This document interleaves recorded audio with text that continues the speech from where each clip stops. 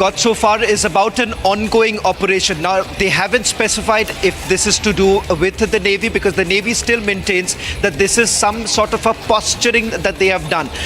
What kind of an action that they have taken, they have not specified so far. As far as the Air Force and Army is concerned, they are saying that yes, retribution will be there. The word that was used was retribution. Retribution will be there, and that's where they left it. And the last information, Rhythm, can you update us with all the breaking news that you've had in the last 1 hour? Absolutely. Arnab, if we can actually begin with what we were talking about, there's a special control room that has now been put up in Uri. We're also now being told that the MEA briefing, like you were saying, is going to be happening at 9 a.m. Very crucial. Pakistan's plan has backfired. There is, of course, an escalating tension, and this only Pakistan is to blame for. They launched drone and missile attack at various locations along the western border with India. But the Indian armed forces have swiftly intercepted, and this was the news that came in, intercepted them. This came after the Indian Air Defence Services also thwarted Pakistan's attempts to strike civilians and military locations, both in the northern and the western areas, with substantial number of missiles and also loitering the munitions in the early hours. Now, what is also important here to mention is what Shravan was telling us about Balochistan. I also want to tell us there's breaking news that's coming in. Norway has now come out and called for restraint and de-escalation. Today was one of the first times, in fact, we saw the European Union come out and say, yes, we have concerns and we empathize and condemn the Pahalgam terror attack. And now Norway comes out calling for restraint and de-escalation.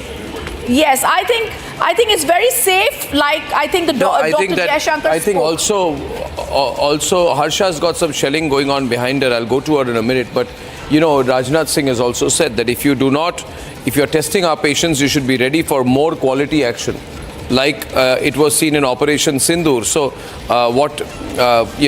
all of this, along with the US Secretary of State Shehbaz Sharif asking for concrete steps to end any support to terrorist groups, that acceptance is not going to come, right?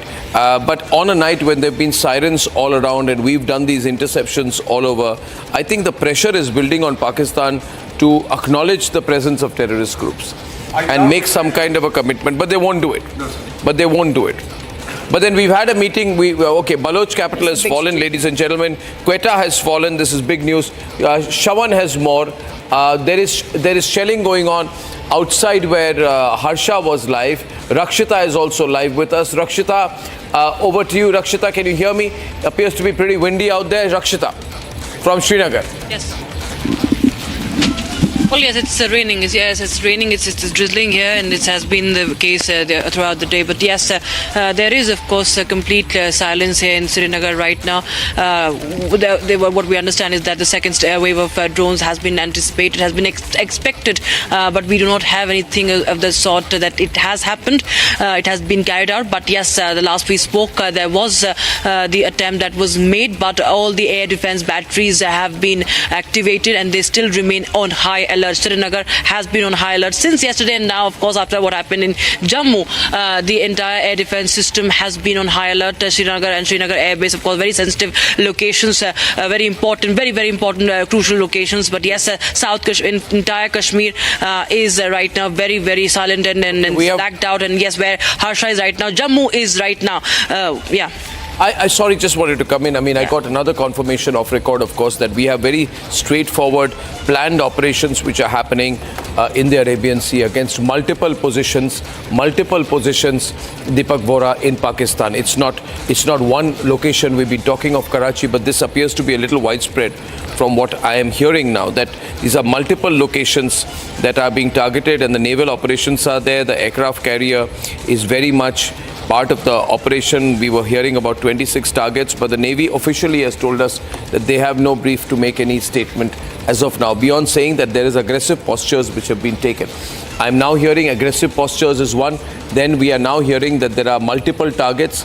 The movement has happened. So obviously this was being part of a plan, but that is going to be critical. That's where the information flow is slowing down just a wee bit right now. The information flow is slowing down just a wee bit in that context.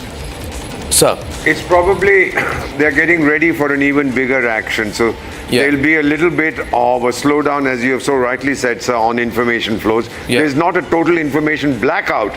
There'll be a little bit of reticence to move ahead. What they have said is aggressive posturing. That says it all. To those familiar with naval doctrine, it means, buddy, don't come into within my area of operation or I'll beat the hell out of you. That's basically what aggressive posturing means. So, and the Pakis haven't stepped out, sir. If at all they have put their flagship, their most important naval assets, they've already probably sent them away to Gwadar or wherever to hide behind their Chinese nannies or whoever is there. To get a sense of the firing in the Poonch area, I want to go to Harsha, and then I'm going to go across to Gursimran. Gursimran has been moving every few minutes. He takes move every 15 minutes. I don't know his exact location, but he can tell us more whether the shelling has been on, whether the shelling has reduced, and what are you hearing around you. It's completely pitch dark behind him, viewers. Gursimran, can you hear me? Gursimran, is there contact with you? Gursimran, are you there? Yeah, okay, there is video. Yes, right now we are outside the Jammu airport. The Jammu airport security has been taken over by the NSG. Since this is a sensitive matter, we cannot show you the deployment that is inside the Jammu airport. But yes, the NSG has taken over the security of the Jammu airport. Reason being that a major terror attack has been foiled, and there lies every probability that Pakistan. We have to go to Harsha. Harsha is in a live location. Harsha. Sorry, Harsha. Yes, Harsha. Yes, we have given that visual from the Poonch of the firing, which is now heavy firing, and exactly at a place where I'm reporting, and that's the reason why I'm sitting down, because continuously the firing, the mortar shelling is happening from behind the mountains where exactly I'm reporting from. It's a very heavy mortar shelling, and it seems a very unsafe location as well, and therefore we are hiding behind. Just stay there live, and I want to show the earlier video you sent. Can I have you live and then show the earlier video which you sent? And I want to run the audio of that as well. This came in about 10 minutes back. Poonch, ladies and gentlemen.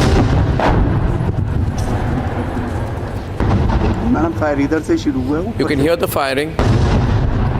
You can hear the guns from both sides.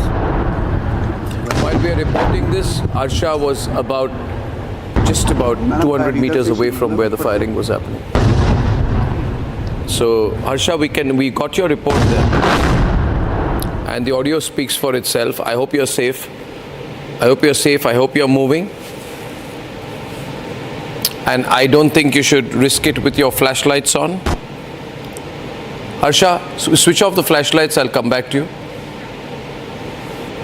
As a precaution, Harsha should switch off her flashlights to not invite unnecessary attention, and then we'll come back to her. Gursimran, maybe you do the same. I do not mind lower visibility right now, but the flashlight's not good for you. So, Gursimran, can you hear me? Viewers, the story right now, as I wait for Gursimran to hear me. Gursimran, just lower your visibility for a while, please, if you don't mind. And I'll come back to you. You know, like our other reporters, reporting in reduced visibility will be completely understood. Saurabh Shukla, you're with us right now. Saurabh, something big is brewing, right? If you have a MEA briefing at 9 o'clock in the morning, you've covered MEA for ages. Yeah. In this time, what do you make of a MEA briefing, 9 a.m. briefing? I get a sense that we have certain, I would say, strategic objectives in mind. Okay, what we were discussing earlier. I think, and that's the reason why I see a sense of information flow drying up a bit, which is a bit deliberate. I think, and I hope, some of these strategic objectives will be met, because we are very clear this time, given the sense that I'm getting from here in Washington, D.C., speaking to a lot of diplomatic sources, also back in India, that this time we are not going to be strategically restrained. We have Pakistan is the one which has crossed the red line. It's now for India to make sure that we fight to finish it. Make sure that Pakistan's terror infrastructure is completely dismantled, and not like the previous times. If you remember, earlier, you and me have covered a long time in foreign affairs and these subjects. Yes. They would come with dossiers. That's not happening. No. This is real world action, both in diplomatic front, on the operational front, and also you will see how we will squeeze them economically as well. Whether it's the multilateral institution like the IMF or at the UN. You know, Pakistan is a non-permanent member of the UNSC. Yet, despite their repeated assertions, they've been rebuffed by the permanent members there. Barring China, no other country is standing with Pakistan today. This is the kind of isolation they've got.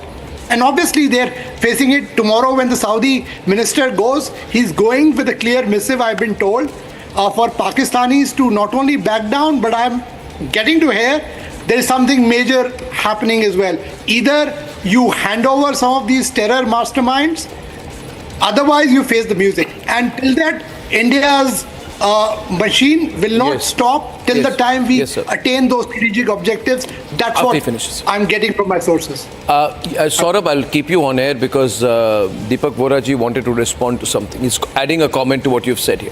When you've talked about the Saudi foreign minister's visit, I know the person, to Pakistan, there is more than just a simple goodwill, love you brother kind of thing. You might recall that 20-25 years ago, the world would say that Saudi Arabia was a major financer of terrorism. Don't trouble us in Saudi Arabia, go and fight your battles elsewhere, we'll give you the money. But that reputation the Saudis didn't like, and then they started moving away from it.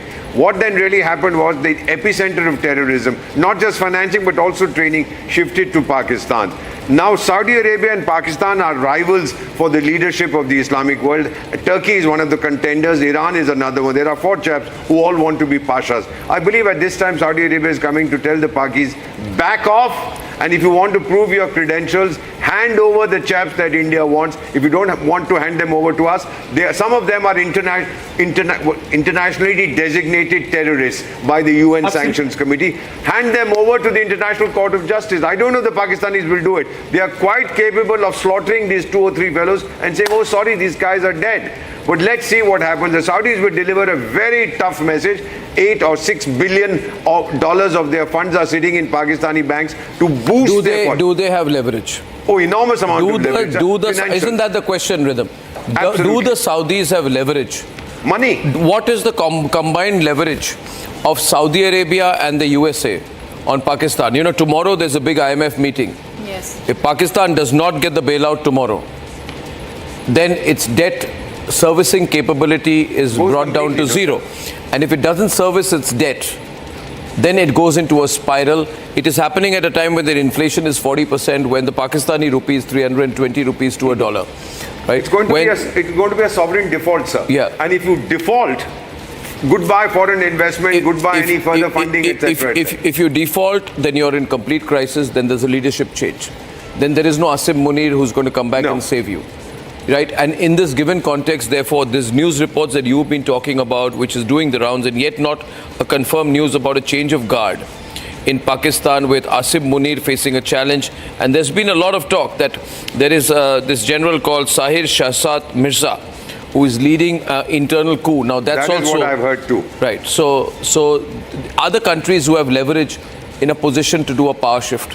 I've also been heard that there's a Adiala jail, and there are thousands of PTI supporters, Pakistan Tehreek-e-Insaf supporters, who have landed up outside Adiala jail and who are saying that Imran Khan should be released. So these bits of news, of course, a cursory, where General Bakshi said earlier, in the fog of war, a lot of information does come in. But all of it cannot be untrue.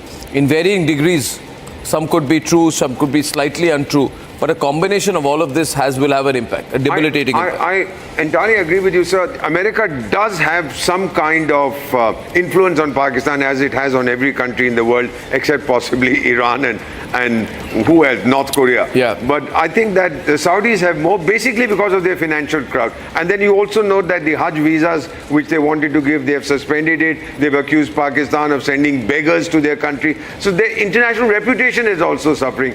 The Saudis are keeping money in the State Bank of Pakistan to bolster Pakistan's foreign exchange reserves. The Pakistanis cannot use that money. They can't use the money. But it shows that I have so much sitting in my banks, which is fudging, which is chicanery. You're saying I have so much foreign exchange reserves. If you can't use half of that, that doesn't mean anything. So I believe he does have influence. Sorry. I believe he does have influence. The Saudis do have a lot of influence, and they're going to use it, sir. They want Pakistan to come clean. The Saudis are also sick of the fact that Islam is today, because of Pakistan, identified with terror. Yeah, that is the entire story. So I don't think these events are happening in isolation. No. And also, may I share this? A lot of information being shared with us by foreign contacts is all pointing in one direction.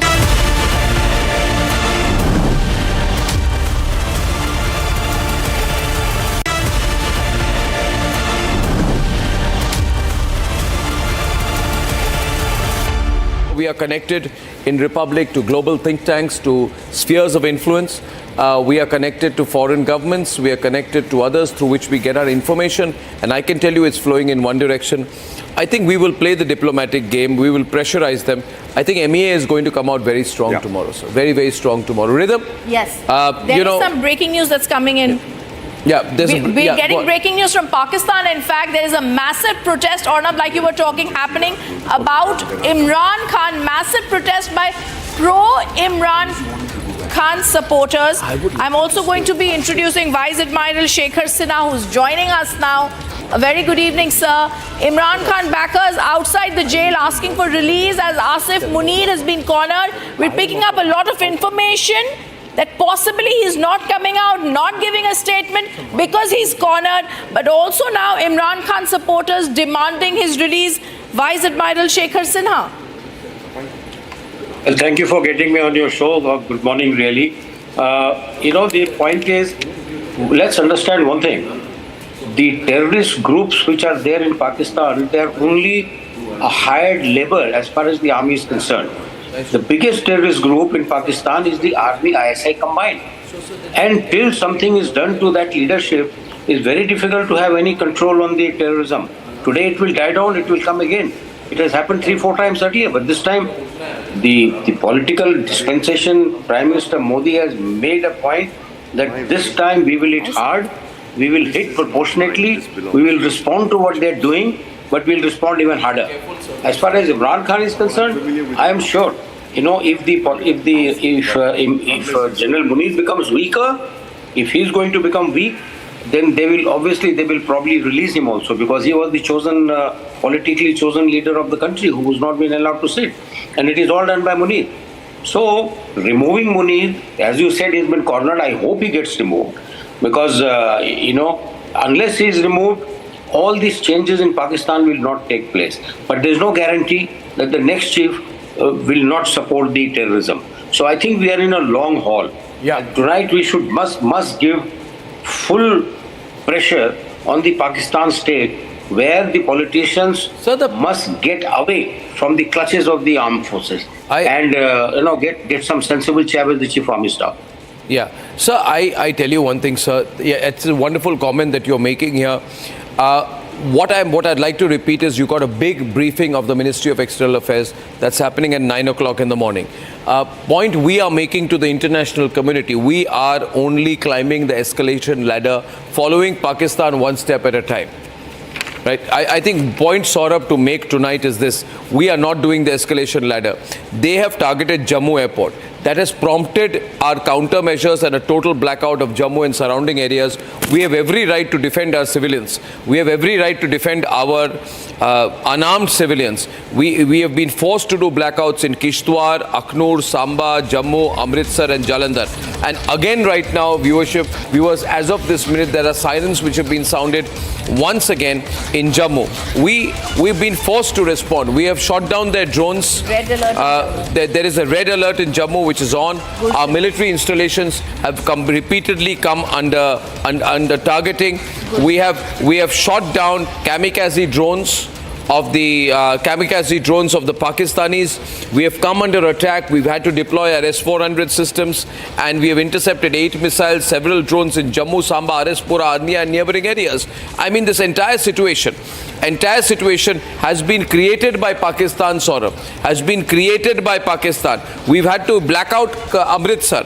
Then there were repeated attempts to enter Amritsar, to target the almost 70 lakh people living in Amritsar. You have targeted our entire Western Front. We are not making up these visuals here on Republic. And if these horrible people at Al Jazeera and all these other biased and prejudiced channels are watching, I want to tell them you have a terrorist country which has been completely violating every known international protocol, and therefore we do not need lectures right now. The whole world is saying, what is India going to do? Are we going to go ahead and violate human rights in Pakistan? Well, we have no declaration with them. They never ask questions. When Security Council Resolution 1373 mandate says don't violate, don't support terrorism. And this is exactly what they are doing. What we are doing tonight, and I don't know what that press conference is going to bring, but all we are doing tonight is that we are exercising a legitimate right to self-defense under UN Charter Article 51. Absolutely. Yes. If I can add here, Arnab, we are well within international law. The world knows it, and this is precisely what you were saying is precisely the line of messaging all Indian ambassadors have been told to convey to their capitals. Here, External Affairs Minister Jaishankar spoke to Marco Rubio, and that's the reason why that phone call that Rubio made to Shehbaz Sharif, I was told, was a very angry call where they're reading the riot act to the Pakistanis, because they know that the Pakistanis are the aggressors here. India was attacking terror infrastructure. In return, they are trying to attack India's civilians have been made targets. Several people have died along the LOC, you know that. And then now they're targeting military infrastructure. So they are the ones who are aggressors and are escalating the war. India is simply responding, and this is what the message has gone, that if you don't rain on Pakistan, we will continue to make sure that we will go and follow through. Yeah, no, I mean, you're completely right. I want to use the opportunity, since Admiral Shekhar Sinha is with us tonight. We have been getting a lot of calls about Karachi, sir. You know this, you know the seas best. Admiral, we are getting the news from Karachi. We were been trying to contact our sources in the Navy. Obviously, I can completely understand the communication wings which speak to us are not authorized. Right now, they do not have clearance to give us any information. When we pushed a lot, Admiral, we were told, you can say that we have taken aggressive postures. You can say that, we have aircraft carriers in motion. You can say that there are 26 warships, but there's nothing on record that we have. Now, you understand the way things work. Are we only taking position in the Arabian Sea close? Or would we hammer Karachi? Because hammering Karachi would amount to what the Pakistanis call an existential threat for them. They've defined that as a nuclear threshold threat. At least that was a stated position. I don't take them seriously. But therefore, how would the Navy play it out, sir? I mean, how do you think the Navy would play it out? Sir. Arnab, firstly, thank you for getting me on your program. Sir. You see, the Navy starts, when Navy hits, the war has to be declared. Yeah. Because we are not into contact warfare, the Navy normally does a long distance missile warfare. Yeah. And those missiles have a very, very, very long ranges. Now, if you say what can be the trigger is that one drone has been shot down over Sir Creek. And that is a trigger because it could have gone inside. It may have already recorded number of events which are happening on ground. Is very close to Gujarat. So I would say that that itself can be said is a trigger. Now, what can the Navy do? Well, Navy can do a lot. I mean, if you want, the government decides to do an economic warfare, you can close entry and exit to all the ports on Makran coast, starting from Karachi, and it will shut down the doors for their oil tankers, for the ships which are carrying weapon, ammunition, etc., and normal trade. Now, why do the ships stop coming? Because whenever the ships are doing live firing, they have to notify to the world that live firing by Indian naval ships or submarines will be going on in this area. Please avoid this area. If you enter, it is at your own peril. So if that goes, none of the merchant ships will enter this area. It's just a matter of government taking a call, government deciding, okay, Navy, now I want you to do the blockade. Blockade, and our blockade can be sustained because we have a massive, big naval force. So that is how Navy can do or not. And I'm sure that the government will be looking at all these options. He has met all the three chiefs, and I'm sure they will take the right decision. So maybe the right time hasn't come, possibly. Or maybe it has come that we don't know. We will see a little later. Yeah. So that part we will leave it. So what are the challenges in this situation, sir? Because if our Navy moves in, it's a death blow. And you know that if the Navy moves in, that's when the Pakistanis will also completely freak out. Because in 1971, when our missile ships attacked Karachi, and then we sank, I think, the PNS Muhafiz, and then we destroyed Khyber, and then we destroyed the Venus Challenger. They were all carrying ammunition for their troops, and that was our provocation. They were carrying ammunition for their troops in East Pakistan, and then we acted, and then we destroyed their, famously destroyed their ship called Shah Jahan beyond repair. All the oil storage dams were bombed, and then Karachi harbour burned for days on end. But that was a preemptive strike. It was Operation Trident. We carried out the preemptive strike. And that sort of sealed it, sir. That sort of sealed it. Now, what I'm trying to ask you, sir, are we in that situation yet? Because officially there's no... Are we in that situation yet? I'll tell you why. Or are we just in a formation mode? Action like this, the Navy gets into action like this, the government has to declare that we are at war with Pakistan, which the government has not done. And only when this kind of orders are given, the Navy is all ready, they are all poised. They can do all this what you mentioned. But the government has to take a call that after this, there's no coming back. Yeah. Right? Yeah. When you gain something, you lose something. Yeah. It's quite possible there will be some counter. They will also attack your merchant ships. They will also, send we would have cleared that. We would have cleared that. Hit them. So that we have to ready for. We have to be ready for taking those shocks. Yeah, we have to be ready for taking those shots, but we would have cleared a lot for ourselves to be safe by then. That is true. That is true. No doubt about that. That will be end of, because see, when we talked about 1971, that blockade actually led to quicker surrender of 93,000 troops in now Bangladesh, in East Pakistan at that time. Yeah. If they had, they have had the, all this replenishment going on, they would have carried on. But they knew that they had nowhere to run away. Yeah, we have no replenishment. We have some more breaking news.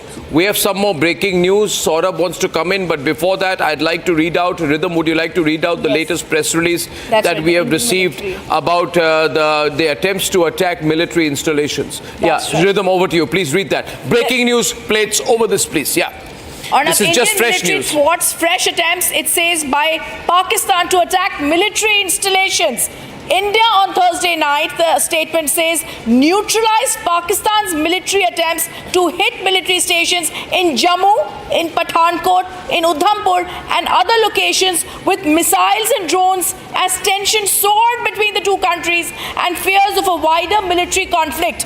The statement says sirens and numerous explosions were reported in Akhnur, Samba, Baramulla, Kupwara and several other places as the Indian military carried out a massive night aerial vigil along the border with Pakistan. They say after the Indian military foiled the Pakistani attempts, the Defence Ministry said India remains fully prepared to defend its sovereignty and ensure the safety of its people.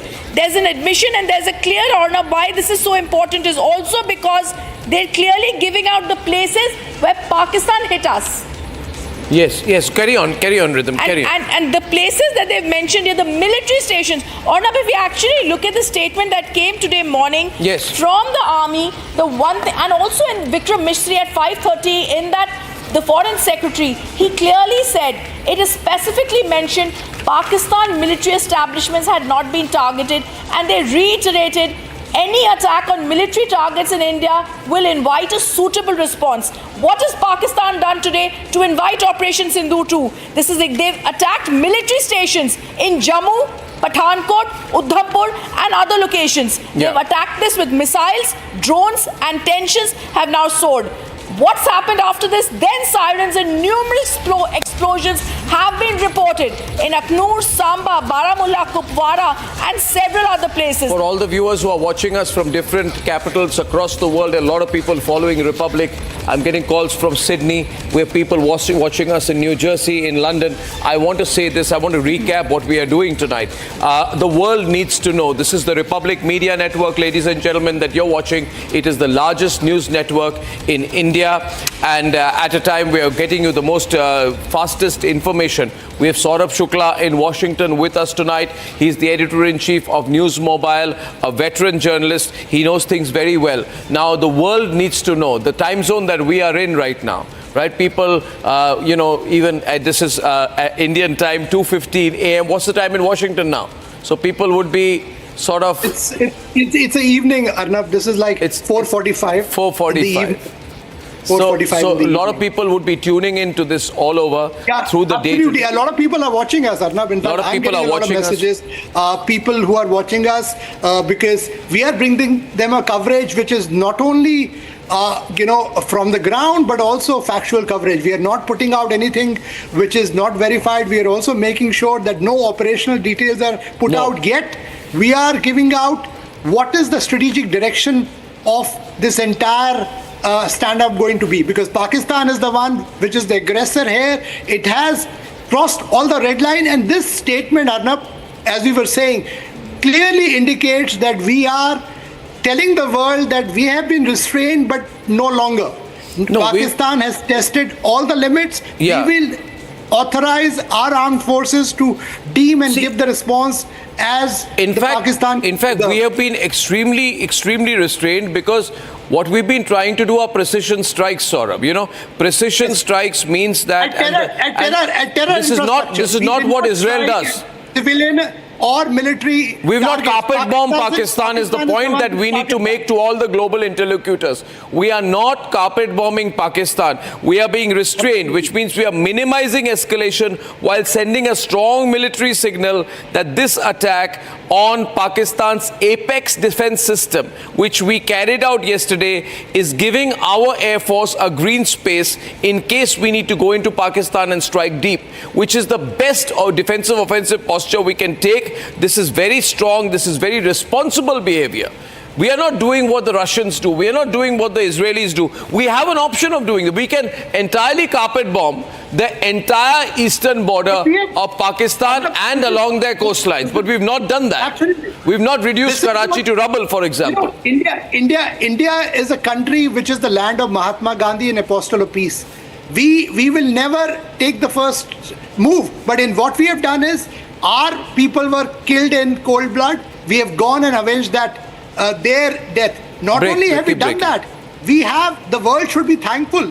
We have killed a terror mastermind who was responsible for killing of the US Jewish very prominent journalist Daniel Pearl. We have avenged the mastermind of IC-814 hijack, where so many innocent, including foreigners, were kept as hostages. One innocent person died there. So we are doing it for the world, and this is what the world has to understand, that we have done strike against the terror infrastructure, and now India is facing the onslaught from Pakistan, which is targeting our civilian and military infrastructure, and India has to take measures in self-defense. And we were talking about INS Vikrant. No, I am very concerned about the naval operations. I am very concerned. The important thing, I don't know if Admiral Shekhar is still with us. Against terror infrastructure in Karachi as well. But what does, my question is, what does using our naval operational systems mean? I mean, what would this mean, Admiral? What are the options we have? How close can we go to the coastline? Or is this just a warning, a declaration of intent? How is this? See, the warships can go up to about 25 nautical miles. Sir. Beyond that, they don't. However, our ships remain fairly clear at the weapon ranges. If the weapon can be fired from, let's say, 100, 200 kilometers, come this way. The ships will remain about that far. That avoids also their own damage. They can also be fired upon. So I think when you say that the Navy is in action, I would say that it will be the finishing game. It will be towards the end, after the war is declared, because, it can devastate entire economic pipeline of a country. It can destroy the camps. It can destroy cities. This is quite a very, very massive punch, or no, and therefore it will be very limited. As you said, we don't take any aggressive action. We will only respond in kind, whatever they do. But yes, we will do the same thing with much more punch than what they have done. And this is what I said. The trigger, number one trigger, obviously, it's a political intention. If the political intention is to destroy everything on the Makran coast, the Navy will do it. If they have to destroy the oil tankers, they will do it. But that we should be ready to get something also back, because we are also using the same sea lens of communication, which the other countries are using, coming out of Gulf and heading for our ports. So we have to be very careful about that, or not. Absolutely. Niranjan joins us right now, ladies and gentlemen. I'm going to be back in a while. Niranjan, over to you. Keep it going. Thank you for that, Arnab. Getting in a breaking news update. Norway, most European countries we are seeing, in fact, when we broke the story this evening, Rhythm was also there, Rhythm. When we broke the statement of the European Union, the tone seemed to have changed completely, saying that they completely stand with India and condemn the terror attack. Norway has also now, in the latest statement that's come in, saying that they have strong condemnation of the terrorist attack in Pahalgam, Jammu and Kashmir on the 2nd of April, while calling on both parties to exercise restraint, de-escalate the situation, find a diplomatic solution. This is after the manner in which India has hit back, Rhythm. Absolutely, but I think, Niranjan, it's a little too late and they don't know what's really happening, asking us to de-escalate after not even having properly condemned the Pahalgam attack. Of course, the EU issues a statement today, but it's a little bit late. In fact, Brazil... Okay, let's first, Niranjan, go across to Gursimran, who's joining us. Gursimran, what's the ground situation in Jammu? You were telling us there's a red alert in Jammu now. Yes, alert has been sounded and a total blackout has been done by the authorities. Earlier we were seeing that the locals were maintaining the high alert, but right now the authorities have blacked out the entire area. You will not be able to even see a single light that is coming here. Reason being is that there has been a threat that is there, a possible threat from across the border that is there, and that keeping that in view, an alert has been sounded, a high alert has been sounded, and the electricity blackout has been done here by the authorities. Now we're just waiting for the final confirmation, because there are some inputs suggesting that a similar wave may come this time, and that is why the authorities have sounded an alert. This alert will continue till the time the threat is not negated or neutralized by the air defense systems that are installed along the international border as well as in the hinterland, because this, after the attack that has taken place earlier in the evening at around 8, it was the time when the Pakistan launched a series of attacks into the India. 8 missiles were launched from across the border, and they all were aimed at the military installations of the Indian Armed Forces, though all the attacks were repulsed and given a befitting reply by the air defense system. But now what is happening, that another threat persists, and that's why we're witnessing a complete blackout that has been done here. There's heavy shelling also underway, Rhythm, in Poonch, where Harsha is. She was able to capture some of the guns booming in Poonch. This is the video that she sent a little while back. I'd like to play that video out.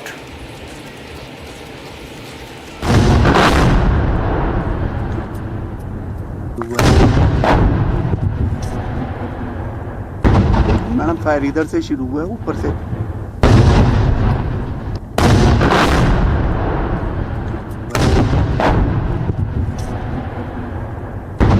Madam fire इधर से शुरू हुआ है, ऊपर से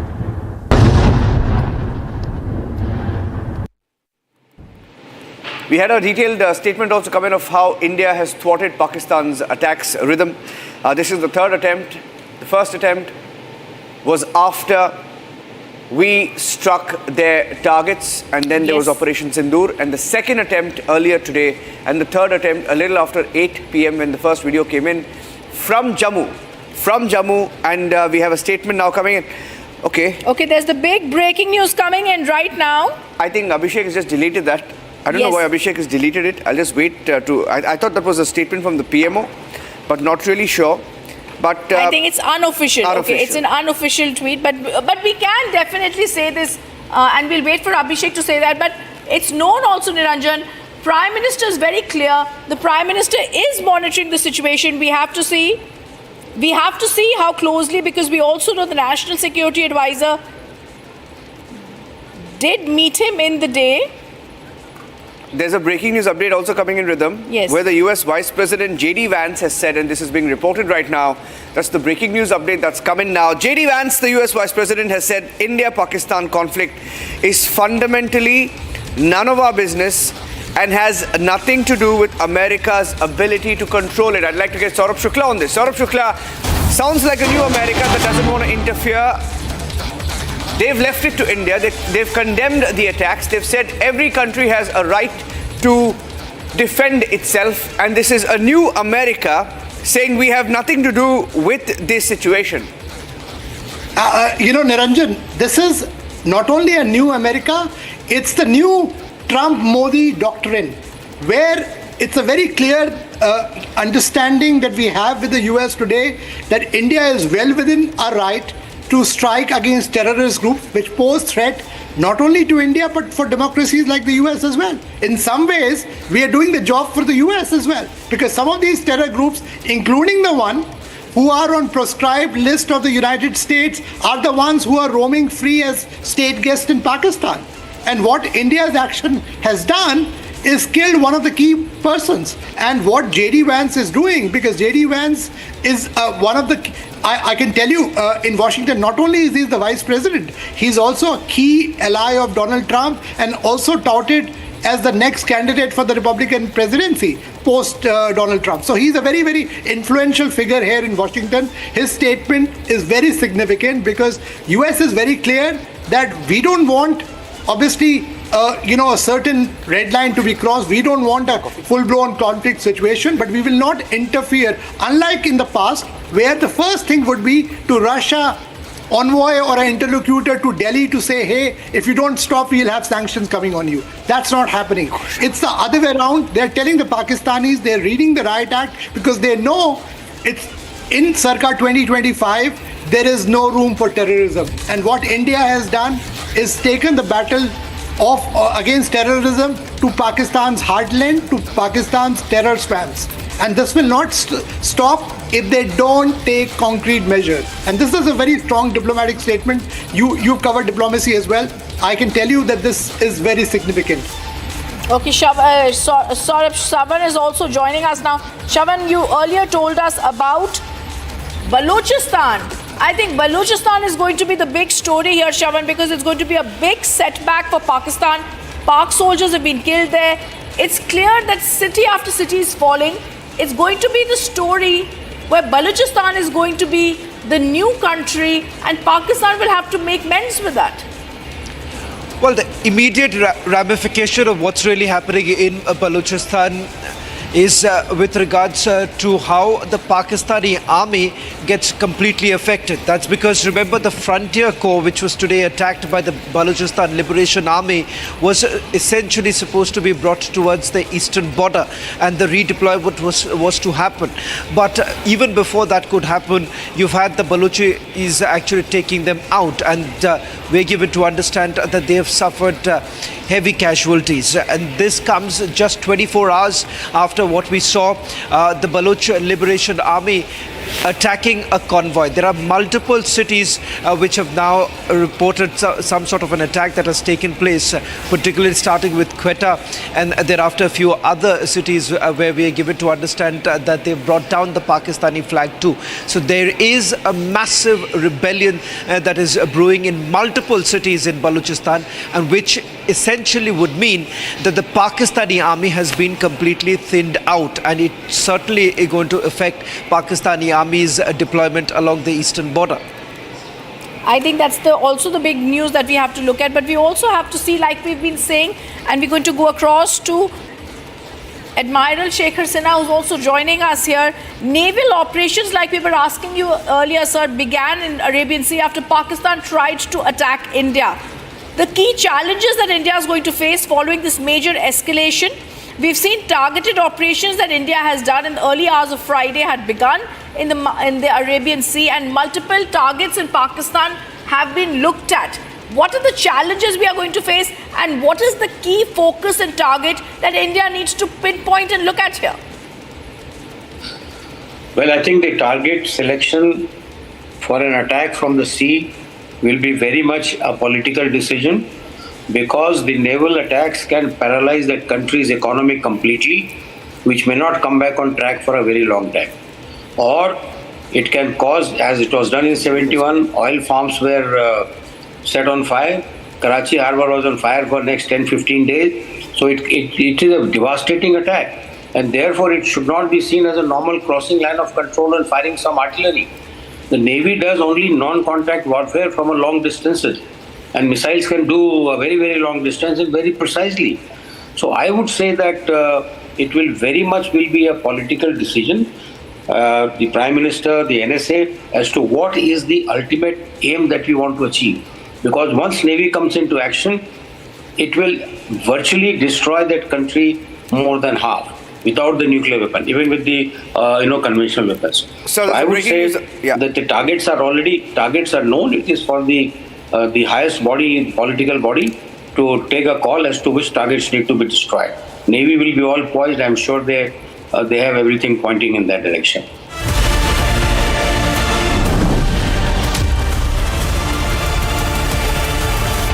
Well, there's been evacuation that is actually taking place because the Pakistanis essentially fear right now there's going to be a massive retribution from the Indian side, particularly if you look at certain areas in the Neelam Valley.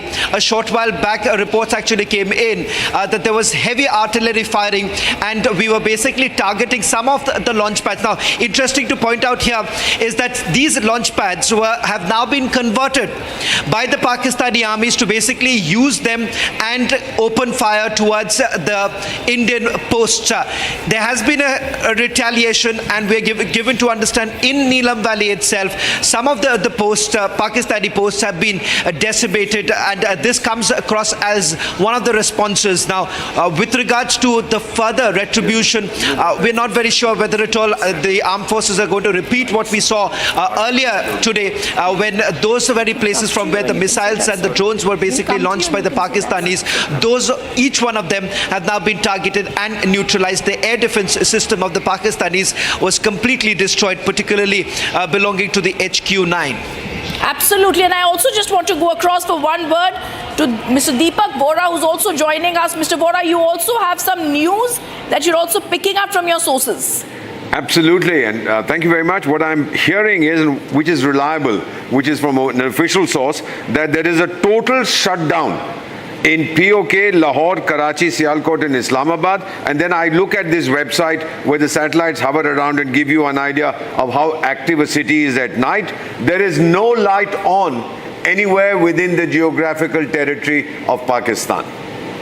That's total big. blackout in the country. And this means a lot, Abhishek, if I was to ask you this, because this means that they've actually realized that when they attack us, even though like we said right in the morning, and the Indian Army statement continues to be with us, they said that if you don't attack our military establishments, our attack or our focus would only be non-escalatory. It only seems, Abhishek, Pakistan was not paying heed to what was said again and again by India. Oh, absolutely. Look at the way they have targeted a Gurudwara in Jammu region. Look at the way they almost targeted Amritsar yesterday. A sacred Gurudwara. Yes, and almost they targeted the Golden Temple in Amritsar yesterday. And so obviously Pakistan has to pay through its nose, and that's what the message was when Foreign Secretary Vikram Misri said that if Pakistan so chooses to escalate, then it will have to face consequences, and we are seeing those consequences really playing out, Rhythm.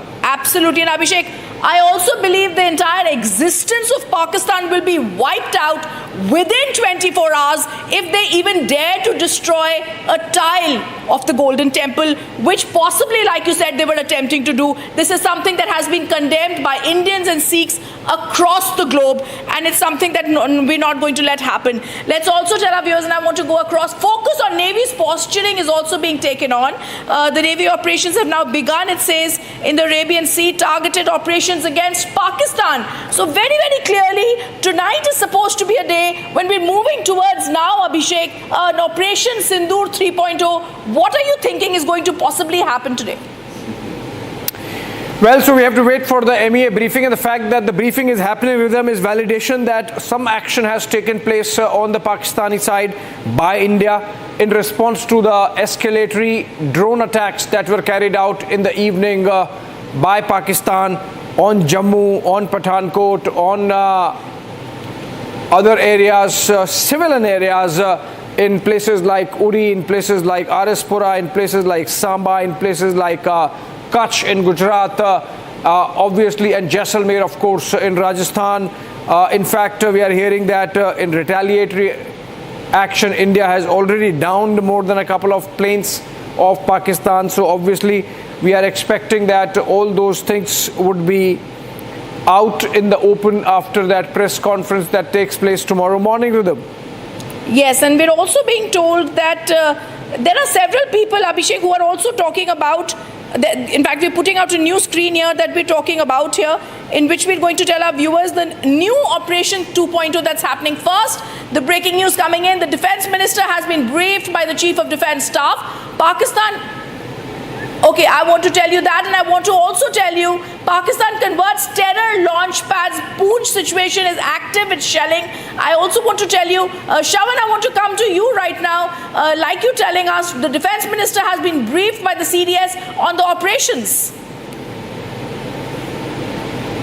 While back with the Chief of Defence Staff basically briefing about the ongoing situation, which includes the action that has been taken by the Pakistanis, because this is a complete misadventure on the part of the Pakistanis, because in the talks that have actually taken place, in fact, Abhishek can also bear me out on this, that the National Security Advisor, when he had essentially dialed his counterparts, he had also made it very clear that this was,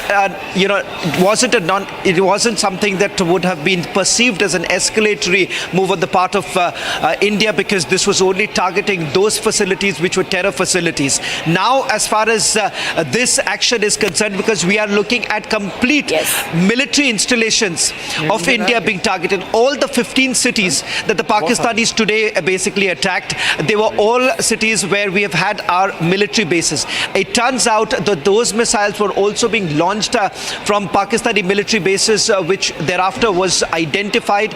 They were basically thereafter targeted only to ensure that these are no longer threats to Indian cities. I also want to go across to Mr. Deepak Vohra now. Sir, you'd earlier said this is an end game for Pakistan. As a diplomat who's seen these things very, very closely, how are you anticipating, like I was asking Abhishek earlier, this to pan out? Because first, Indian Army had very clearly stated our response had been because of the escalation that they began with the Pahalgam attack, and we were measured and non-escalatory. It's they who retaliate. Absolutely. That's a very good question you've asked. First of all, when we had the Pahalgam massacre, there was not one country that said, well done, Pakistan. Nobody approved of that. Everybody condemned it. Then, when we hit the terror launch pads, nobody said, badly done, India, naughty boys. Everybody expressed concern. Many said, we understand. One or two said, let's de-escalate, let's not carry this forward. Then Pakistan hits our military installations and we hit back. No one has come out by saying, India, you've done badly. So the world is beginning to understand that this is it's not a war against Pakistan. It's a war against terror. It's a fight for justice. It's a fight for human dignity. It's a fight to avenge Daniel Pearl and all those like him who have become victims of rabid Islamic terror. I think the world will support India. Even the most radical Islamic countries will support India. I can feel that as a diplomat. I've served across the world, and I know that none of them will want to be seen to be openly identified with a terrorist country like Pakistan. Absolutely. I also want to go across to Gursimran. Gursimran, you spoke earlier from Jammu. India attacking Pakistan could be seen as our retaliation. Pakistan attacking the Jammu civilians, that's called terrorists. Tell us what you're seeing around you. Earlier you showed us a lot of visuals at the airport. What's happening in Jammu now? See, if you speak of the present situation in Jammu, there is a complete blackout that is prevailing. This is not that the government has imposed this blackout, but I'll request Sir Jeevan to show you a 360-degree view of the area, that the local themselves have shut their lights off. They have done it as part of the advisory that was issued by the Jammu and Kashmir government, that they need to be aware and they need to keep the lights shut, so that in case of any aerial raid that has happened today, there is no much damage to the property and the people, and that's why the people have shut down their lights there here in Jammu. And now at a time when the Pakistan attempted to push in the terrorists into the Indian territory, at a time when a drone infiltration was foiled, that attempt of sending the terrorist has already been filed in along the international border in the Samba, where the senior officers of the BSF, including the IG BSF Shashank Anand and the Deputy Inspector General SS Mand, they are already at the spot and they are monitoring the situation, because a large group of Pakistani terrorists, very likely Jaish, they were trying to enter the Indian territory, but they were killed, and we are told that this group was accompanied by a guide that has been hit. Now the number of the terrorists killed or have been pushed back will only be confirmed once the first light of the day is out. For the now, the BSF is keeping the surveillance of the area and also the aerial surveillance using the drones, so that if some terrorist is injured, they do not manage to sneak out from the cordon area, because it's ahead of the fence, it's a fence area. It's 1:42 a.m. and one of the reasons why you don't have any speculative news from Pakistan today is because the government has blocked all these Twitter handles. As you know, they blocked all these Twitter handles, Deepak Voraji, and I think that's very good, because you're going to have this little bit of an information blackout for a while. This also gives an opportunity for the government to respond. But what is very heartening for me, Mr. Vora and Rhythm, is that there is a press conference of the Ministry of External Affairs tomorrow morning, and that's as early as 9 a.m. That's the earliest they can get. Now, that indicates to me that there would have been significant action, because they wouldn't do a press conference with nothing to report.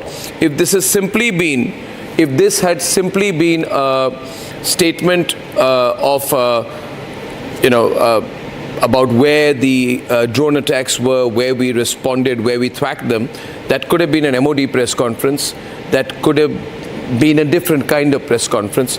But if Mr. Misri is going to come back at 9 o'clock, could it be a diplomatic or other declaration? Could it be an announcement that we are in a state of war? Could it be a different position? Yeah. I expect something more than the usual MOD come MEA briefing tomorrow morning. What do you think, sir? Sir, this is going to be the third one in as many days. It will be the third one. We had the two ladies from the Indian military and the foreign secretary, then we had that again. Right. And now we're going to have this third one. Some little dicky bird tells me that the two ladies will be back again.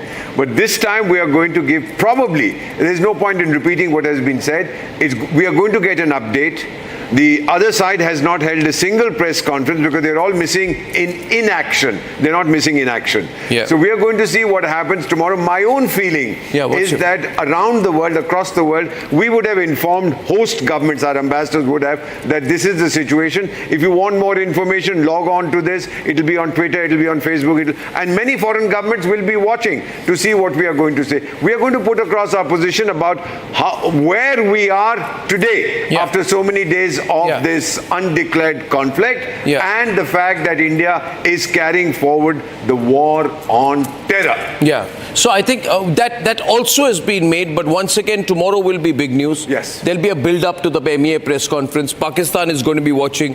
We'll be watching. I think there is perhaps an announcement that could be made. I doubt if we are going to say we are breaking diplomatic relations. No, I don't think we have. The ambassadors, of course, are not there. We still have minimal functional... A formal declaration of war is what I was speculating about. Sir, I don't believe that we'll do it, because now that's old stuff, formal declarations of war. It's not required in today's time. It's not required. I mean, you go in, the UN says we are at war.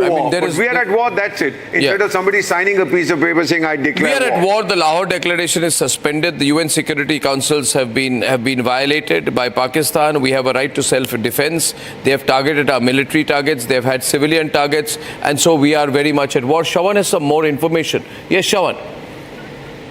Well, in fact, as far as the IDS is concerned, we are being told that there is an ongoing operation, but not very sure whether this is to do with what has happened in the last few hours, or this is to do with something that happened late this evening, because this evening too, there was an indication that came in from the IDS, and thereafter you've had the Chief of Defence Staff going and meeting the Raksha Mantri. We are being told that another meeting has now been called by the Raksha Mantri along with the CDS and the 3 service chiefs tomorrow morning.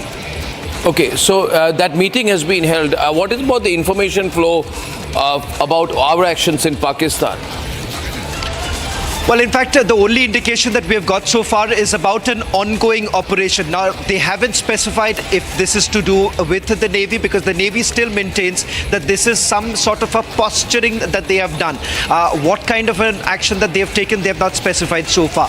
As far as the Air Force and Army is concerned, they are saying that yes, retribution will be there. The word that was used was retribution. Retribution.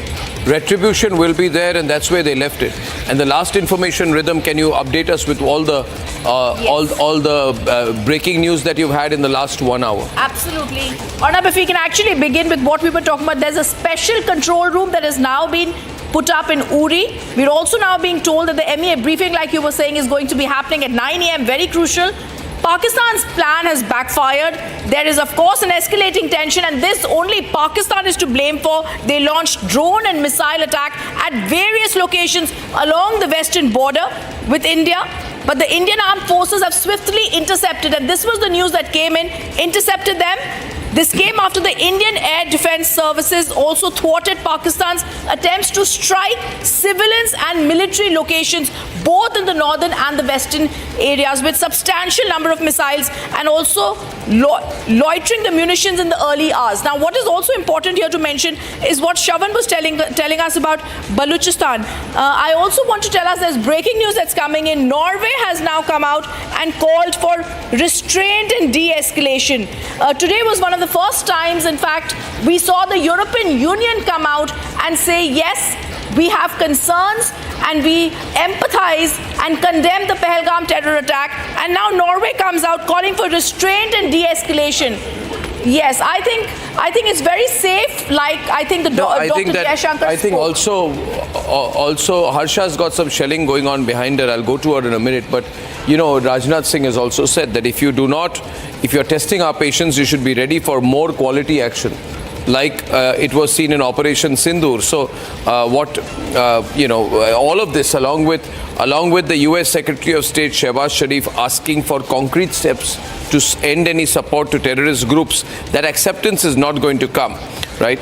But on a night when there have been sirens all around and we've done these interceptions all over, I think the pressure is building on Pakistan to acknowledge the presence of terrorist groups and make some kind of a commitment, but they won't do it.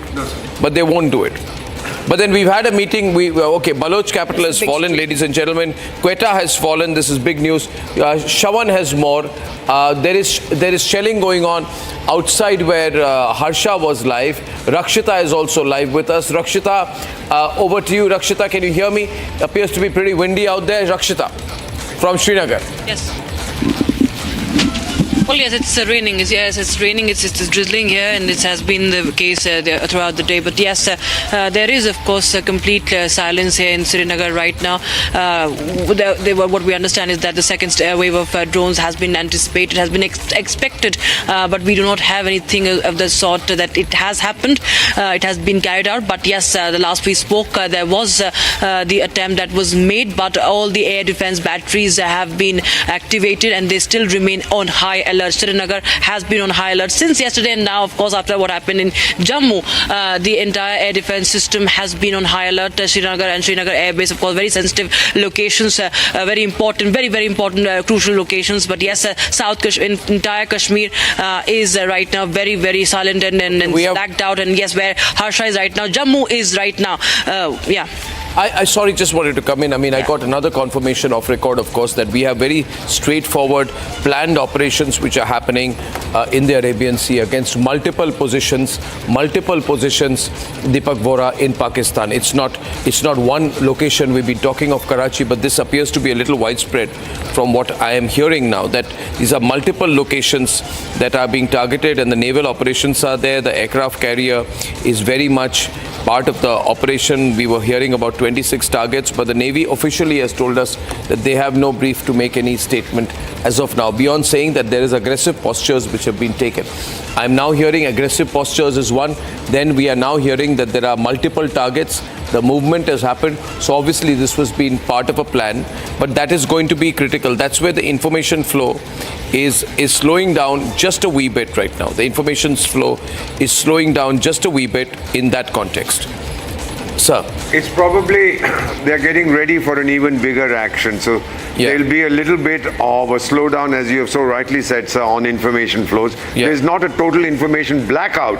There'll be a little bit of reticence to move ahead. What they have said is aggressive posturing. That says it all. To those familiar with naval doctrine, it means, buddy, don't come into within my area of operation or I'll beat the hell out of you. That's basically what aggressive posturing means. So, and the Pakis haven't stepped out, sir.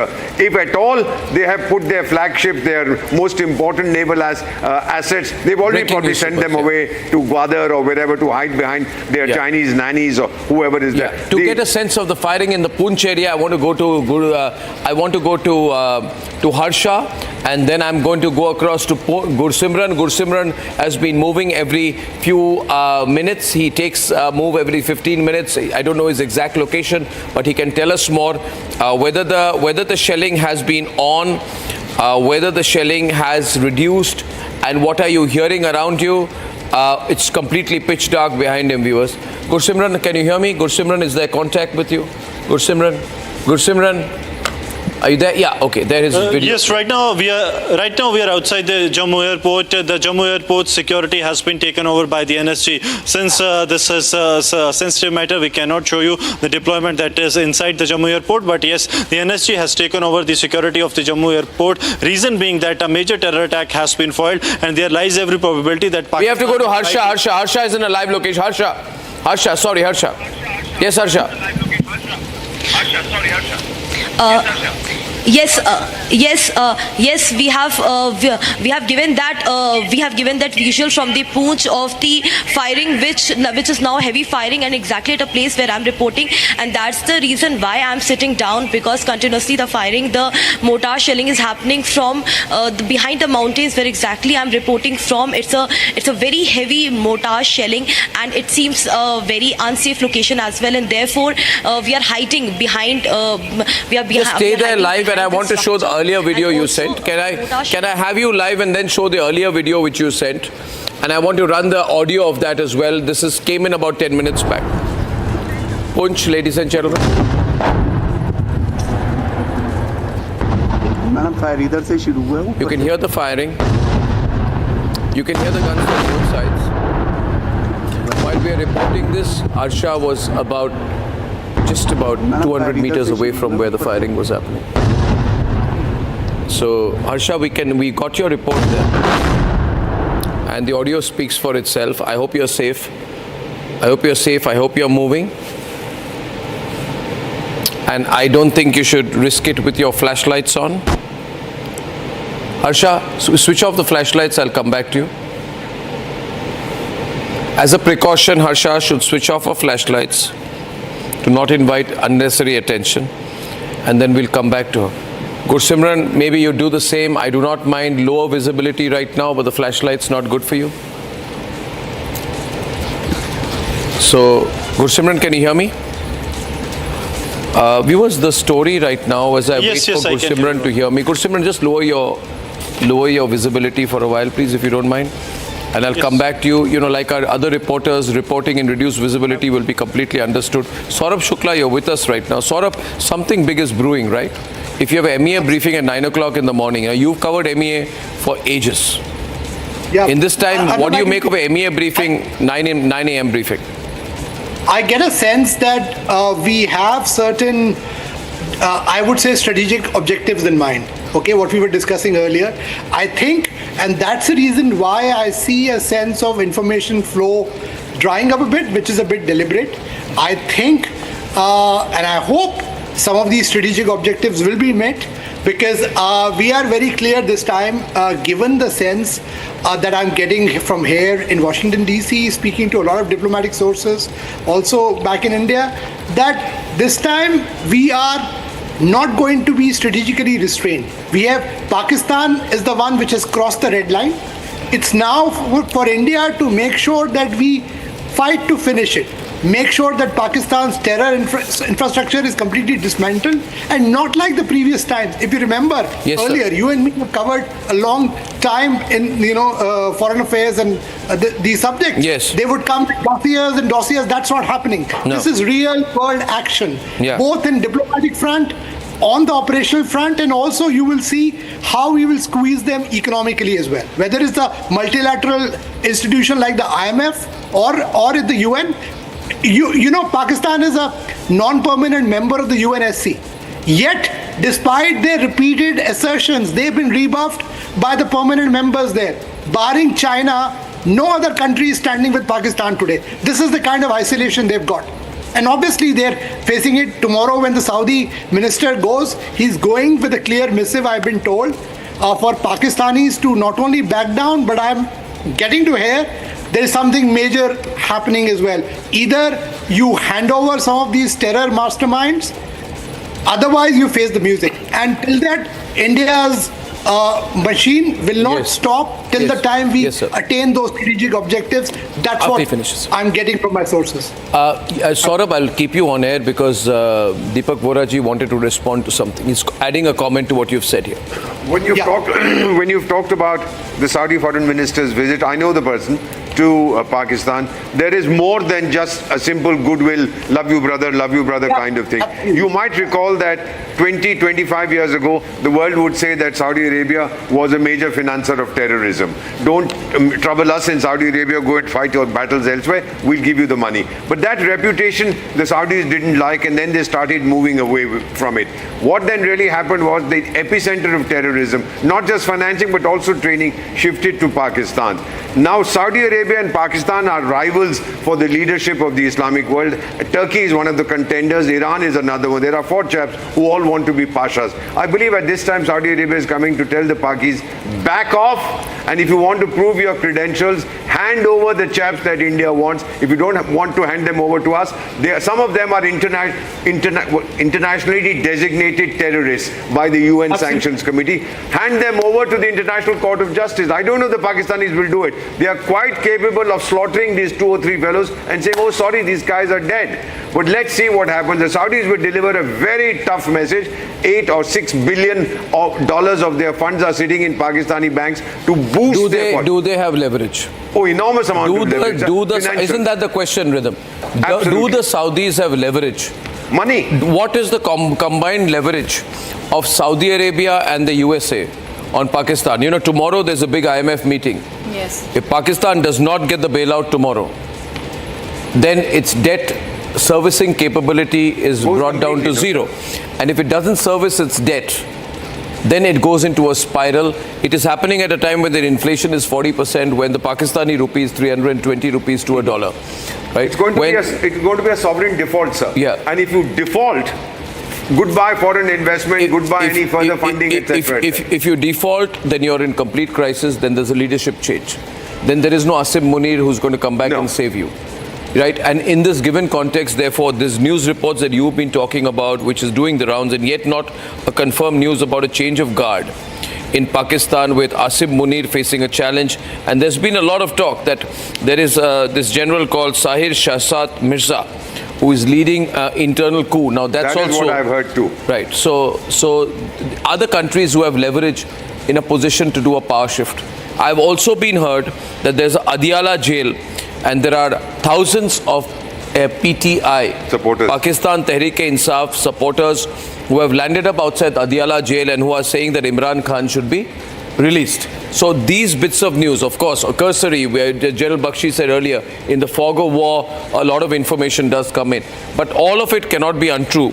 In varying degrees, Some could be true, some could be slightly untrue. But a combination of all of this will have an impact, a debilitating impact. I entirely agree with you, sir. America does have some kind of influence on Pakistan, as it has on every country in the world, except possibly Iran and who else? North Korea. Yeah. But I think that the Saudis have more, basically because of their financial crowd. And then you also note that the Hajj visas, which they wanted to give, they have suspended it. They've accused Pakistan of sending beggars to their country. So their international reputation is also suffering. The Saudis are keeping money in the State Bank of Pakistan to bolster Pakistan's foreign exchange reserves. The Pakistanis cannot use that money. They can't use the money. But it shows that I have so much sitting in my banks, which is fudging, which is chicanery. You're saying I have so much foreign exchange reserves. If you can't use half of that, that doesn't mean anything. Yeah. So I believe he does have influence. I believe he does have influence. The Saudis do have a lot of influence, and they're going to use it, sir. They want Pakistan to come clean. The Saudis are also sick of the fact that Islam is today, because of Pakistan, identified with terror. Yeah, that is the entire story. So I don't think these events are happening in isolation. No. And also, may I share this? A lot of information being shared with us by foreign contacts is all pointing in one direction.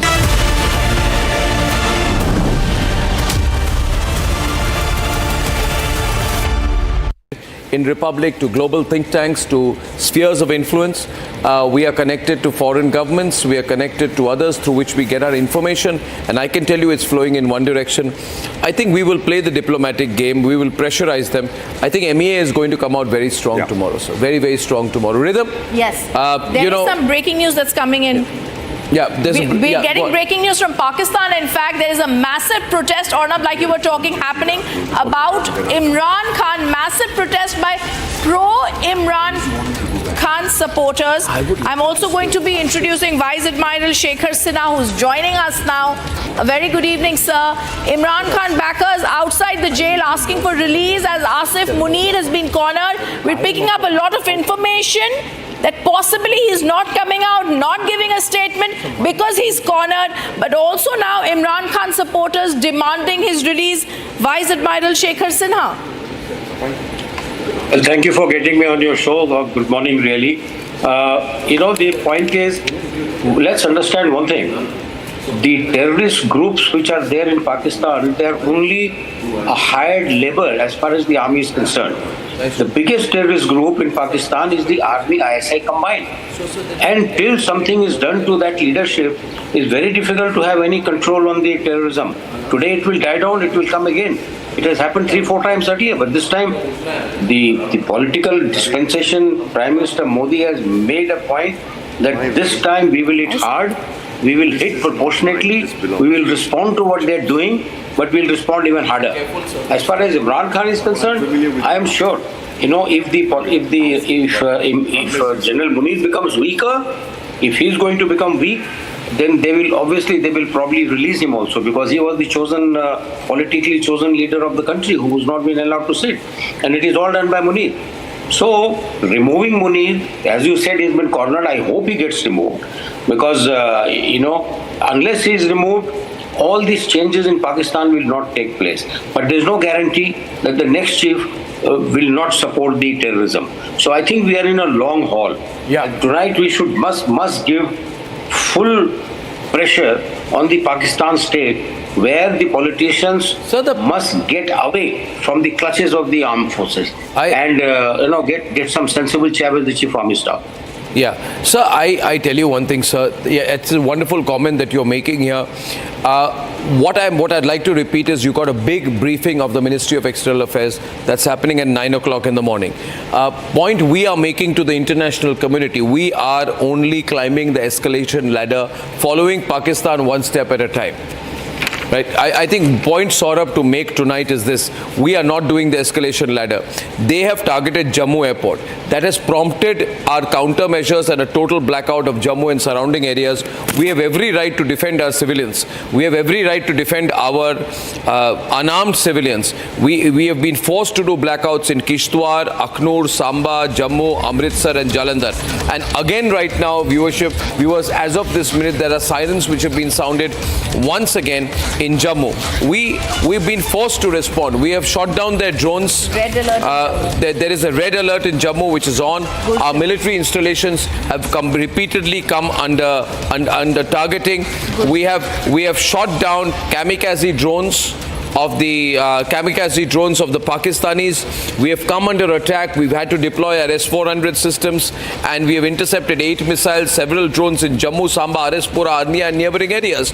I mean, this entire situation has been created by Pakistan, Saurabh, has been created by Pakistan. We've had to black out Amritsar.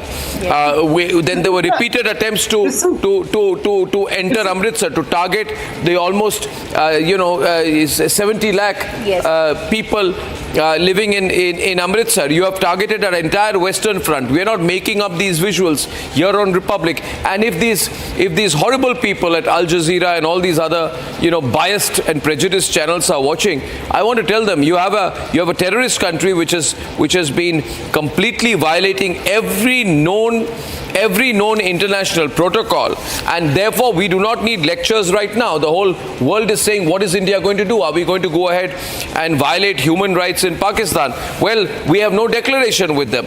They never ask questions. When Security Council Resolution 1373 mandate says don't violate, don't support terrorism. And this is exactly what they are doing. All we are doing tonight, and I don't know what that press conference is going to bring, but all we are doing tonight is that we are exercising a legitimate right to self-defense under UN Charter Article 51. If I can add here, Arnab, we are well within international law. The world knows it, and this is precisely what you were saying is precisely the line of messaging all Indian ambassadors have been told to convey to their capitals. Here, External Affairs Minister Jaishankar spoke to Marco Rubio, and that's the reason why that phone call that Rubio made to Shehbaz Sharif, I was told, was a very angry call where they're reading the riot act to the Pakistanis, because they know that the Pakistanis are the aggressors here. India was attacking terror infrastructure. In return, they are trying to attack India's civilians have been made targets. Several people have died along the LOC, you know that. And then now they're targeting military infrastructure, so they are the ones who are aggressors and are escalating the war. India is simply responding, and this is what the message has gone, that if you don't rain on Pakistan, we will continue to make sure that we will go and follow through. Yeah, no, I mean, you're completely right. I want to use the opportunity, since Admiral Shekhar Sinha is with us tonight. We have been getting a lot of calls about Karachi, sir. You know this, you know the seas best. Admiral, we are getting the news from Karachi. We were been trying to contact our sources in the Navy. Obviously, I can completely understand the communication wings which speak to us are not authorized right now. They do not have clearance to give us any information. When we pushed a lot, Admiral, we were told, you can say that we have taken aggressive postures. You can say that, we have aircraft carriers in motion. You can say that there are 26 warships, but there's nothing on record that we have. Now, you understand the way things work. Are we only taking position in the Arabian Sea close, or would we hammer Karachi? Because hammering Karachi would amount to what the Pakistanis call an existential threat for them. They've defined that as a nuclear threshold threat.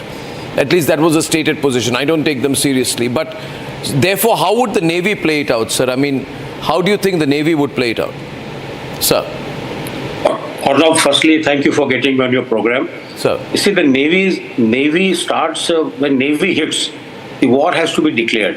Yeah. Because we are not into contact warfare, the Navy normally does a long distance missile warfare. Yeah. And those missiles have a very, very, very long ranges.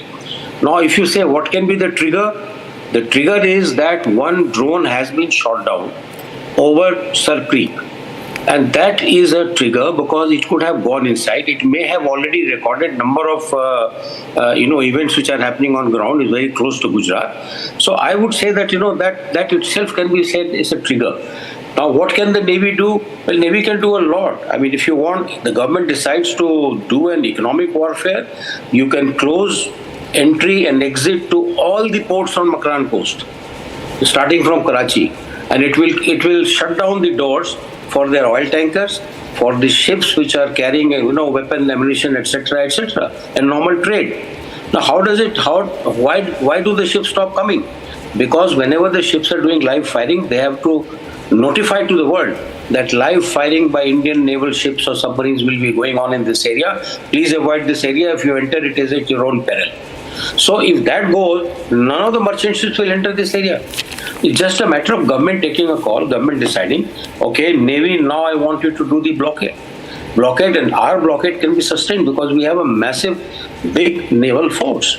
So that is how Navy can do or not, and I'm sure that the government will be looking at all these options. He has met all the three chiefs, and I'm sure they will take the right decision. So maybe the right time hasn't come, possibly, or maybe it has come that we don't know. We will see a little later. Yeah. So that part we will leave it. So what are the challenges in this situation, sir? Because if our Navy moves in, it's a death blow, and you know that if the Navy moves in, that's when the Pakistanis will also completely freak out. Because in 1971, when our missile ships attacked Karachi, and then we sank, I think, the PNS Muhafiz, and then we destroyed Khyber, and then we destroyed the Venus Challenger.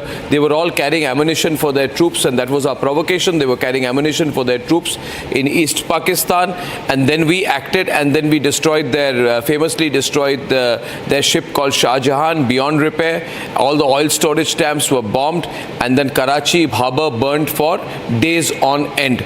But that was a preemptive strike. It was Operation Trident. We carried out the preemptive strike. And that sort of sealed it, sir. That sort of sealed it. Now, what I'm trying to ask you, sir, are we in that situation yet? Because officially, no, are we in that situation yet?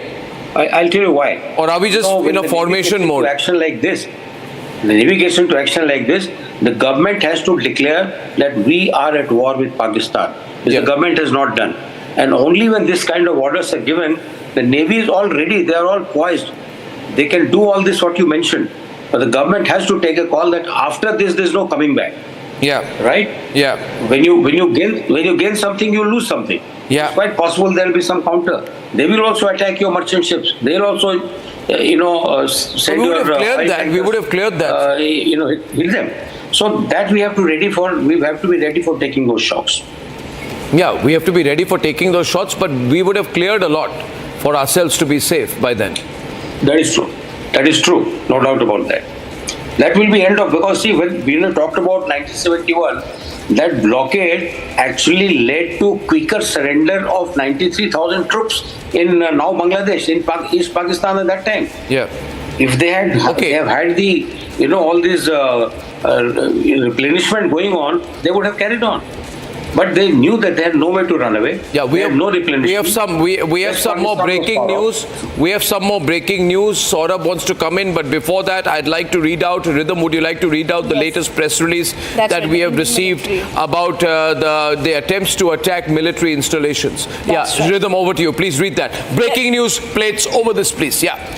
This is just fresh news. Thwarts fresh attempts, it says, by Pakistan to attack military installations.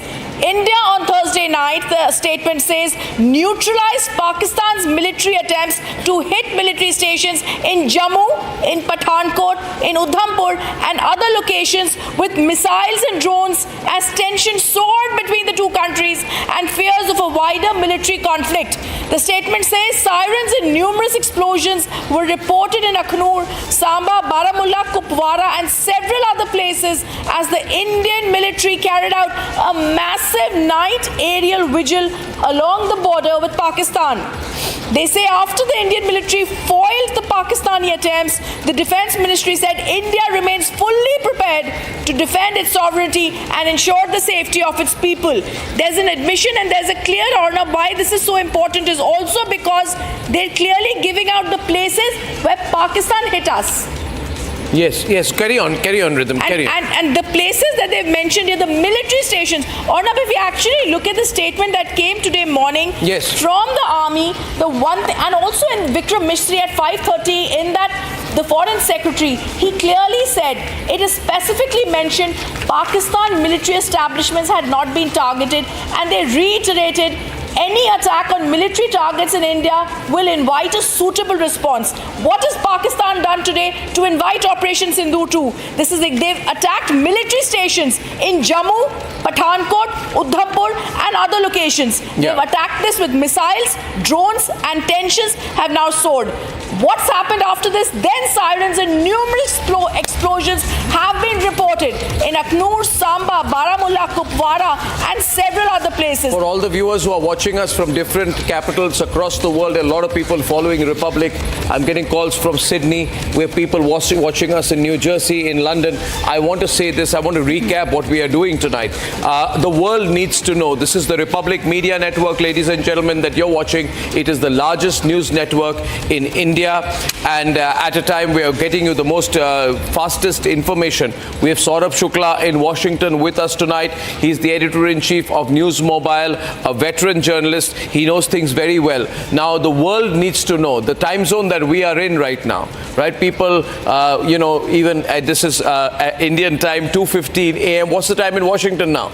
So people would be sort of... It's an evening, Arnab. This is like it's 4:45. 4:45.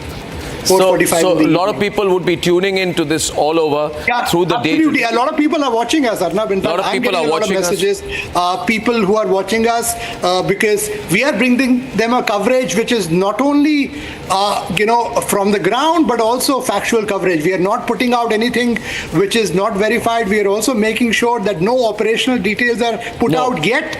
We are giving out what is the strategic direction of this entire stand-up going to be, because Pakistan is the one which is the aggressor here. It has crossed all the red line, and this statement, Arnab, as we were saying, clearly indicates that we are telling the world that we have been restrained, but no longer.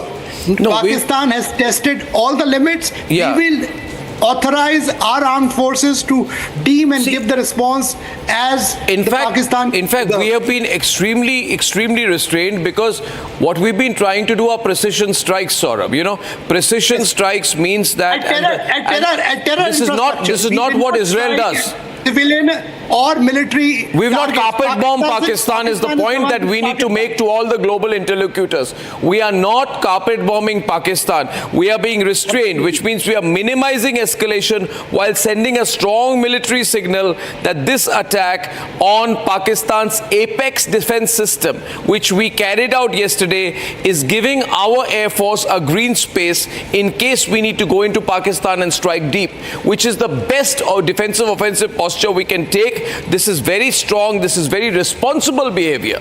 We are not doing what the Russians do. We are not doing what the Israelis do. We have an option of doing it. We can entirely carpet bomb the entire eastern border of Pakistan and along their coastlines. But we've not done that. Absolutely. We've not reduced Karachi to rubble, for example. India is a country which is the land of Mahatma Gandhi and Apostle of Peace.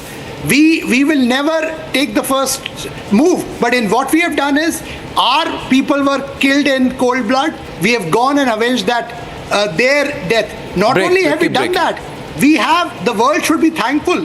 We have killed a terror mastermind who was responsible for killing of the US Jewish very prominent journalist Daniel Pearl. We have avenged the mastermind of IC-814 hijack, where so many innocent, including foreigners, were kept as hostages. One innocent person died there. So we are doing it for the world, and this is what the world has to understand, that we have done strike against the terror infrastructure, and now India is facing the onslaught from Pakistan, which is targeting our civilian and military infrastructure, and India has to take measures in self-defense. And we were talking about INS Vikrant. No, I am very concerned about the naval operations.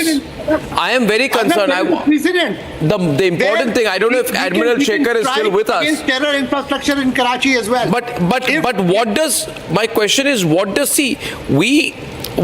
using our naval operational systems mean? I mean, what would this mean, Admiral? What are the options we have? How close can we go to the coastline? Or is this just a warning, a declaration of intent? How is this?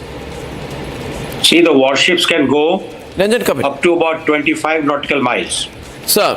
Beyond that, they don't. However, our ships remain fairly clear at the weapon ranges. If the weapon can be fired from, let's say, 100, 200 kilometers, come this way. The ships will remain about that far. Yeah. That avoids also their own damage. They can also be fired upon. Yeah. So I think when you say that the Navy is in action, I would say that it will be the finishing game. It will be towards the end after the war is declared, because it can devastate entire economic pipeline of a country. It can destroy the camps. It can destroy cities. This is quite a very, very massive punch, and therefore it will be very limited. As you said, we don't take any aggressive action. We will only respond in kind, whatever they do. But yes, we will do the same thing with much more punch than what they have done. And this is what I said, the trigger, number one trigger, obviously, the political intention. If the political intention is to destroy everything on the Makran coast, the Navy will do it. If they have to destroy the oil tankers, they will do it. But that we should be ready to get something also back, because we are also using the same sea lens of communication, which the other countries are using, coming out of Gulf and heading for our ports. So we have to be very careful about that, or not. Absolutely. Niranjan joins us right now, ladies and gentlemen. I'm going to be back in a while. Niranjan, over to you. Keep it going. Thank you for that, Arnab. Getting in a breaking news update. Norway, most European countries we are seeing, in fact, when we broke the story this evening, Rhythm was also there, Rhythm. When we broke the statement of the European Union, the tone seemed to have changed completely, saying that they completely stand with India and condemn the terror attack. Norway has also now, in the latest statement that's come in, saying that they have strong condemnation of the terrorist attack in Pahalgam, Jammu and Kashmir on the 2nd of April, while calling on both parties to exercise restraint, de-escalate the situation, find a diplomatic solution. This is after the manner in which India has hit back, Rhythm. Absolutely, but I think, Niranjan, it's a little too late and they don't know what's really happening, asking us to de-escalate after not even having properly condemned the Pahalgam attack. Of course, the EU issues a statement today, but it's a little bit late. In fact, Brazil... Okay, let's first, Niranjan, go across to Gursimran, who's joining us. Gursimran, what's the ground situation in Jammu? You were telling us there's a red alert in Jammu now. Yes, alert has been sounded and a total blackout has been done by the authorities. Earlier we were seeing that the locals were maintaining the high alert, but right now the authorities have blacked out the entire area. You will not be able to even see a single light that is coming here. Reason being is that there has been a threat that is there, a possible threat from across the border that is there, and that keeping that in view, an alert has been sounded, a high alert has been sounded, and the electricity blackout has been done here by the authorities. Now we're just waiting for the final confirmation, because there are some inputs suggesting that a similar wave may come this time, and that is why the authorities have sounded an alert. This alert will continue till the time the threat is not negated or neutralized by the air defense systems that are installed along the international border as well as in the hinterland, because this, after the attack that has taken place earlier in the evening at around 8, it was the time when the Pakistan launched a series of attacks into the India. 8 missiles were launched from across the border, and they all were aimed at the military installations of the Indian Armed Forces, though all the attacks were repulsed and given a befitting reply by the air defense system. But now what is happening, that another threat persists, and that's why we're witnessing a complete blackout that has been done here. There's heavy shelling also underway, Rhythm, in Poonch, where Harsha is. She was able to capture some of the guns booming in Poonch. This is the video that she sent a little while back. I'd like to play that video out.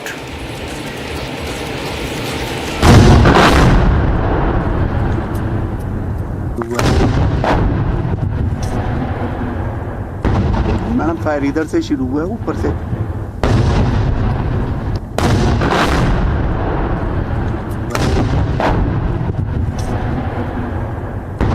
Madam fire इधर से शुरू हुआ है ऊपर से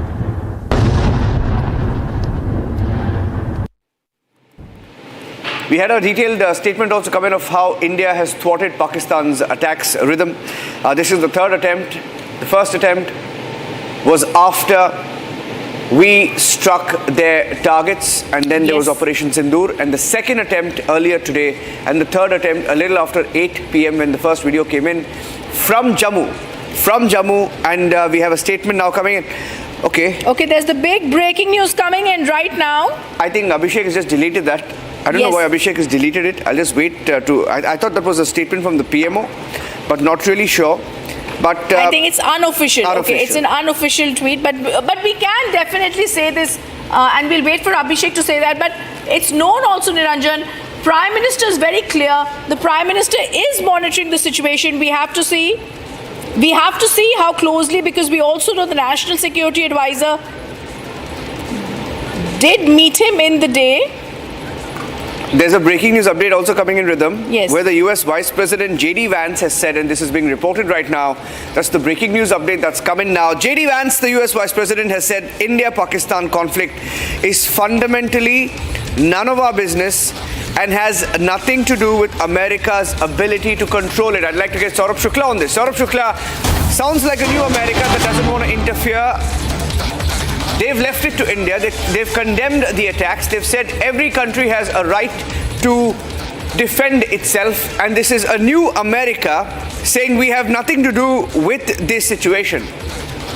Niranjan, this is not only a new America, it's the new Trump-Modi doctrine, where it's a very clear understanding that we have with the US today that India is well within our right to strike against terrorist groups which pose threat not only to India but for democracies like the US as well. In some ways, we are doing the job for the US as well, because some of these terror groups, including the one who are on proscribed list of the United States, are the ones who are roaming free as state guests in Pakistan.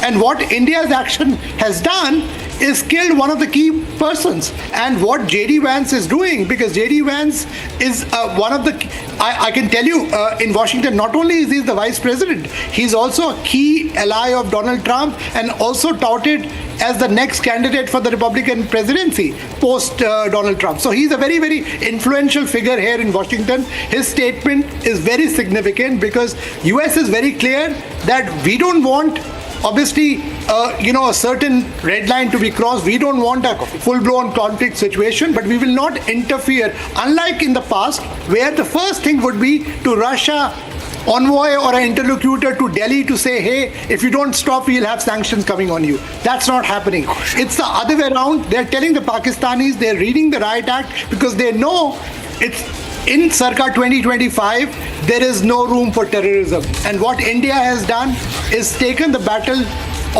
against terrorism to Pakistan's heartland, to Pakistan's terror swamps. And this will not stop if they don't take concrete measures. And this is a very strong diplomatic statement. You've covered diplomacy as well. I can tell you that this is very significant. Okay, Saurabh Shavan is also joining us now. Shavan, you earlier told us about Balochistan. I think Balochistan is going to be the big story here, Shavan, because it's going to be a big setback for Pakistan. Pak soldiers have been killed there. It's clear that city after city is falling. It's going to be the story where Balochistan is going to be the new country and Pakistan will have to make amends with that. Well, the immediate ramification of what's really happening in Balochistan is with regards to how the Pakistani army gets completely affected. That's because, remember, the Frontier Corps, which was today attacked by the Balochistan Liberation Army, was essentially supposed to be brought towards the eastern border, and the redeployment was to happen. But even before that could happen, you've had the Balochis actually taking them out, and we're given to understand that they have suffered heavy casualties. And this comes just 24 hours after what we saw, the Baloch Liberation Army attacking a convoy. There are multiple cities which have now reported some sort of an attack that has taken place, particularly starting with Quetta, and thereafter a few other cities where we are given to understand that they've brought down the Pakistani flag too. So there is a massive rebellion that is brewing in multiple cities in Balochistan, and which essentially would mean that the Pakistani army has been completely thinned out, and it certainly is going to affect Pakistani army's deployment along the eastern border. I think that's also the big news that we have to look at. But we also have to see, like we've been saying, and we're going to go across to Admiral Shekhar Sinha, who's also joining us here. Naval operations, like we were asking you earlier, sir, began in Arabian Sea after Pakistan tried to attack India. The key challenges that India is going to face following this major escalation. We've seen targeted operations that India has done in the early hours of Friday had begun in the Arabian Sea, and multiple targets in Pakistan have been looked at. What are the challenges we are going to face, and what is the key focus and target that India needs to pinpoint and look at here? Well, I think the target selection for an attack from the sea will be very much a political decision, because the naval attacks can paralyze that country's economy completely, which may not come back on track for a very long time. Or it can cause, as it was done in 71, oil farms were set on fire. Karachi harbor was on fire for the next 10-15 days. So it is a devastating attack. And therefore it should not be seen as a normal crossing line of control and firing some artillery. The Navy does only non-contact warfare from a long distances. And missiles can do a very, very long distance and very precisely. So I would say that it will very much be a political decision. The Prime Minister, the NSA, as to what is the ultimate aim that we want to achieve. Because once Navy comes into action, it will virtually destroy that country more than half without the nuclear weapon, even with the conventional weapons. So I would say that the targets are known. It is for the highest body, political body, to take a call as to which targets need to be destroyed. Navy will be all poised. I'm sure they have everything pointing in that direction.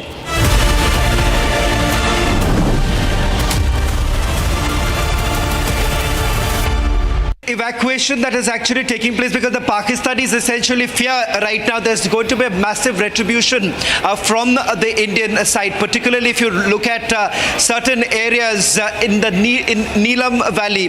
A short while back, reports actually came in that there was heavy artillery firing, and we were basically targeting some of the launch pads. Now, interesting to point out here is that these launch pads have now been converted by the Pakistani armies to basically use them and open fire towards the Indian posts. There has been a retaliation, and we're given to understand in Neelam Valley itself, some of the posts, Pakistani posts, have been decimated, and this comes across as one of the responses. Now, with regards to the further retribution, we're not very sure whether at all the armed forces are going to repeat what we saw earlier today, when those very places from where the missiles and the drones were basically launched by the Pakistanis, each one of them have now been targeted and neutralized. The air defense system of the Pakistanis was completely destroyed, particularly belonging to the HQ-9.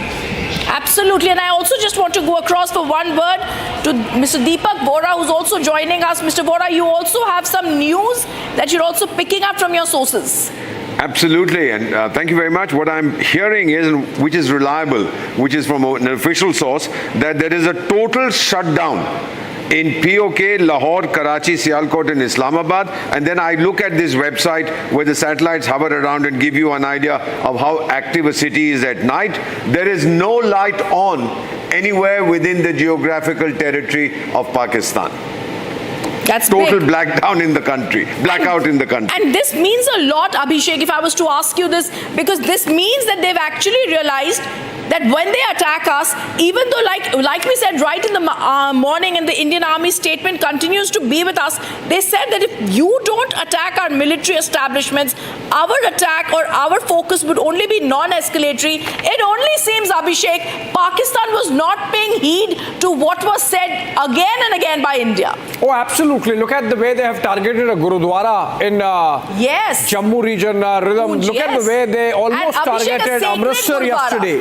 A sacred Gurudwara. Yes, and almost they targeted the Golden Temple in Amritsar yesterday. And so obviously Pakistan has to pay through its nose, and that's what the message was when Foreign Secretary Vikram Misri said that if Pakistan so chooses to escalate, then it will have to face consequences, and we are seeing those consequences really playing out, Rhythm. Absolutely. And Abhishek, I also believe the entire existence of Pakistan will be wiped out within 24 hours if they even dare to destroy a tile of the Golden Temple, which possibly, like you said, they were attempting to do. This is something that has been condemned by Indians and Sikhs across the globe, and it's something that we're not going to let happen.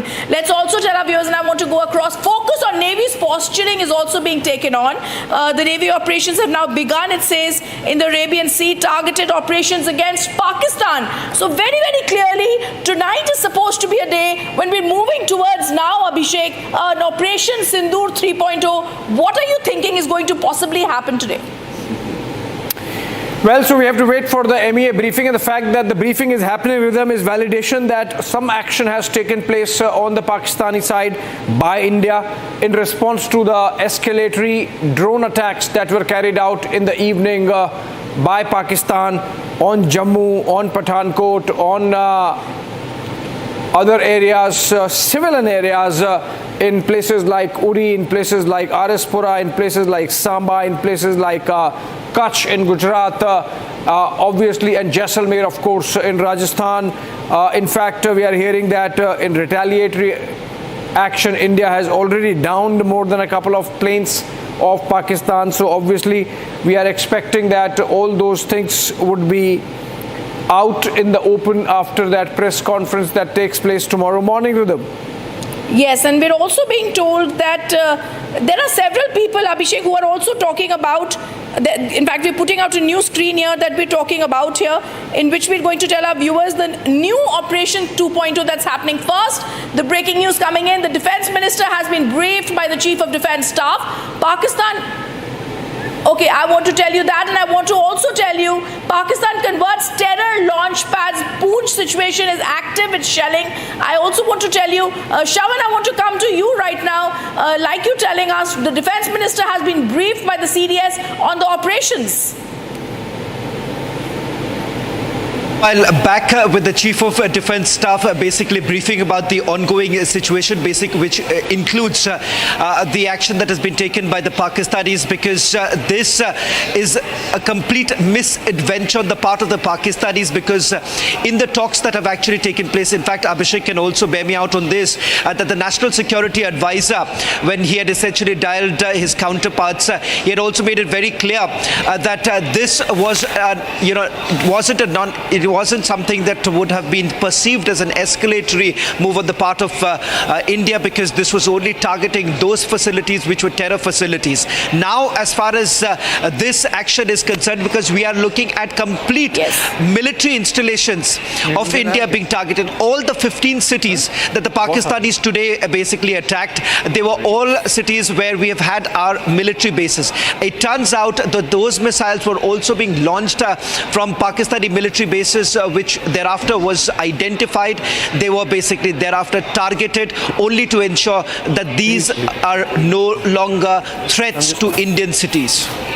I also want to go across to Mr. Deepak Vohra now. Sir, you'd earlier said this is an end game for Pakistan. As a diplomat who's seen these things very, very closely, how are you anticipating, like I was asking Abhishek earlier, this to pan out? Because first, Indian Army had very clearly stated our response had been because of the escalation that they began with the Pahalgam attack, and we were measured and non-escalatory. It's they who retaliated. Absolutely. That's a very good question you've asked. First of all, when we had the Pahalgam massacre, there was not one country that said, well done, Pakistan.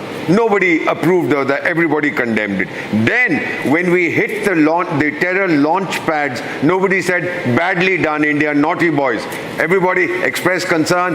Many said, we understand. One or two said, let's de-escalate, let's not carry this forward. Then, Pakistan hits our military installations and we hit back. No one has come out by saying, India, you've done badly. So the world is beginning to understand that this is it's not a war against Pakistan. It's a war against terror. It's a fight for justice. It's a fight for human dignity. It's a fight to avenge Daniel Pearl and all those like him who have become victims of rabid Islamic terror. I think the world will support India. Even the most radical Islamic countries will support India. I can feel that as a diplomat. I've served across the world, and I know that none of them will want to be seen to be openly identified with a terrorist country like Pakistan. Absolutely. I also want to go across to Gursimran. Gursimran, you spoke earlier from Jammu. India attacking Pakistan could be seen as our retaliation.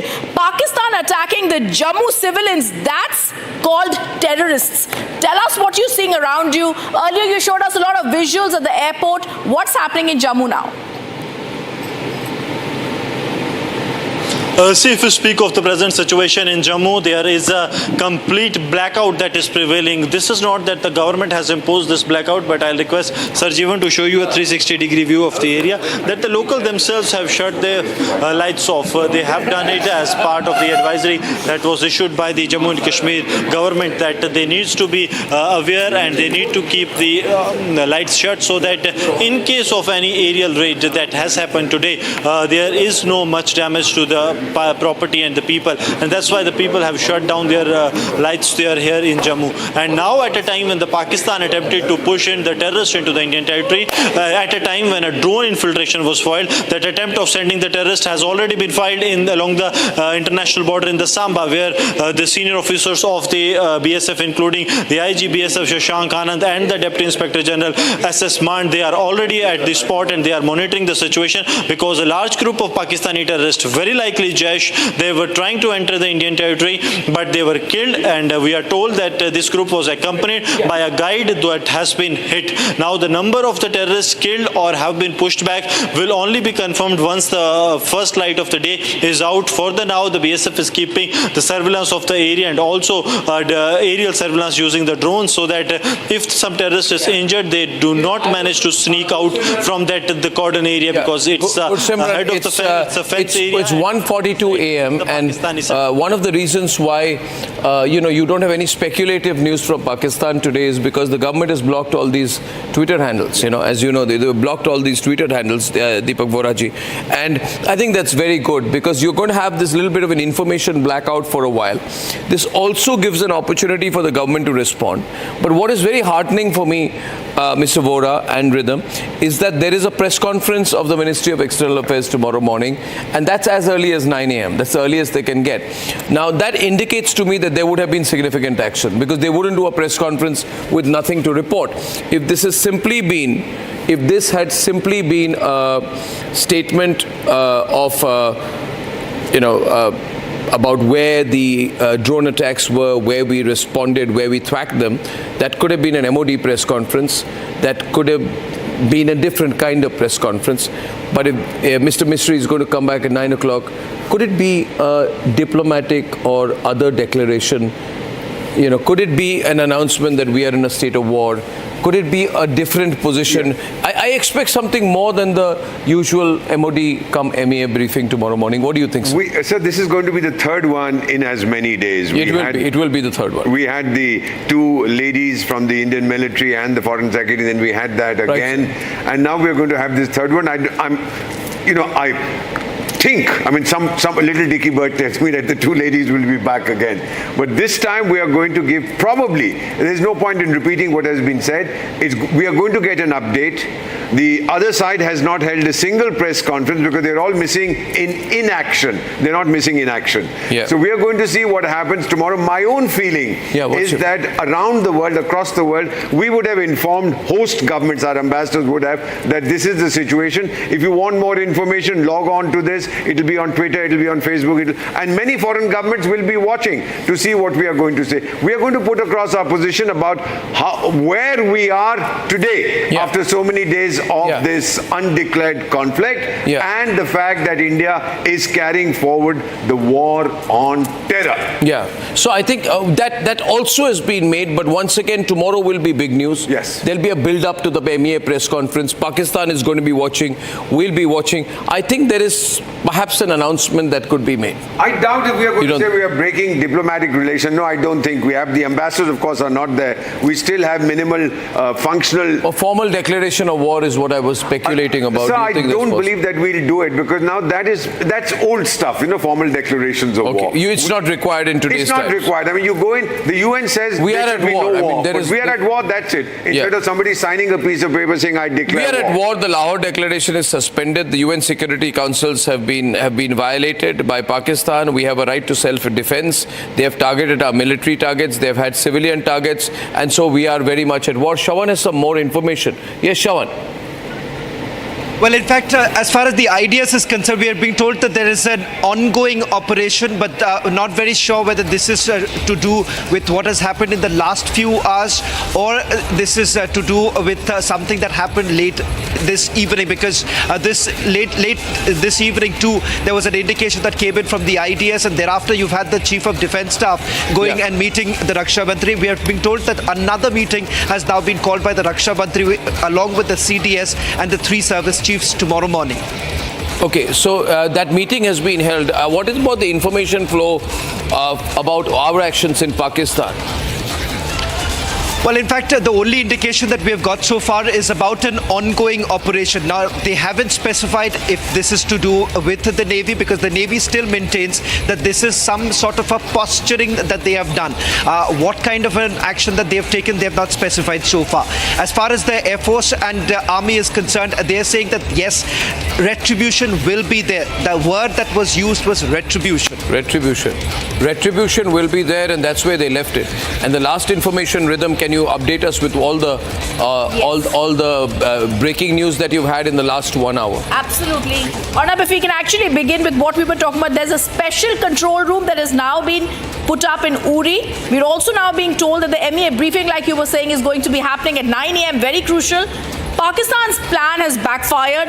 There is, of course, an escalating tension, and this only Pakistan is to blame for. They launched drone and missile attack at various locations along the western border with India.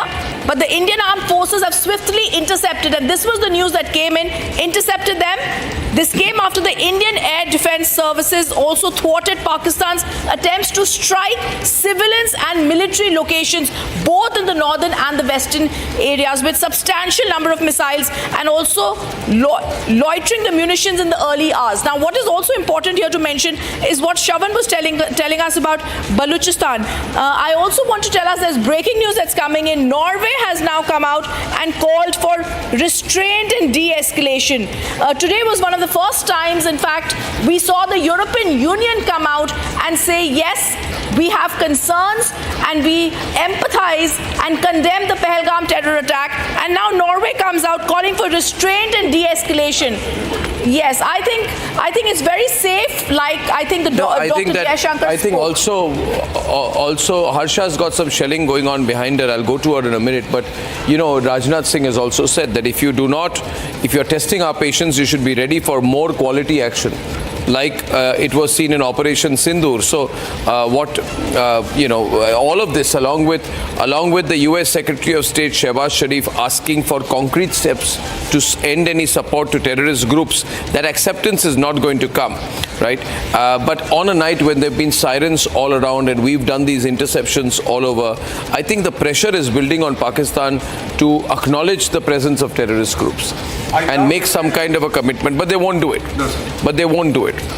But then we've had a meeting. Baloch capital has fallen, ladies and gentlemen. Quetta has fallen. This is big news. Shawan has more. There is shelling going on outside where Harsha was live. Rakshita is also live with us. Rakshita, over to you. Rakshita, can you hear me? It appears to be pretty windy out there. Rakshita, from Srinagar. Yes.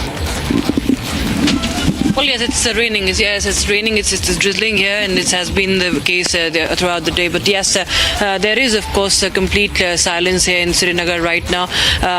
What we understand is that the second wave of drones has been anticipated, has been expected, but we do not have anything of the sort that it has happened. It has been carried out. But yes, the last we spoke, there was the attempt that was made, but all the air defense batteries have been activated, and they still remain on high alert. alert. Srinagar has been on high alert since yesterday, and now, of course, after what happened in Jammu, the entire air defense system has been on high alert. Srinagar and Srinagar Air Base, of course, very sensitive locations, very important, very important, crucial locations. But yes, South Kashmir, entire Kashmir is right now very silent and blacked out. And yes, where Harsha is right now, Jammu is right now.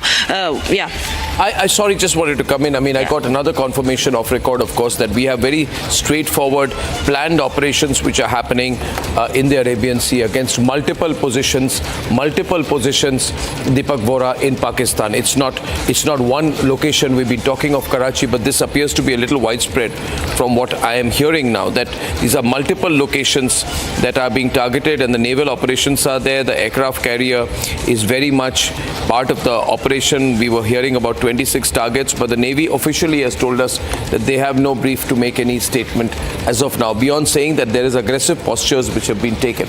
I'm now hearing aggressive postures is one.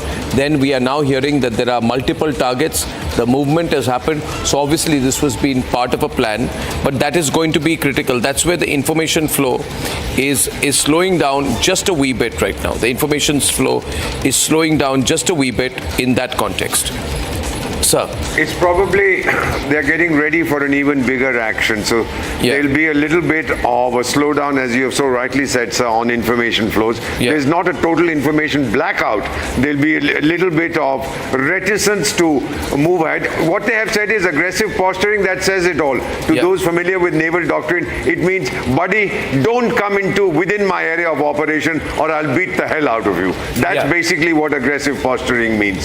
So, and the Pakis haven't stepped out, sir. If at all they have put their flagship, their most important naval assets, they've already probably sent them away to Gwadar or wherever to hide behind their Chinese nannies or whoever is there. To get a sense of the firing in the Poonch area, I want to go to Harsha, and then I'm going to go across to Gursimran. Gursimran has been moving every few minutes. He takes move every 15 minutes. I don't know his exact location, but he can tell us more whether the shelling has been on, whether the shelling has reduced, and what are you hearing around you. It's completely pitch dark behind him, viewers. Gursimran, can you hear me? Gursimran, is there contact with you? Gursimran, are you there? Yeah, okay, there is video. Yes, right now we are outside the Jammu airport. The Jammu airport security has been taken over by the NSG. Since this is a sensitive matter, we cannot show you the deployment that is inside the Jammu airport. But yes, the NSG has taken over the security of the Jammu airport. Reason being that a major terror attack has been foiled, and there lies every probability that Pakistan. We have to go to Harsha. Harsha is in a live location. Harsha. Yes, Harsha. Yes, we have given that visual from the Poonch of the firing, which is now heavy firing, and exactly at a place where I'm reporting, and that's the reason why I'm sitting down, because continuously the firing, the mortar shelling is happening from behind the mountains where exactly I'm reporting from. It's a very heavy mortar shelling, and it seems a very unsafe location as well, and therefore we are hiding behind. Just stay there live, and I want to show the earlier video you sent. Can I have you live and then show the earlier video which you sent? And I want to run the audio of that as well. This came in about 10 minutes back. Poonch, ladies and gentlemen.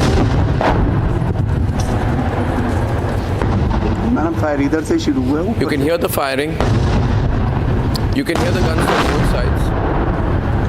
While we are reporting this, Harsha was just about 200 meters away from where the firing was happening. So, Harsha, we got your report there, and the audio speaks for itself. I hope you're safe. I hope you're moving. And I don't think you should risk it with your flashlights on. Harsha, switch off the flashlights. I'll come back to you. As a precaution, Harsha should switch off our flashlights to not invite unnecessary attention, and then we'll come back to her. Gursimran, maybe you do the same. I do not mind lower visibility right now, but the flashlight's not good for you. So, Gursimran, can you hear me? Viewers, the story right now, as I wait for Gursimran to hear me. Gursimran, just lower your visibility for a while, please, if you don't mind. And I'll come back to you, like our other reporters, reporting in reduced visibility will be completely understood. Saurabh Shukla, you're with us right now. Saurabh, something big is brewing, right? If you have a MEA briefing at 9 o'clock in the morning, you've covered MEA for ages. Yeah. In this time, what do you make of a MEA briefing, 9 a.m. briefing? I get a sense that we have certain I would say strategic objectives in mind, okay, what we were discussing earlier. I think, and that's the reason why I see a sense of information flow drying up a bit, which is a bit deliberate. I think, and I hope some of these strategic objectives will be met, because we are very clear this time, given the sense that I'm getting from here in Washington, D.C., speaking to a lot of diplomatic sources, also back in India, that this time we are not going to be strategically restrained. We have Pakistan is the one which has crossed the red line. It's now for India to make sure that we fight to finish it.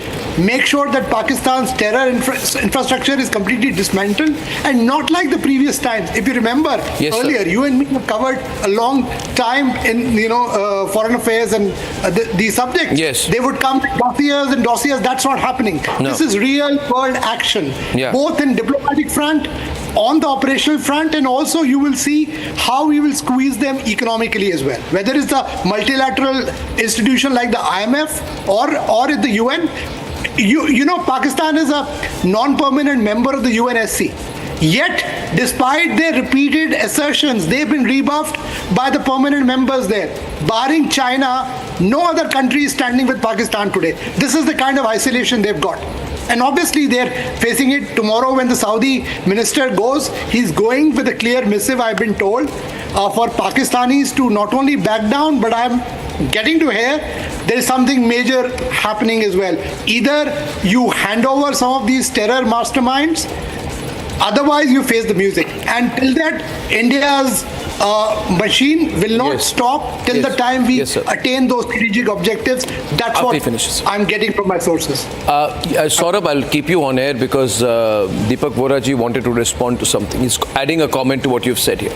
When you've talked about the Saudi foreign minister's visit, I know the person, to Pakistan, there is more than just a simple goodwill, love you brother kind of thing.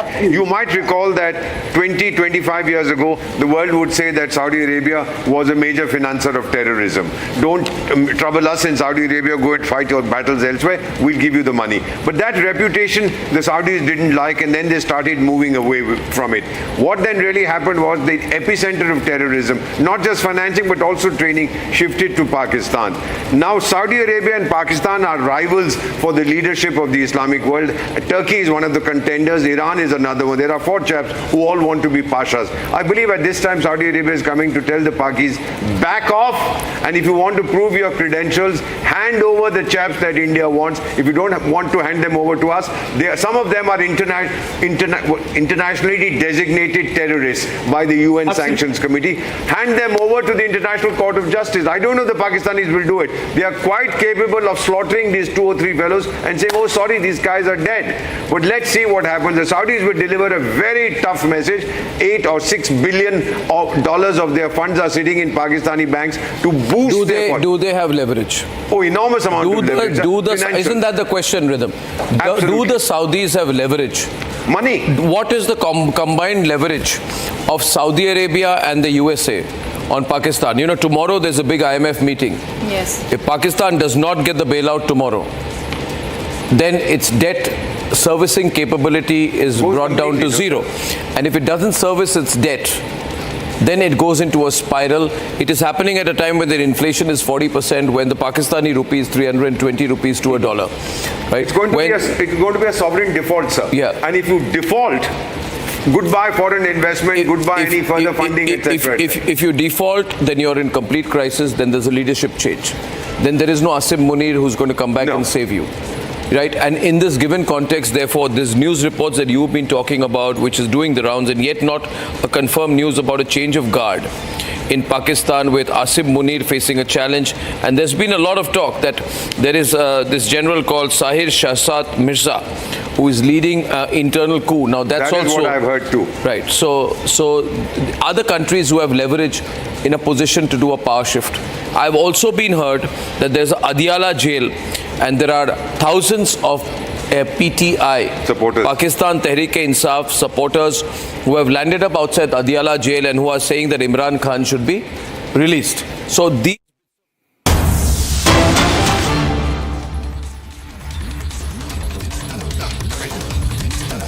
We're getting in breaking news now and fresh pictures coming in. It's 5:40 a.m. and we're getting in fresh pictures of the wave of drone attacks that continue from the Pakistani side. Multiple drones launched at the Jammu airport and other military installations a short while back. Air defense systems were also activated. Gursimran brought us the latest pictures. I have the latest video coming in right now. Let's play that out.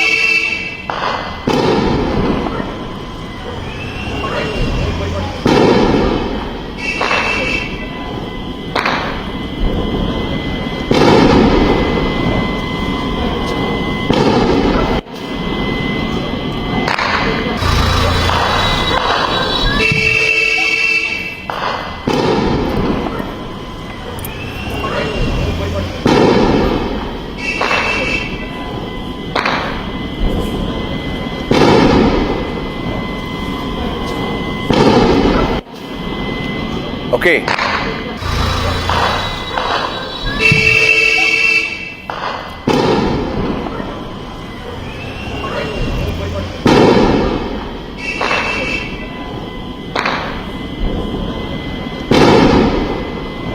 पहले ही जो है आप देखिए तस्वीरों में अभी आप देखेंगे ये देखिए ये एरियल डिफेंस सिस्टम जो है एक्टिवेट हुआ है।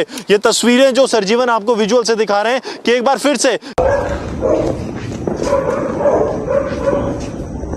पहले ही जो है आप देखिए तस्वीरों में अभी आप देखेंगे ये देखिए ये एरियल डिफेंस सिस्टम जो है एक्टिवेट हुआ है। ये तस्वीरें जो सरजीवन आपको विजुअल से दिखा रहे हैं कि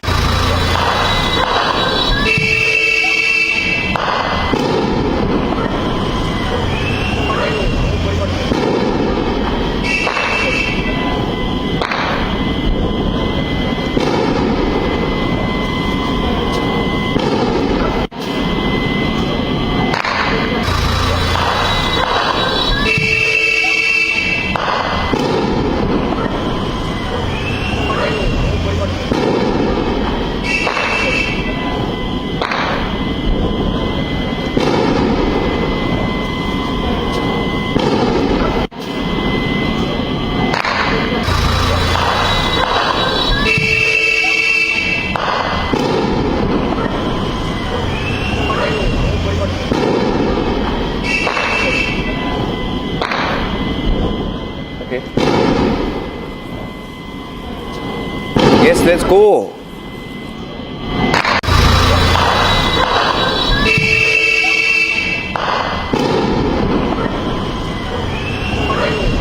Live right now, he brought us these pictures. Gursimran, what happened this morning? What time did these fresh wave of drone strikes begin? What is the situation now? See, Niranjan, it was 4:20 this morning that a fresh wave of attack began from the Pakistani side when the drone entered the Indian territory and they approached the military targets. We are told that Jammu airport, along with that one division of the Indian Army that is in the Satwari area of Jammu, along with the Indian Army's Northern Command in Udhampur and the 16 Corps headquarters in Udhampur, in Kathua, in Udhampur and Nagrota, they were the main targets of this second wave of the attack. However, for now we are learning of no losses. That means, like the first wave, the second wave has also been totally decimated by the forces, and the second wave could not be successful. That is what we can confirm. But since it's only now the 5:45 in the morning, that means it's a long day to go, and the way Pakistan is carrying out the back-to-back new waves of the drone attacks, what it seems that Pakistan does not want any of the peace to prevail, because it is furthering the escalation between the two countries. Because yesterday evening, when the Ministry of External Affairs along with the Foreign Ministry and the two officials from the Indian Army, they held a press conference in which it was made very clear that India's steps are a response to the escalation done by the Pakistan. That means India does not want any escalation further, but had Pakistan stopped there, things would have been better. But now the Pakistan has taken the escalation to a next level.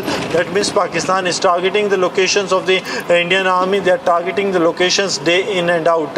And now as we speak, you will see that in the visuals that we have shared, that how Pakistan is targeting the locations of the Indian Army, but of the Indian Air Force. But this have been given a befitting reply by the troops, by not only the intercepting them but destroying the drones that are coming from across the border. Yesterday also we were told that there were some drones and some missiles. Today we are also being told the same, but the more clarity will come as the day progresses, because the senior officials who are part of the investigations, they will arrive in a short while from now at the place where this entire debris they have fallen. And once the debris are recovered, they will be in a better position to tell that how the operation was planned, because of what was the coordinates from where this drone was launched. Everything will come into fore. But for now, it's a prima facie and too early to say that from which base the drone was launched, but it was very close to the line of control.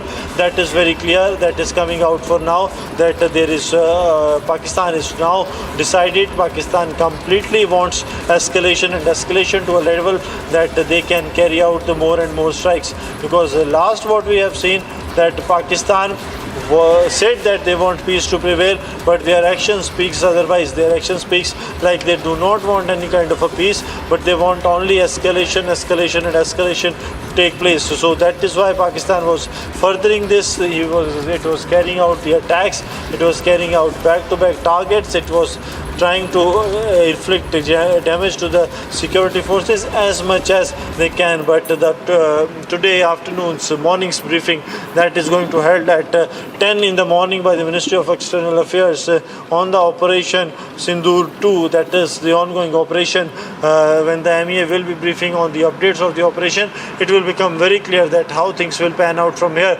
because Pakistan has declared a war on India. Now it is for India to respond and to retaliate in a manner that of its liking, because Pakistan, by entering the Indian territory, targeting the locations of the Indian Army day before yesterday, and yesterday has made it very clear that they do not want peace to prevail. They want this escalation to continue. They want that there needs to be a fight with the war with India. That is what the Pakistan is actually looking to. Otherwise, things would have been very, very easy for Pakistan, that they would have told their awam, their people, that see, it's the India that has carried out attacks on the terror group's residence. We have nothing to do with it, and we will not retaliate to India's action that has been done against terrorism, as we stand united against terrorism. But Pakistan chooses that they will be deciding in favor of, they will be in support of the terrorists, that they will try to do. And now as we speak, there have been interceptions that have been done by the aerial defense system of the Indian Armed Forces, after which we are told that the several drones that have come as part of the second wave sent from the Pakistan side, that was what the apprehension was also the forces were having, that there will be another barrage of drones being launched from the Pakistani territory. And now, as we speak, the drones are being launched into the Indian territory by the Pakistani side, and these drones are the ones that are going to inflict damage, and that's why they were brought down by the Indian Armed Forces. Niranjan. Okay, so I also have Group Captain Devnath joining us. Group Captain, we're waiting for that news conference this morning when we will get a clear idea about the nature of our response to Pakistan. We don't have the full details, but we know that we have thwarted more attacks through the night, started a little after 7 p.m. and it's gone on until this morning 5 a.m. It's been a long night, and it's going to be a longer day with more details now emerging. Group Captain. Yes, both the sides are right now carrying out probing drone attacks on each other's airspace. Aim of these attacks is more to find out the air defense network, their deployment response time, because this is preparatory phase for both the sides in case the war escalates, where aircraft have to cross international border or aircraft have to cross LOC and attack the targets on other side. Right now, drones are being used to gather signal intelligence also. Most of these drones are equipped with what we call electronic support measures, wherein when our surveillance radars try to pick up these drones, or wherein when our missiles are launched and our missile guidance radar frequency is noted, recorded by these drones and transmitted back to their controllers, master controllers in command post in their respective countries. We have to remember that right now war is in an escalatory phase, very, very low. Both the sides have not attacked across the international border. A real war will start only when Pakistan Air Force crosses over and starts attacking Indian Air Force bases or Indian Army locations. What we can notice very clearly that these drones which are being launched by Pakistan, they do not have a big warhead. That means these drones are primarily meant for reconnaissance purpose, and these are not exactly attack drones with big warheads. We have not seen any massive explosion like we have seen. We have drones, Pakistan also have drones which have bigger warheads. Those drones with bigger warheads are launched when you want to cause kinetic kill on the enemy. That will be next phase probably by this evening. Sensitive thing is that during blackout, people are still keeping their lights on. This will help the enemy pilots to enter Indian territory, navigate easily, and probably locate their intended targets easily. This blackout exercise must be taken more seriously by Indian citizens. Yes. We have more breaking news now coming in that explosions were heard near the line of control in the Poonch area. There's a video that's also come in. Agency inputs of explosions that have heard near the line of control in Poonch. Latest breaking news, a new video coming in. Let's play that out.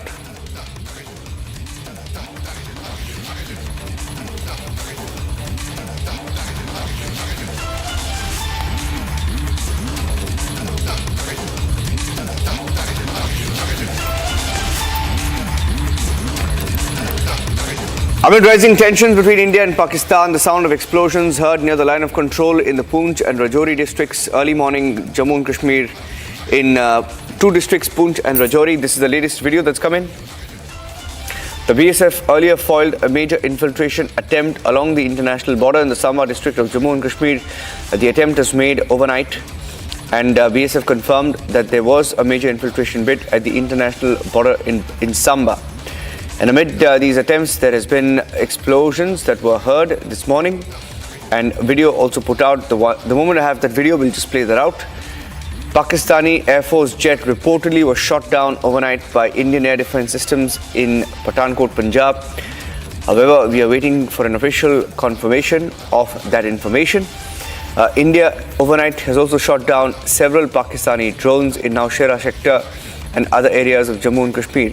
Now, these drones were intercepted during a heavy exchange of artillery fire between Indian and Pakistani forces. Now, the integrated defense staff also put out information that Pakistan tried to target military stations in Punjab, Pathankot, Udhampur, all located near the international border. The Indian Armed Forces responding strongly with no loss of life are being reported. The integrated defense staff adding that the military stations of Jammu, Pathankot, Udhampur in proximity to the international boundary or the IB in Jammu and Kashmir targeted by Pakistan using missiles and drones. No losses. A threat neutralized by Indian Armed Forces as per SOP with kinetic and non-kinetic means.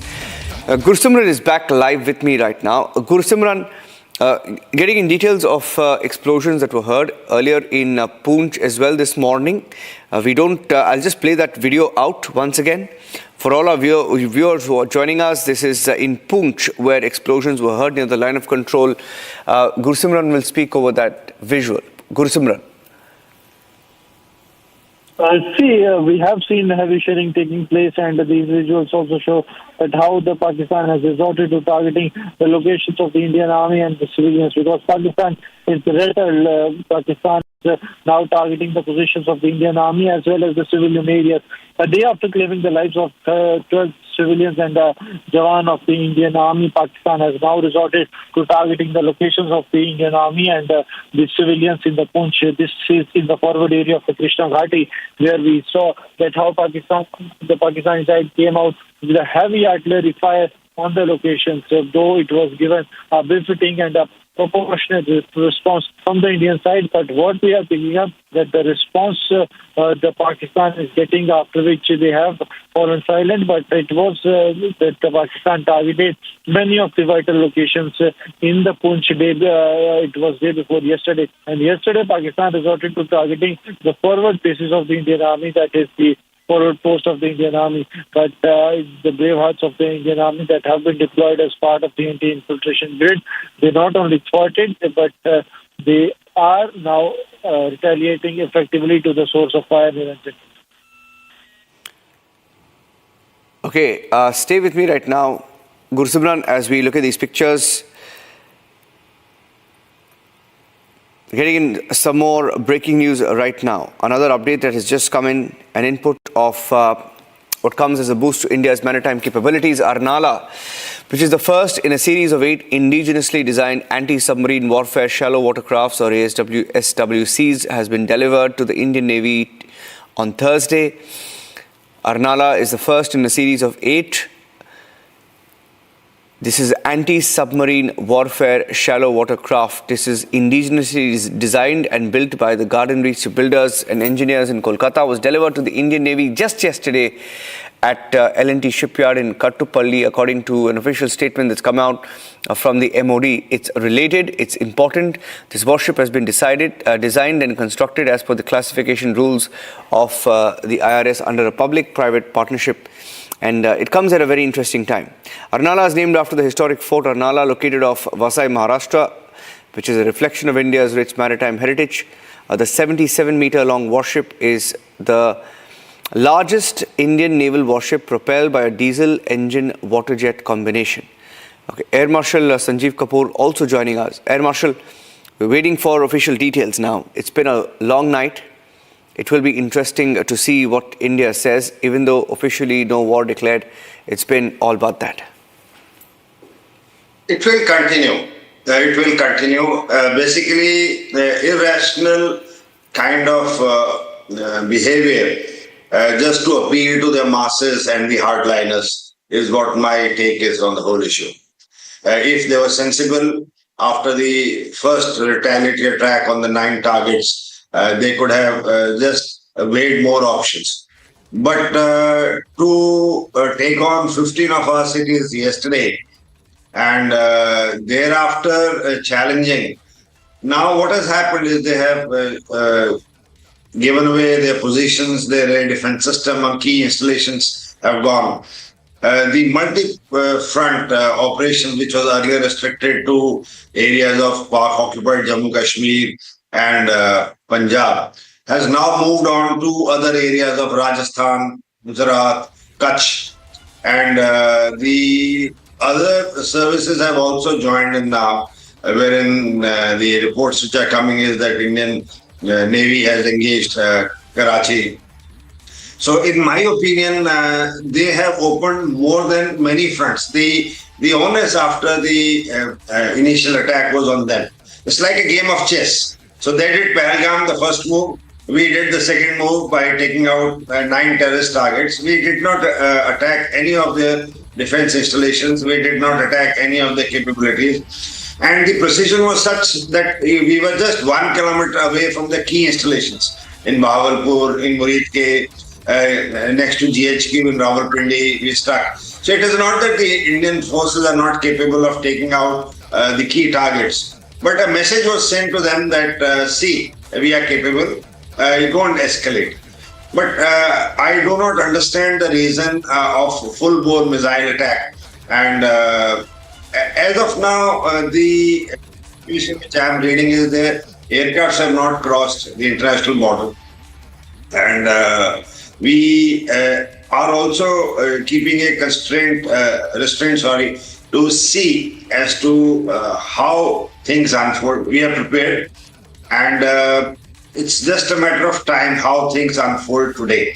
They would also be weighing their options, but the opening up of all the fronts, in my appreciation, in the Rajasthan sector, in Gujarat and Kutch sector, has made their life more difficult.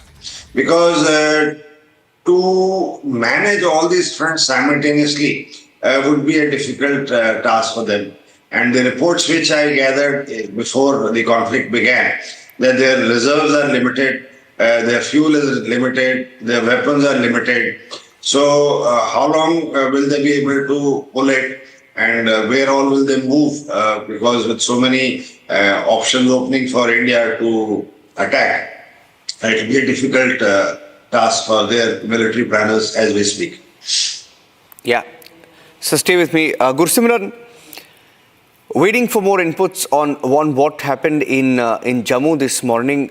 What is your location, and what do you know about the second attempt on Jammu within about 8 hours?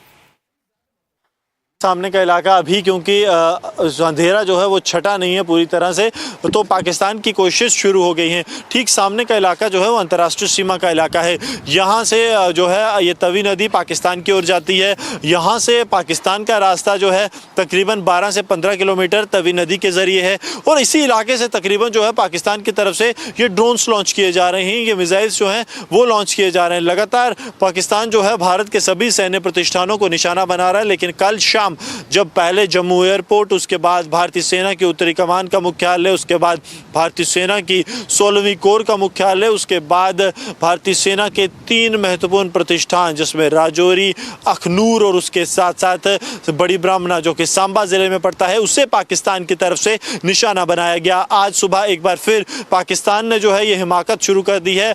लगातार Pakistan drone के जरिए भारतीय सैन्य प्रतिष्ठानों को निशाना बना रहा है। तस्वीरें आप लगातार जो है वो ग्राउंड जीरो से देख रहे हैं कि किस तरह से पाकिस्तान की ये कोशिश है कि ज़्यादा से ज़्यादा नुकसान जो है वो भारतीय इलाकों को पहुंचाया जाए, खासतौर पर भारतीय सेना के उन प्रतिष्ठानों को जहां से पाकिस्तान को डर है कि अब युद्ध की स्थिति क्योंकि बन ही गई है, तो यहां से भारत जो है पाकिस्तान पर बड़े हमले कर सकता है।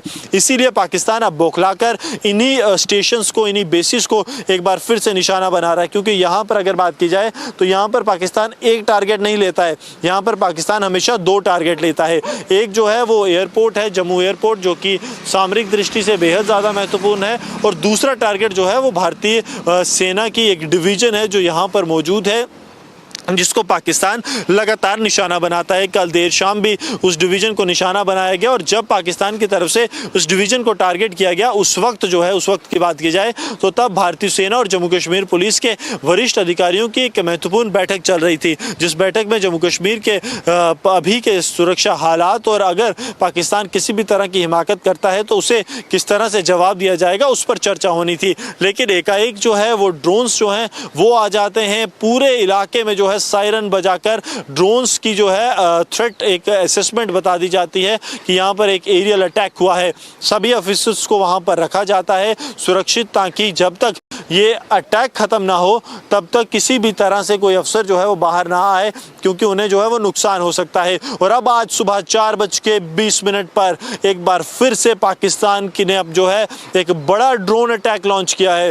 ये ड्रोन अटैक जो है उन्हीं सैन्य प्रतिष्ठानों पर फोकस है, वही सैन्य प्रतिष्ठान जो लगातार जो हैं वो भारत में महत्वपूर्ण है।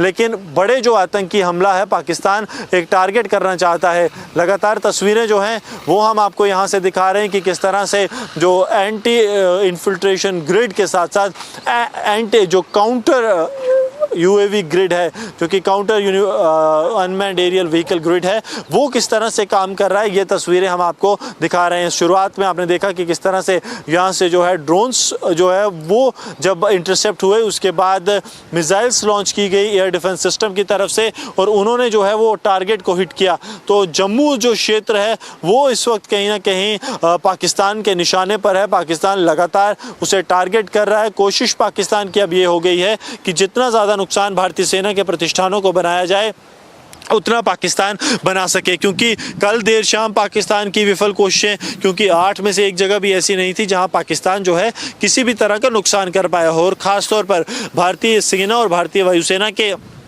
वो एसेट्स जो यहाँ पर मौजूद हैं उनमें से किसी भी एसेट को जो है वो नुकसान नहीं पहुँचा। इस बात की पुष्टि भारतीय सेना और भारतीय वायुसेना दोनों ने की है। Okay, report that came in from Jammu a short while back as Gursimran sent us that report. Let's get you some breaking news updates right now. This morning we've had explosive sounds also being heard in Jammu. A video that came in from Jammu at around 4 o'clock this morning. 4 o'clock is when Gursimran sent us another video confirming that there were new explosions heard. Another drone strike at Jammu that was thwarted once again. And I'm going back to Gursimran, who will be joining us live right now. And as we speak, he's getting us the latest update of the fresh wave of drone attack on India.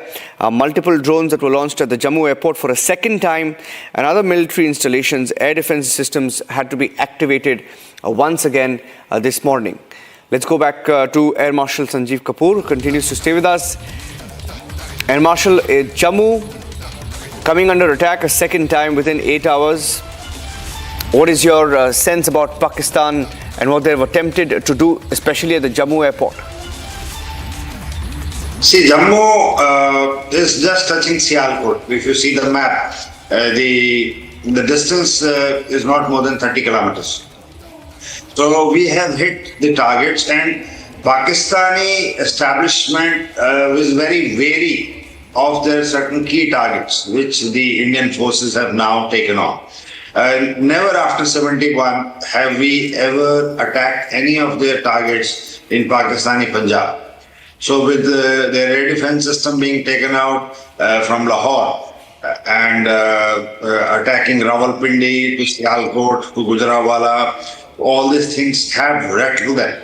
They have never ever in their wildest dreams expected that we would be taking out these targets. So now it's a show of face.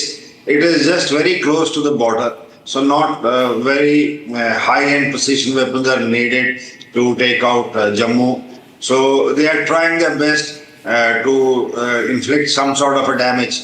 And what reports am I seeing on the television now, that they are playing old Hamas and Middle East videos to indicate that this is the kind of damages that they have inflicted on India.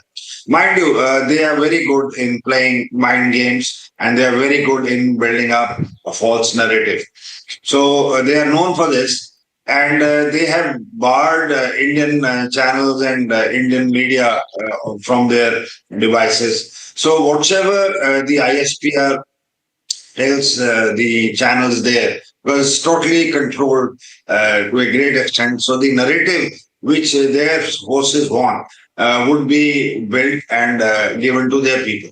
The common man there is made to believe, I'm sure, that they are doing exceptionally well and they have brought down a lot of our aircrafts. They have taken out a lot of our air defense radars and they are bombing Jaisalmer to Jammu to all these places. So I'm sure at their end, they would be building up this narrative by this thing. But as of now, it is just restricted to missiles and drones.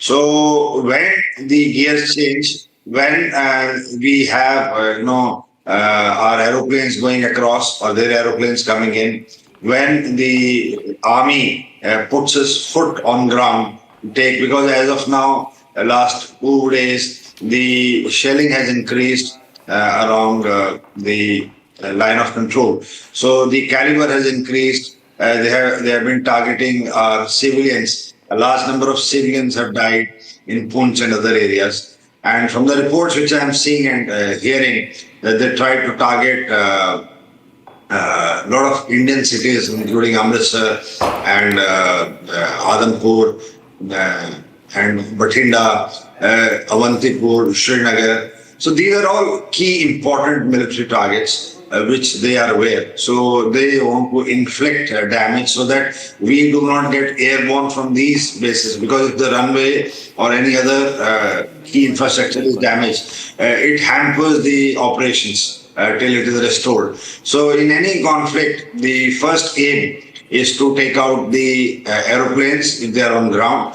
If not, then they take out the runways. Because if the runways are damaged, then that base is non-operational and no aircraft from that base, whatever is parked there, can make any difference in air operations. Thank you for that. Sir, just be with me. Some more breaking news updates coming in, and I'm also being joined in our studios this morning by Mr. Narendranath Dubey, NND Dubey, retired DIG BSF. As we look at the pictures that have come in overnight, infiltration bid at Samba. There were attempts made to push terrorists under cover fire by Pakistani army. Pakistani army has very interestingly and as expected denied any role. Mr. Dubey, this morning Pakistan has said we didn't send any drones. Look at the audacity. Overnight, for the last 8 hours, 9 hours, we've been reporting live the kind of attacks carried out by Pakistan. And now they say that they weren't behind it. Obviously, nobody's going to believe them. But the fact is, looking at the last 10 hours, Mr. Dubey, Uri, Kupwara, Tangdar, Karna sectors of Jammu and Kashmir, violation of ceasefire, 8 missiles directed at Satwari, Samba, Arispura, Arnia, Jammu airport targeted, Jammu reminding one of a Hamas-style attack on Israel that saw multiple cheap rockets that continued till 4-5 in the morning. What seems to be their strategy, sir, in your view? Actually, on this complete 192-kilometer borders of international border with Jammu, Pakistan has always been in denial mode, because this is a warlike situation. I am talking about the peace situation. You go through the series of tunneling and infiltration bid, particularly through the Basantar Nala. But now the situation in Basantar is much more improved, and I don't think any Pakistani intruder will venture in Basantar area particularly. So regarding cross-border firing, and regarding the infiltration bid, regarding the tunneling, and dropping all the arms, ammunition and narcotics with the help of drones, Pakistan has never accepted it and they never agreed it. So this is a very hot war situation, and I don't have any expectation that they are going to agree to this point. This is true that last night they attempted something on Jammu border and Samba area particularly, but it was effectively foiled, and as per my report, there has been a lot of casualty of the intruders on that side, which again they are not going to accept it. I am updated as freshly as the early morning 5 o'clock. So this is a pattern of Pakistan, because they're not going to accept it. They will manufacture the propaganda, psyops, in this particular situation to float something, some other rumor. So that is not our expectation. Our expectation is the full preparedness on the border. We are fully prepared. We are on the look 365 days into 24 hours always in the border. So border is a very, very accustomed area for the BSF. We are fully prepared and we are keeping eye on each and every moment. Last night they attempted a drone on that particular area. Army has effectively foiled those drone infiltration and drone attacks. So that area is completely taken care of. Currently our concern is that in a situation of further escalation, to take care of the civil population who are residing right inside the border area. So for that also, system has already been made and the civil population is sufficiently informed about the situation, and our attempt will be that there should not be undue casualty or injury to our civil population, which Pakistan will always attempt. So this is the situation, because you see the BSF posts in that area, it's a completely bullet-ridden walls. So the Jawans prepared there are accustomed to have these shots, cross-border firing, and we are also keeping close eye on tunneling also. So far we didn't have any casualty, single casualty in entire area, BSF per se, and definitely some civil casualty have taken place. That is a little northern Jammu area, not southern part, and Samba area is comparatively little peaceful. It's not as activated as the Araspura area or Jammu city itself. So this is the current update of that area. So from BSF side, we are fully prepared. So there's no issue about it. Yeah. And Pakistani drones were also intercepted overnight by Indian air defense in Jaisalmer. In the last 10 hours, we've had an update from Jaisalmer, a more detailed report. Explosions were heard, flashes were seen in the sky, different videos that were accessed even by Republic TV. Complete blackout enforced in Bikaner, Rajasthan, Jalandhar, Punjab. Blackouts also enforced in Kishtwar, Aknur, Samba, Jammu, Amritsar, Jalandhar. And Pakistan had targeted Jammu along with, with using loitering munitions. Indian air defense guns fought back. India had responded to the Pahalgam terror attack through Operation Sindoor, and this seems to have been the third stage of what Pakistan tried to do, to target several cities at one time. And most of the ceasefire violations that are being reported also from Poonch and Rajouri. If Gursimran is live with me, I'll go across to him. Or Air Marshal Sanjeev Kapoor, you can take that. Most of the heat seems to be at the Poonch-Rajouri sector. And some reports suggesting that Pakistan has suffered very heavy casualties there. Because that has been the normal pattern. They have a pattern to appeal to the masses who are in Pak-occupied Jammu and Kashmir. So the narrative they always want to web around their people, both in POJK and their own masses, is that their whole life revolves around Kashmir. And that is the ultimate aim of their armed forces, to liberate Kashmir and make it a part of their country. So this narrative is what they work always on. So you'll find most of the firing, conflict and other things is around this area. They target Poonch, Rajouri, Udhampur, this whole belt. So the attacks will continue. In my appreciation, they would be at this stage working on the drones and missiles, because the moment any of the aircrafts cross the international border, it is a full-blown war. And once the aeroplanes cross, because as of now, the aeroplanes have not crossed on the other side. It has been restricted. But moment the aeroplanes move in, I feel thereafter it is a full-blown thing, and the troops will move across and taking out their strategic targets will begin.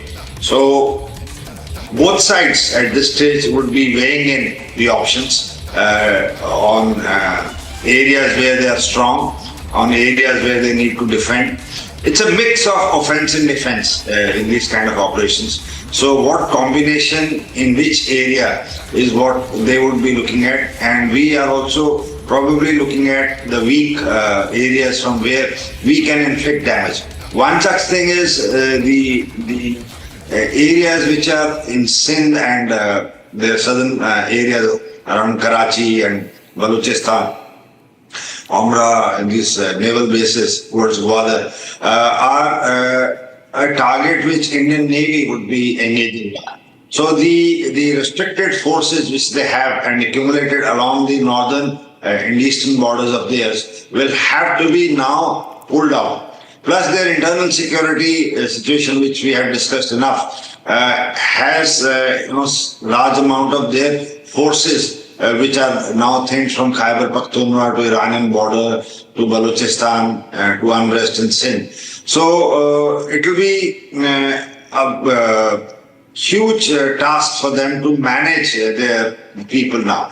But mind you, they are a professional armed forces. They are about 6.5 lakh strong. They are well trained, well motivated, and they will not take things lying down. Because once the escalated ladder starts to go up, they will retaliate.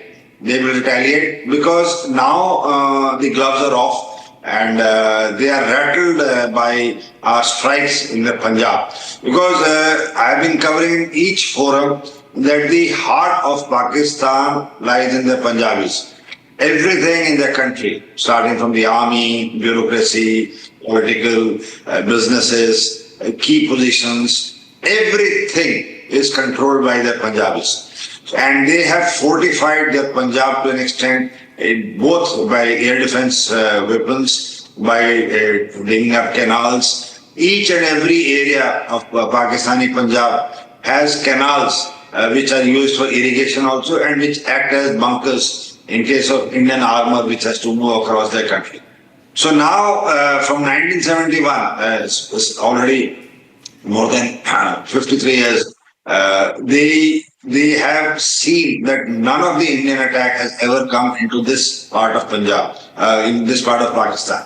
So now somewhere when the equipments are being taken out in Lahore, in Gujranwala, in Sialkot, Muridke, Rawalpindi, the common man to whom they have built this narrative there that they are the best in the world, that nothing will happen to them, the safest place in the world is the Punjab. So this has rattled them, in my opinion, and they are going to do things to tell their masses that they still are in control and they are in a position to retrieve the situation back. So it will be interesting today how the things unfold, because operations by night are different, operations by day are different. And we have seen in both the night that early 1 a.m. strike by India on 7th was totally by night operations. Then they did the missile attacks on the night of 6th and 7th. And we also retaliated back. And last night was also the night between 8th and 9th. Now the day is rising. It will be bright. Now the stock would be taken as to what is the damage. Everybody would come inside and plan the next course of action from both. So there's some more breaking news now coming in because we have a tweet that's put out by Omar Abdullah, the Chief Minister of Jammu and Kashmir, saying that he's driving to Jammu now to take stock of the situation after last night's failed Pakistani drone attack directed at Jammu city and other parts of the division. Not a good idea for him to put out a tweet saying that he's headed, given the situation, security concern. Gursimran is joining us. Mr. Dubey, I'm just coming to you in just 30 seconds. Gursimran is also live with us. Getting a quick update. Gursimran, I saw your report there from Jammu. What's the latest update from Jammu Airport? There's concern around Jammu Airport, Pakistan trying to target Jammu Airport specifically. What's the update there? See, Niranjan, if you speak of the Jammu airport is secure, though there have been 2 attempts that have been made by the Pakistan to target the Jammu Air Force, but due to the systems, that aerial defense systems that have been put in place, there has been no loss to any of the assets that are there. That is the confirmation that we are getting from the authorities of the Jammu airport. Apart from this, there have been a number of attempts that were made by the Pakistan side over the time, but these kind of drone attacks that the Pakistan is carrying out at the military installations across across Jammu region. This also shows that how desperate Pakistan is, because they know they stand in nowhere to the might of the Indian Army, and that's why they are resorting to these kind of tactics. There have been 2 waves of the drone attacks that have been carried out. First was late last night at around 8 in the evening, and second has been carried out today morning starting 8:20 and went on for more than an hour's time, when the last drone was neutralized by the security establishment.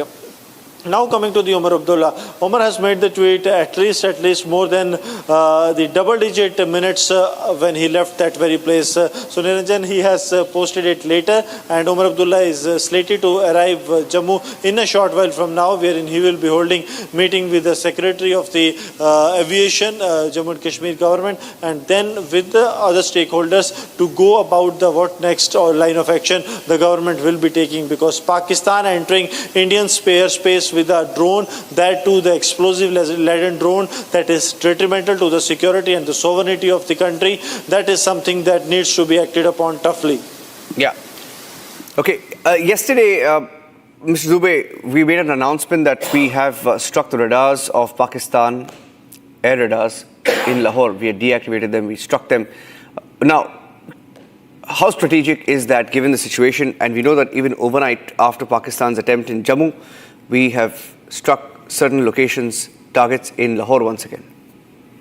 Actually, the biggest achievement our forces have done that to just make the air defense system, their early warning system, totally ineffective in Lahore and a couple of cities in Pakistan. Because you know the entire things are being done through air, even projectile. I mean, hitting some target also, we are taking air space through our mechanism. But if there is an early warning system totally collapsed, I think that is the biggest blow to the Pakistan preparedness, because if they are not able to detect the things, definitely they are bound to suffer the casualty. And as per the last night's report, I mean, it was a series of our counter-attacks, our counter-response to the Pakistan cities, right from north to south. I think this is a result of what Pakistan had targeted our civilian areas and our cities. Because if you see, in the first response, Sindoor 1, we have not targeted a single military or civil installation inside the Pakistan. So our message was very clear. The person who damaged us, we are not going to spare that, whether it could be Muridke or Bahawalpur. So all 9 targets were chosen very carefully, and the response of India was very clear. Even the entire world knows. So the best thing Pakistan could have done, that they could have just reconciled on that point of time.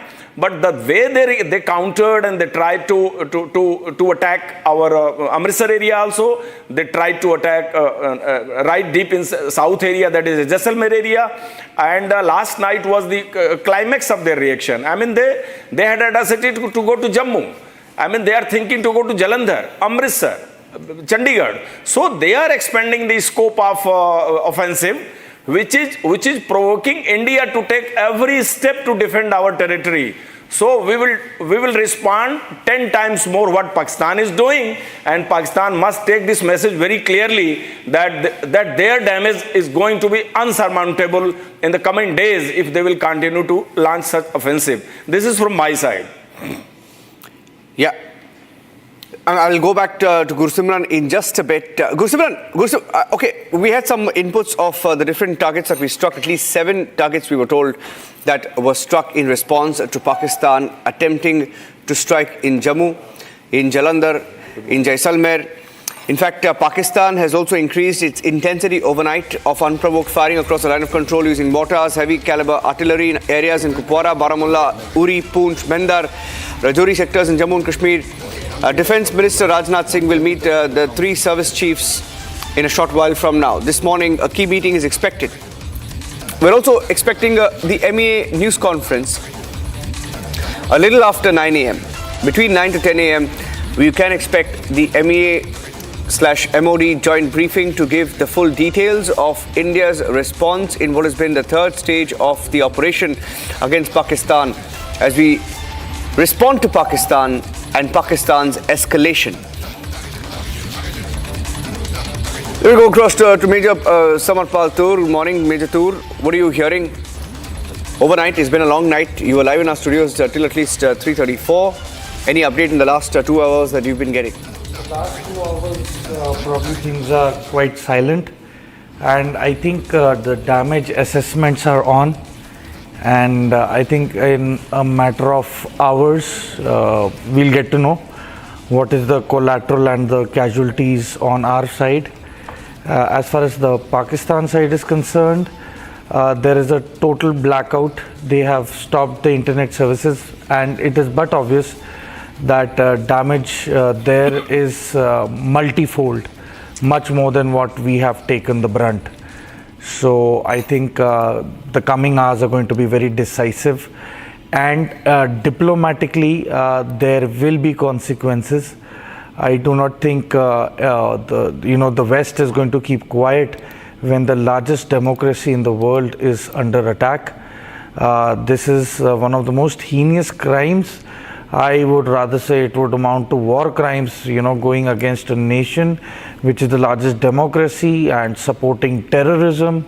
The visuals were very evidently clear yesterday when the funeral was going on of the terrorists. They were draped in the Pakistani flags, and it was such a shame to see those visuals. And I think it's a slap on the face of democracy and the free world as to what Pakistan is now blatantly and openly doing. And this needs to be called out. This needs to be called out, Niranjan. It can't go on for long. Okay. I'll get one more question in from Air Marshal Sanjeev Kapoor, because some conservative estimates putting it at anywhere between, some early reports saying we downed about 5 Pakistani drones, but that number some suggest could be as much as 40 overnight. These are cheap tactics used, even by Hamas when they tried to strike Israel on the 7th of October in 2023. Air Marshal Kapoor. Yeah, the strikes will continue. I told you before also, they would be ready, but they would be weighing options considering our air defense systems. We have a very potent S-400. For benefit of your viewers, all this thwarting of attacks which we did yesterday of our 15 bases, and whatever reports we are getting of bringing down their aeroplanes, is primarily because of the S-400 which we purchased. If you recall, when we were purchasing this, the agreement was in 2018. If I recall, it is about 35,000 crores worth of investment for 5 such systems. Now, for benefit of your viewers who are not aware, S-400 is an exceptionally good air defense system. It has a range of about 400 to 450 kilometers. It has 3 options, that is far, medium and short. The medium range is around 250 kilometers. It can take out targets as high as 30 kilometers. That's about 1 lakh feet above the surface of the earth. And it has a capability to engage 80 targets, track 80 targets. So it can pick up, it can track, detect and nullify all in one. And it is movable.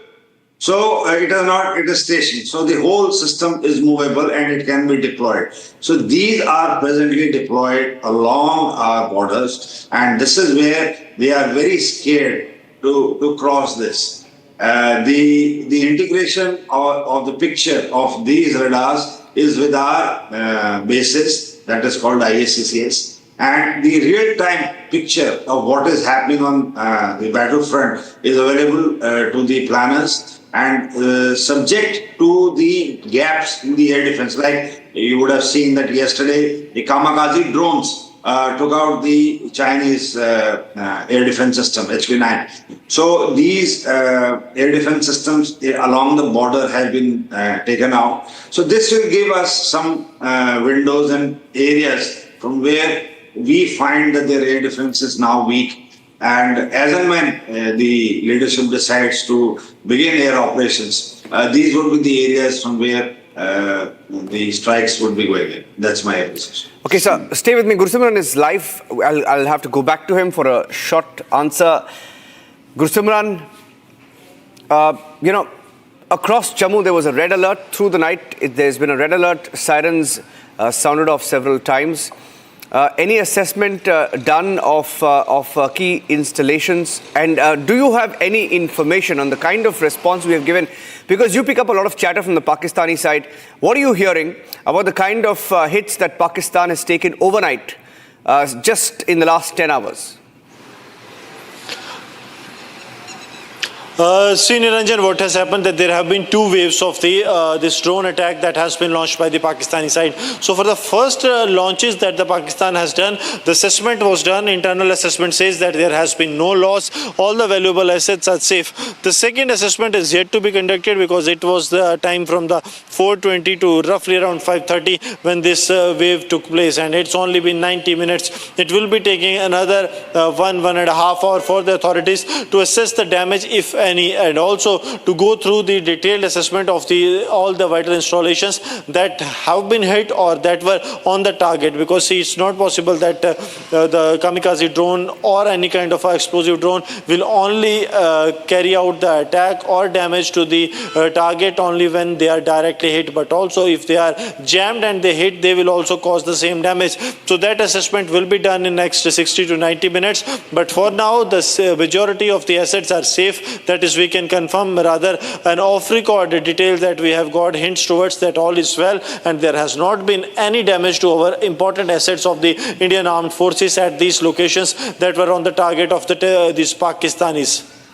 Stay with me, Gursimran. I just want to play out some of the reports that we have of what has unfolded in the last 12 hours in response to India's restrained and selective targets on Pakistan and Pakistan-occupied Kashmir's terror infrastructure. On the 7th of May, Pakistan resorted to full-fledged war-like response with India, and on Thursday it unveiled a series of airstrikes on Indian civilians as well as military targets overnight after its failed attempt of targeting 15 Indian cities on Wednesday. However, we have neutralized all Pakistani attempts on Jammu, Punjab, Rajasthan and Gujarat. Here's a complete report of how Pakistan tried to target us in the last 12 hours. तस्वीरों में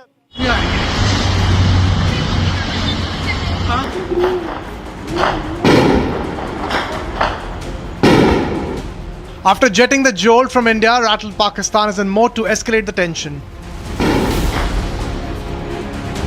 On Thursday, Pakistan attempted to hurl missiles on Jammu airport. Swarms of Pakistani drones were fired on multiple locations in Jammu. Attempts were also made to hit Arispura and Chani Mart. However, the Indian Defence Forces intercepted 8 missiles and foiled Pakistan's attempts. India's defence system was immediately activated. This is around Jammu. There are some visuals which are coming in around Jammu. These were sent by our reporter Gursimran. These seems to be air defense systems because they are surface to air from our side. Can you, by looking at this, we are playing the video, can I get the audio up and let's get Gursimran in fast, please, ladies and gentlemen. Gursimran in fast. Gursimran, you are there with us. Gursimran, can you hear me? Can you tell me, Gursimran, what is happening in Jammu? What is your location? What is happening? Gursimran. Right now, Arnav, what we are picking up from the sources in the Jammu and Kashmir police that there has been some explosions that have been heard near the Jammu airport, and Video. soon after that the air defense system has been activated. That is, we can confirm for now that the air defense system this seems like a Pakistani attack. An alert was sounded by the authorities, and it cannot be said primarily, but yes, air defense system has been activated for now. That is what we can confirm, and also if the air defense system has been activated, around Jammu, that means this could be an attempt by the Pakistanis to target the Jammu airport area. India's S-400 missile defense system and Akash air defense system foiled all Pak attempts to harm an inch of Indian soil. India drowned 2 F-16 fighter jets of Pakistan. Barring Doda, all other parts of Jammu were targeted by Pakistan. India's military stations in Jammu, Pathankot and Udhampur were also targeted by Pak drones, which were neutralized by India. There were also heavy artillery firing on the ground in Jammu city, Akhnur and in Samba sectors. The attack on the Arnia airbase in Jammu was also foiled. Artillery firings began in Akhnur, Poonch, Kupwara and Uri around 11 on Thursday night. Meanwhile, a total blackout was declared in several bordering districts of Punjab, including Gurdaspur, Amritsar, Taran Taran, while sirens were heard in Chandigarh as well. There were drone attacks on Jaisalmer in Rajasthan, which were also foiled. The drone attacks on Jaisalmer, which took place at 10:30 p.m. on Thursday night, were neutralized by Indian Armed Forces. A drone attack on Pokhran by Pakistan was also neutralized in the operations. India also foiled Pakistan's attempt on Sir Creek in Gujarat. 3 Pakistani drones were neutralized in Kutch on 11:30 p.m. In a counter-attempt, India unleashed airstrikes on Lahore and Sialkot, destroying Pakistani airborne warning and control system. Amid India's all-out war with Pakistan, US Secretary of State Marco Rubio dialed External Affairs Minister S. Jaishankar and reiterated US's commitment to work with India fighting terror. Dr. S. Jaishankar also conveyed to his US counterpart about India's determination to counter any escalation. Secretary Rubio also dialed Pakistani Prime Minister Shehbaz Sharif and asked him to end support to terrorism. The External Affairs Minister also spoke to the European Union President Kaja Kallas and reiterated to her India's firm stance on retaliating any attempt of escalation by Pakistan. Meanwhile, neighboring Nepal conveyed a strong message to Pakistan, saying that it will not allow its soil to be used against India.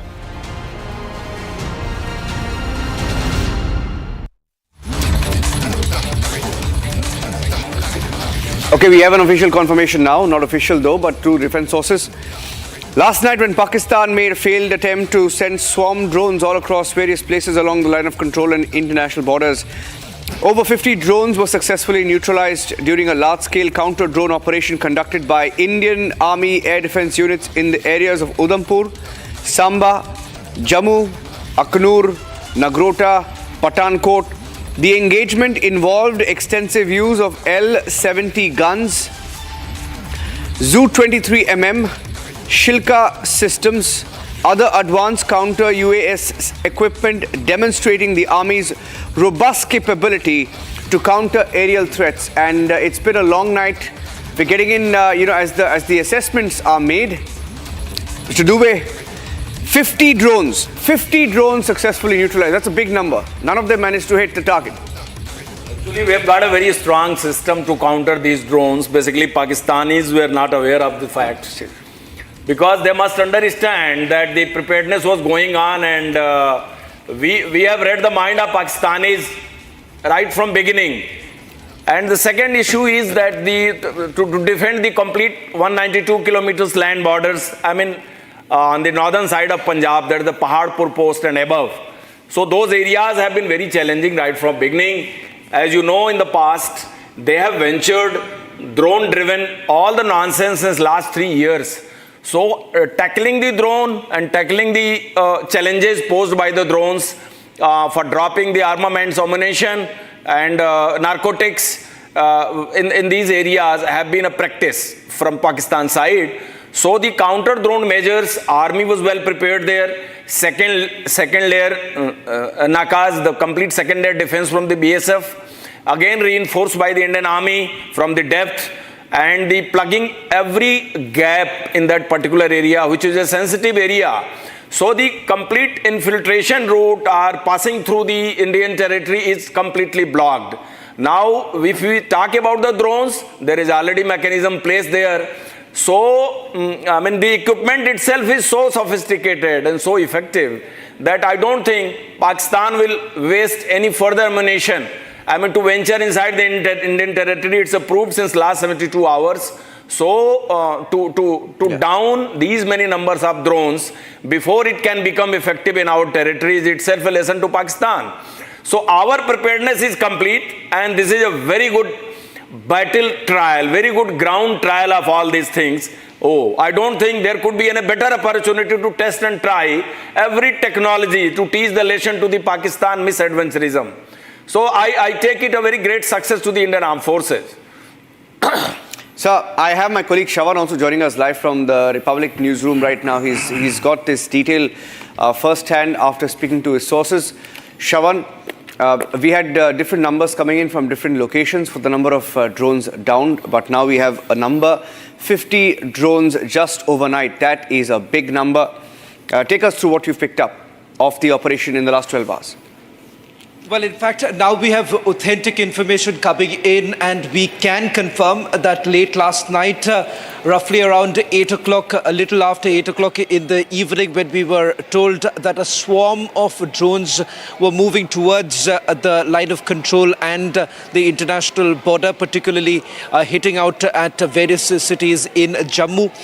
Now we have a confirmation that about 50 drones carrying a payload were moving towards Jammu and a few other places. This is a confirmation now coming in from highly placed sources. They're saying 50 drones were successfully neutralized during a large-scale counter-drone.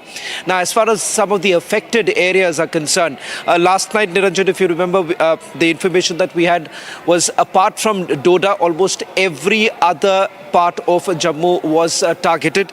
We are being told that it was Udhampur, which happens to be the headquarters of the 16 Corps. And then you have Samba, Jammu, Akhnur, Nagrota and Pathankot areas. Nagrota too, remember, has a military base. Now, as far as the engagement from the Indian side, we were told that not just the S-400, but the L-70 guns, Zu-23mm Shilka systems and other counter-US equipment were basically used by the army to neutralize this threat that came in from the Pakistanis. This morning too, remember, this was an information that we've had late last night, that the agencies essentially were suspecting, the intelligence agencies were essentially suspecting that the Pakistanis would once again send out another, there could be a fresh wave of drone attacks from the Pakistani side. My colleague Gursimran did get us the confirmation earlier today that the Pakistanis did send out another wave of drones. We are just going to check with regards to what's the current situation like. As far as the line of control and the international border are concerned, both have been extremely active through the night. We haven't got a confirmation with regards to what's the situation like. Perhaps in a short while from now, Niranjan, I would be in a better position to confirm for our viewers what is the situation like on the ground. Shravan, be with me, because a lot of speculative reports, doing the rounds, and we heard that a few Pakistani jets were down. No, we don't have a number to it. There is no official word on it, but different news agencies also reporting that Pakistan jets were perhaps down. What do you know from your sources on that front? Ranjan, there's been a lot of speculations that have been doing the rounds, but let me just tell you from various sections that we've tried to get an information and a confirmation. First information came in that perhaps in Pathankot there was a fighter jet of the Pakistanis that was brought down, but the Western Command, under which Pathankot basically comes in, they have denied. In fact, we've also checked with the paramilitary forces, the border security force, as well as the CRPF with regards to any information of a Pakistani pilot being in their custody. That too, there has a denial that has come in.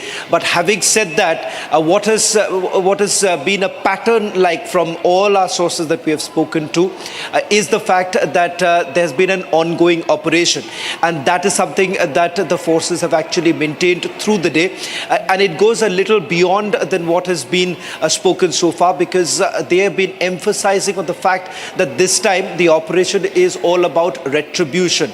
That was the last word, and I'm emphasizing on this word because right now, Niranjan, it's important as part of a responsible reporting, we basically look at each of the words that have been used by our sources, because that is indicative of what's really on the ground, because the forces, perhaps Mr. Dubey will be able to tell you more, that during an ongoing operation, it's very, very unlikely that you would actually get a specific details of that nature. And that's the reason why, perhaps if you can get in Mr. Anandi Dubey, he'll tell you why when the forces say that they're taking an aggressive posturing and the fact that there is a retribution in sight, what does that essentially mean from the military parlance?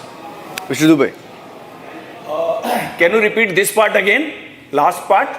There's been a lot of speculation that have been doing the rounds, but here at Republic TV, we believe in responsible reporting. I was told by my sources within the defense establishment, as far as this operation is concerned, the Navy is at an aggressive posturing. And as far as this entire operation is concerned, sources within the IDS indicated that there is an ongoing operation, which is a clear indication of what's really happening on the ground. You are very right, because last night I heard this. I mean, aggressive posture of Navy from Arabian Sea.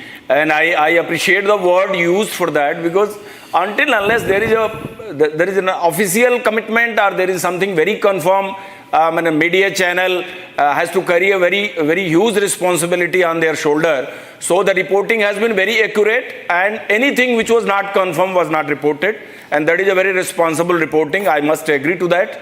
And I mean, because already there are machinery of propaganda already floating in the social media, particularly created and generated by the Pakistan handles, by the international community. I mean, there are few diaspora of Pakistan settled outside the country, and they are also generating lots of false propaganda. So we definitely carry a very great responsibility to reporting to the public. I mean, millions and millions of people are viewing this, the development of the most serious conflict zone of the world. So once India and Pakistan are in conflict, I mean, the basic point is to respond to the terror attack of Pakistan-sponsored terrorists on the soil of Pahalgam. So our reporting has to be very responsible, and it's going on. So this is appreciable, and only the things which are confirmed on the ground are being reported. So we are taking time to take the details from the ground, and then only we are coming out to that. Whatever I spoke, I confirmed first from the ground forces, then only I am speaking to this channel. Otherwise, I mean, just communicating anything which is not confirmed will not be fair. Thank you. Thank you for that, sir. Yeah, Shawan, go ahead. Yes, Shawan. Just a quick point I wanted to make is because Pakistan currently is indulging in what we know as psyops, and that's extremely crucial to point it out for every viewer who's tuning in right now, because they would rather want this false narrative, and they have, right from the time the Pahalgam attack has taken place, false flag operation is the key buzzword within the DG ISPR, and that is the reason why we've been extremely cautious at this point in time, because as the operation is underway, we were given to understand there are layered responses that is coming in from the forces at this point in time. Yeah, and we don't have much information that's come in from Pakistan, because we're hearing that Pakistan has cut off internet. No press conference. No press conference. There's no internet in most parts of Pakistan. Last we heard that there was an explosion close to the residence of the Prime Minister Shehbaz Sharif, and he was taken to a safe house, safe location. Nobody knows his whereabouts. We also saw some pictures, can't confirm them yet, but pictures were reported of Imran Khan's party holding large rallies asking for him to be released, saying that this current establishment has failed to even strike a single target in India, and they know how embarrassing it's been for Pakistan globally. I'd like to get in a report now, and then I'll go across to Major Toor. Tensions continue to soar along the line of control as Pakistan intensifies its shelling. This morning the shelling has continued. This time they've targeted innocent civilians in Poonch. Many have been left injured, including children. Here's a report that we have of Pakistan shelling in the last 12 hours at least. At least 12 civilians were killed and 42 injured as the Pakistani army restored the intense artillery shelling along the line of control in Poonch district on Wednesday.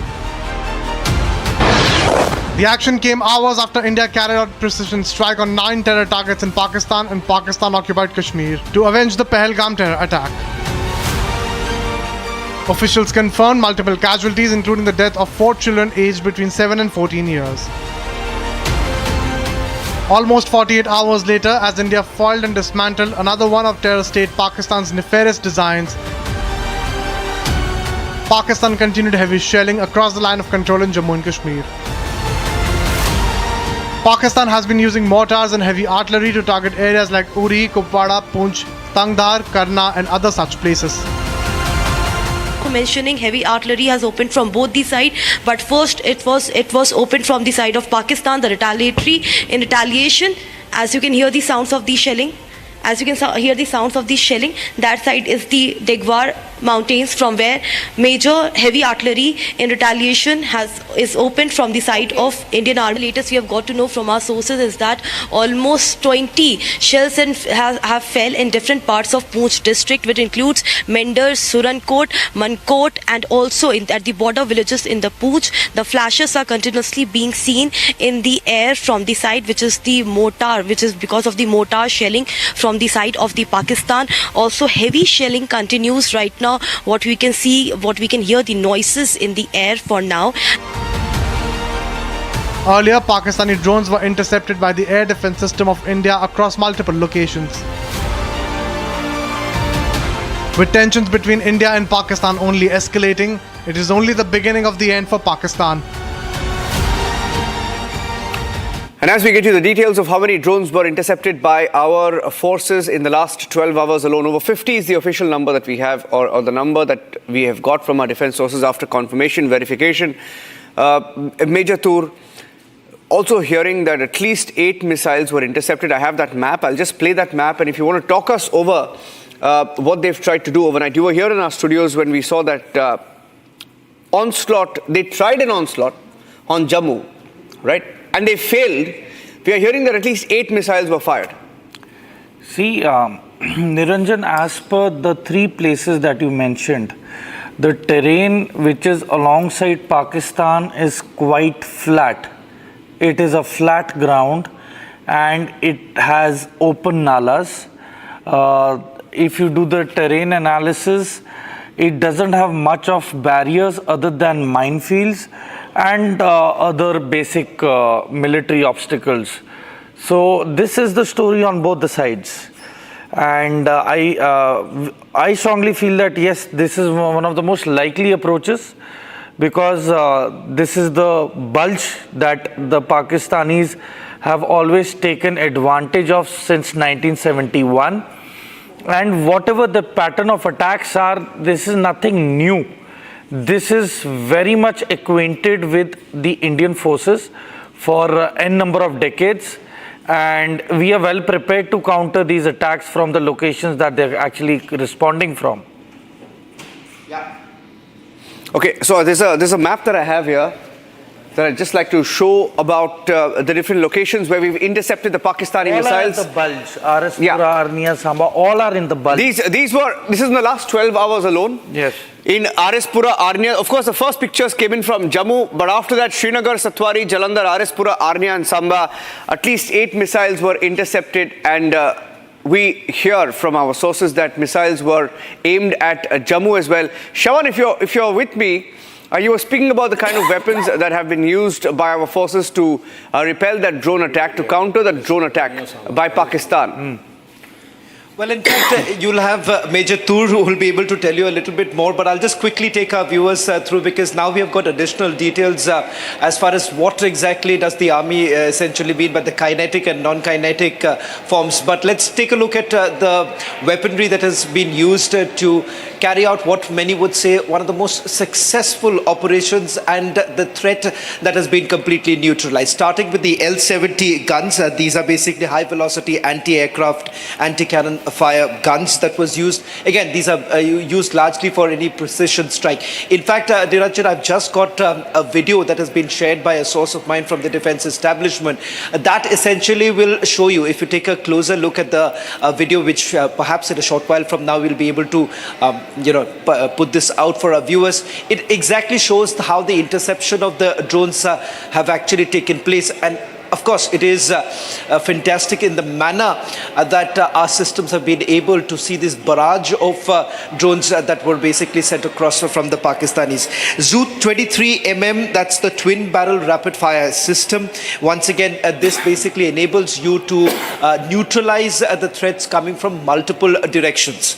The Shilka systems, these are the radar guided quad barrel firepower, and it basically tracks and destroys with precision.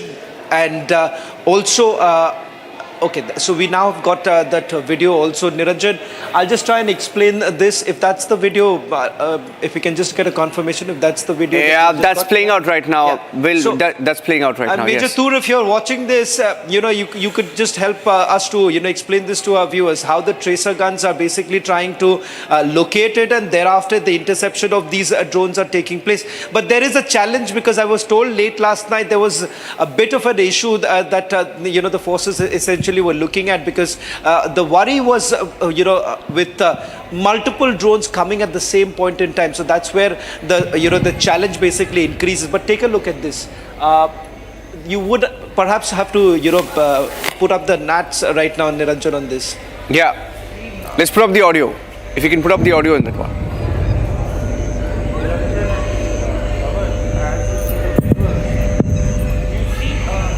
This is a swarm of drones. It's not that you're sending in just 2 to 3 drones. It's a swarm. So it's like, throwing pebbles at a target. So, you can get away with the majority of them, but a few will definitely go through. I mean, a few days back, if we see the example of one of the missiles that Houthis had fired into the Ben Gurion airport. So probably at times, 1 or 2 may give it a slip, but majority of them are not able to do so. So I think, this is war. This is war. So definitely the intensity is going to be high. And but I mean, it's impressive with the rate and ratio of fire of the anti-aircraft capabilities and anti-drone systems. I think it's quite commendable in terms of the damage control that has been done. The collateral has been really negated, and it's really gotten a lot of attrition to the enemy weapon system. I mean, this is the Sasta China ka saman, I mean, Sasta Chinese drone. And probably, I'm sure that there would be an argument with their supplier, whoever is giving them this stuff. So, I mean, the enemy needs to introspect, think twice, and probably avoid this misadventure again, and especially during day, because everything's visible during day. They dare not take any chances, because this is a clear and present sign of escalation. Nobody expected this. And Pakistan itself had gone to the UN. And I fail to understand, in none of the official statements by the government of India has this country been named. We have declared war against terrorism, and terrorism alone, and the backers of the terrorists or the jihadi tanzeems. So I really do not understand that why Pakistan is getting involved when we are busy taking out the terrorist launch pads and their infrastructure. So I think there has been a communication misunderstanding from the Pakistan side. They have misunderstood the actions of what India has been doing, and I think probably United Nations, the Americans and the British would make it amply clear to the Pakistanis as to what the actual objective of Operation Sindoor is. Shavan and Niranjan. Yeah, stay with me, Major Toor. Shavan, on the Navy's moves in the Arabian Sea, once again, a lot of speculative reports, but what are your sources telling you about where we are placed? Because some reports also spoke about Karachi, and some explosions being heard in Karachi, some attack on Karachi. Any update on that? Well, in fact, there was a certain realignment. That was the last known update that I got from my sources within the Navy. And of course, I've been pointing out, which has now been picked up by almost all other media networks, the aggressive posturing. This is the line that I was told by my source within Navy. Now, does that really indicate that they have basically breached and they've carried out what we saw back in the 1971 war? We do not know at this point in time with regards to how far have they basically carried out an action. But what I can tell you with some amount of certainty, Niranjan, that there have been certain developments.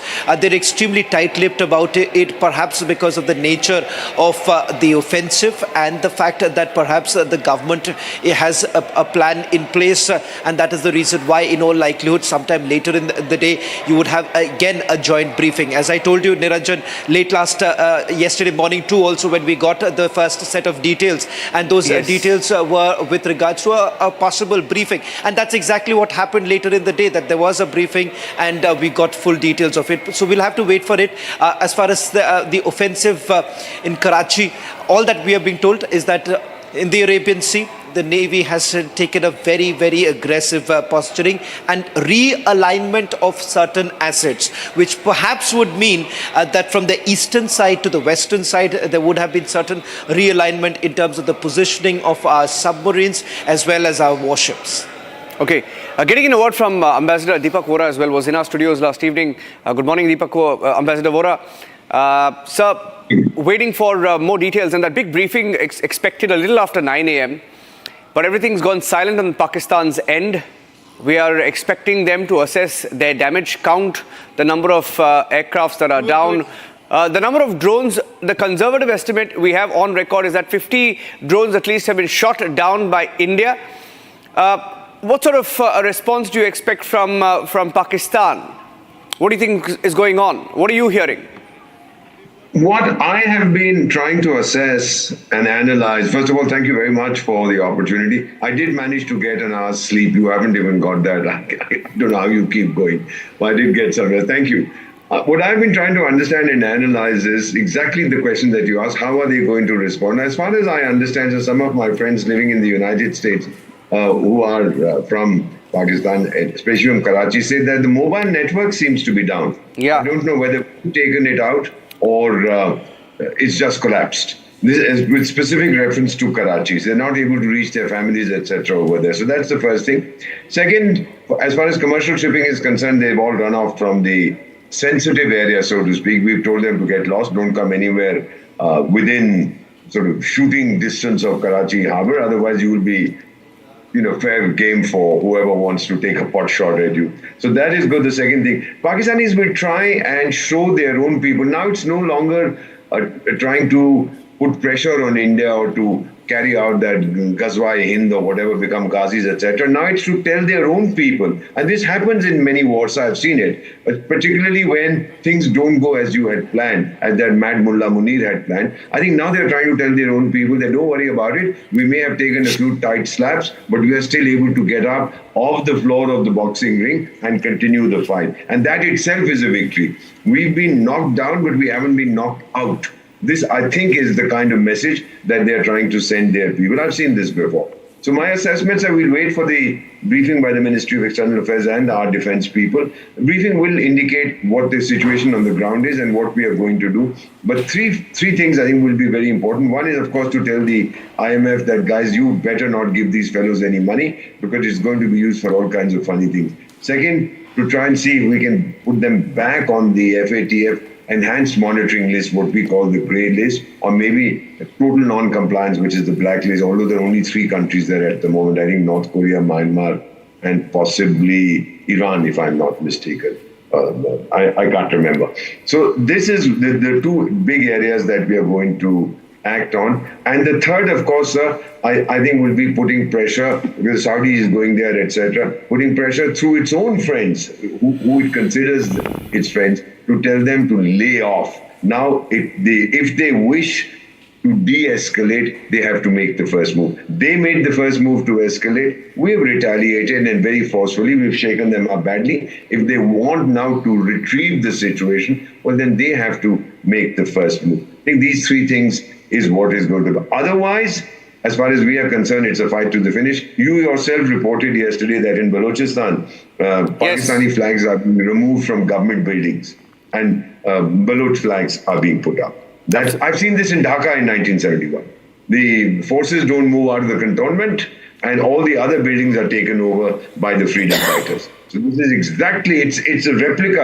I can see my mind goes back to 71. It's a replay of, the floppy is being replayed. So they will take over all those government buildings and then close in on whatever small number of Pakistani troops are left around there. Those people will surrender. And then they'll declare the liberation, total liberation of Balochistan. I see that coming within the next 48 hours. Expecting a big announcement on Balochistan, okay, because there have been very, very fast-paced developments. I have Kritat also joining us in the newsroom right now. Let me go across to him, the big breaking news update we had this morning. Kritat, if you can take us through the update that we had on the last 12 hours when the first attack began on Jammu, or at least the attempted attack by Pakistan. They failed. If you can take us through the updates, the news updates, Kritat, in the last 12 hours. Indeed, Niranjan, and we have seen significant amount of news updates that have come in the last 12 hours, and Republic has been reporting live and breaking all throughout the night. It all started at around 8:30 p.m. last evening when the lights and sirens went off in Jammu. A drone swarm attack was reported at first at the Jammu airport, following which there was a blackout measure that was imposed all throughout the western front in Amritsar, in Jammu, in parts of Rajasthan, and even coming all the way down to Gujarat. Then there were multiple reported instances of various drone strikes. Defense sources at the moment say that as many as 50 drones were drowned. The most important update is, as far as the defense sources are concerned, that the Integrated Defense Command has also confirmed that there was no significant damage done to any of the military installations which were the primary intended target as far as the information that is available to us at the moment. More than 50 drones intercepted and almost nearly 100% interception rate of the air defense system, including the S-400, the Shilka, and the ZU-23mm guns, which are the anti-drone guns, which are self-propelled guns, almost four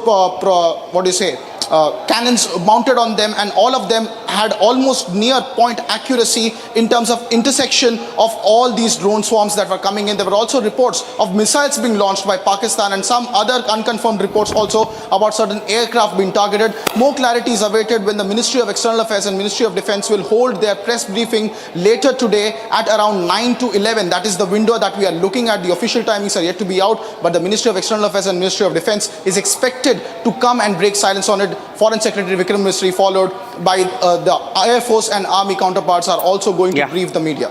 That's the big update. Wanted to get a word from Ambassador Vora. Sir, wanted to ask you, but just slipped out. But what do you make of the American response? Because JD Vance was asked a straight question. I think it was on Fox News, an interview, and he said, what's happening between India and Pakistan is none of our business. It's none of our business. It becomes our business if there are nukes involved. Do you see a change in America's tone there? What they are trying to say is that as long as it does not reach the level of nuclear warfare, because they've been wanting to take out Pakistan's nukes for a long time. I wouldn't say that it becomes our business means we'll send the Marines in and we'll denuclearize both sides. No, that's not the game. The message being sent out here is to Pakistan that don't try and, you keep threatening to let loose your 20 gram or 50 gram or 200 gram nuclear weapons against India. Don't overplay that card, because then we'll get very angry. And when we get very angry, we can hurt you badly. I think that is the message they are trying to give. Otherwise, just as Donald Trump had said, we have outsourced Bangladesh to India. Pretty much, they have outsourced dealing with Pakistan to India. That is the impression that I get, not just from the official statements, but also from the assessments and analyses of my counterparts in the United States. Bharat, deal karo with these wretched fellows, but if they try actually begin to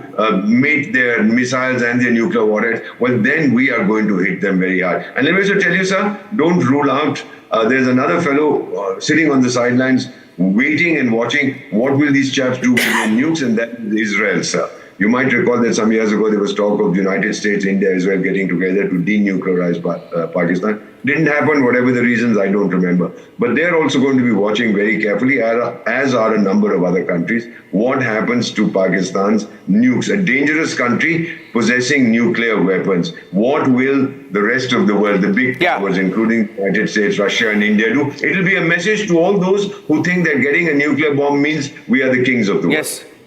So be with me. I have my colleagues Achal also joining us along with Krutat. Achal and Krutat from the Republic Research Desk joining us live with the updates.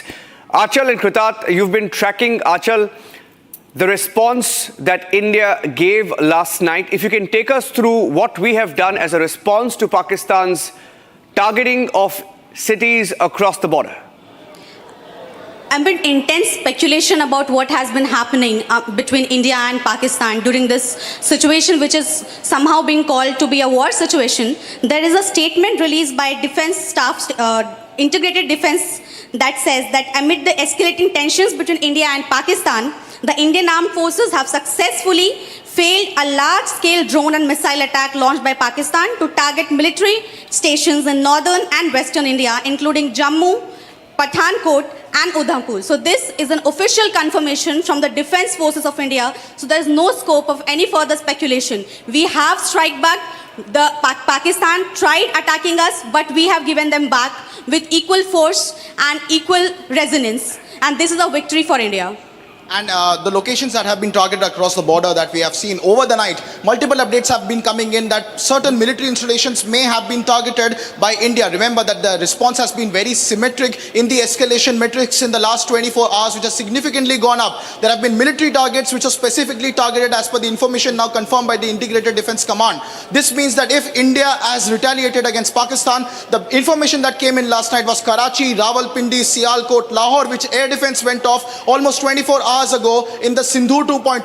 All of these were key targets where explosions were being reported. Further information will be confirmed when the Ministry of External Affairs and the Ministry of Defense officially does their press conference later today at around 9 to 11. That's the window that we are looking at, ladies and gentlemen. But those are the significant updates that we can confirm on the basis of official inputs that have come from the armed forces, that military targets were attacked. There was a massive drone swarm attack that struck Jammu, confirmed, and the Integrated Defense Command has confirmed that no military bases sustained any damage. Back to the studio. Yeah, between 3 and 5 a.m. this morning, we had an update also coming in from Amritsar. In fact, that update read that all citizens are requested to stay indoors and away from the windows, keep lights turned off and window curtains drawn. There is no need to panic. A siren will blow now, and we will pass the message again once it's clear. This came from the Amritsar DPRO. So something was ongoing in Amritsar, and we are hearing that around 5 a.m., close to the Atari-Wagha border, there was news of a drone that was downed by India, and the Punjab police also investigating that. We don't have a confirmation,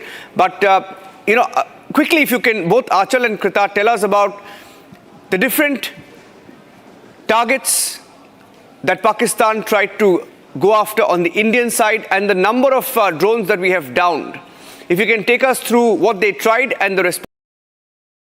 Yes, so there are multiple reports coming from across India, then multiple number of drones and different parts of Pakistani defense system are being found on different places. So this does prove that India has struck back, and the news of India striking Pakistan's defense systems and their coming missiles into India is not false. They have done it. There is official confirmation, and places in Pakistan like Lahore, Sialkot, Rawalpindi, which are the places which are not much away from their actual military bases, have been struck by India. And this is a siren alarm for Pakistan, which should make it rise open to the occasion and just accept its mistake and go back.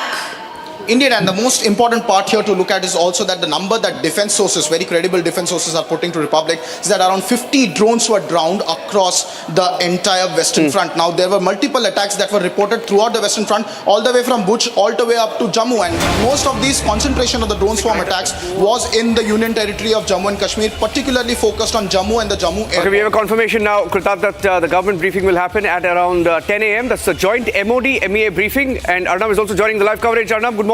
Good morning. Over to you. Niranjan, thank you for holding fort. Fantastic job. And ladies and gentlemen, it's 18 minutes past 7 in the morning today, and we've been anchoring since yesterday. We've been non-stop breaking. I'm happy to tell you that the Republic Media Network team has been non-stop breaking overnight. This is a This is not a crisis. I look upon this as an opportunity for us to end the battle against terrorism. This is not a moment of challenge. It is a moment of great opportunity for the nation. And that's the way we should look at it. These moments come but rarely. And we are blessed to have, at this point of time, when this situation unfortunately faces the nation, to have Narendra Modi as the Prime Minister of India and Ajit Doval as the National Security Advisor of the country, and the three chiefs working in smooth motion. Ladies and gentlemen, the fact is, while I do a recap, which I will bring to you, good morning, NND Dubey Sahab. Good morning to you, sir. Good morning, sir. Good morning, Samar. You know, a lot of people asking us, what is the latest situation? What has happened last night? Can you tell us? Well, I think that I would not like to speculate very much, but you have the visuals. The latest visuals are telling you the story. We have latest visuals that are coming in from Amritsar, ladies and gentlemen, and we have some pictures of last night which we are receiving tonight, and these pictures are coming right now, and essentially these are interceptions in different situations, different sets of interceptions. So we are seeing a lot of drones. Some estimates are saying 50 to 75 drones are what have been possibly been brought down, and you can see here the net sounds over these pictures. Essentially all our air defense artillery units were awake all of last night, and now you want to hear some of that background music? I think we can, no problem. Thank you very much. But it's okay. This is all army sourced footage. So you're seeing the firing, you can hear the background commentary. I think you're going to hear some army personnel there. Let's hear that. You see that, sir, blinking thing?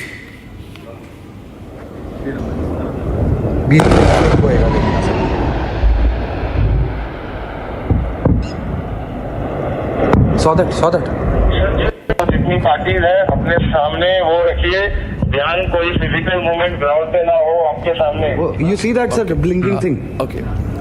Samar, you want to explain what people are seeing this morning? These are the visuals of last night from Amritsar. Samar, on screen, please, while we talk about this. Thank you. The red colored tracer that you see, which is going in the sky, is basically us firing the anti-aircraft rounds into the incoming swarm drones. So, it gives an advantage that, it's something like a tracer round, which gives a general direction as to where the incoming drones, swarm drones are, and hence all other guns open up in the general area. And these are upgraded anti-aircraft guns with thermal imaging and infrared imaging. So anything in the night cannot escape its camera, and the heat signatures are easily caught.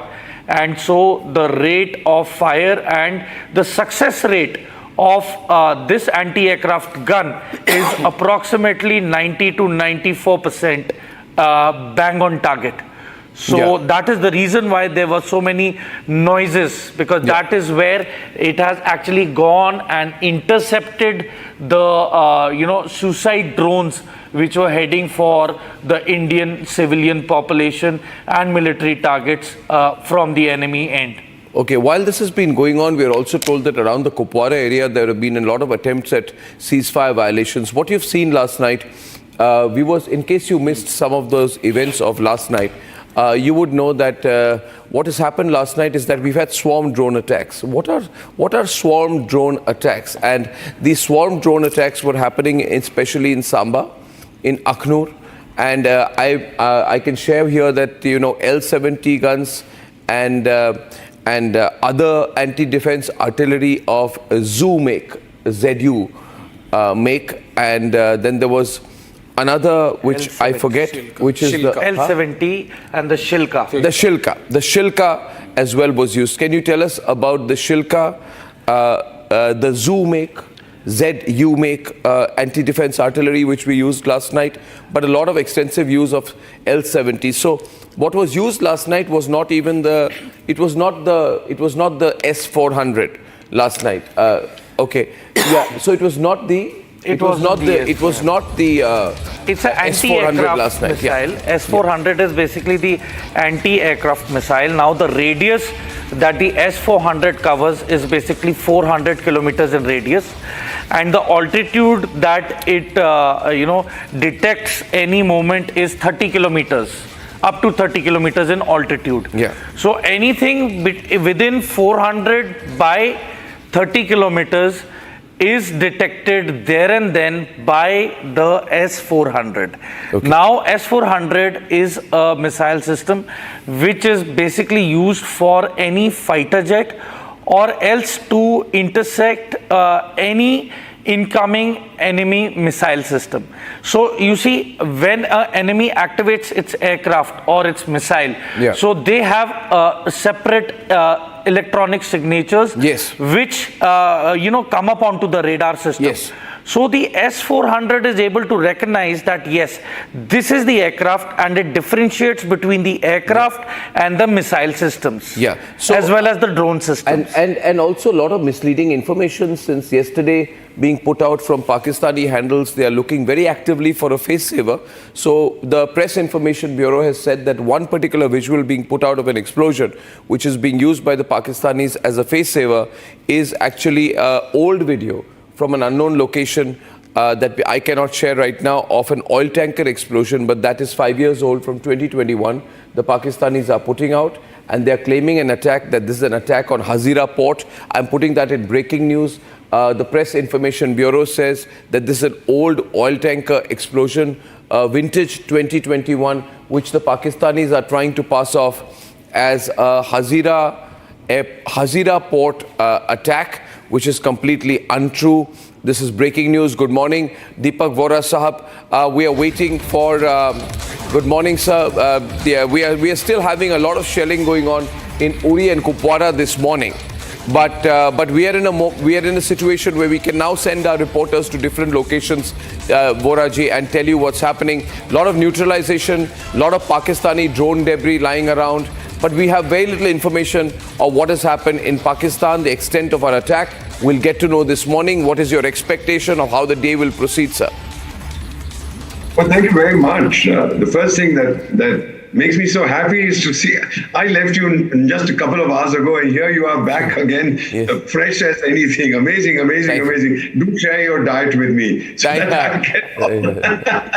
that I know what you do. And then, of course, I was able to get an hour's rest because our sons like Major Toor are around, they are awake, they are defending us. So thank you, Major Saab. Thanks to the Indian Army for doing what they are. So what I see is the press briefing, which will come in about just over 2.5 hours from now. They are going to tell us exactly what is happening. My anticipation, sir, you are seeing the Karachi stock market, the lower circuit breakers have been activated, which means trading is pretty much over there. I don't know if it's going to resume today. Second, the run on the banks continues, the restrictions remain. Number 3, Pakistan is now looking not to score any great victories over India or not to do this, that and the other, but to tell its own people that, look, we still have the capability to trouble India, which we had earlier. All that nonsense about Munir, we are a different people, superior race, superior civilization, all that has been thrown out. Now it's just reassuring their own people, please stand by us, because this is now becoming a fight,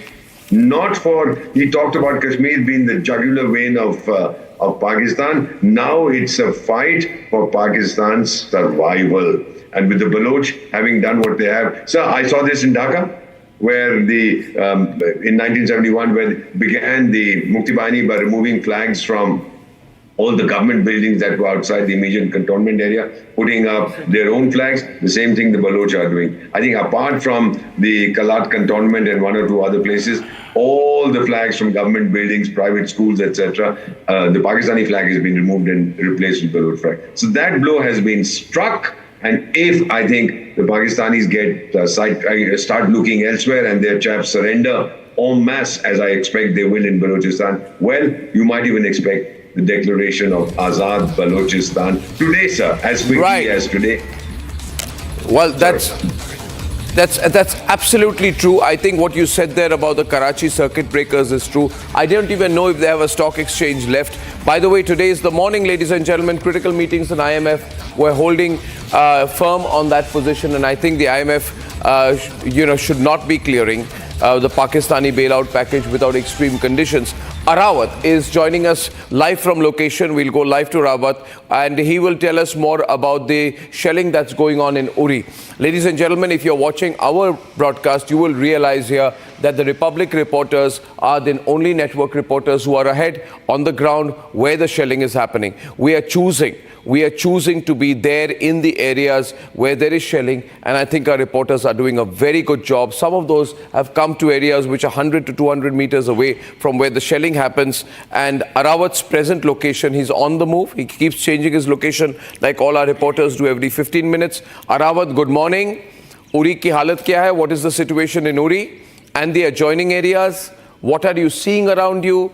The places where there were all these drone strikes yesterday or where there was these heavy shelling going on, what is the situation now? What is the morale among our forces? What are you hearing? Arawat from Uri in Jammu and Kashmir. Arawat.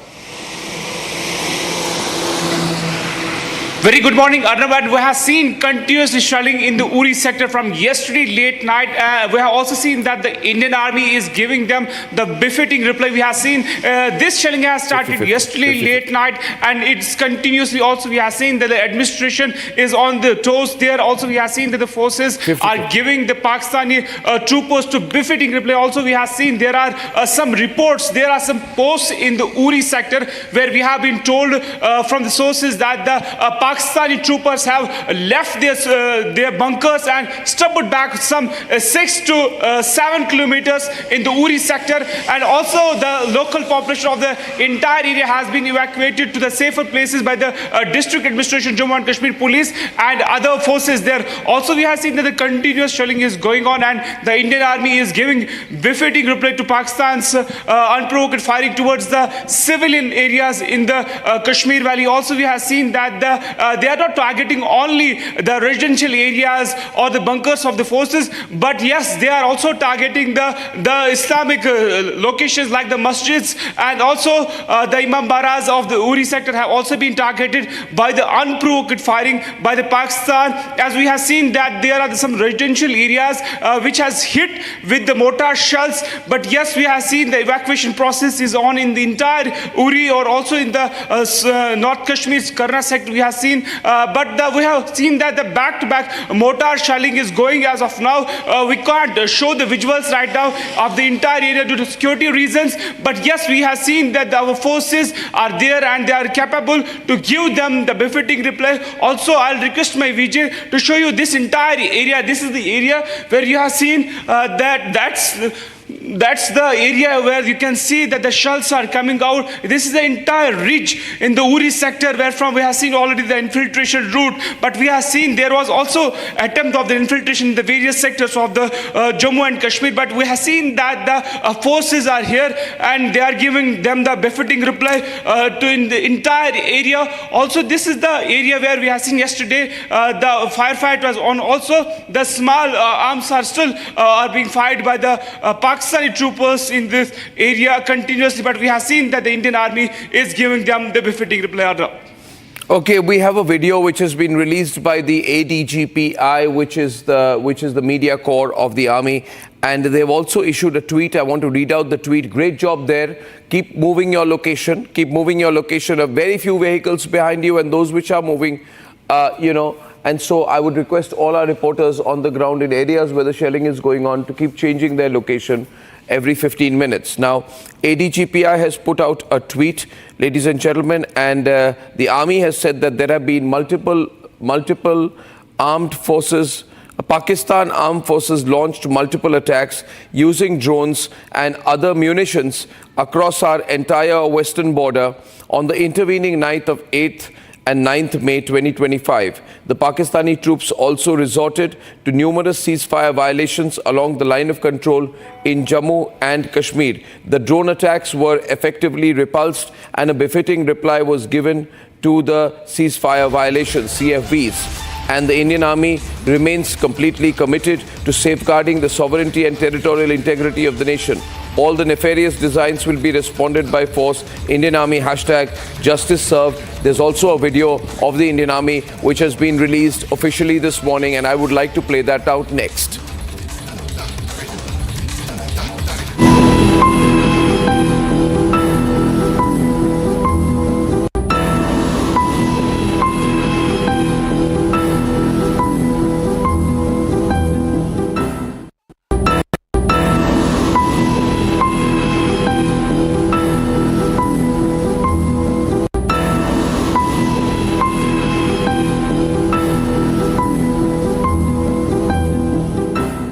there's this video which has been put out, Operation Sindoor 2 video. Samar, you saw that video. What are they trying to convey there?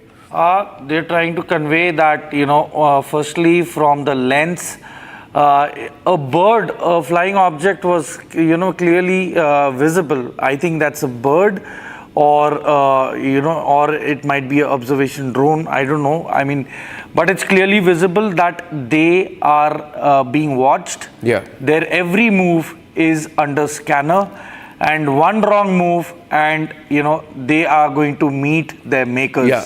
Ladies and gentlemen, we are also getting news of across the country, voluntary boycott of Turkish businesses and tourism, and Turkish tourism and Turkish business. Ladies and gentlemen, Goa Villas, for example, on their hashtag says due to Turkey taking an due to Turkey's non-cooperative stance in the current global scenario involving India and Pakistan, we have decided not to offer any accommodation services to Turkish citizens in Goa. We stand firmly with our nation. While we believe that individual citizens are not responsible, it is time for collective action vis-a-vis businesses. We need to hit Turkey hard, ladies and gentlemen. And I have been told that there is a Turkish company which supports cargo services in our country. I won't take names right now. Complete cargo. Which has cargo handling services? Yeah. And all major airports in India. And this is a Turkish company? Yes.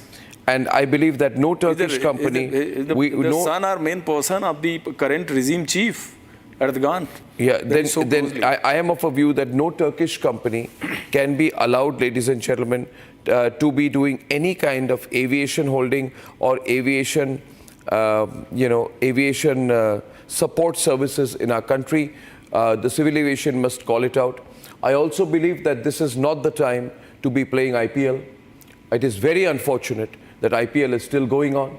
It is very unfortunate that the players of IPL are not taking a stance. It is very unfortunate that the cricket board, it is very unfortunate that individual teams of the IPL still believe that this is a time to be doing this kind of entertainment cricket. At a time when the nation is facing a crisis, I call upon all the channels that are broadcasting the IPL to reconsider their position, given, what do you think, Samar? Given the gravity of the situation that we are facing and the battle on the border, this is not the time to be distracted with things like IPL.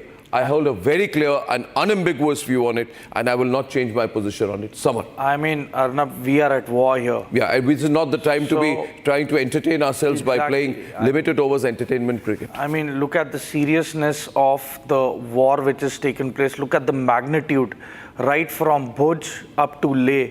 Yeah. I mean, this is no joke. The enemy has planned in deliberation and is also selected religious sites with deliberation. Our people have been killed. Our people have been killed. They continue to play IPL. Our people are being killed. They continue to play IPL. Our forces are responding. They continue to play IPL. Pakistani ceasefire violations happen. Pakistani drone attacks are happening. Indian artillery, Indian air defense artillery is on. We're in a state of war, and all they want to do is make money through IPL. I think this should stop. I'm calling for this because this is too much, Saurabh. This would not have happened in any other country, but this is nation first. Very immoral. This is nation first. I'm sorry, I'm shifting the mood away, but this is the reality. Someone has to say it here. I completely endorse it. This is the time of national unity. Everyone would be thinking, the organizers, I'm sure, should be thinking about it. And with your call, I think better sense should prevail because, not only are you in solidarity with our armed forces who are standing, sacrificing their lives on the border, but also it diverts attention because security agencies have to secure, the people. They cannot be guarding IPL stadium or anything like that. I think the government should create an advisory. Any big entertainment concert, matches like these should be completely postponed in line of, we are in the midst of a national emergency of sorts. Yeah. And this is what everybody should be thinking. And one more thing, Arnab. I am really surprised about the silence of so-called Bollywood biggies at a time when they should be standing up in solidarity, issuing, talking about this to they their don't do it millions of followers. without a nudge. They won't. I call upon Jaya Bachchan and Amitabh Bachchan. I call upon all leading Bollywood personalities not to need to be nudged to speak about the situation. This is the time they need to use their social media handles to call for a complete boycott of Pakistan, Pakistani products, Pakistani actors, Pakistani support services, Turkish products, Turkish entertainment products. And I wish Bollywood and cricket were to show some spine and to understand here that when you keep saying the country is united by cricket, where is cricket when the country is united against Pakistan? They say Bollywood, the country is united by Bollywood. Where is Bollywood when the country is being targeted by Pakistan, when our forces are on the border? At a time like this, when they behave like this, they really let the nation down. Ladies and gentlemen, we have breaking news coming in, of news that is coming in from 15 core sources. Pakistan has targeted civilian areas. Pakistan has targeted civilian areas. This is a 15 core sources. Shawan has more news. Shawan, are you there live with us? We got news from... Okay, Shawan will just be coming back in a while. In the meantime, while Shawan comes back, ladies and gentlemen, good morning and welcome. Deepak Voraji will be joining us in the studios for in some time, I'm told. And viewers, if you're listening to my recap broadcast this morning, I expect... Shawan is okay. Let's do that after Shawan tells us the latest information from 15 Corps and the implications of that, the geographical location of the 15 Corps, the significance of this attempt at targeting civilian areas. Well, two quick points here. When I spoke to my source in 15 Corps, that's based out of Srinagar, they're saying that the line of control is absolutely hot at this point in time. There has been intermittent firing that has taken place, particularly in Kupwara and Uri. Once again, Pakistan has basically targeted certain civilian areas. There have been certain losses that we are being given to understand, civilians who have been injured in the indiscriminate firing that the Pakistanis have done over through the night. Important to point out here, Pakistani posts have also been decimated. Major Tur perhaps Arnab will be able to tell us a little better, because surprisingly the Pakistanis switched over to small arms. Whether at all they've run out of ammunition or it is for some other reason, because there was heavy artillery firing that was going on through the night, but in some areas they switched over to small arms. Samar? These are the telltale signs of their fire. Maybe that they've run short of ammunition at the moment. Maybe that this was the first reply, and could be that they've done a tactical withdrawal to a rare location where their actual ammunition and bigger caliber artillery guns are present. So right now I strongly believe that there has to be observation of these Pakistani locations from high altitude observation equipment, which is going to give us a very clear and a present idea in terms of where they are and what their modus operandi is, and why have they switched on to the small arms weapon systems. So I think it is only with time which will decide and make things amply clear as to why they have done this. But as far as logic is concerned and the present statistical data was concerned, they have only 10 days of artillery ammunition. So it depends as to whether they've finished it off for the certain day, or they are going to now consume the leftover ammunition for the day number 2.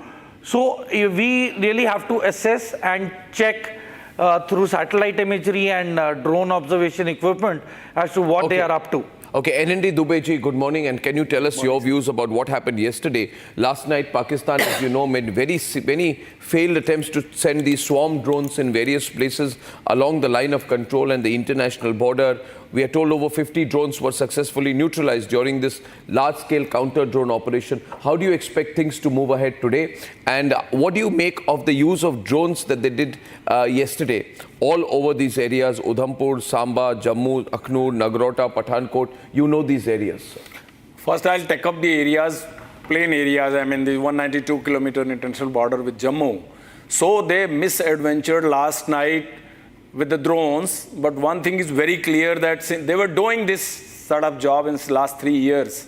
I mean, the intensity and scale is much higher, what they have done last night. But they were already doing their heinous job through drones by dropping armaments, you can say narcotics and other material on Indian soil stealthily during the night. So BSF is completely holding the 192 kilometers area there, and BSF is accustomed and used to take care of these drones, and currently the second layer of defense of border security force, supported well by the Indian Army behind that. So Indian Army has very successfully downed all these drones last night, and no drone has been effective or successful at any of the posts or in the civilian area of Jammu. That is my report.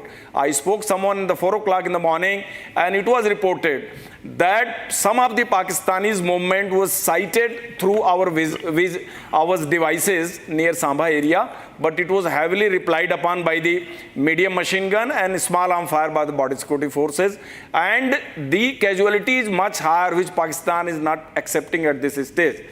Vasantar area, which has been very notorious and it has been very favorite for the Pakistanis for infiltration, has been completely taken care of by illumination and by technical devices. So we are not bothered about the Vasantar area, that they will do something stealthily.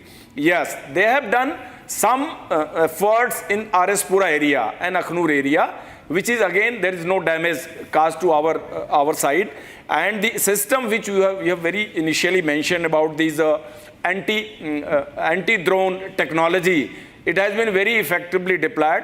Now I'll come up to that that Poonch area and Rajouri area. Yes, sir. That area has been definitely affected last night, and they have targeted our religious centers, Gurudwara, and a significant number of Sikh communities by their drone attacks, which is very, very condemnable. It has never done in earlier. And Poonch is basically surrounded from 3 sides.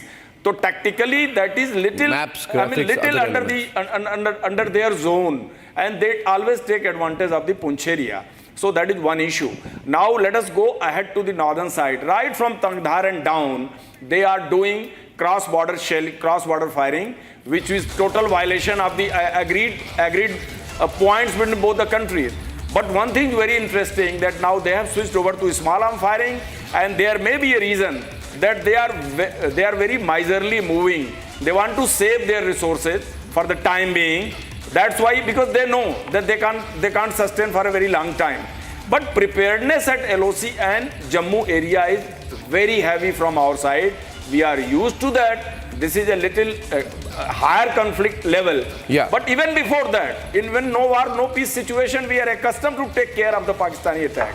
So we are doing it very, very well and very effectively. Results are very good on that border. Okay. Yesterday, US President, Vice President JD Vance said, Dubey Sahab, that, he said that it's none of our business. I want to go to Washington.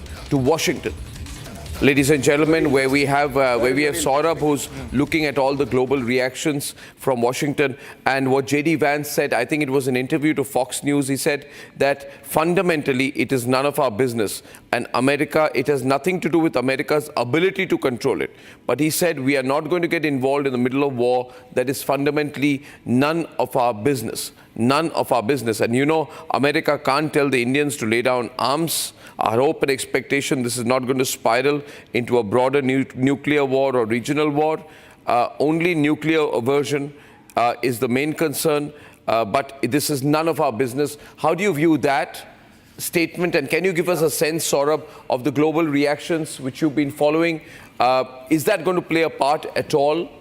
And can you make a comment on the kind of alignment we are seeing here? Pretty open alignment. Samar was telling me a cargo plane is just about to land in Pakistan from Turkey, Samar. Yes. Right? So Turkey has got actively involved on the Pakistani side. This is breaking news. Turkey openly joins forces with Pakistan. There is no no-fly zone when it comes to Turkey. Turkish planes are carrying drones and landing in Pakistan. Am I right, Samar? Can you quickly update on that, Samar? Can you tell Saurabh on that and then take it forward? So Turkey has got directly involved with the Pakistani side. Samar and Saurabh, please. See now, Arnab, Turkey is using private airlines now, which is heading into Karachi. So firstly, it is amply clear that the Karachi airstrip is functional at the moment. But you see, a country during such a hostile situation has its battle frigate in the waters of Karachi, has its C-117s deliver Bayraktar TB2 drones in the last month to the Pakistanis, and now when Pakistan has imposed this war on the largest democracy of the world, you observe that Turkey's private aircrafts are now flying into Karachi to bring in the drones. So you see, it is an open provocation, even from Turkey. And there has to be a dressing down of the Turkish ambassador. He needs to be called in and he needs to be told that this is not done, and they got to go out. It's not a warship. They got to have restrictions now. Can I jump in here? I think that is being done. My source is telling me that India will certainly convey its displeasure through diplomatic channels, both in Ankara and in Delhi, because we know that this is a war against terrorism. Any country which is siding with Pakistan at this stage, and that too overt cooperation, military cooperation against India, this obviously tantamounts to something that India will take very strongly. With Turkey, so many people, in fact the Turkish economy in many ways rely a great deal from tourism from India. Turkish Airlines profits out of India because it gets huge amount of passengers who travel on that airline onwards to many destinations. If tomorrow the government of India takes really stern measures, Turkey will be really facing the heat. So I think the government of India should be doing it, because this is the time when you use all the leverages that you have. And I'm sure the decision makers are hearing us through this broadcast as well, and they will take recourse to some measures. Coming to what you were asking me, Arnab, it's very significant. JD Vance statement, and JD Vance was in India when this horrific terror attack happened in Pahalgam. He spoke to the Prime Minister. He was given a briefing by the US side as well on what exactly happened.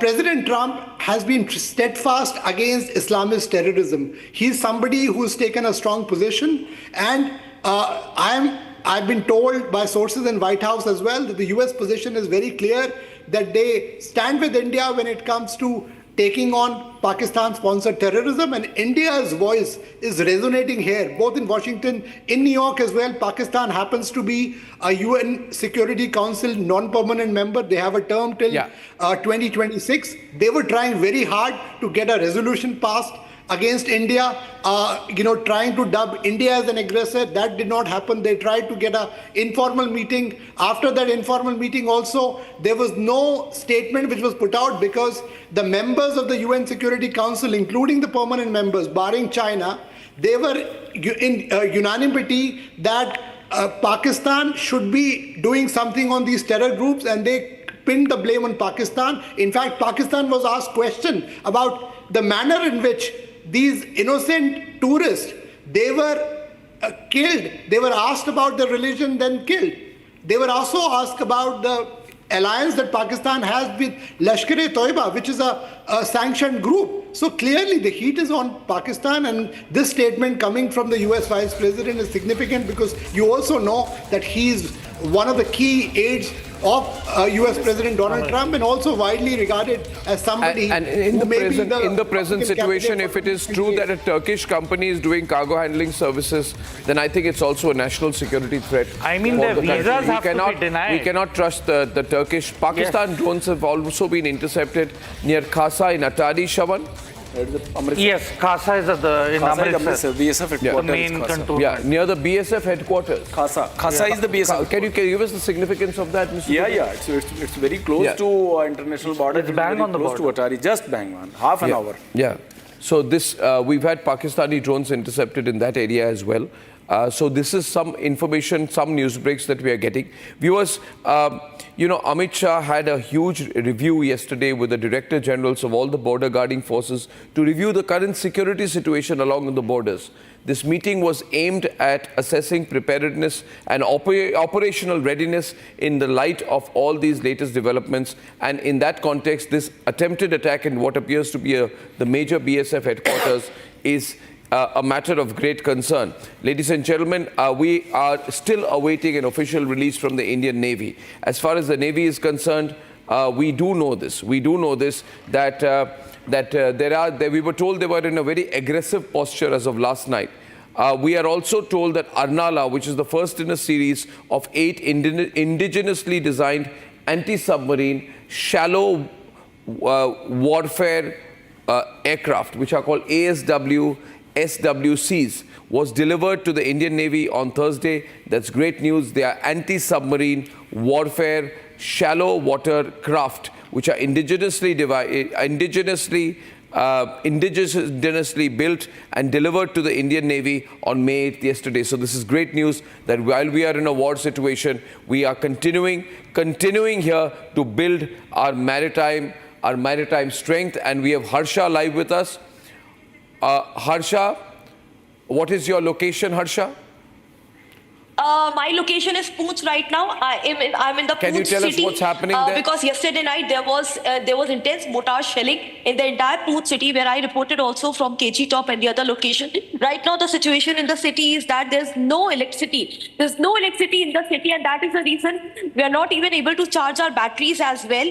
And most of the peoples have vacated from Poonch city. There is no one. We see no one. There are checks, but we also don't see any police official or any SOG team right now. Most of the people, most of the civilians are inside their houses. They are in the safe house or either in the bunker. But yes, what we heard for half an hour back also was there was shelling. So the shelling still continues in the Poonch city. Yesterday we reported from the top where the heavy mortar and also LMG was used from all the sides of Naushera, Mendar and the Rajouri and Surankot region of the Poonch city. So right now this is the city visuals which I'm showing right now, and no electricity. Again and again I'm mentioning there's no electricity in any of the houses. The power cut is completely in the city. In fact, the signals of most of the networks are also not working in the Poonch city right now. So these are the visuals from where I'm reporting. There's a main city area of the Poonch, and also there was one house. There's one house, I'll take you there, where there's an impact of mortar shelling. The shells were bored. The shells were dropped, fell in the Poonch city. In this shop below there was a shop, and this is the visual. So I'll show how this entire house and shop completely destroyed and collapsed from the mortar shelling. These are the visuals.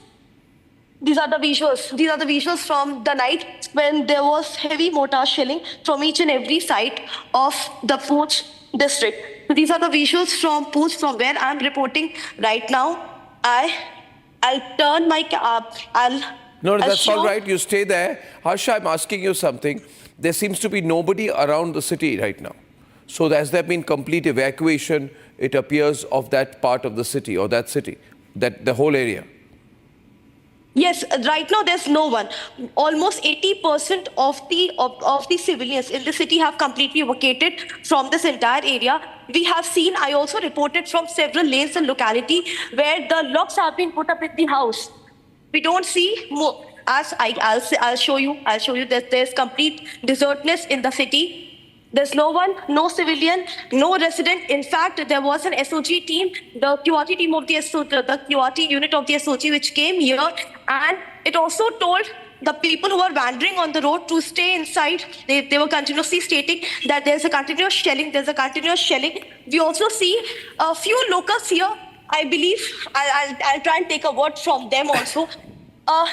सरदार जी, सब लोग खाली करके चले गए हैं, आप लोग कुछ ही लोग बचे हैं? तो यहाँ पे कोई रात में हताहत तो नहीं हुआ नीचे सिटी में? सब लोग ठीक है? So this is one of the locals we saw, but yes, most of the houses, the shops, everything is shut. Religious places is shut. In fact, the DC office and the police officials, none of them are right now in their house. In their office right now. We don't see any movement.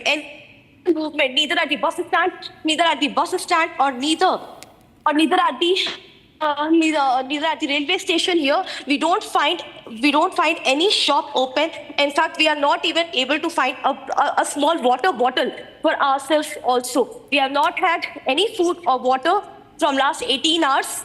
And there's no possibility that we could find any because there's no shop open right now. The entire city has been evacuated and vacated. Most of the people have moved to the village area, the safer place, or either they went towards Jammu. Back to you. Okay, you're doing a great job. I'll take a short break there. Ladies and gentlemen, reporting from Poonch is Harsha. We're going live this morning. Poonch continues to have been under shelling.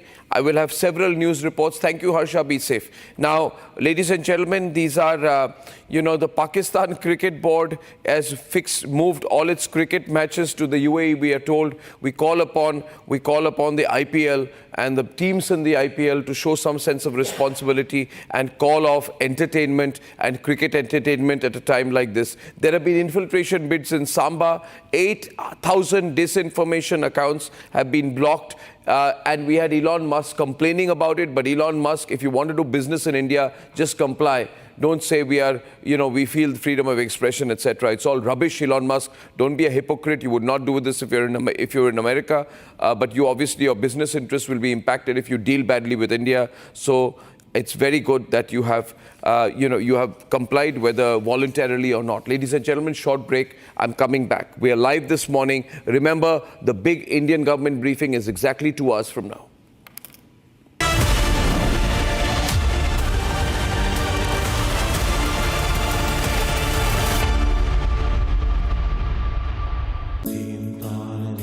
At Amity, we are committed to building a stronger India through world-class education and research to nurture ideal citizens who, together with the leaders of today and tomorrow, will make India a world superpower. Amity University, India's leading not-for-profit private university. अब छोलिया हो या लोबिया, सफेद चने या काले चने, सब कुछ मजेदार बने।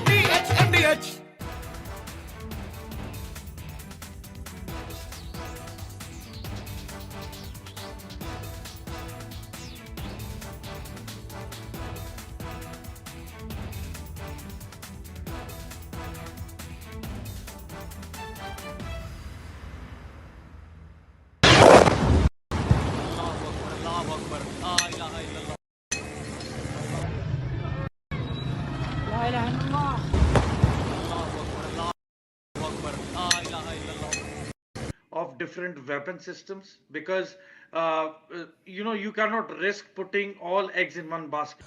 ये मस्जिद तैयबा मरकज उमर के अंदर ये नुकसान है. Not risk putting all eggs in one basket.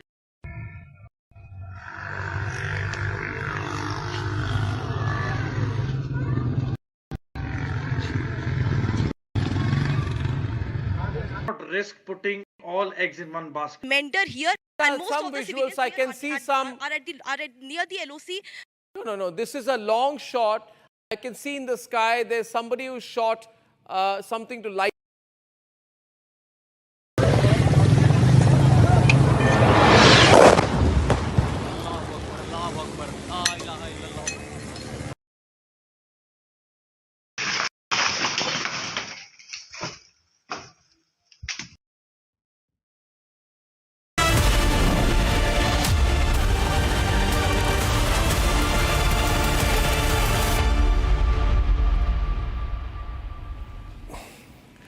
Ladies and gentlemen, good morning. Indian government briefing is 1 hour 58 minutes from now.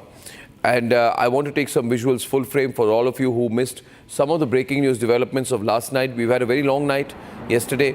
And these visuals, what we are seeing, first set of visuals, all will go full frame. Visuals, we are locating it.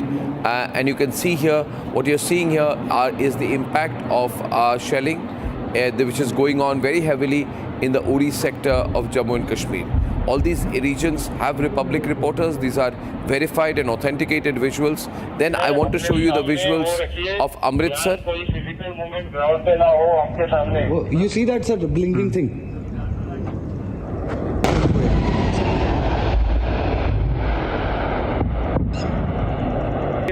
अपने सामने वो Visuals, ladies and gentlemen, that you're seeing from Amritsar. These are visuals of interceptions last night of Pakistani drone attacks. Now we are going to visuals from Jammu. These visuals came in from Jammu. You will see ADA, ladies and gentlemen, Air Defense Artillery of India, large and extensive use of L-70 guns. Then the ZU-23mm Air Defense Artillery, the ZU guns, and the Shilka systems.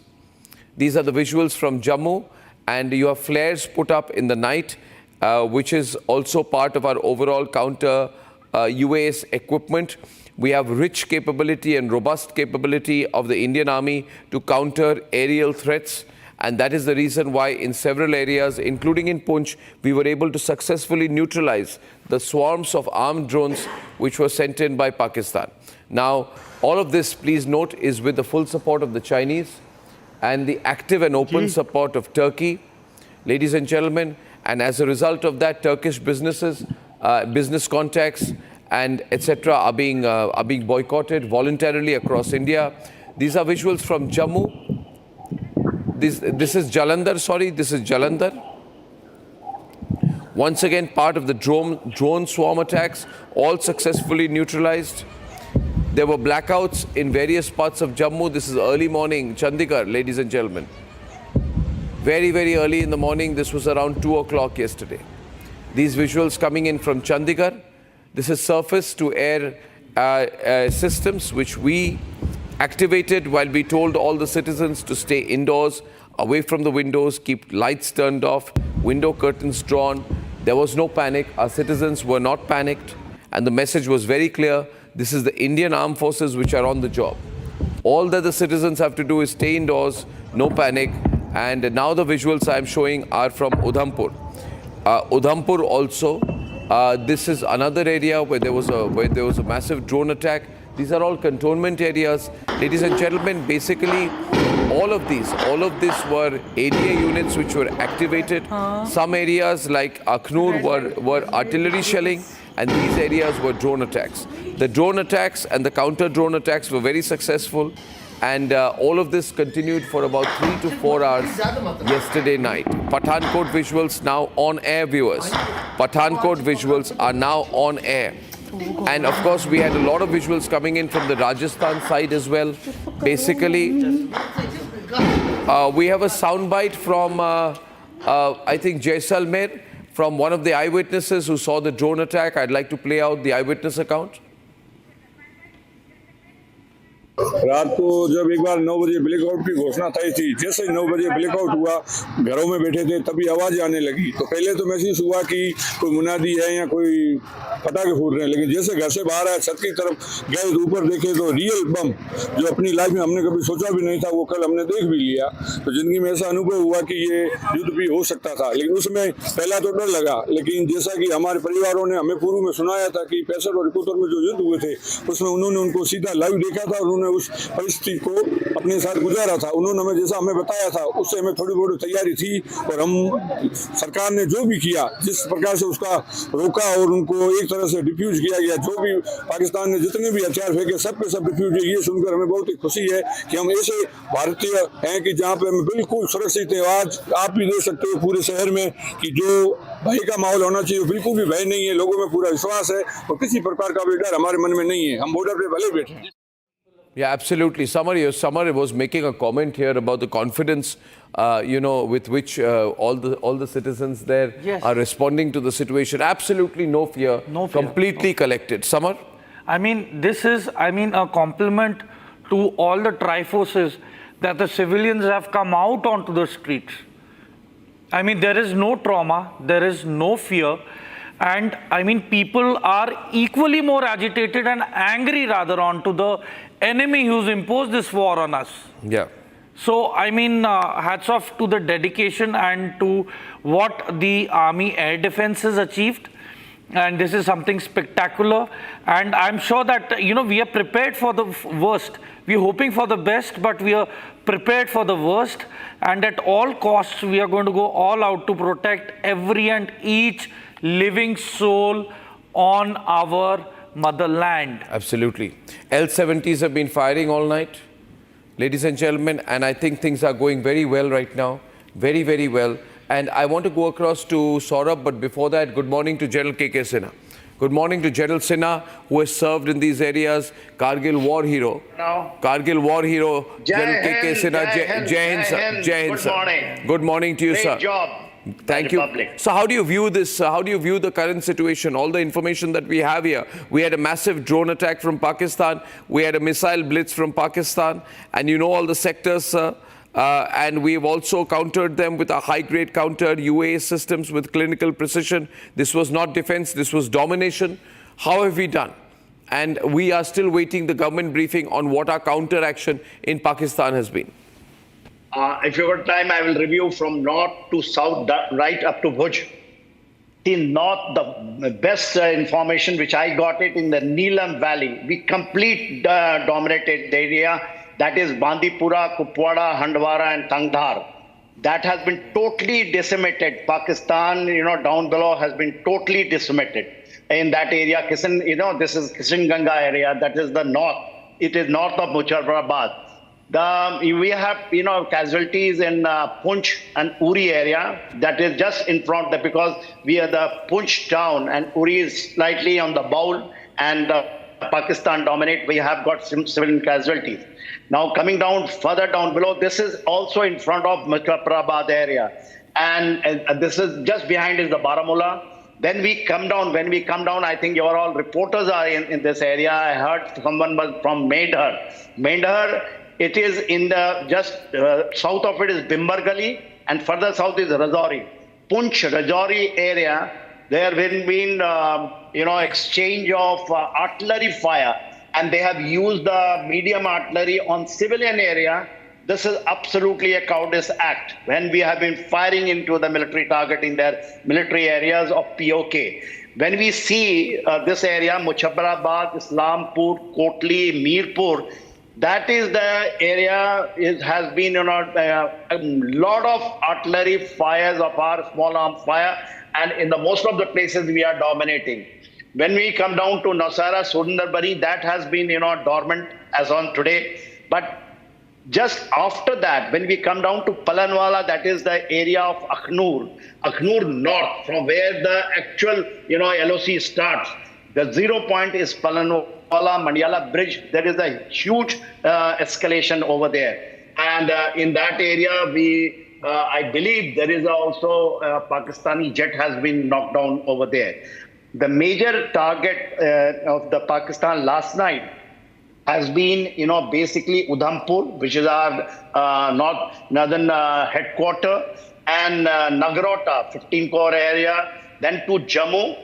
And when you along the Sakargat Bulge, when we say Araspura, Arinia and Samba area, and then it takes a turn, and then basically the Pathankot, it takes a turn and Pathankot get into it. And this is the area of Basantar River. And the Sakargat Bulge has always in news in all conflicts of Pakistan.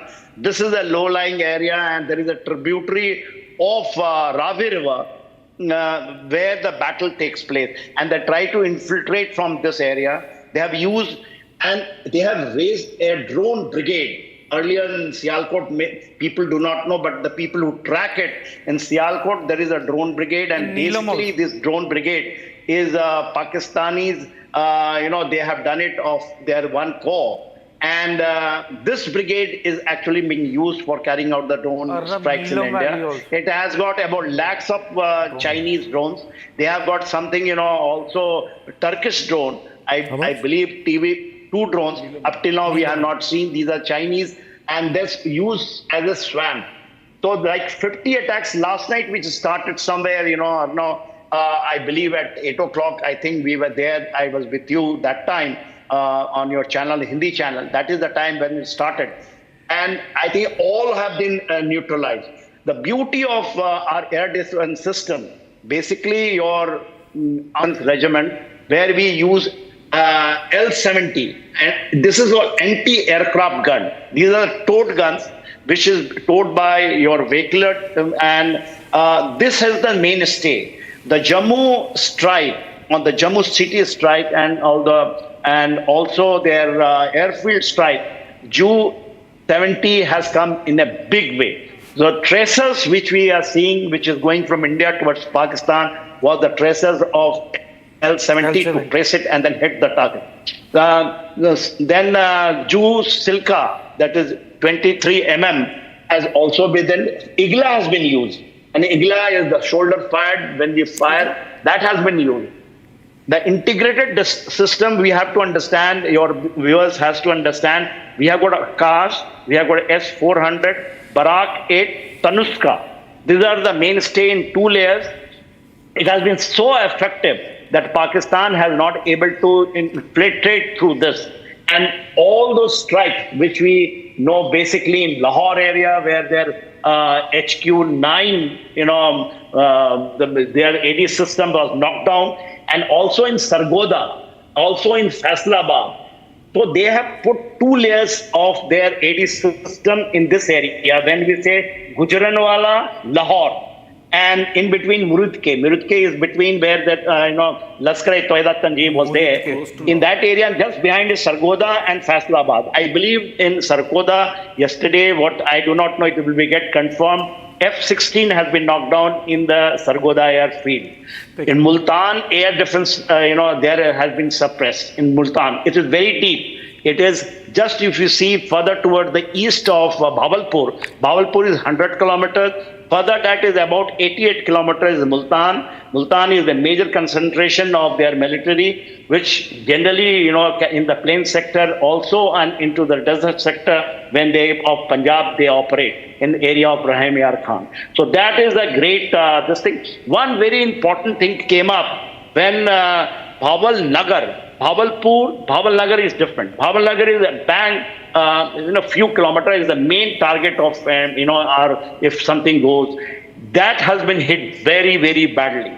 That is the area where the Satluj, after crossing in Firozpur, comes to that area, and their canal system generally is based on Sulamanki. I think this has been badly damaged. And it is creating a condition for us, which you may see if this escalates, major thing is going to happen in this area. Coming down further south, when we say Pathankot, Amritsar, Jalandhar, that area, and then airfield, I will not take the name because it should remain secret. And then down below is Bhatinda, Bikaner, Jaisalmer, Barmer, going right up to Bhuj. I will, because major their concentration, because when we see Lahore and Rawalpindi, it may be just, you should take it in our side is Pathankot, somewhere it comes, and Jammu comes in between, and then Amritsar. Jalandhar is slightly in the echelon. That is the area there, I think major focus was there of Pakistan, and everything was knocked off, whatever they have sent this side.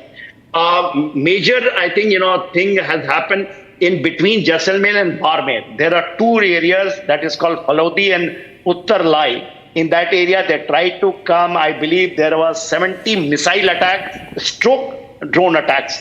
I do not know, because what today morning they were saying it was a drone. So it might be not the missiles they have hit. And in Ramgarh area, especially in Pokhran, there is a place called Lathi Nachna, where I think J-17 has been knocked down. The pilot has been captured. We will get the confirmation today. In Bhuj area, there was a picture has not come, because that has got a linkages with the naval blockade, which the 26th ship towards Karachi, which has gone. This is very important, because when we say run of Kutch, the run of Kutch, and then we say Bhuj. There was yesterday, Home Minister has spoken to the BSF. In the front line, all these paramilitary forces still intact. It means that generally in a situation like this, it is replaced by army. But I think army is, there is something, it's a design. And BSF is doing a great job, and the Rangers are also not replaced by the Pakistan Army. This is what my overall understanding of the review when I say in a broader front. Yeah. I think it is a great job, and I think in the minutes, 2 minutes information coming from all and Republic, your team, your army, your warriors. I call them a media warrior. I salute them because it's a tireless effect, and it has got a major, because everyone is going all around the world. It is perception, when you give it a narrative which has not been tilted anywhere, a narrative which is not have been anything which is false narrative. It is exact narrative which is being retributed towards the Pakistan. Pakistan has got major strike, I believe, I do not know, this has not been confirmed, Karachi and Lahore, in that area, major. Bawalnagar, Bawalpur, that is the thrust line. Not needed. And if you see, that is the line I think we are concentrating. If something happens, it is going to happen. Pakistan is concentrating in Jammu, Nagrota and this thing. They are getting a buffer drive because that is a very critical area, because our access goes through towards, Northern Command through this. And Pathankot Road, Jammu Road, Araspura, when we say these areas has to be very well defended, and I think we have got in this area. Yes, Pathankot is there, and they are doing a good job. Yeah, General KK, I want to recap once again for all our viewers. By the way, Imran Khan's sister has now come out and busted all the Pakistani claims. There's a lot of pressure that is also building. Saurabh, are you there? There's pressure building from the Pakistan Tehreek-e-Insaf on how the Indian drones have reached, how the Indian attacks, precision strikes have reached Rawalpindi. So there's pressure building there as well. Viewers, if you're joining me tonight, I'm going to do a 1 minute, 2 minute recap and then hand it over to Saurabh, because last night Pakistan launched this coordinated drone and missile offensive. They've targeted Jammu, Pathankot, Udhampur, Rajasthan's border areas. We deployed our L-70 guns, our Zu-23 Shilka systems, high-grade counter-UAS systems. But this was going on all night. Sirens were blaring, lights went off, nobody was in panic from Jalandhar to Bikaner and Amritsar to Akhnur. Cities went into blackout on command. Citizens followed the established SOPs as per civil defense procedures. There was no fear. This was national discipline totally in action. But the Americans said this is none of our business. America knows that it can't pressurize India into backing down, and JD Vance made it clear there were no calls for restraint, no false or fake equivalence. We're not being told to stand down because India is standing up. Now, Imran Khan's sister's soundbite came in. Please watch this carefully. This is the kind of criticism that Shehbaz Sharif is facing. Let's play this. जरा देखें तो सही, क्योंकि आपको शायद जंग का पता नहीं, मेरे हस्बैंड एयरफोर्स में थे, मेरे बहनोई भी एयरफोर्स में थे। ये जो क्लेम कर रहे हैं कि इन्होंने जहाज गिराए हैं, वो जो नवाज शरीफ की हुकूमत क्लेम कर रही है ना, तो यहाँ पे ड्रोन अंदर आ रहा है। मतलब इंडिया से अंदर पिंडी तक पहुँच रहे हैं। पिंडी तक पहुँचे कैसे? पिंडी मीडिया पे हैं। जरा देखें तो सही, क्योंकि आपको शायद जंग का पता नहीं, मेरे हस्बैंड एयरफोर्स में थे, मेरे बहनोई भी एयरफोर्स में थे। ये जो क्लेम कर रहे हैं कि इन्होंने जहाज गिराए हैं, वो जो नवाज शरीफ की हुकूमत क्लेम कर रही है ना, तो यहाँ पे ड्रोन अंदर आ रहा है। मतलब इंडिया से अंदर पिंडी तक पहुँच रहे हैं। पिंडी तक पहुँचे कैसे? Very relevant question here. Very relevant question. That's the kind of pressure coming in, and they're not being able to censor this kind of information that's coming in. Shawan, I want to go to you, Saurabh, right now. Saurabh, global reactions as we are building up to the MEA press conference. Can you unmute yourself for a moment, Saurabh? Thank you. Sorry. Arnab, this is a very significant statement if you see what Imran Khan's sister is saying as well. And, I'm gathering from my sources and the analysts that India should, while we are running our operations, we should also make sure strategically we have to make use of internal fissures in Pakistan. This is the time to do it, because there are a lot of people who believe that this is India's moment. Now that we have done this operation, we should carry it through. And I'm sure there are enough forces within Pakistan who resent the fact that the country is in the throes of terrorism, and also against the army and the ISI. So this is one track that we should be working on. On the diplomatic front, as I was saying earlier, from the US, there is a very clear understanding now India has that on the issue of terrorism emanating from Pakistan, they are with us. Obviously, the fact that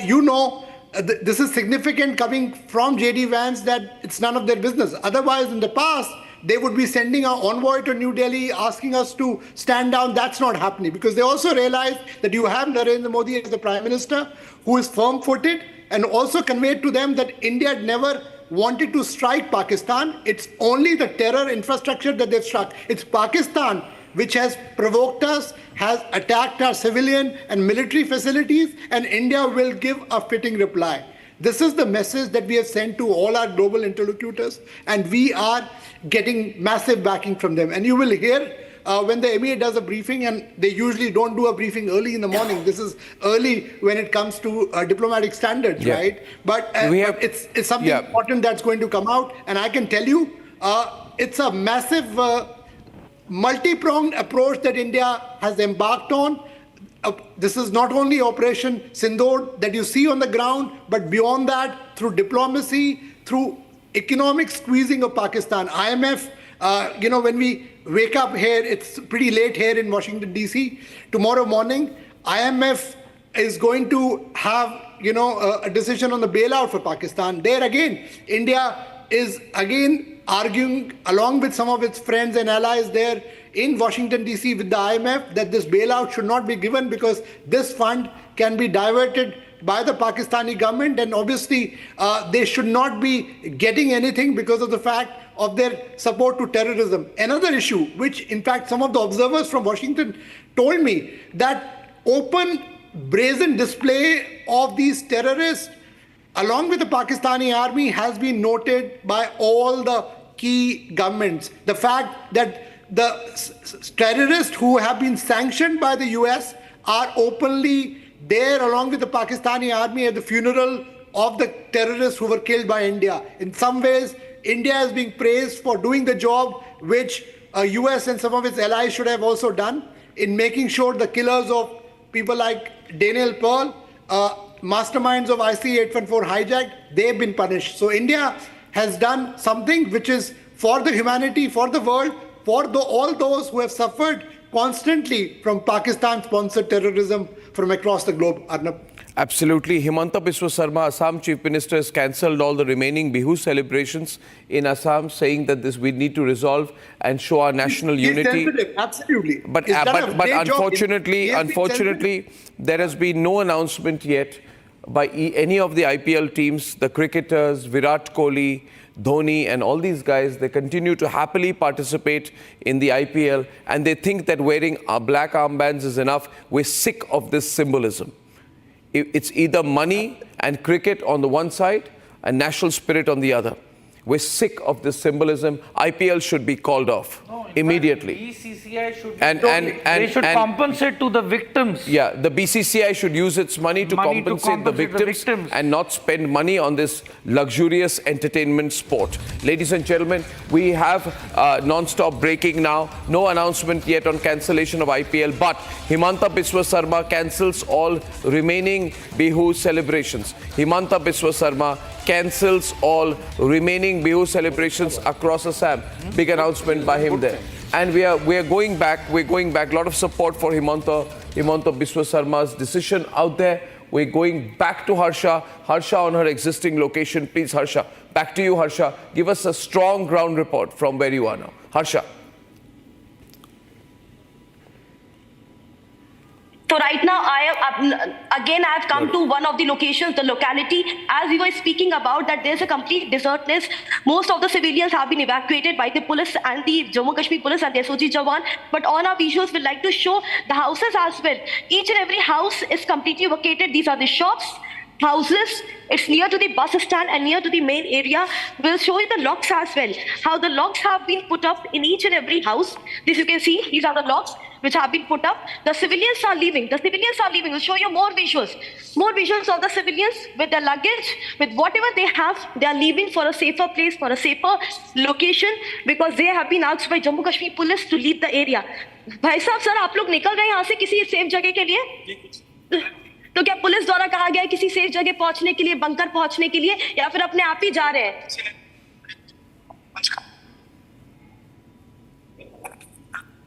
तो रात में आप लोग जहाँ पे थे वहां पे कोई हताहत तो नहीं हुई? ठीक है आप लोग?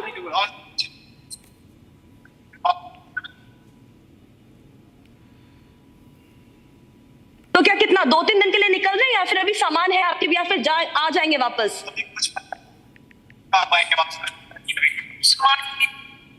बिल्कुल डरिए मत, बिल्कुल डरिए नहीं आप, बिल्कुल हौसला रखिए, सब ठीक होगा. So these are the visuals as we see more and more civilians and residents who are leaving from Poonch city. We are in the locality. We still show you more shops. Each and every kirana shops, the grocery store, none of the grocery store is open right now. I'll walk. This entire lane is completely deserted. Everyone has left. We will show you this more. Akal Purak's house. This house is also completely shut. There's the office of the Deputy Director, District Employment Counseling. Each and every office is also locked. None of the place, no civilians and individuals or the residents have been asked to stay in the Poonch city. So right now, these are the visuals which we are showcasing, because yesterday there was a mortar shelling, heavy shelling, because we ourselves were reporting from the KG top, and we saw that how LMG explosions were coming from behind the mountains where we were reporting. We showcased to our viewers yesterday night as well, and now again we are walking, but we see few civilians as well. सरदार जी, आपने नहीं जाना छोड़ करके? आप यहीं पे रहेंगे? अच्छा यहीं रहेंगे, तो आप लोग की तरफ कोई खतरा तो नहीं है? तो अभी रात में सब लोग सुरक्षित है घर पे? यहाँ पे कहीं गोलाबारी तो नहीं हुई अगल बगल? लेकिन सिटी में सब सेफ तो है अभी?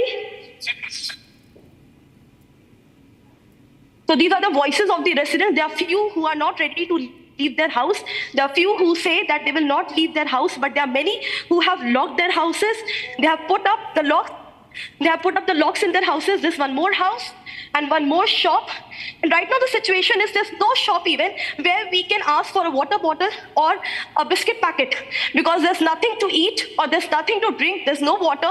We don't find any Jammu Kashmir police or SOG team right now, because all the police officials are busy in the evacuation of the civilians and residents from this Poonch city. This is right now the situation, because Poonch city comes in the middle of the radar of the Pakistan, and also from where the fighting happens, Digwar.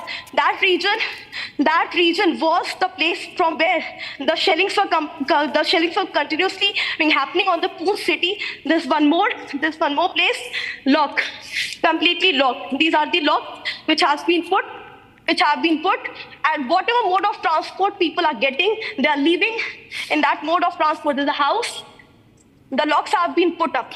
So there's a situation right now in the Poonch city, because heavy shelling, mortar shelling happened, and there are many shells which have fell on the city, in the Poonch city. They say right now no casualties have been reported, but yes, there are few houses which have been completely collapsed and destroyed because of the heavy shelling.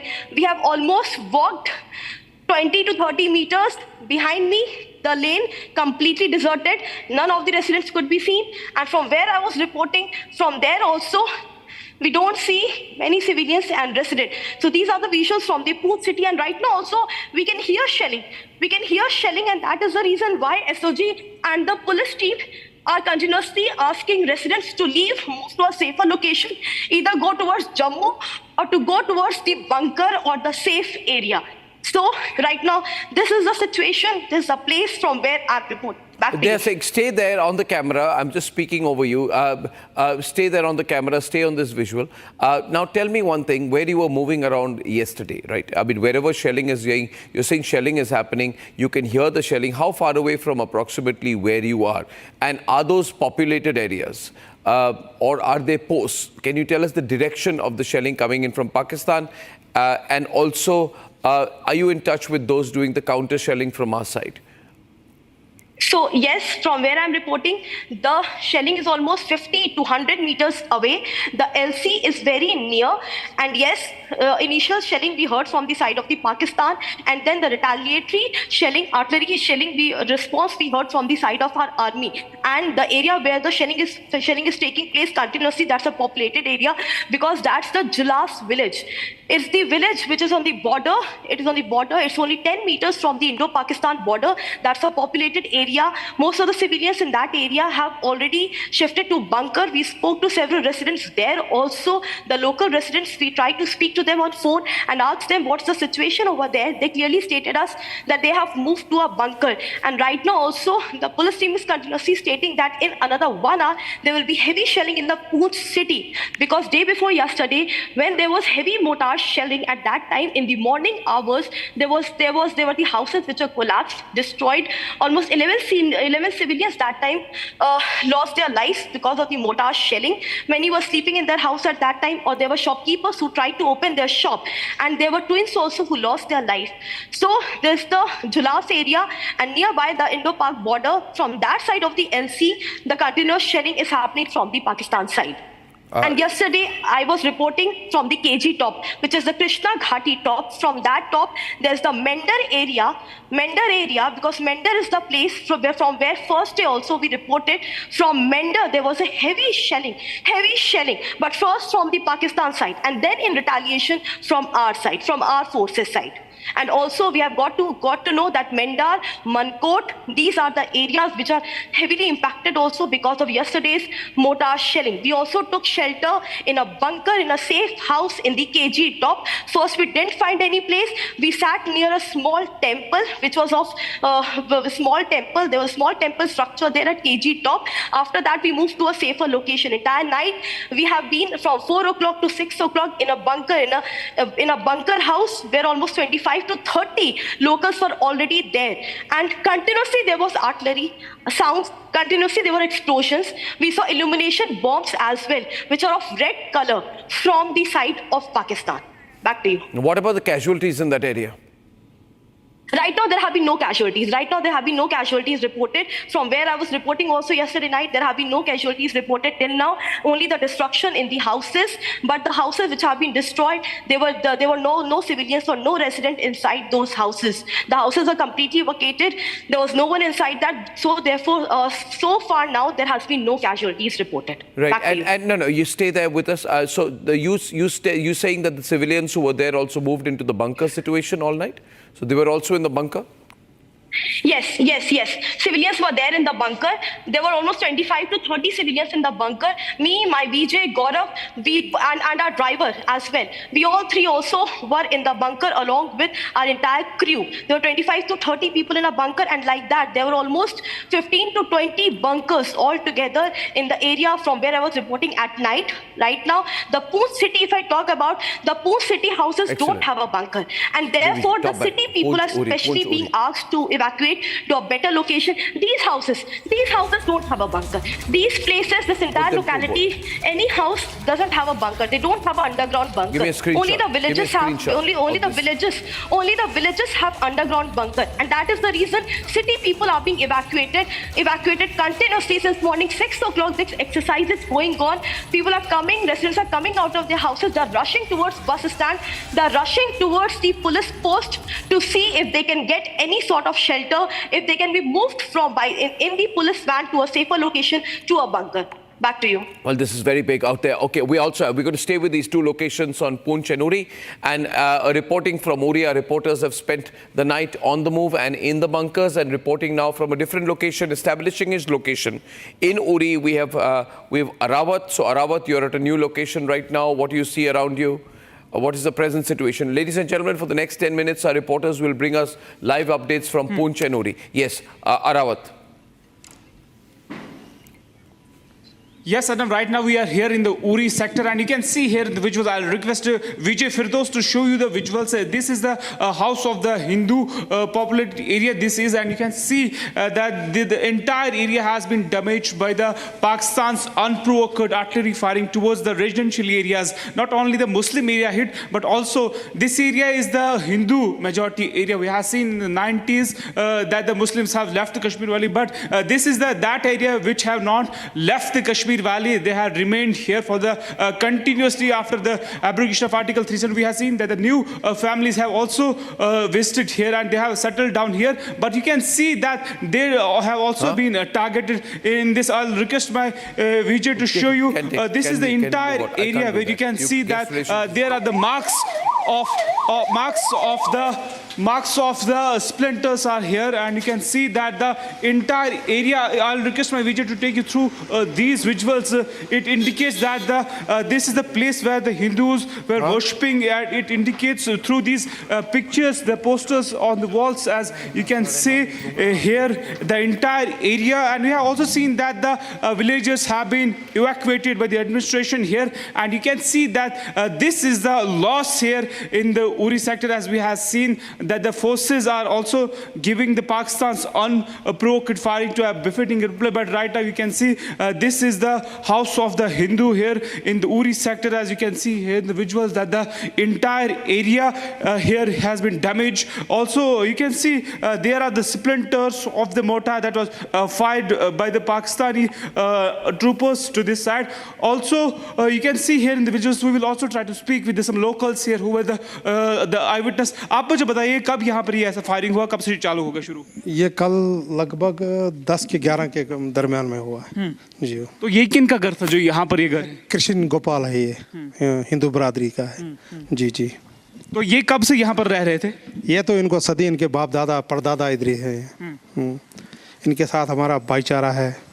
और कितने घर है जो यहाँ पर इस area में जो है डैमेज हो गए? घर तो बहुत इस नीचे वाले एरिया में बहुत सारे घरों को डैमेज हुआ, शीशे टूटे हैं किसी के, तो लोग भाग रहे हैं घर छोड़ के, माल मवेशी छोड़ के भाग रहे हैं। कोई इंजर्ड वगैरह हुआ यहाँ पर? अल्लाह का करम है, अल्लाह का फजल है, बस बच गई, यही बड़ी बात है। ये देखो मकान और इसमें कितना अंतर है, मतलब थोड़ा सा अगर 2 फीट पीछे हो जाता तो बेचारे इनका घर जो है डैमेज हो जाता।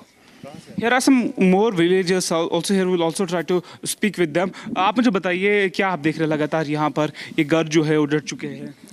रात जनाब गोला चला, रात फायर हुआ है बहुत ज़्यादा। हाँ तो फिर उड़ा है। आप कहाँ थे तब जब फायर हुआ? हाँ नीचे से वो मकान में, उधर भी लगा हुआ है। तो कोई जख्मी हुआ, घायल हुआ वहाँ से यहाँ पर आते? नहीं घायल हुआ, कोई बात नहीं। आप मुझे बताइए, इंडियन आर्मी लगातार मुंह तोड़ जवाब दे रही है, जो भी पाकिस्तान की तरफ से ऐसे घरों को निशाना बना रहे हैं, लेकिन फोर्सेस जो हैं उसे दुगना जवाब दे रहे हैं। ठीक है, लेकिन हम चाहते हैं कि ये मुसीबत जल्द से जल्द जितनी जल्दी हो ये मुसीबत ख़त्म हो, क्योंकि हम बॉर्डर पर जो है ना, चाहे फायर उधर से आए या इधर से जाए तो मरते तो सिविलियन है ना, सिविलियन का नुकसान होता। हम चाहते हैं कि जल्दी से जल्दी इसका ये मुसीबत हमारे सर से टल जाए। लेकिन पाकिस्तान क्यों सिविलियन पॉपुलेशन को टारगेट कर रहा है? लगातार फोर्सेस के सामने वो टिक नहीं पाते हैं, लेकिन यहाँ पर जो है सिविलियंस है, हिंदू फैमिली है, मस्जिद है, मुस्लिम फैमिली है, उनको ही क्यों निशाना बनाते हैं? अब ये उनके दिमाग में, हमारे समझ में, हमारी समझ से बाहर है। आप मुझे बताइए आप कहाँ रहते हैं? हम यहाँ ही रहते हैं, नीचे घर है हमारा। आप कब थे यहाँ पर थे घर में जब ये? नहीं, हम घर में ही थे। हम रात को करीबन 10 बजे थे, हमने खाना वाना खाया तो हमने देखा कि अटैक, हमने देखा कि बहुत सारे मतलब बॉर्डर सीज फायर जो थी वायलेट हो रही थी, बार बार वापस शेलिंग हो रही थी, तो हम डर गए सब। तो लेकिन हम नीचे वाले रूम हमारे थे, हम वहाँ चले गए, जो भी हमारे नेबर्स थे वो भी वहाँ सब आ गए थे। लेकिन 5 मिनट के बाद देखा कि इतने जोर का क्या, फिर ड्रोन उन्होंने दिए थे आपने, या फिर कुछ और था, रॉकेट्स उन्होंने लॉन्च किए थे, उसकी वजह से हमारे जैसे पूरे हमारे जितने भी शीशे थे, हमारे साथ वालों के जितने भी शीशे थे, हम बैठ गए थे एक लॉबी में जाकर, लेकिन जितने भी इतने जोर की वो फायर हुई, पूरा हमारा घर हिला, पूरे शीशे टूट गए, और पता नहीं हम कैसे बचे, हमें भी नहीं पता। वो एक पता नहीं कैसे बच गए, पता खुद भी नहीं पता लगा कैसे बच गए, लेकिन किसी भी तरह। और पूरे शीशे वीशे टूट गए, पूरे जो भी उसके शेल्फ थे पूरी भी बॉम्ब्स के, वो हमारे टीन तोड़ के बिल्कुल अंदर आ गए थे छतों के अंदर से, लेकिन किसी तरह हम बच गए। और जिस तरह आप देख रहे हैं कि पूरे घर बार जितने भी टूट गए, दुकानें, हमने रात को हमें साथ वाले पड़ोसी में कि हमारे घर आ जाओ आप, हम निकलने की कोशिश की हमने, लेकिन जो पूरी दुकानें टूट गई, सब रास्ता बंद हो गया था, यहाँ जो लाइन्स थी पावर की वो गिर चुकी थी। अभी भी हम ये बोलना चाहेंगे पावर वालों की कभी वो पावर सप्लाई नहीं छोड़ें, क्योंकि लाइन बहुत सारी गिर चुकी है, कभी भी शॉर्ट सर्किट हो सकता है कहीं भी। तो रात को हमें इस बात का भी डर था, लेकिन रात पूरी कोई 10 बजे से स्टार्ट हुआ, हुआ लेकिन 6 बजे तक ये चलता रहा। और इनने सिविलियन को टारगेट किया था इस बार, क्योंकि इनको पता है कि आर्मी पर टारगेट इनको हो नहीं रहा है। इनने सिविलियन को टारगेट किया तो डराना चाहते थे पूरी इंडिया को डराना चाहते थे, सिविलियन को टारगेट है कि हमने बहुत ज़्यादा इंपैक्ट डाला है, क्योंकि उनको भी कुछ दिखाना है अपनी जनता को। वही पॉलिटिशियंस हैं कि हमें दिखाना है अपनी जनता को कि हमने क्या किया उनके खिलाफ। जब इन्होंने किया उनके खिलाफ तो वो भी कुछ करेंगे, क्योंकि ये तो पॉलिटिशियन है कि हमें क्या कर रहे हैं, क्योंकि वहाँ बहुत सारे वहाँ भी नेता हैं। तो उन्होंने फिर वहाँ अटैक किया, इंडिया पे अटैक किया, उन्होंने इंडिया के सिविलियंस पे अटैक किया, दिखाना किया कि हमने भी इन पे अटैक किया और बहुत ज़्यादा इंपैक्ट डाला है, इनके बहुत ज़्यादा पीपल हमने मारे हैं। लेकिन जाम भी बहुत सारे लाइव्स लेकिन यहाँ लॉस्ट नहीं हुए, लेकिन जो बहुत सारी प्रॉपर्टी हैं वो बहुत ज़्यादा लॉस्ट हो चुकी हैं और अभी पता नहीं आज क्या होगा। इसलिए हम कोशिश करें कि जल्द से जल्द यहाँ से निकले। वो डराना चाहते हैं, क्या आप डर गए हैं उनकी वजह से? नहीं, इस बात से कोई नहीं डरा है कि आज जान को सबको प्यारी है, सब डरे हुए हैं, लेकिन सब बहुत सारी चीज़ें भाग गई हैं। हम ये सोच रहे थे कि एक दिन और बैठते हैं, आज रुक जाए फायरिंग, कल रुक जाए सीज फायरिंग वायलेशन होना, लेकिन ये रुकती नहीं है, दिन ब दिन बढ़ती जा रही है। ये किनके घर थे, दुकानें थे यहाँ पर? क्या मुस्लिम फैमिली थी, हिंदू फैमिली? नहीं, ये हिंदूज फैमिली थी, लेकिन आप आगे तो देखोगे जहाँ वो जल चुकी है पूरी दुकान, वो भी हमारे बहुत पुराने मतलब अंकल थे, वो भी बहुत पहले से यहाँ दुकान करते थे। उनकी भी एक शॉप थी, उनकी भी एक किराना स्टोर था, वहाँ पूरे सब्जी वाला स्टोर एक लगावा मार्केट में उनका ही था, वो पूरा उन्हें तबाह कर दिया। वहाँ से ये मतलब एक मेन मार्केट जहाँ हम सब्जी लेते थे, ये अंकल जानते, इनकी भी दुकान थी, यही दुकान में बैठते थे, पूरी वहाँ मतलब सब्जी की दुकान पूरी उन्हें नष्ट कर दी, पूरी उन्हें डिस्ट्रॉय कर दी पूरी दुकान। और ये हम तो दुकानें देख सकते हैं आपकी, यहाँ भी ये दुकान थी, ये हमारी दुकान थी, वो भी हमारी दुकान है, उसमें आप देख सकते हैं ऊपर से टूट चुका है। और जो मकान आप देख सकते हैं टीम पीछे वाली टीम से पूरे वो टूट चुके हैं, उसके शेल्स आ चुके हैं। और यहाँ एक और प्रॉब्लम है, अगर यहाँ हम घर छोड़ के कहीं जाते हैं, लेकिन जो मंकीज़ हैं यहाँ जो सुराख करेंगे टीम, वो अंदर आएंगे, वो घर में और नुकसान करेंगे। इसलिए सब कुछ सोच के हमें जाना है, इसे सब कुछ बंद करके हमें जाना है। ये बहुत मुश्किल होता है बॉर्डर एरिया में, सब लोग तो सोचते हैं कि वॉर हो जाए, वॉर स्टेटस सब लोग डालते हैं, लेकिन सोचते कोई भी नहीं है। स्टेटस आपने सब लोगों को देखिए, all eyes on Rafah, all eyes on ये वो, पहले लेकिन कुछ करते नहीं है, ये सब कुछ डालने के लिए कि दिखाने के लिए लोगों को, उनके दिखाने से 4-5 नंबर लोग देखने होगा कुछ नहीं। आप चाहते क्यों? Come on, yeah, okay. Now, we're going to go back to Poonch for a minute for an update from Poonch. Ladies and gentlemen, what we need right now is to understand that when the drone attacks happened, we responded with resolve, coordination, technological superiority, and full spectrum battlefield awareness. Our reporters are on the ground. They're not pulling back out here. We're going to stay in Poonch for a while. And it appears there has been a period when the shelling is a little less right now. Do you still hear shelling around you? Can we stay with both Poonch and Uri, please, with our reporters on screen right now, so that I can go to the reporters at any time.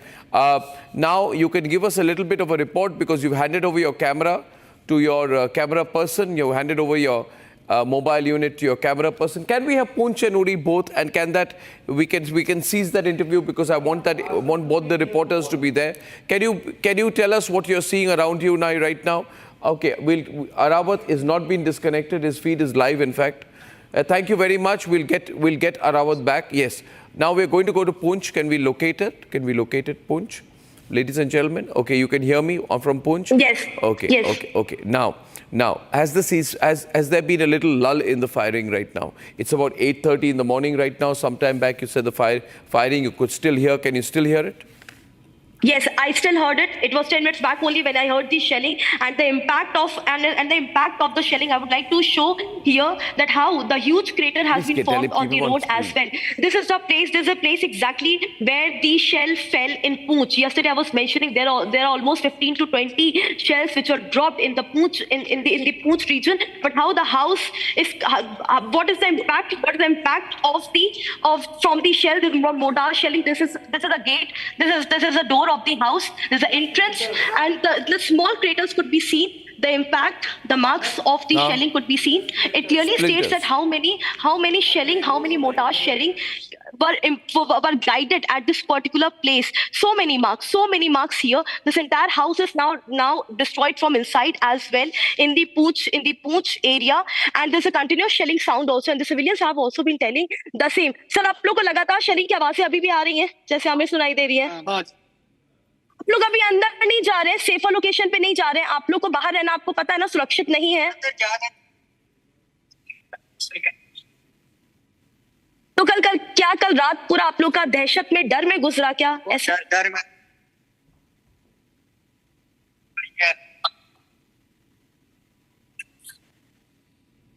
अच्छा आपके कमरे के अंदर भी हुआ है? ठीक है, दिखा दीजिए, चलिए हमारे साथ। So the civilian is taking us inside his house. He says there's a huge impact inside his house. He was sleeping in the house. I would also like to show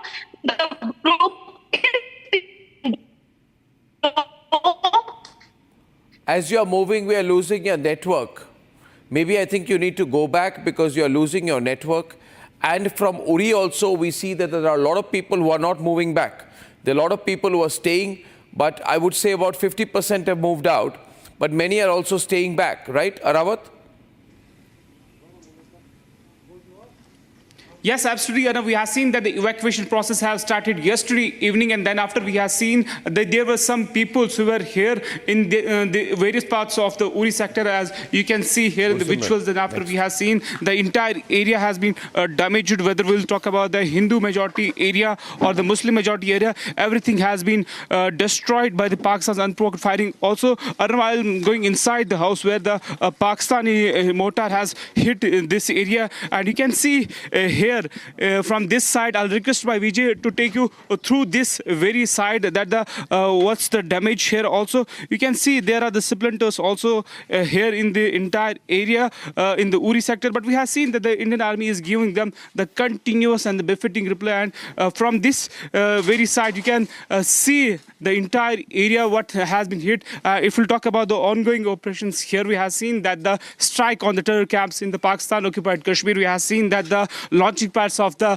JASH and the Lashkar have been destroyed. That's the frustration among the Pakistani troopers now. That's why they are targeting the civilian population area in the parts of the Kashmir Valley, not only here in the Uri sector, but we have seen we are getting the reports from the Karna as well as here in the Uri sector. This entire area has been targeted by the Pakistani troopers, but we have seen that the Indian Army is giving them the befitting reply. And Firdaus is showing you the visuals continuously what has happened here in the entire area. And also I'll request my video to take you through this area, as the locals here have already left the entire area, and this is the area that the splinters were hit. In fact, we have also spoke to the locals here, and they have told us that the Pakistan is trying to create the fear among the local majority here, but the locals are saying we are not afraid of anything. We are ready to extend support to the forces here along the line of control areas here in the Uri sector, as well as various, and you can see the evacuation process is still going on. There are the few family members here in this area, in the Hindu majority area, in the Uri's Bandi area, but we have seen that the evacuation process is still going on, and the people here are coming out from and they are going to the safer location. As we have yesterday seen that the entire area has been sanitized by the forces. Also, we have seen that the unexploded shells are also here. That's why we are taking all the precautions, and after we are moving to these locations. Also, we have seen the BDS squad of the Indian Army and the district administration has also sanitized the entire area, and you can see this is the, I'll request Firdaus to show you from the 360-degree the entire view of this area, and you can see this house or the shops here. This is the residential area in the Uri sector where we have seen that the deadly fire. It also indicates that the frustration among the terror groups, also the frustration of the Pakistani troopers after the strike in their terror camps there, and you can see the entire area. And we have also seen that the locals here have also shifted to a safer location by the administration. Also, a few of them have received some injuries, but they have given the first aid also at the various locations. In fact, they have been shifted to medical colleges in the different districts of the Kashmir Valley for the advanced treatment. Also, I'll request my Vijay to follow me. Will come out from this very house where the incident happened during the night hours, and then after I'll show you from this side, as Firdaus is continuously following me. I'll show you the entire area, that how the damage they have targeted this area. But you have seen that the Indian Army is giving them the befitting reply. Also, I'll request my Vijay to take you through these visuals. These were the shops of some Hindu families here in this area. Particularly, we have seen the population of this area is the Hindu majority area, but we have seen that the area has been already sanitized by the forces. Also, I'll request Firdaus to take you through these visuals. The JCB is going towards to evacuate there in their places. Also, I'll request my Firdaus to don't show the visuals of the forces movement here on the air, as we have following all the precautions while reporting the entire incident. Also, we'll try to speak with some individuals. आप मुझे बताइए कब यहाँ पर incident हुआ? रात को हुआ, बॉर्डर है, बॉर्डर है। आप कहाँ थे तब? हम इधर पीछे इधर ही रहते घर में। कितने देर तक फायर चला? बहुत देर तक चला, पता नहीं कैसे बच गए, बचना बहुत मुश्किल था। ऊपर वाले ने बचा, जान बच जाए तो वही बहुत है। हमारे इधर बैकवर्ड वालों की क्या कोई देखभाल, कोई सुबह से इधर पड़े हुए हैं, कोई गाड़ी नहीं है, कहीं भागे हैं, कुछ नहीं है, हमें कौन पूछता है इधर। पूरे अगर इस एरिया की अगर हम बात करें, कितनी हिंदू फैमिलीज हैं जो यहाँ रहती हैं? कोई सुबह से इधर पड़े हुए हैं, कोई गाड़ी नहीं है, कहीं भागे हैं, कुछ नहीं है, हमें कौन पूछता है इधर। पूरे अगर इस एरिया की अगर हम बात करें, कितनी हिंदू फैमिलीज हैं जो यहाँ रहती हैं? रहते, हमें प्रॉब्लम नहीं है, हिंदू कोई अच्छे से रहते हैं। हाँ, इंडियन आर्मी भी लेकिन मुंह तोड़ जवाब दे रही है पाकिस्तान की इस फायरिंग को, जो लगातार वो सिविलियन पॉपुलेशन एरियाज को टारगेट कर रहे हैं, मस्जिद हो, मंदिर हो, उनको टारगेट कर रहे हैं, चाहे गुरुद्वारा हो, लेकिन जो इंडियन आर्मी है वो लगातार मुंह तोड़ जवाब दे रही है। हम क्या करें, देखो हमें कितनी प्रॉब्लम हो रही है इस वक्त। Okay, thank you very much. They have seen that they want to create the fear among the locals here. You stay on live with us. I'm going to Jammu because we are getting from defense sources and elsewhere the situation in Jammu. And Gursimran, देखिए बहुत लोग जो अभी हमारे साथ जितने दर्शक जुड़ रहे हैं वो पहली बार जुड़ रहे हैं, शायद सबने जो रात को 2 बजे 3 बजे 4 बजे की लेटेस्ट इन्फॉर्मेशन इनके पास नहीं है। मैं चाहता हूँ you give us a recap. Will stay on this 3 window. पूरी Poonch Uri will be live, so stay on live, keep your cameras going. Gursimran will take us through what happened since late last night, early in the morning, and what is the situation now. Please, Gursimran. Arnab, it was a similar wave that we saw late last night at around 8 that started from the Pakistan, a swarm of drones coming and also missiles entering the Indian territory. The target was the military targets that they had taken, starting from the Jammu airport to the headquarters of the 15th Corps of the Indian Army, 16th Corps of the Indian Army to Northern Army headquarters. All were the targets. And today morning, another wave of the Pakistani drones and missiles came. This was carrying the same target. It was aimed at the Jammu airport and few other strategically important targets, some of which are the army installations in the Jammu. That attack has also been foiled by the Indian Army and the Indian Armed Forces. The grid that is there in place, that is counter UAV grid. And right now we are in the village of the Praladpur. This is a village that is 10 kilometers from the Jammu airport. But how Pakistan is telling a lies that this village exposes, because what has happened that here the civilians have been targeted by the Pakistan as they have dropped one of their projectile at this very place. Right now we are at the house of a man named Rinku who lives there, and his family along with his entire family. And yes, today morning at around 4:30 what we saw that one of his family members was here. They went inside upon hearing the loud bangs because it was the projectile, and then what we saw that it was a projectile that landed at his place. Not only that his family had a narrow escape, but he also had a narrow escape. And will be continuing with this rolling coverage right from the ground zero as the forces continue to thwart attempt of Pakistan. बची नहीं थी यहाँ मकान मालिकों।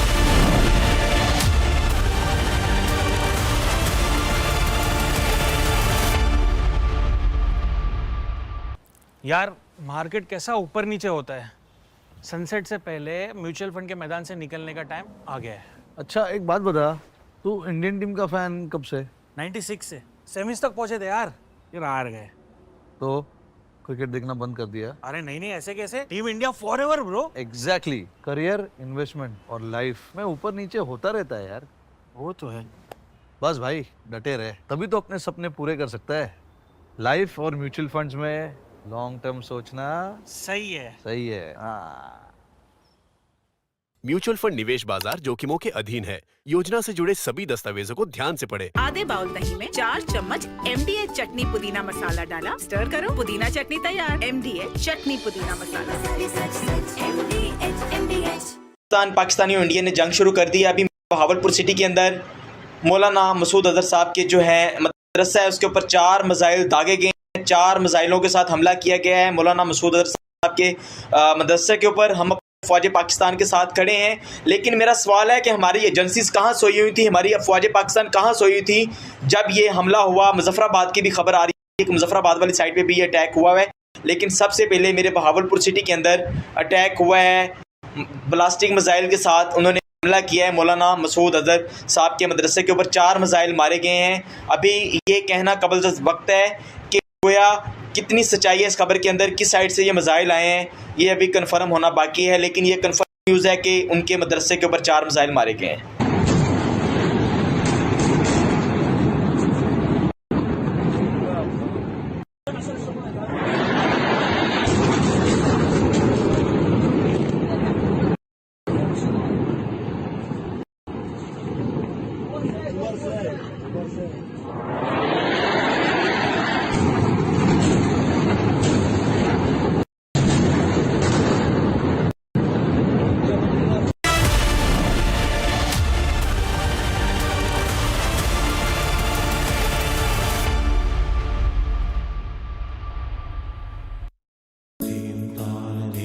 At Amity, we are committed to building a stronger India through world-class education and research, to nurture ideal citizens who, together with the leaders of today and tomorrow, will make India a world superpower.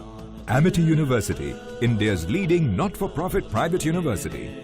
MDH की हल्दी मिर्ची धनिया करे कमाल, ये रंग दे, ये खुशबू दे, ये तीखा, ये कम पड़े, क्या निराला MDH masala. Mahi sir, how much do you love your fans? Honestly, I love my new fans. पुराने वाले बेकार में शोर करते. सर फैंस हैं, शोर तो करेंगे ही ना. नए वाले नहीं करते. And they listen to what I say. The new generation Orient BLDC fans. Super silent performance with voice control. Silly me, I thought. Cricket fans.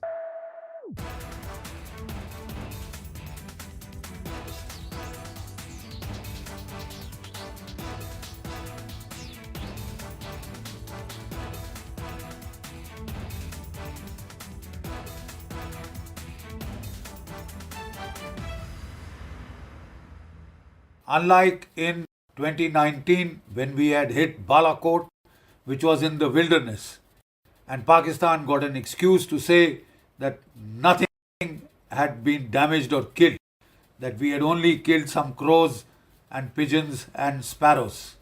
This time we chose high visibility terrorist targets which have been around for decades, right? And they are command and control targets, terror training camps of big, very great magnitude, so that they cannot be missed by the people of Pakistan or the whole world per se. Otherwise, we had that syndrome of jungle mein mor nacha, kisi ne na dekha, etc., which Pakistan took the fullest advantage of to deny that it had been hit, and that was taken advantage of by some unscrupulous people in India. This has been a very calibrated, very calculated, meticulously planned and executed strike, right? It is non-escalatory in nature because it is proportionate, because it targets precisely the terror training camps. We have not hit the Pakistan.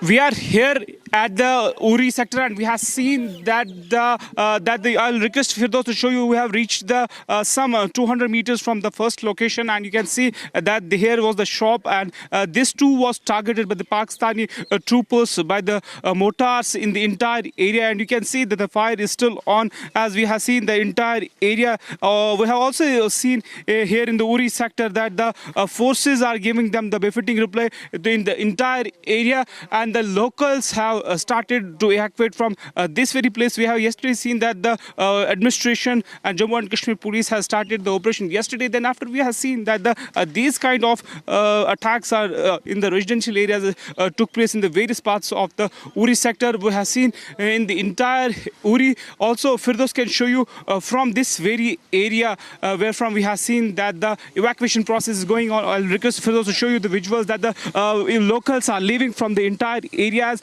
Firdaus is showing you the visuals continuously. We have seen that there were some peoples here in the forward locations along the line of control area in the Uri, but we have seen that the complete 100% evacuation process is going on. Also, the local resident is here. आप मुझे बताइए कब यहाँ पर ये शेलिंग्स हुई? 10 और 11 के दरमियान में. कब तक ये जो फायर चला? ये पूरी रात को पूरे 5 बजे तक अजान तक चलता रहा. उसके बाद भी 9 बजे तक तकरीबन सिंगल फायर होता रहा.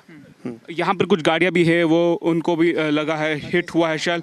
ये किसका घर था? ये यहाँ पे शॉप था, क्या चीज़ था यहाँ? शॉप थी, तो 2 दुकानें थी शॉप की। सजाद अहमद मंगरियाल है उड़ी का, उसकी थी।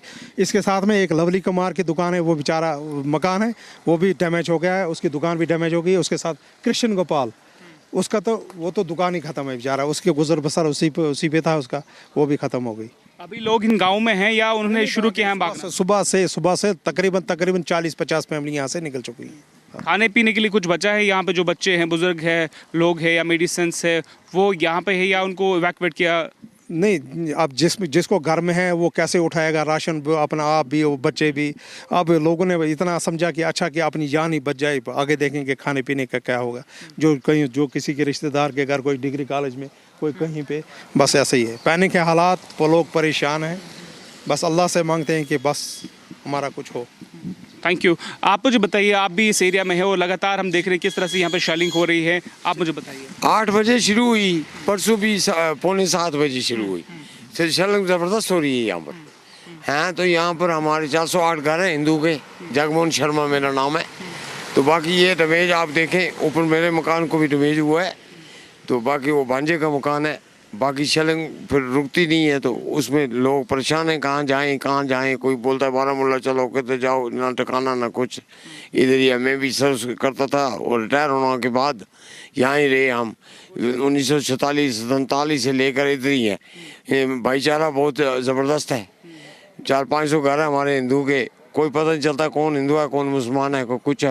लगता है कहीं ना कहीं पाकिस्तान जो वहाँ पे इनके लॉन्चिंग पैड से जिनको उड़ाया गया, उन पर स्ट्राइक की गई, कहीं ना कहीं उनमें ये फ्रस्ट्रेशन है और वो अब सिविलियन पॉपुलेशन को टारगेट करना चाहते हैं। वो टारगेट करना चाहते हैं, वो चाहते हैं यहाँ से जो कुछ इधर उधर का हुआ तो वो उधर को मालूम होगा। बाकी वहाँ ये तो टारगेट करना चाहते हैं।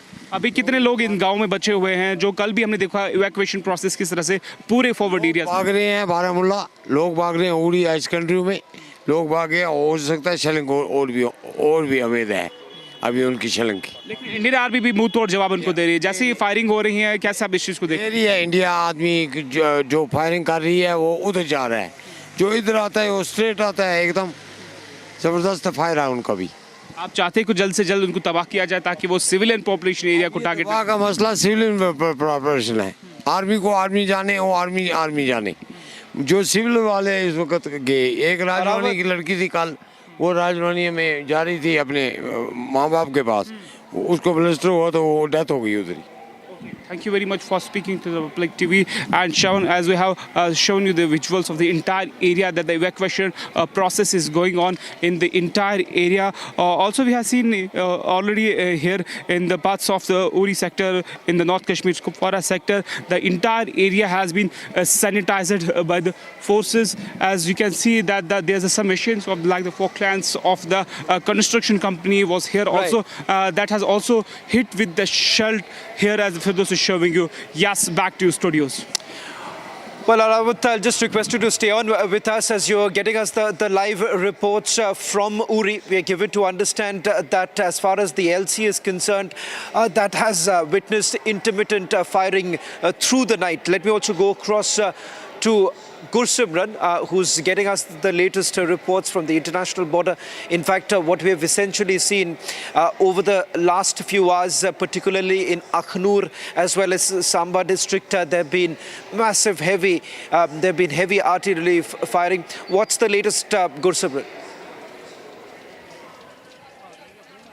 Sishavan, there has been heavy artillery firing that has been done by the Indian Army to target the positions of the Pakistani side. Reason being that these positions are being used to push terrorists into the Indian territory and also to inflict damage to the Indian Army. But yes, the Pakistan also is targeting the civilians here at the hinterland area, because the attacks that the Pakistan has carried out, many of them were aimed at the civilian areas. Right now we are in the Falai Mandal area, which is roughly 10 kilometers from the Jammu airport, which was one of the target of the Pakistani army. That attack was repulsed, but in frustration today morning, the Pakistani army has targeted the areas of the civilians, and these civilians that you see here, they are the one who were actually the target of the Pakistani army. And now this is the rooftop that has been damaged. A part of the rooftop has been damaged due to a shell that came at their place. It was early morning at around 4:30.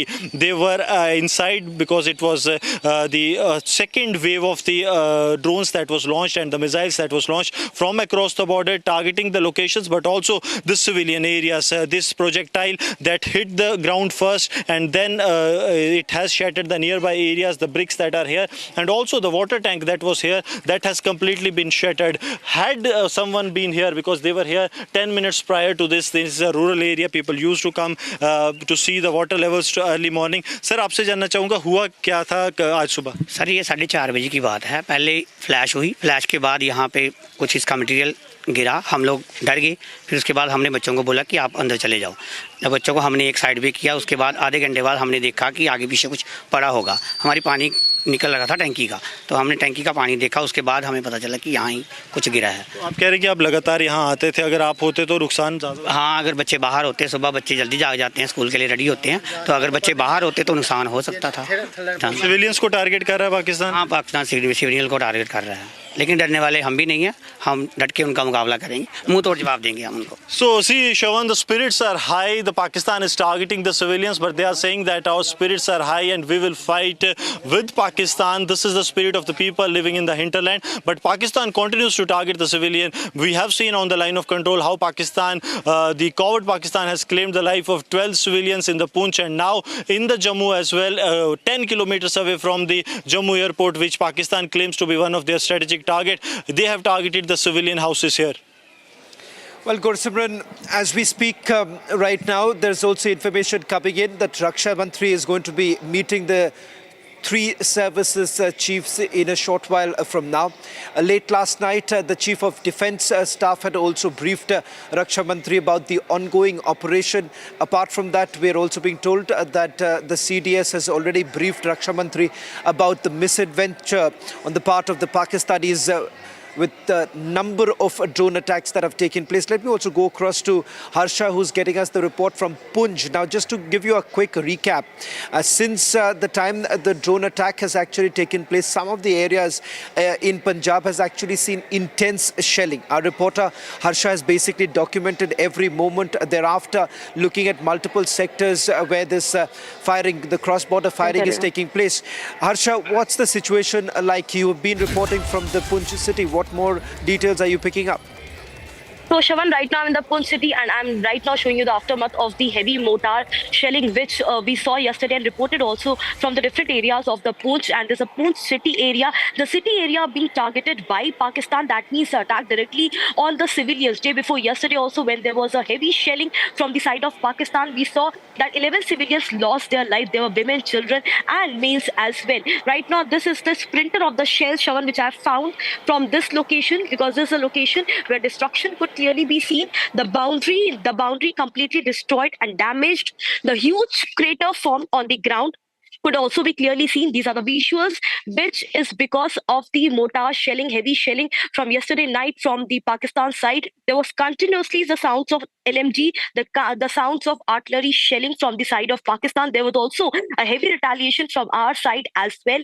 Right now, no casualties have been reported, but these are the splinters which I have found on this road. There are many people also who are the residents of this place. There's the house of Vijay Lal, completely damaged from inside, destruction. From inside, I can't go inside that area because the entire road is cluttered with rubble. But right now, most of the people have left their houses, while many have chosen to stay also in this area. Right now, we see the electric wires lying on the road. There's no electricity in this entire Poonch district. None of the border villages, none of the city area, nowhere there is electricity. Sir, आपका नाम? Manor. तो रविकांत जी, एक बात बताइए, कल जब heavy shelling हो रही थी, आप लोग को काफी आवाजें आ रही होंगी, तो आप लोग बेसमेंट में चले गए थे? कहाँ पे थे आप लोग? अच्छा, सेफ जगह चले गए थे।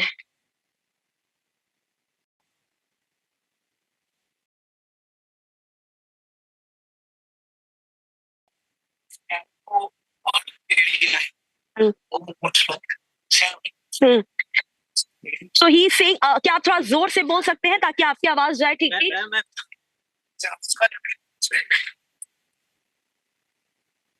आप ये कह रहे हैं कि कल रात को हेवी शेलिंग हुई, लेकिन हमारी जो फोर्सेस है वो भी ताबड़तोड़ जवाब दे रही है। जो आज हुआ ये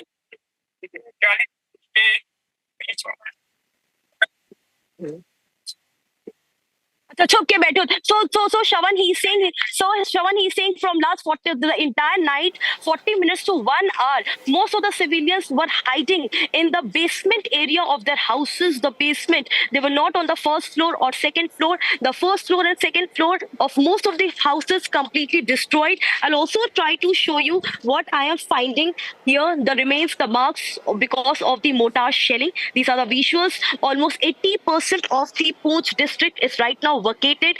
Police officials and SOG have completely evacuated most of the civilians who wanted to go to a safer location, while there are several Hindu pockets who are not leaving this area. They say that they will go in the bunker or under the basement, they will hide, but they will not leave their houses. The houses are completely damaged, but as I was mentioning, their houses where the locks have been put up. See, this house, completely locked. Many civilians have left. There many residents have left because this exercise from the side of J&K police was being run. That safer location, the individual, the civilians should go. But this is the house. The resident was not inside, but the damage could be seen. The glasses from the window, how because of the mortar shelling, it broke, and the marks could be seen on the ground. And yesterday night, almost 3 hours from 1 o'clock to 4 o'clock, there was no stoppage to the mortar shelling. And especially the mortar shelling was guided from the side of Pakistan at border villages, from Mendar, from KG Top where I was reporting, from Digwar area, from Naushera area, from Suranpot area. These all were the areas which were heavily impacted. Also Manport and Mendar, from where I was reporting. At that place, the situation was that almost 25 to 30 villagers were staying in one bunker. We also took shelter in one of the bunker at around 3:30 a.m. In the wee hours of Friday morning. Also, we came out of that bunker at 6 o'clock because till 5:50 there was no stopping to the shelling. And when we came to the city, again there was shelling. So I'll show you the nearby area. I'll ask my camera person Gaurav to make a full frame of my mobile phone so I can show you the area and the damage and the destruction caused because of the mortar shelling. Right now, there has been no casualty reported in the Poonch district today, as it was day before yesterday. Till now, there has been no casualty, but yes, houses have been damaged. It's because the civilians vacated and migrated to a safer place. That's the reason why there has been no casualty. But yes, continuously it's being said that civilians should move to a safer location. Also, civilians are continuously stating that befitting replies being given, but more such replies needed to be given to Pakistan. It should not stop here because continuously civilians are being attacked. There are many who already lost their loved ones in the Poonch. 11 civilians died.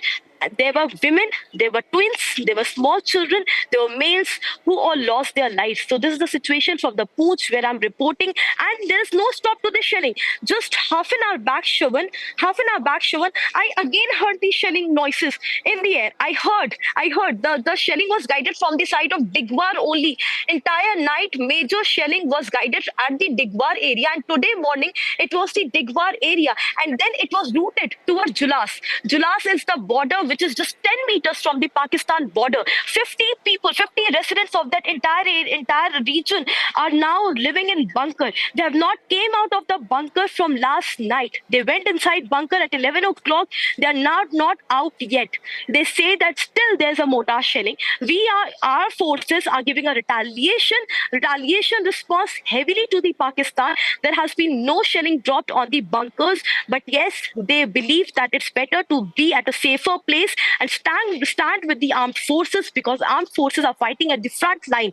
But civilians are being said to be at the safe location so that there should be no casualty. So I'll widen the frame. There are several localities where the locks have been put up. There's no resident, no Kashmiris, no civilian. In Poonch district, we can say it from our confirmed sources from the Jammu and Kashmir police. 85 to 90% of the residents have already vacated the Punch area, and that is the reason none of the grocery store, none of the DC office or any other institution, no place where they can get any grocery or day-to-day based item, they can get it.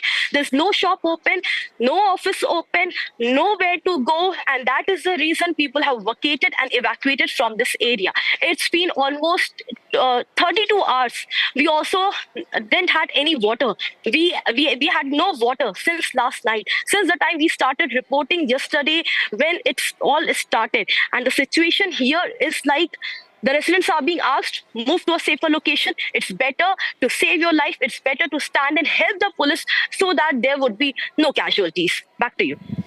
Well, thank you very much, Harsha, for getting us that report from Punj, as we are getting you the reports from those very areas that were targeted by the Pakistani army. In fact, civilian areas have been targeted in Uri as well as in Punj, and some reports also coming in from Samba. We're also going to go across to my colleague Riyanka, who's joining us from the national capital. In a short while from now, we're given to understand that the tri-services chiefs would be meeting Raksha Mantri and briefing him about all the latest developments.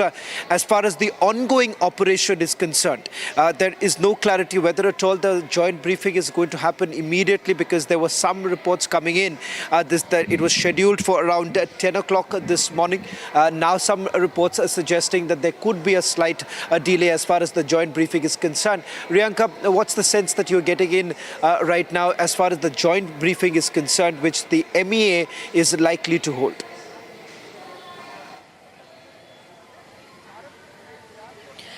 Well, as for the information we had received, that there will be a joint briefing by the Indian government at the MEA, and the time was given at 10 this morning, but it looks like it has been postponed. We still do not have a confirmation and a new updated timing for that particular briefing to happen. But on the sidelines, there is a meeting that is shortly to begin at the Ministry of Defence with the three services chiefs already.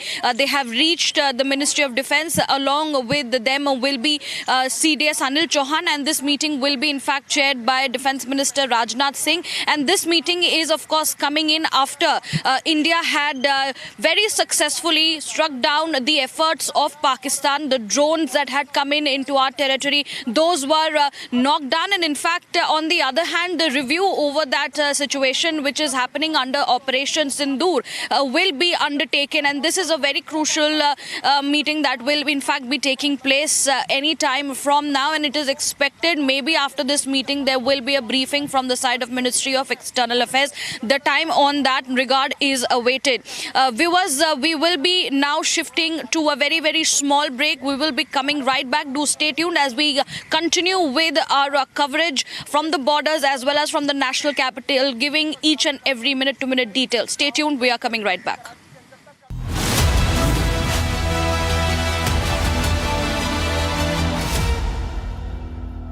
दादी के हाथों का जादू और खुशबू से महकता घर, माँ की मुस्कुराहट और खाने की सुगंध। MDH गरम मसाला, क्योंकि हर रिश्ता है स्वाद से जुड़ा।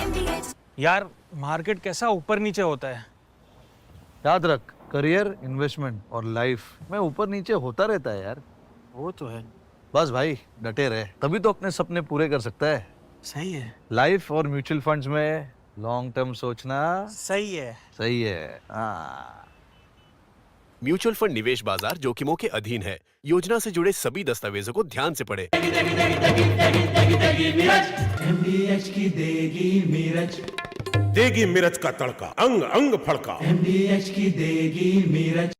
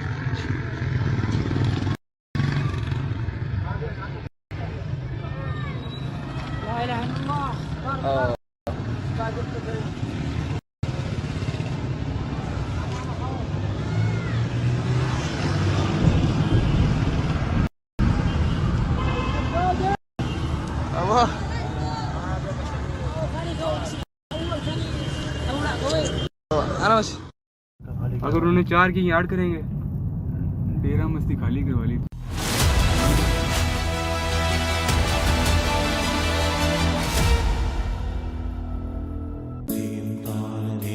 At Amity, we are committed to building a stronger India through world-class education and research, to nurture ideal citizens who, together with the leaders of today and tomorrow, will make India a world superpower. Amity University, India's leading not-for-profit private university. ये है secret recipe MDH का जीरा SIP जल जीरा मसाला। SIP SIP जीरा SIP MDH का जल जीरा सिप MDH का जल जीरा SIP.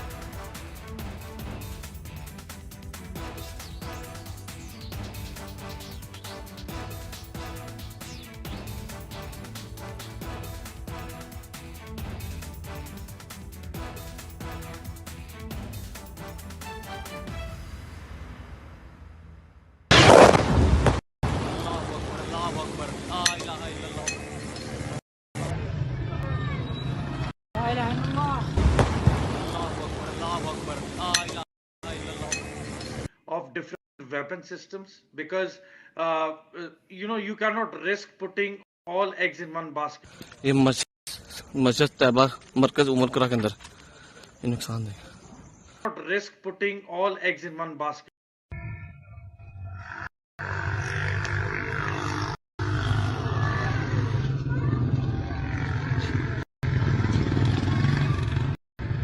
Not risk putting all eggs in one basket. Mentor here.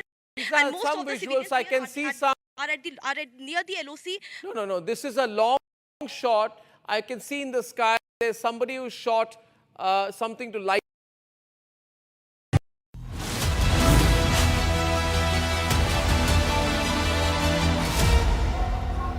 Well, getting in the breaking news right now, you have Rajnath Singh, Raksha Mantri, meeting the Tri-Services Chief. That perhaps is going to happen in a short while from now. That's the latest coming in. This after the developments that took place through the night as Pakistan continued with their misadventure, firing about 50 drones towards Jammu, Rajasthan, as well as Kashmir. The latest information now coming in that there has been an ongoing operation. Now there are details that are likely to come out in a while from now when the joint briefing actually takes place.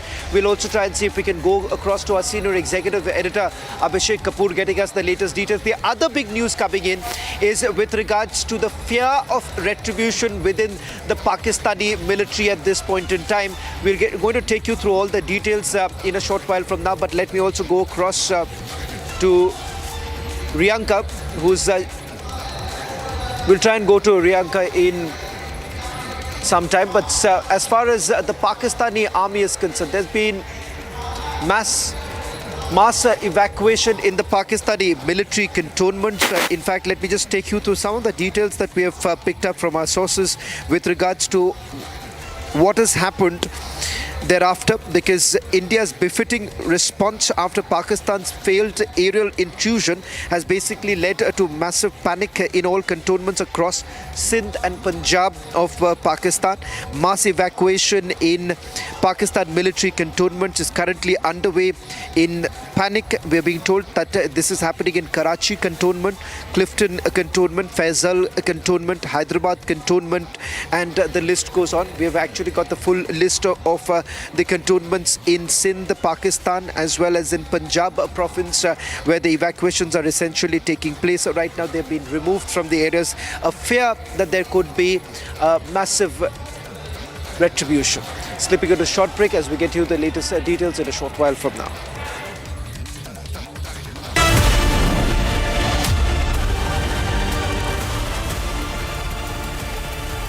क्या हो गया भाई? भैया आपसे सीखकर mutual funds में SIP शुरू की थी, लेकिन कभी कभी अपडेट्स देखकर मेरा मन भटकने लगता है। सुन, ये लिफ्ट जब ऊपर नीचे जाती है तो तू निकल जाता है। नहीं भैया, यही तो सही मंजिल तक ले जाती है। तो बस म्यूचुअल फंड्स का भी यही है, डटे रहेगा तो तू भी अपने सपनों के पास पहुंच सकता है। हाँ, बिल्कुल आपकी तरह। सही है।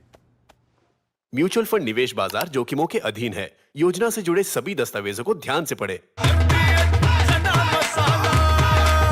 अब छोलिया हो या लोबिया, सफेद चने या काले चने, सब कुछ मजेदार बने। MDH। इसको घर पे लगाओगे तो शादी का तो पता नहीं, पर घर पक्का नहीं टूटेगा। रुंगटा नहीं तो घर स्ट्रॉन्ग नहीं। रुंगटा स्टील TMT बार एकदम सॉलिड। पहाड़ों में एक हाइकिंग स्टिक भी बन सकती है। आधे बाउल दही में 4 चम्मच MDH चटनी पुदीना मसाला डाला, स्टर करो, पुदीना चटनी तैयार। MDH चटनी पुदीना मसाला। पाकिस्तान इंडिया ने जंग शुरू कर दी है। अभी मेरे बहावलपुर सिटी के अंदर मौलाना मसूद अजहर साहब के जो है मदरसा है उसके ऊपर 4 मिसाइल दागे गए हैं। 4 मिसाइलों के साथ हमला किया गया है मौलाना मसूद अजहर साहब के मदरसे के ऊपर। हम अपनी अफवाज पाकिस्तान के साथ खड़े हैं, लेकिन मेरा सवाल है कि हमारी ये जंग कहाँ सोई हुई थी, हमारी अफवाज पाकिस्तान कहाँ सोई हुई थी जब ये हमला हुआ। मुजफ्फराबाद की भी खबर आ रही है कि मुजफ्फराबाद वाली साइड पर ये अटैक हुआ है, लेकिन सबसे पहले मेरे बहावलपुर सिटी के अंदर अटैक हुआ है। प्लास्टिक मिसाइल के साथ उन्होंने हमला किया है। मौलाना मसूद अजहर साहब के मदरसे के ऊपर 4 मिसाइल मारे गए हैं। अभी ये कहना कबल वक्त है कि गोया कितनी सच्चाई है इस खबर के अंदर, साइड से ये मिसाइल आए हैं, ये अभी कन्फर्म होना बाकी है। लेकिन ये कन्फर्म न्यूज़ है कि उनके मदरसे के ऊपर 4 मिसाइल मारे गए हैं।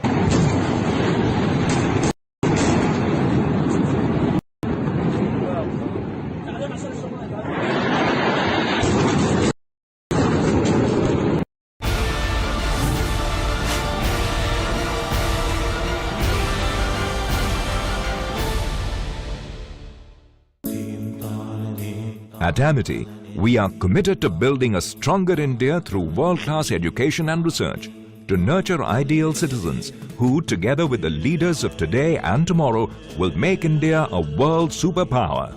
Amity University, India's leading not-for-profit private university.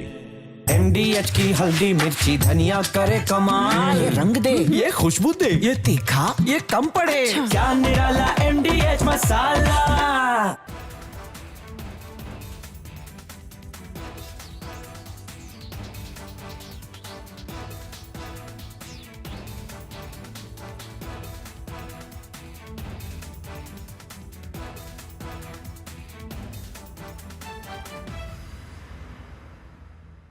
Unlike in 2019 when we had hit Balakot, which was in the wilderness, and Pakistan got an excuse to say that nothing had been damaged or killed, that we had only killed some crows and pigeons and sparrows. This time we chose high visibility terrorist targets which have been around for decades, right? And they are command and control targets, terror training camps of big, very great magnitude, so that they cannot be missed by the people of Pakistan or the whole world per se. Otherwise, we had that syndrome of jungle mein mor nacha, kisi ne na dekha, etc., which Pakistan took the fullest advantage of to deny that it had been hit, and that was taken advantage of by some unscrupulous people in India. This has been a very calibrated, very calculated, meticulously planned and executed strike, right? It is non-escalatory in nature because it is proportionate, because it targets precisely the terror training camps. We have not hit the Pakistan armed forces, the army or the ISI. We have focused only on the terror.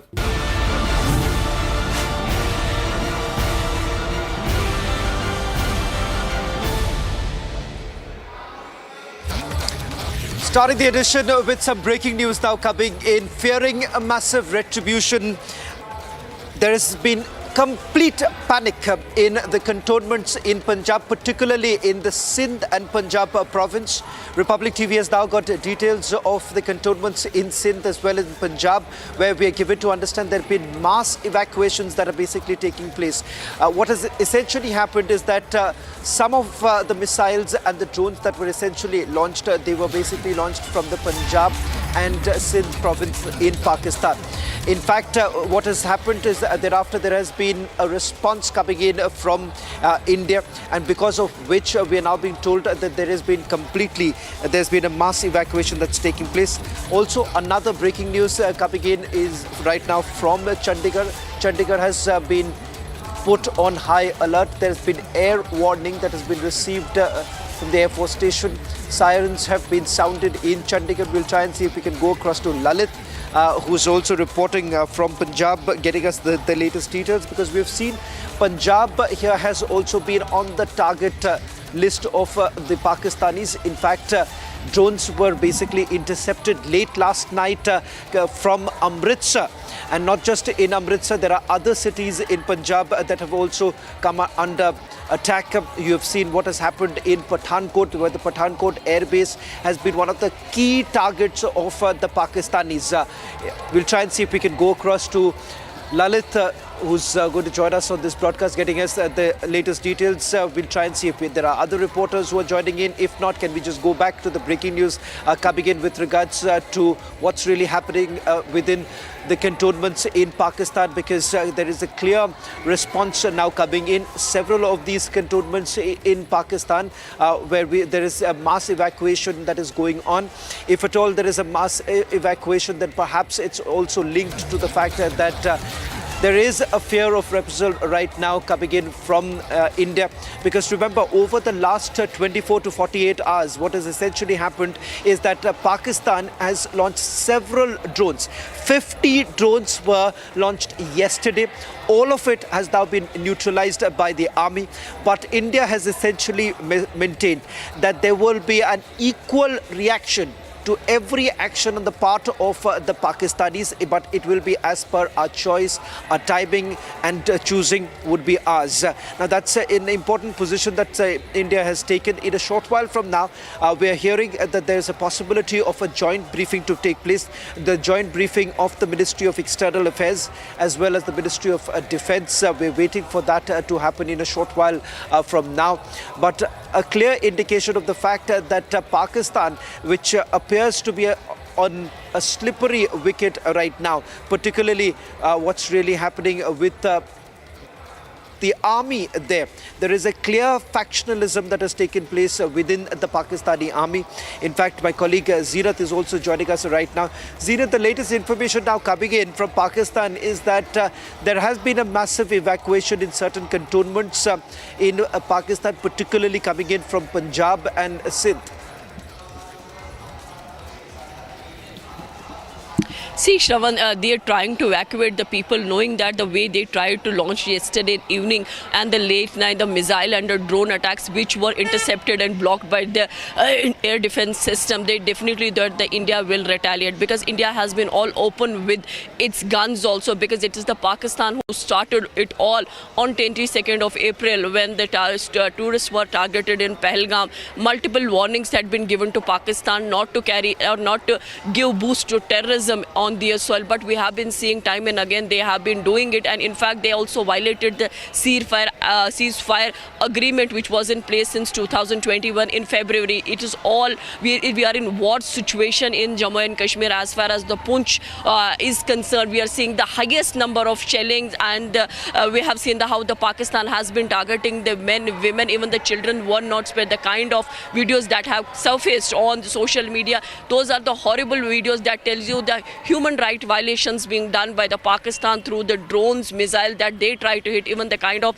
the artillery that they are using. In fact, the Indian army is responding. We are seeing the damage from the Lagama, Salamabad in Uri, the Tangdar sector in Kupwara. Some of the shells had reached even to the Mohra in North Kashmir, where a vehicle was hit early morning and it has received a damage. The people who were on board, they have sustained minor injuries. It's all out in Jammu and Kashmir. We are seeing the installation, one of the important installations in Jammu and Kashmir has been put on high alert, be it in Srinagar. Srinagar has not only the VVIP movement, but one of the important installations of the Indian Army, Jammu and Kashmir Police, or the headquarters of the other forces and the other important infrastructure. There is already an alert that has been sounded in Srinagar. Most of the streets are flooded with the patrolling parties. In fact, the traffic, the civilian traffic on ground is very, very minimal. You hardly see people or moving around, or the vehicle percentage is almost 5 to 10%, which earlier the roads would be flooded with the vehicles. Right. Now definitely that has been controlled to control the damage. There's more breaking.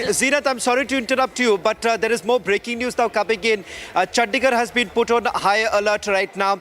In fact, Lalit is joining us right now from Khasa in Atari, because that's where a missile was also intercepted. What's the latest that coming in? In 30 seconds, quickly tell me, Lalit, what's the situation on the ground like? Shravan, if we talk about in Chandigarh, there has been an alert from the Air Force that there could be a possible drone attack in Chandigarh. So just a few minutes before, there has been a siren which has been sounded all across the Chandigarh because of the alert. Now advisory has been given to follow the instructions and to remain indoor. Apart from that, if you talk about not only in Chandigarh but in the neighboring of Chandigarh, which it includes Panchkula, Zirakpur and Mohali, there has also been given an alert to remain inside. Apart from that, if you talk about right now where we are standing here in Khasa in Amritsar, there also there has been a minimum traffic in the roads, as early in the morning around 5 there was an interception which was intercepted by the Indian Air Force, and the drone was being shot. So right now investigations are being on to find out where that drone has been shot. But apart from that, if you talk about, siren has been sounded in Amritsar early in the morning around 5 and then around 8 in Amritsar also. So there has been an alert all across Punjab and in Chandigarh right now. Back to the studio. Well, sirens blaring in Chandigarh right now. This a clear sign of certain signals that have been received by the Air Force station there. In fact, the air defense systems that have been working through the night. Around 4:30 this morning, another fresh wave of drone attacks that were basically intercepted by the Indian Army. A consolidated list that has also now been put out with regards to the number of attacks that have actually taken place across the western border. We are being told that 50 such drone attacks that have taken place. Now, with these sirens that are being sounded in Chandigarh, remember a similar drill we are being told has been exercised in Srinagar too. This morning there were sirens that were blaring across various parts of Srinagar. These are precautionary measures that are essentially being taken if at all there are any missiles or, for that matter, drones that are being launched from the Pakistani side. So a close watch being kept right now. In fact, high alert in most of the cities close to the border right now. Air warning sounded in cities like Chandigarh as well as in Srinagar. Just a quick check that I want to also go across to Zeenat. In fact, Zeenat, a short while back, we were given to understand that sirens were also sounded off in Srinagar. What's the situation like from where you are reporting? See, the situation in Srinagar continued to remain tense because yesterday evening the sirens were sounded off at multiple places. There was a loud bang that was also heard in Avantipura. With the result, the entire south zone was kept on alert. We are seeing the deployment of security forces has increased manifold in the Srinagar city itself, where we hardly would get a sight of security forces. But now the deployment number, and also these security forces are with the BPs, their patkas and everything. They are carrying the huge attire with themselves, along with the automatic rifles that earlier was hardly a sight that now was visible in the Srinagar city after the situation improved post abrogation of Article 370. Now we see, since it's a fearful situation all around, mostly the people have stayed indoors. Schools have been shut, the medical facilities have been enhanced, the doctors, those who have been posted with the medical facility, all their leaves have been kept, has been cancelled, and every everybody, even in the J&K police, the people were being called yesterday evening. They were being sent messages that come back and join the duty. So it's a war situation in Jammu and Kashmir, where we see in Jammu the maximum damage has taken place in the Poonch sector, and as far as the Kashmir is concerned, we are seeing the artillery and the mortar shells that have been used by the Pakistan Rangers along the Tangdar as well as the Uri sector, where the people, one woman have lost their life and few of them have also received injury. But there is a property damage that has come due to the shelling of the Pakistan army, and the Pakistan government tried to use the missiles and the drones to hit the Jammu, Udhampur, Pathankot, but they were intercepted, blocked, and with the result, they failed to carry any attack in Jammu and Kashmir. But yes, the artillery that they use has created a mayhem in Poonch. Well, thank you very much, Zira, for getting us the latest details. I'll quickly go back to my colleague Arawat now. Speaking about what's really happening in the border areas, what are the Pakistanis doing right now? They are essentially targeting civilian areas. Reports emerging from Poonch district where civilian areas have been targeted. Remember, we've lost over 16 people. 16 innocent lives were lost because of the shelling being done by the Pakistanis. As far as Uri is concerned, over the last several hours, we have seen the entire area be extremely active. There have been intense artillery firing that's actually taking place. There have been intermittent, is what we are being told this morning when we checked with our sources. There have been intermittent firing that's taking place there. Give us a sense of what's the current situation like, and also show us the extent of damage that you're witnessing right now in the civilian areas. Absolutely, Shavan. As we have seen that the entire area has been, evacuation process has been started in the entire Uri, as we have seen that the continuously shelling from the Pakistani troopers, and you can see here in the visuals that the evacuation process is going on. You can see that the administration is on toes. Also, some injuries were also shifted towards the medical college in the various districts of the Kashmir Valley. Not only here in the Uri sector, we have seen that the first aid have been given them and they are stable as of now. But we have seen that it's the frustration among the Pakistani troopers as well as the terrorists, as we have seen that the launching pads of the terrorists have been destroyed in the strike. Then after we have seen these kind of operations that the Pakistan is trying to hit the civilian populated areas in the Uri sector, and the Firdaus is showing you the visuals of the Lagama in the Uri's last village in the North Kashmir, and you can see there are the marks of the splinters, and here was the shop in the Uri sector, and here Firdaus is showing you the visuals that the evacuation process is going on. The administration has assured that the 100% evacuation process should be here, and then after we have seen already here in the Kashmir Valley from yesterday afternoon, we have seen that the evacuation process was started. Coming to this side, this is the entire area that has hit with the mortar shell that was fired by the Pakistani troopers in the Uri sector, and we have seen that the entire area is getting in some more breaking news right now. China has now done the balancing act, a statement that has been put out by the Chinese Foreign Ministry.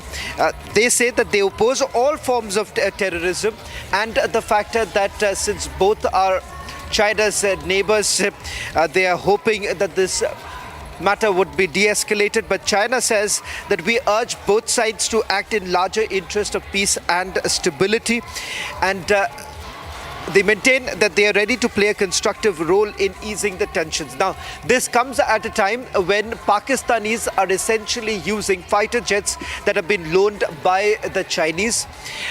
The Chinese Foreign Ministry is making a statement at a time when the Pakistanis are also using Chinese missiles. Remember, the drones that were basically fired late last evening were also Chinese make, and the missiles, PL-15s that have been used by the Pakistanis are also been given by the Chinese. So a lofty statement now being made by the Chinese Foreign Ministry, where they're essentially indicating that they would like to carry out a constructive role, play a constructive role, perhaps mediating between both the countries. Clipping it a short break. On the other side, we get you more details coming in from the border areas.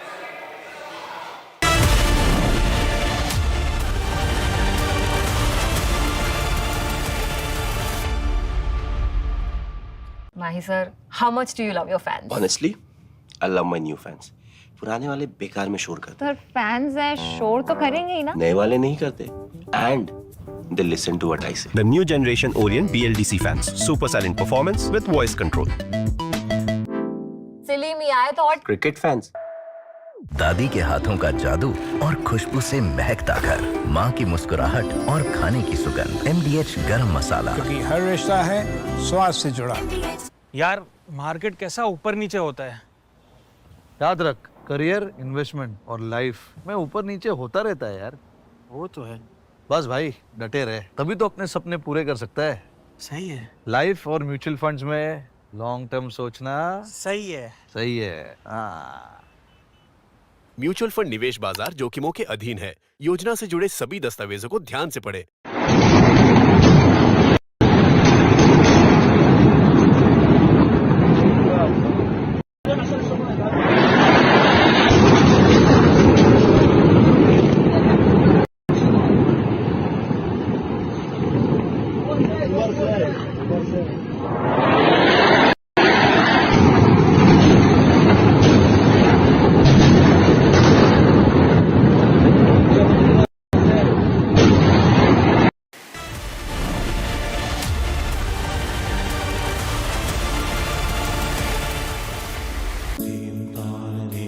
At Amity, we are committed to building a stronger India through world-class education and research to nurture ideal citizens who, together with the leaders of today and tomorrow, will make India a world superpower. Amity University, India's leading not-for-profit private university. अब छोलिया हो या लोबिया, सफेद चने या काले चने, सब कुछ मजेदार बने। इसको घर पे लगाओगे तो शादी का तो पता नहीं, पर घर पक्का नहीं टूटेगा। रुंगटा नहीं तो घर स्ट्रॉन्ग नहीं। रुंगटा स्टील TMT बार एकदम सॉलिड। पहाड़ों में एक हाइकिंग स्टिक भी बन सकती है। ये है सीक्रेट रेसिपी MDH का जीरा सिप जल जीरा मसाला। सिप सिप जीरा सिप जीरा सिप MDH का जल जीरा सिप MDH का जल जीरा सिप।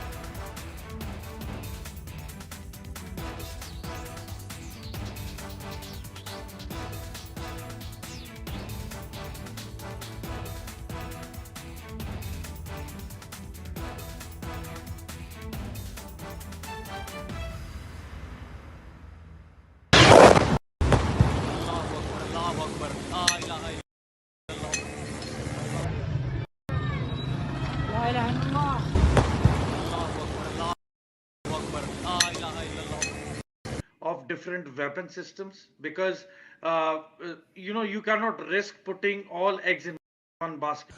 ये मस्जिद तैयबा मरकज उमर करा के अंदर।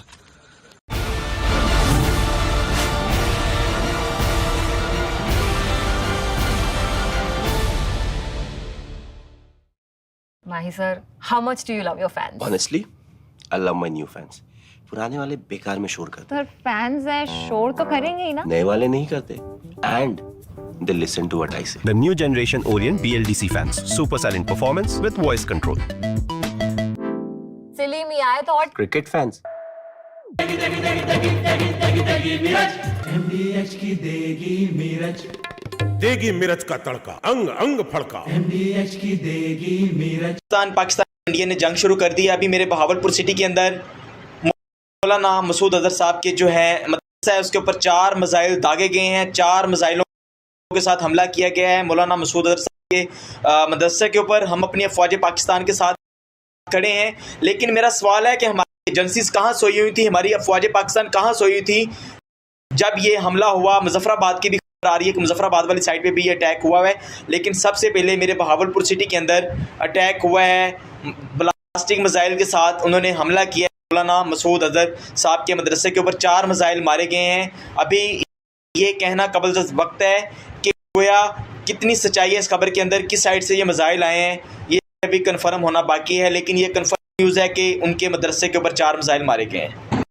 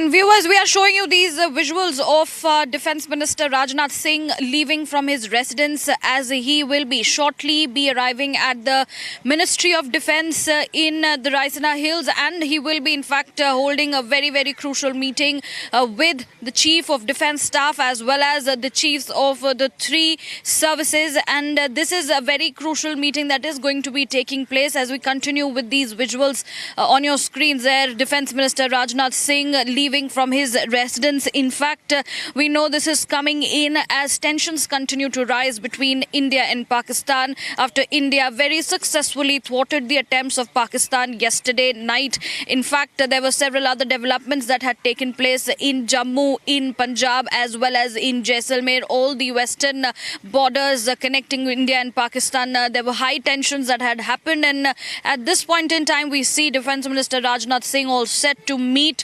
the CDS as well as the three services chiefs, and this meeting will be focusing on the review of the security situation, of the review of the successful mission that was undertaken under Operation Sindoor that happened yesterday, where there was successful strikes against the missiles and the drones that were launched by Pakistan, a series of missiles and drones that came in from the Pakistan to the Indian areas in the border areas, and that mission was successfully foiled by the Indian forces, by the Indian Air Defence. And on that note, there will of course be a review, and the meeting is going to be taking place any time from now after the Defence Minister arrives at the Ministry of Defence in the national capital. We are expecting that movement to happen anytime shortly, and people are of course looking into all the developments. And viewers, as we continue to bring you each and every details from the ground, from several other areas, from the borders as well as from the national capital, where many such meetings are expected to happen today, starting with the Defence Minister meeting with the Chief of Defence Staff, General Alan Chauhan, as well as the three services chiefs very shortly from now. And after that, it is expected that the Defence Minister may meet Prime Minister Narendra Modi to brief him about the strikes, the second level of strikes which were undertaken by Indian Defence Forces yesterday, as they successfully thwarted the attempts that had come in from side of Pakistan. And viewers, it's time for a very short break. Do stay tuned. We will be coming right back, hitting a short commercial break. We will be getting you all the details. On the other side, we will be of course seeing Defence Minister meeting with the Tri-Services Chiefs as well as the CDS, a high-level meeting going to be happening on the other side. Stay tuned.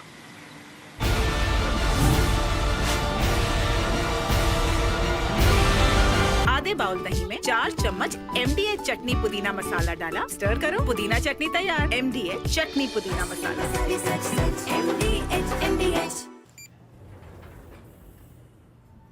क्या हो गया भाई?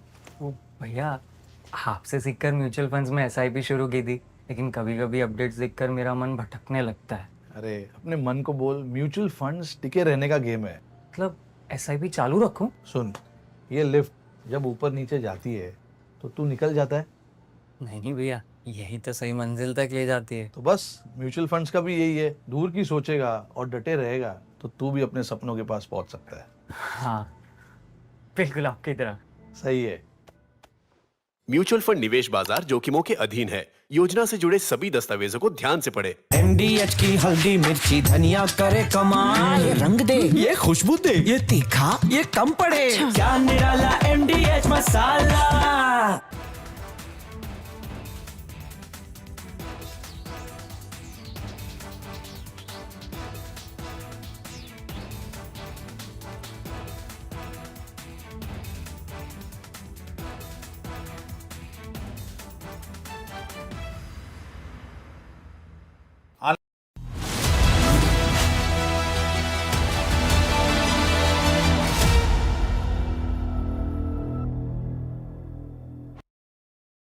Mahi sir, how much do you love your fans? Honestly, I love my new fans. पुराने वाले बेकार में शोर करते सर फैंस हैं, शोर तो करेंगे ही ना। नए वाले नहीं करते and they listen to what I say. The new generation Orient BLDC fans. Super silent performance with voice control. Say I thought cricket fans ये है सीक्रेट रेसिपी MDH का जीरा सिप जलजीरा मसाला। सिप सिप जीरा सिप जीरा SIP MDH का जलजीरा जीरा SIP MDH का जलजीरा जीरा SIP.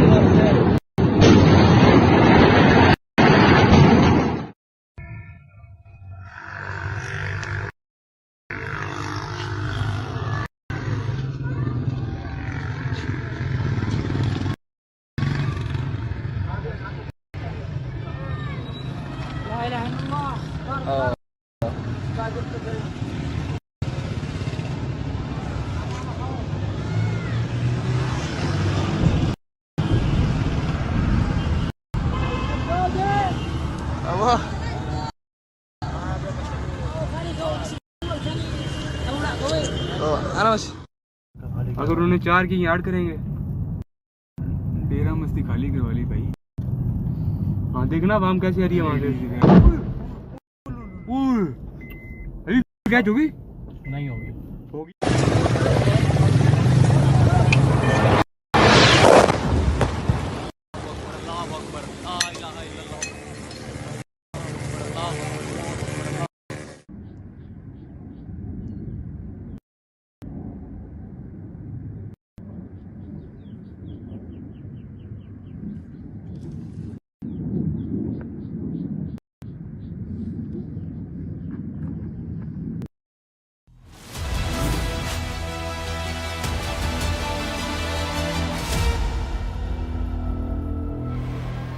Welcome back, ladies and gentlemen. You're watching live and breaking on Republic TV, and those are live visuals coming from outside Defence Minister Rajnath Singh's residence, where the movement is up and running. In moments from now, Chief of Defence Staff General Anil Chauhan, along with the Tri-Services Chiefs, are expected to arrive at Defence Minister Rajnath Singh's residence for a very key meeting. Ladies and gentlemen, this is the biggest defence meeting in the country that is about to happen at Rajnath Singh's residence, and later on, there are expectations that further updates will be taken up all the way to the PMO. The big meeting at the moment, the big breaking news. Republic, the only network reporting live with the live feed coming outside Rajnath Singh's residence as Rajnath Singh now leaves his residence for a key meeting with the 3 services chiefs. That's the big breaking news update coming in. Those are vehicles now gearing up outside Defence Minister Rajnath Singh's residence. As you can see, the special commandos there of the defence clearing up the route so as the vehicles that can exit. The gates are now opening as the vehicles and the convoy of Defence Minister Rajnath Singh is expected to arrive at any moment and be en route to meet Chief of Defence Staff along with the Tri-Services Chief. This is the biggest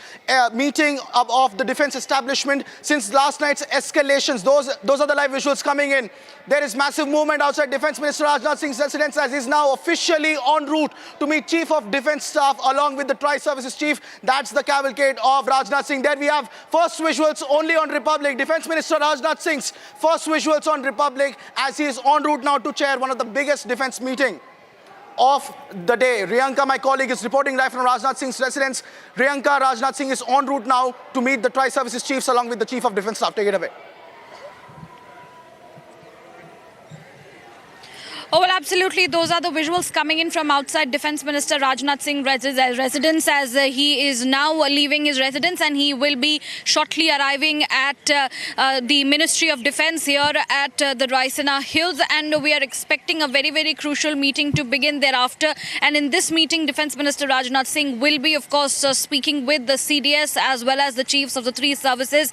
And this is coming in as a follow-up and a review of the retaliation that India had given back to Pakistan yesterday night when under the Operation Sindoor, there were several strikes that happened successfully earlier. And in fact, when Pakistan had launched in a series of missiles and drones attacks on the border areas between India and Pakistan, there was a successful mission which was carried out. Their attempts were thwarted, and on that note, there is going to be a very, very crucial review which will be undertaken, a meeting which will be chaired by Defence Minister Rajnath Singh. very shortly from now as he leaves from his residence, and I continue to be here at Vijay Chowk, and we will be very shortly showing you those visuals of Defence Minister arriving at the Ministry of Defence. We already know that the Chief of Defence Staff, as well as the Army Chief, the Navy Chief and the Air Force Chiefs, all of them have already arrived at the Ministry of Defence already, and very shortly from now that meeting is going to be beginning once the Defence Minister arrives here. Absolutely. Thank you so much, Riyanka, and of course we'll keep coming back to you as and when the meeting starts. It's a big one. The Raksha Mantri to be closeted with the Chief of Defence Staff and the 3 service chiefs.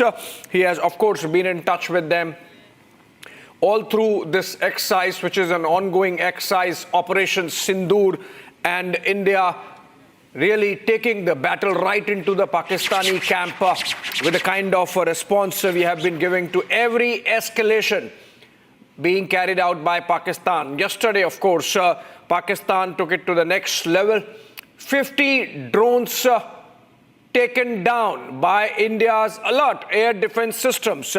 And look at the broad array of weapon systems that India deployed to down those Pakistani drones and missiles, of course. 8 missiles on Jammu alone, and that's a big one. I'm sure the Indian armed forces are going to give a befitting reply, and as Foreign Secretary Vikram Misri said in the presser yesterday, it's for Pakistan to choose. There would be consequences. So obviously, if there are 8 missiles being hurled on Jammu, there would be consequences for that, and for which, of course, this meeting gains even more importance. The Defence Minister to have confabulations with the entire armed force leadership, which includes, of course, the Chief of Defence Staff and the 3 service chiefs. This meeting is going to start in a while from now, and we'll keep bringing to you latest updates insofar as the weapon systems. Okay, before the weapon systems, the breaking news development,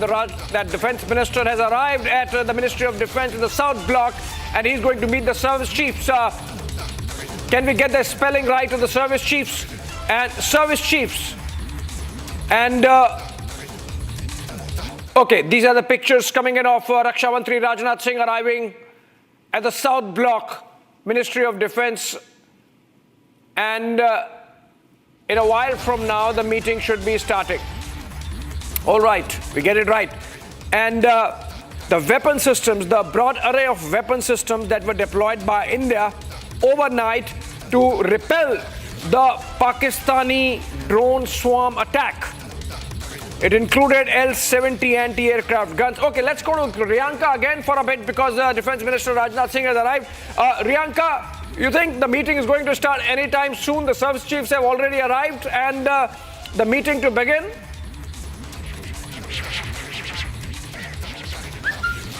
Well, absolutely. As we speak, the meeting is all set to begin any time from now because it was just 2 to 3 minutes ago when we saw the cavalcade of Defence Minister Rajnath Singh entering the South Block area. Of course, you know that the Defence Minister arrives from the back gate. It's not usually from the front side of the Raisina Hills, and we have seen that entire cavalcade of Defence Minister arriving at the Ministry of Defence, and very, very likely the meeting is very soon to begin between the CDS as well as the 3 services chiefs, and the review of the yesterday's successful operation is going to be undertaken, and many such discussions are also going to be happening. We are also being told as per sources that post this meeting, Defence Minister is likely to meet Prime Minister Narendra Modi.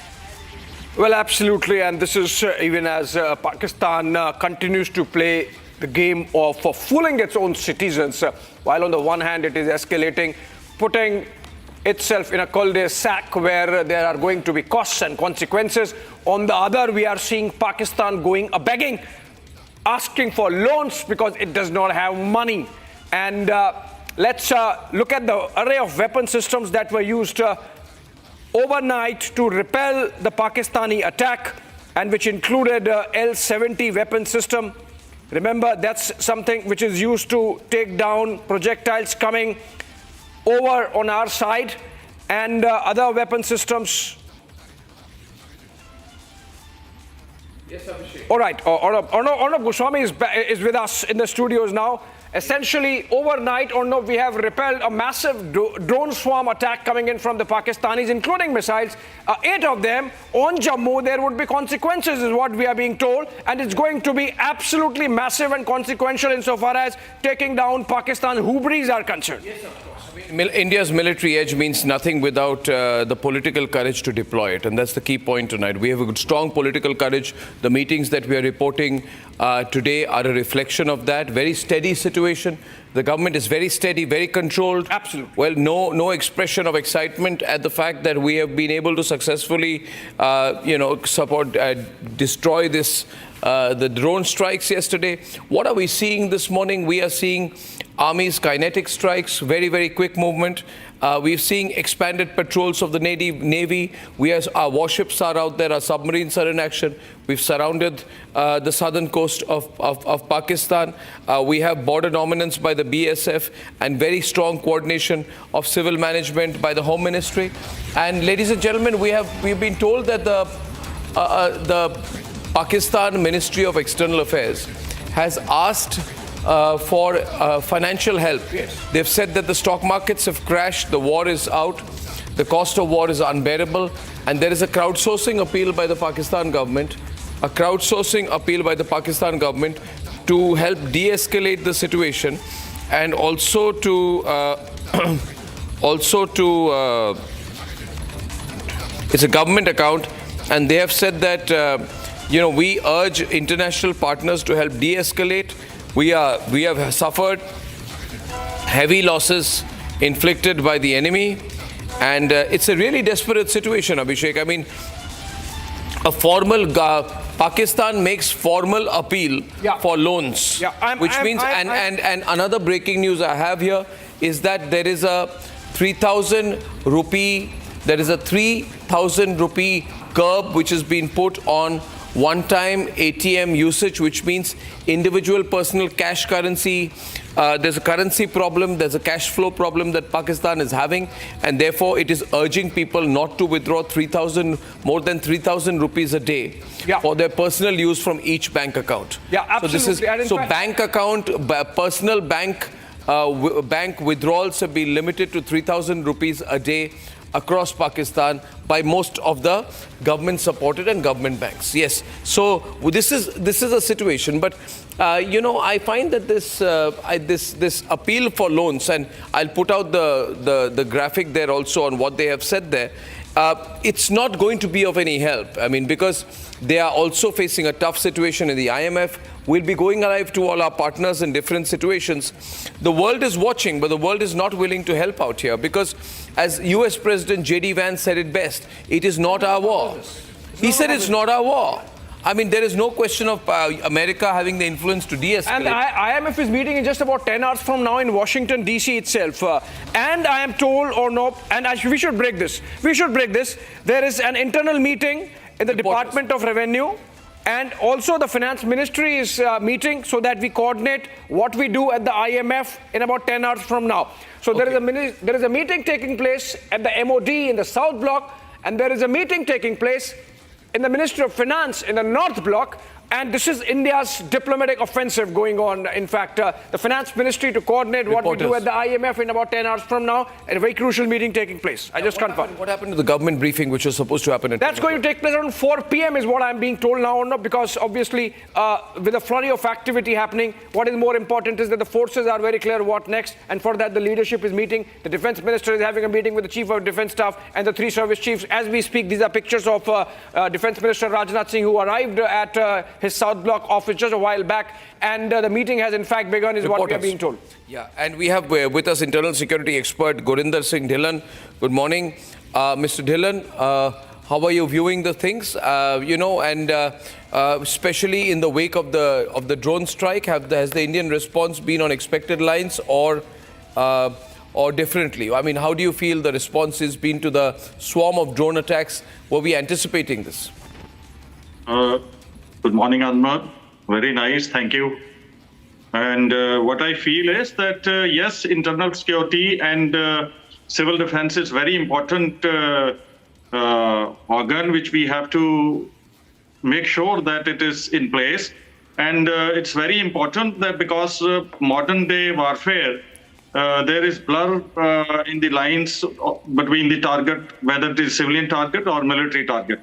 So I think we, coming from Punjab, I know we are at the forefront, and there were drone attacks, they were neutralized. I'm very happy that military is responding, giving a befitting reply. That's what is needed, because this is the time we shall all be together and fight these terrorist organization institutions in Pakistan. But of course, civil defense and security of vulnerable points and vulnerable vital installations is very important, more so in border states, because that deals with the civilian security and mobility of the armed forces and supply chains. Yeah. Okay, Mr. Dhillon, I'm going to come back to you. I also have our reporters in different locations. Thanks for sharing that information with us. Ladies and gentlemen, I want to take you through some of what has happened last night. And right now, I'm going to run a few of the reports that we had last evening. So in case you missed it, some of the action last evening. And it's been a really long night, hasn't it? I mean, it's been a long night. It's been a busy night. And it's going to be a very long day. And perhaps a long night as well, because we are in no mood to escalate this, but we are without doubt. I think Saurabh is also with us right now. Saurabh, are you there? Saurabh Shukla is there. Okay, Saurabh Shukla will be coming in some time. So Pakistan's dream was basically costless aggression. Can I get my reporters? Can I get the news desk? Please get me some reporters live right now so we know who we are going with live now. We need to get the reporters lined up immediately. Immediately means like as of yesterday. And Harsha, Gursimran, Arawat will all be on with us in about 30 seconds. What we are watching tonight is strategic theatre.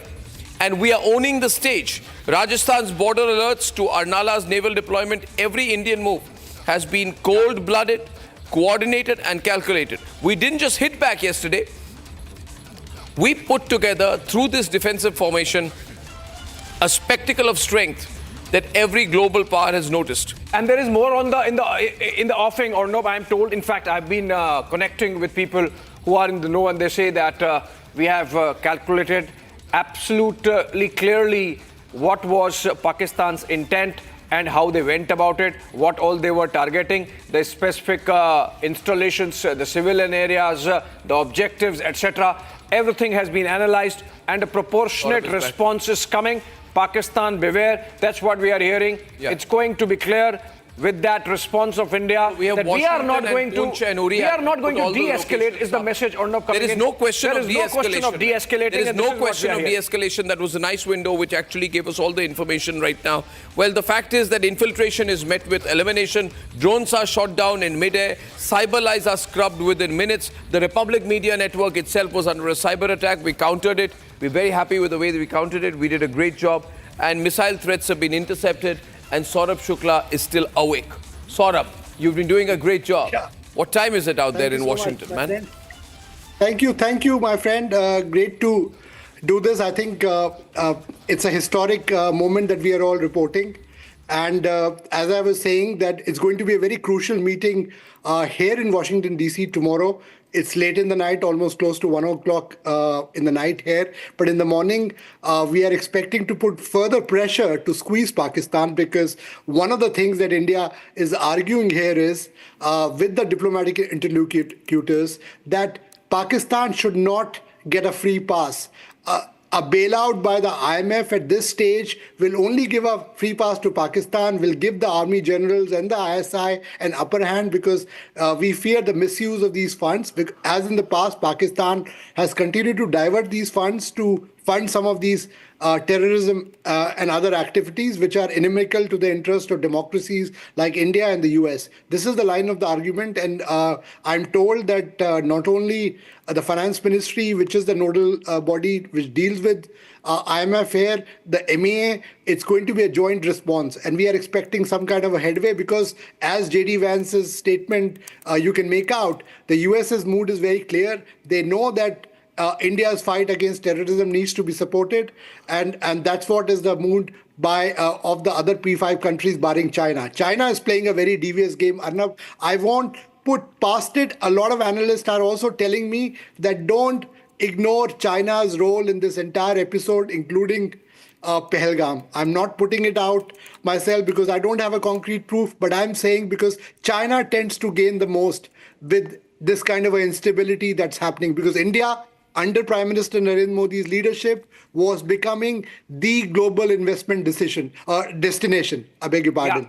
With Apple coming in, and a lot of other companies would have followed suit. With all this happening, they are now trying to portray India as a zone of instability. So we have to be careful here. We also have to expose China's double game, because that is a long-term threat. And even in the military operation, Pakistan has been supported by two countries, China and Turkey. And India must make sure we continue to isolate. And I want to appeal to everyone who's watching this show today that we have, as citizens, whatever we can do. Government will do their job, armed forces will do their job, diplomats will do their job, but as citizens, whatever we can do to boycott some of these countries who are patronizing terrorism and profiting out of terrorism, we should go ahead and do it. Arnab? Yeah, absolutely. I think that's very important. I think anyway, when people saw similarities in the way the Hamas attacked on October 7th and, the Lashkar attacked on the 22nd, there were clear similarities. In the earlier case as well, it was felt, and not rumors, not just speculated,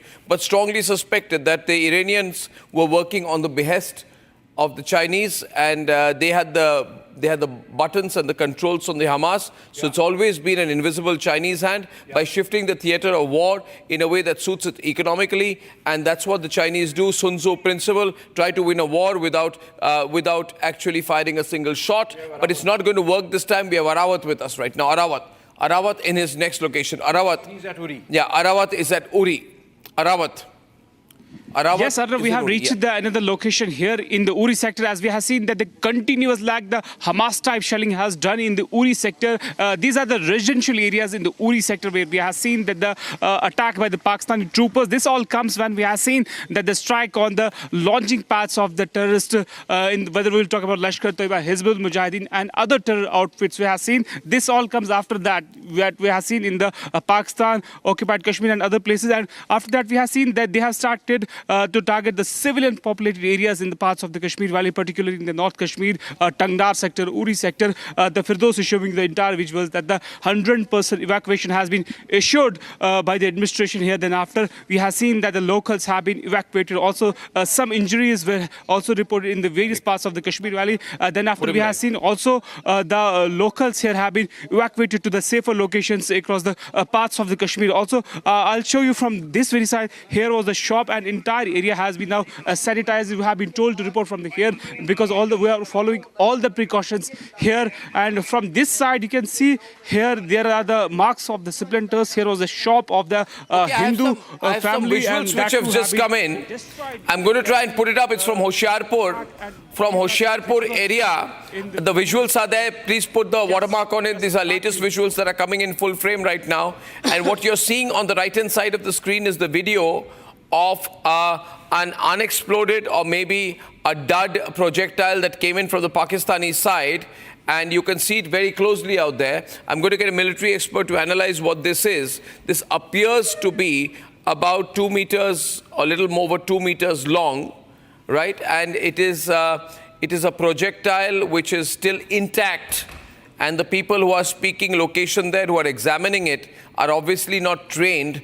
These are the people who have just caught the projectile images and they are sharing it, and these are people who are talking around it. I don't think it's safe to touch a projectile like that, but it's obviously unexploded, and this is the proof that this has been a failed projectile assault. People are handling it. I think they should be careful about doing this. But this is from Hoshiarpur. और अगर हमारे reporter Lalit को हम live कर सके. Good morning, Deepak साहब. Good morning, sir. Good morning, sir. Bob, bright and early and looking fantastic as always. Inspired by you as always. Sir, you see these visuals out there. What do you make of it, sir? Lots of dud missiles have fallen all over. Deepak Vora. Yes, sir. Yeah, can we be on air? Good morning. Yeah. Good morning, sir. Thank you very much. Always a pleasure to be on your incredible channel. What I see here... What do you see, sir? It's a dud missile, sir. Yeah, it's made in China. Yeah. It doesn't work and it can't be fired. So therefore, they have thrown this little joke over here. Fellows who, of course, milling around it should be careful. Wait for the bomb disposal fellows to come. They'll do it. But this is not unusual in situations like this. When you start buying all this nonsense made in China, you will face many, many such things. I believe this is the global assessment. Out of every 10 weapons or projectiles like this made in China, 5 probably don't work. That's a very high failure rate. But then it's only to be expected. Let's see what happens, sir. You said this is in Hoshiarpur. मुझे कहा गया है, हिंदी की जो report है, I'm reading it out for you. Hoshiarpur से तलवाड़ा में गांव कमाही देवी के पास थोड़ी देर पहले एक मिसाइल गिरने की जानकारी आ रही है. Okay. So this is the first input. Hoshiarpur के पहाड़ी क्षेत्र कमाही देवी में मिसाइल मिलने से दहशत. मौके पर स्थानीय पुलिस पहुंचे और ऑफिशियल तौर पर अभी कोई जानकारी ऑफिशियल तौर पर कंफर्मेशन नहीं हुई है. ये रिपोर्टर के सूत्र, जो हमारे रिपोर्टर के सोर्स है, वो सब कह रहे हैं और विजुअल हम दिखा रहे हैं. And this is the latest visual which has come. Full frame जरा इसको दिखाइए please. This is a missile which is obviously been caught, but what it is resembling, जो कहा जा रहा है, ये हम Niranjan is telling me it looks like the PL-15 of China. There you are. और इसको it was said that the PL-15 of China is the missile which will outflank the Rafale. Yeah, of ये course. positioning थी. The Chinese had thought and told and sold this to the stupid Pakistanis that this is their equivalent of the BrahMos. ये इनका ब्रह्मोस है. और हमारे साथ ललित आप live है. Lalit, Okay. I want to say something. ये होशियारपुर है ना? Hello. ये कहाँ से फायर किया है? From Pakistan, from a place called बुद्धूपुर. You're having fun this morning. Lalit, ये जो विजुअल अभी आपने शेयर किए, लोकल स्थानीय police, what are they telling you, Lalit? Well, there has been no official confirmation, but yes, a missile has been found in the forest area near Kamahi Devi in Hoshiarpur. So visuals are coming right now, but there has been no official confirmation regarding this. But yes, a missile has been found in the forest area near Kamahi Chinese Devi in PL-15. Hoshiarpur. Right now, there has... बोले carry on. I'm giving instructions to the desk. Don't be disturbed. Yeah. Well, yeah, so right now there has been police teams which has been going there, and this matter has been reported to the police. So right now investigation is on, but there has been no any sort of injury or damage in the nearby areas. But yes, a missile has been found in Hoshiarpur near the Kamahi Devi.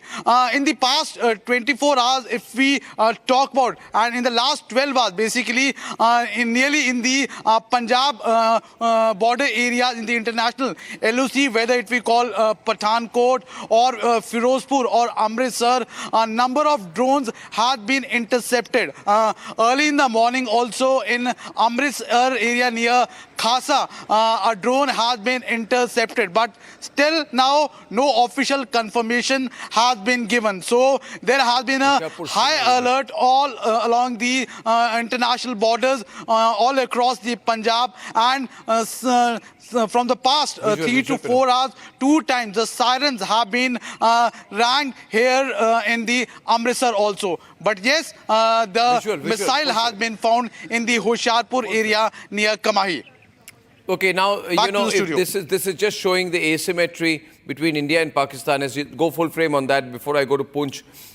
If you see this PL-15, I was just told by a research team that the PL-15 was sold by the Chinese to the Pakistanis as China's gift to Pakistan to take on the BrahMos.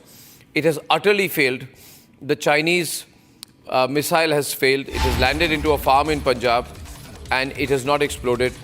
This is a big blow. This is a missile or not? This is clearly a case of missile, and which means the Pakistanis have been escalating, and that's why what we are being told is that by 4 p.m. we would be hearing what India's response has been and how India has made sure that Pakistan does not get away with this escalation and that there are consequences to what they are doing. So this PL-15 missile usage in the civilian area, yeah, is also evidence, Deepak Vora, that we can take to the international community. This is landed on a farm. It's all. This is evidence of escalation. Oh, absolutely. Escalation. We've done the same when they fired that AMRAAM missile from their jet and hit the aircraft of Wing Commander Abhinandan. We had then shown it to the international community. Not that they are going to do anything about it. Most of them couldn't care less. But yes, we have now solid evidence that the Chinese are messing around. They are no friends of ours, nor are they any friends of Pakistan. They are messing around and they are trying to encourage these guys to keep the battle going. Whereas they talk of peace, but they try their best to make war.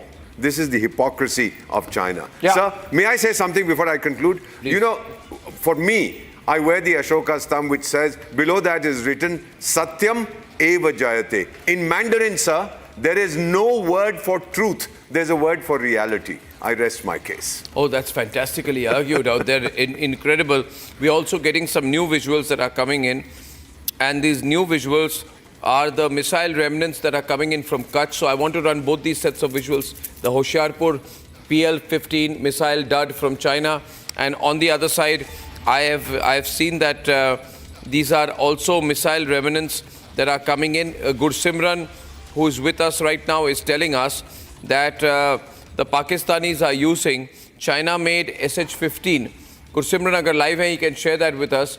But they are using the China-made SH-15 artillery guns to target Indian post.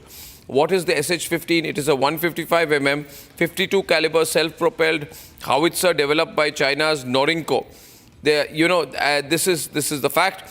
I also have the fatality list. Unfortunately, one person has died in Poonch. Non-fatal injuries 1, Uri fatal 1, non-fatal 3.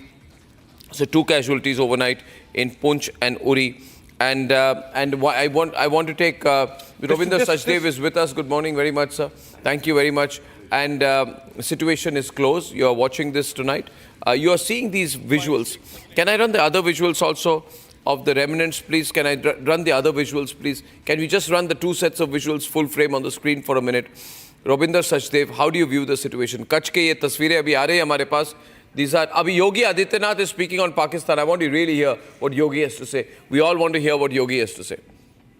आज आप देख रहे होंगे किस रूप में अलग थलग पड़ा पाकिस्तान आज दुनिया के सामने कराहता हुआ नजर आ रहा है।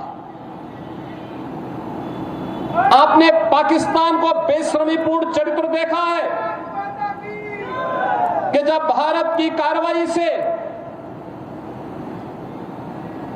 आतंकवादी मारे गए, उन आतंकवादियों के जनाजे में पाकिस्तान के शीर्ष सैन्य अधिकारियों की उपस्थिति, पाकिस्तान के राजनेताओं की उपस्थिति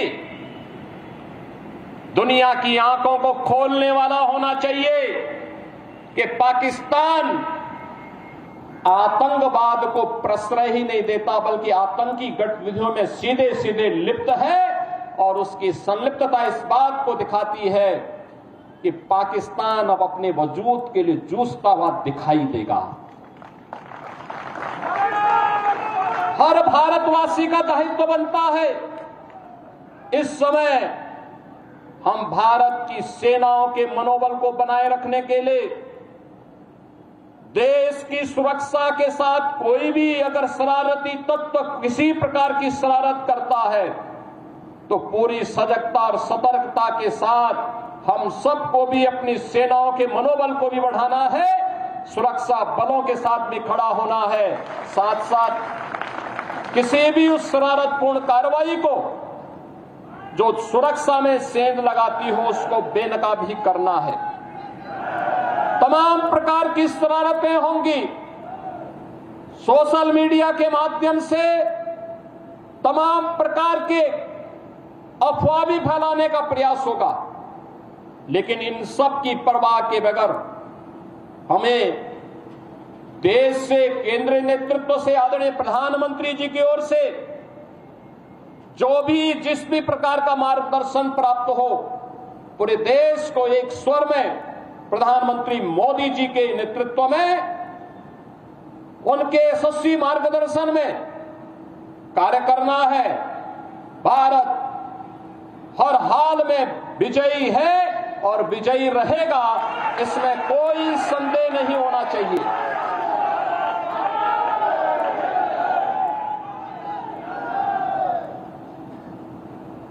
बहनों और भाइयों, महाराणा प्रताप की जयंती हम सबको एक नई प्रेरणा प्रदान कर रही है।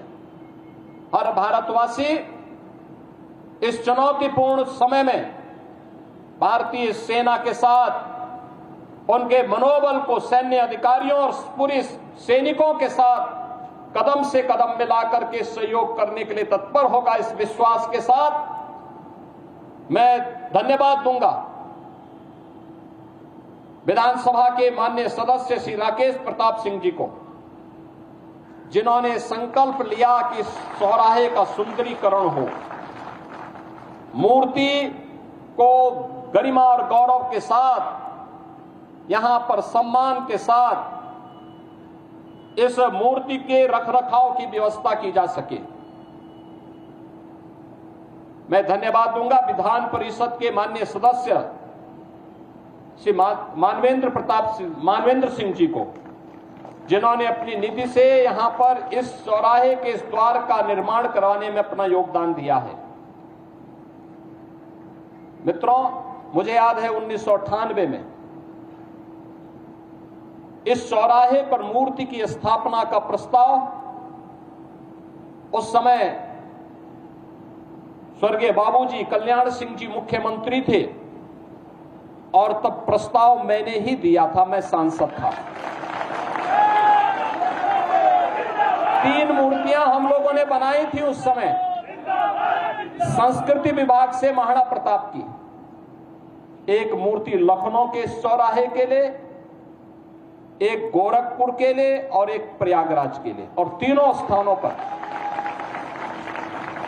श्री नरेंद्र कुमार सिंह गौर उस समय संस्कृति मंत्री के रूप में कार्य कर रहे थे। उन्होंने, डॉक्टर गौर जी ने इन तीनों मूर्तियों के लिए possible drone attack from Chandigarh, and therefore Chandigarh is all alert. There's an alert in Chandigarh. Lalit?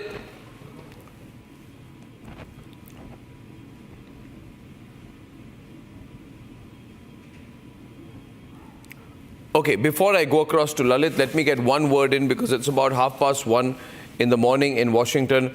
Before I let let Saurabh tuck in for the night and come back as soon as he can in the morning. Saurabh, overall, I want your comment on this distress signal which has been sent by the Ministry of Economic Affairs of the government of Pakistan, saying that we have run out of money. Now, while you are speaking, I want to describe the visuals we are seeing. These are live visuals from Hoshiarpur, where there's a whole search operation. This is Pathankot.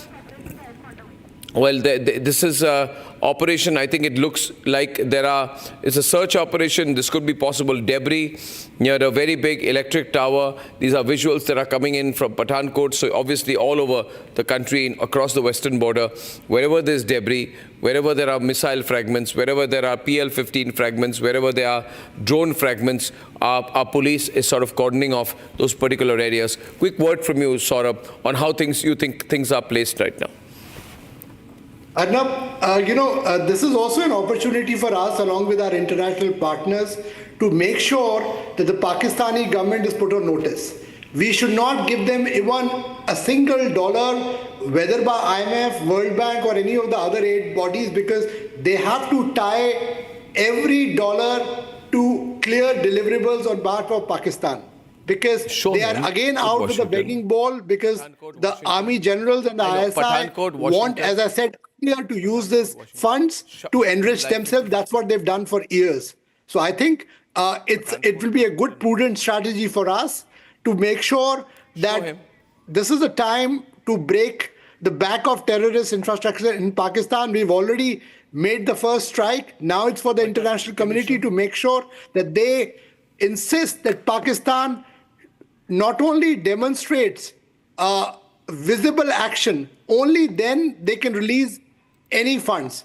That should be the strategy we should adopt, because this is the way to make sure that Pakistan is put on notice. In the past, they've gone with the begging bowl, but have smartly tried to divert some of this money to their own terror machines and to enrich the generals and the ISI guys at the cost of the Pakistani people. This is the time for India to be strategic here, and I know that Ministry of Finance and Ministry of External Affairs, in a joint, I would say, operation of sorts, are working very hard here in Washington and New Delhi to make sure that we apprise our partners so that Pakistan's double game is exposed here in Washington. And Arnab, I'm sure that by the time we come back in the evening, it's very late, as you mentioned, you will see some progress on the diplomatic front as well.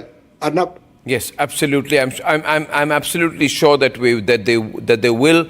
Right now, all the places where these missile fragments and drone fragments are lying after being destroyed, which have been found in Bhatinda, in Pathankot, these are some of the visuals. That area has been cordoned and SOs are on. We have reporters live. Thank you very much. Have a good rest. And we have Harsha from Poonch. I will go first across to reporters. First to Harsha from Poonch. Harsha, what is the ground report there right now?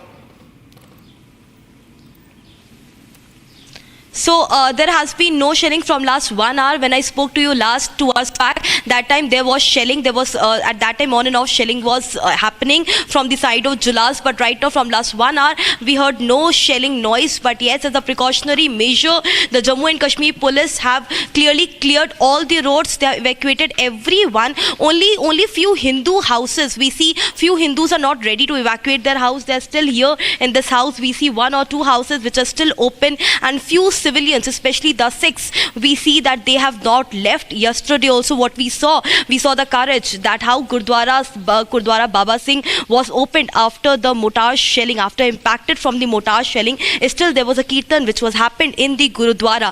So the Sikhs have not left the entire area. Few civilians, few Sikhs are still here. They have not left, but 90% of the civilians in the Poonch have left. We have also got to know that the border villages are especially completely evacuated. And one more thing what we have got to know is that the 50 meter to 100 meter proximity to the road which leads towards these border villages completely shut down by the SOG Jammu and Kashmir police, and also the forces have been deployed there. Also there is a fear of infiltration after yesterday's heavy mortar shelling from the side of Pakistan, and that is the reason the entire roads are closed. The posts have been put up at several places, but this is the locality I'm standing in, because I was trying to take a word from civilians who have not left this entire place. They have been stating that Indian forces are doing their job. They are giving the befitting reply. Sir, आप लोग गए नहीं हैं, आपके जज्बे को सलाम कर भी गुरुद्वारा खुला था इतना अटैक होने के बाद, तो आप लोग जानते हैं फोर्सेस लगी हुई हैं, और आप लोग के भी करेज को सलाम। हाँ जी,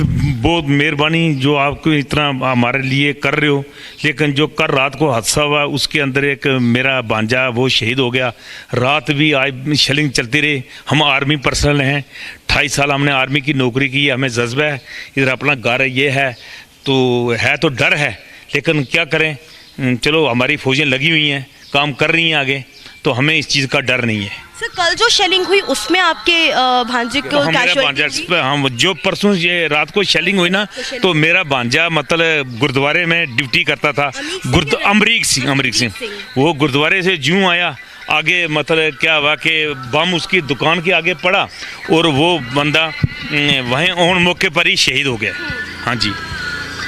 तो एक बात बताइए सरदार जी, अभी यहाँ पे हम देख रहे हैं कुछ सिख परिवार यहाँ पर मौजूद हैं, कई सारे लोग छोड़ के चले गए, लेकिन आप लोग अभी भी मौजूद हैं, तो आप लोग को डर नहीं लग रहा? क्योंकि कल भी बहुत हैवी आर्टिलरी शेलिंग हुई थी। नहीं, डर हमें तब नहीं लग रहा है क्योंकि हमने ऑलरेडी आर्मी की सर्विस की हुई है, हम आर्मी के बारे में जानते हैं, हमें पता है कि मतलब कितना वो हो सकता है, पर अभी जाने का कोई फायदा नहीं। जम्मू में भी मतलब वहाँ पर ही अटैक हो रहे हैं, तो कोई ऐसा कोई हादसा बन जाए इस करके हम अपने मकान के अंदर ही मतलब रह रहे हैं, यहाँ ही है। हाँ। तो बंकर तो है नहीं आप लोग? बंकर नहीं है, लेकिन बंकर नहीं है आप बंकर हमारे को पहले गवर्नमेंट ने अलॉटमेंट नहीं किया ना कि लड़ाई लगने वाली है, नहीं तो हम पहले सन 65 में 71 में हम क्या करते थे कि अपना बंकर बना लेते थे। तो आपने 71 की लड़ाई देखी है? 71 की हमने पेंट की भी देखी हुई है। अच्छा, पेंट की भी देखी है, 71 की देखी है। मैंने 28 साल फौज के अंदर नौकरी करके आया हूँ, सर तो ऐसा आपने देखा, ऐसा जो सिविलियंस पर जो ये गोले फेंक रहे हैं, सिविलियंस को जो टारगेट कर रहे हैं, ऐसा कायराना हरकत आपने इससे पहले देखा? इससे पहले कभी नहीं देखा। ये जितना कराना हरकत है ना, अभी कल हमारे 2-3 जो बच्चे शहीद हो गए ना, हमें पता है उनके घर का परिवार जो वो अभी उसको मतलब वो करना बहुत मुश्किल हो गया है। वो अभी उनको मतलब अपना उनका घर का संभालना बहुत मुश्किल आ गया। अब बीवी क्या काम करेगी? उसके 8-8 साल के 10-10 साल के बच्चे हैं, वो क्या काम करेंगे? जो बच्चे मतलब एक लड़का फौज से रिटायर आया था, उसकी भी डेथ हो गई है। दूसरा अनमैरिड लड़का था, उसकी भी डेथ हो गई है। तकरीबन उस दिन काफी एक बंदा यहाँ से भाग के जम्मू की तरफ जा रहा था, रास्ते में शेलिंग पड़ी, उसका बेटा डेथ कर गया। तो इस करके हम हमारे को अब गवर्नमेंट के साथ तो हैं हम, लेकिन ऐसे है कि जो मतलब ये अभी हरकत हो रही है, ये बहुत ही मतलब अनगैली मतलब हरकत हो रही है, जो हमें ये खामखा तंग करी जा रही है। लेकिन चलो हमारी फौज भी लगी हुई है, मतलब वो भी फौज के जज्बे को भी सलाम, जो रात भर से रिटालिएट कर रही है। हमारी जो फौज का उसका जज्बा, हम खुद आर्मी से रिटायर हैं, 28 साल हमने फौज में नौकरी की है, सुबेदार मेजर की रिटायरमेंट से हम आए हैं।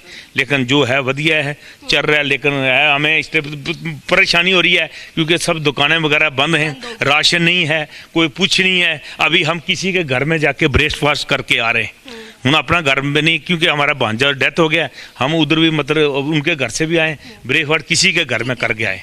So these are the visuals we see. Few families have not left, not evacuated this entire locality, but yes, almost 50%, almost 70% houses have evacuated. The civilians have left. As I was speaking to Sardar ji, clearly stated, because day before yesterday in the Poonch city, where the mortar shelling was directly guided at the Poonch city, where almost 10 to 11 houses were destructed. There was a high intensity impact on those houses, and mostly people who have been killed are in the Poonch city region only. Women, small children, and also few males. So right now there is a situation in the Poonch. We have got to know that the border villages are especially completely evacuated right now, but no shelling from last 1 hour from where I am reporting. Back to you. Okay, so we are getting visuals, I think, from different places. While we go to Uri, I also will run pictures of a Tiranga Yatra that is on in Karnataka. It's been organized by the state government. It's very good.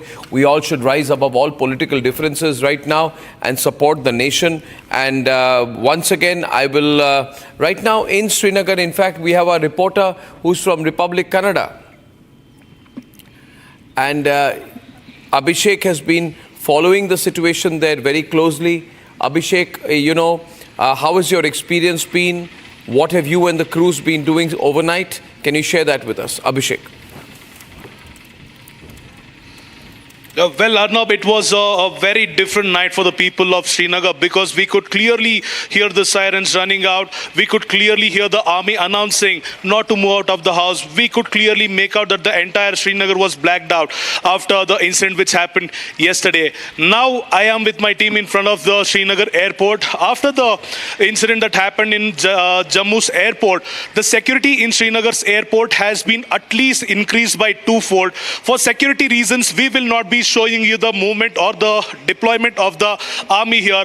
I'll ask my camera person to move a little bit aside, because there is the deployment of the army which cannot be shown as of now. We would not want to show the deployment of the army as well.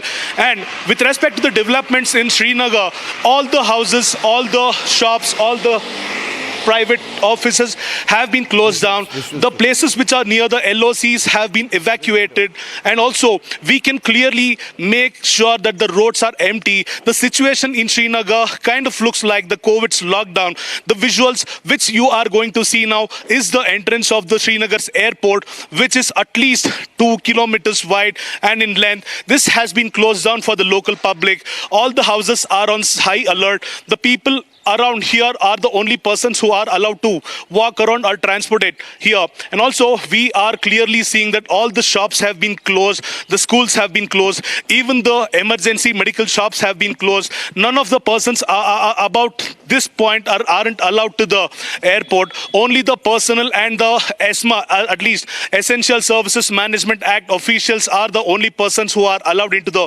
Srinagar airport now. We are expecting that there might be some escalation because of the deployment of whatever we are seeing here, Arnab. Yeah. So there are visuals right now of the Tiranga This is the Tiranga Yatra, which is being organized in Bengaluru, ladies and gentlemen. People are out on the streets in large numbers, and it's nationalism. And this is outside the Karnataka High Court, I'm told, where there is a Tiranga Yatra. And while this is on, I'd like to go to Uri. We'll stay with both sets of visuals. It's a sea of nationalism across the entire country right now.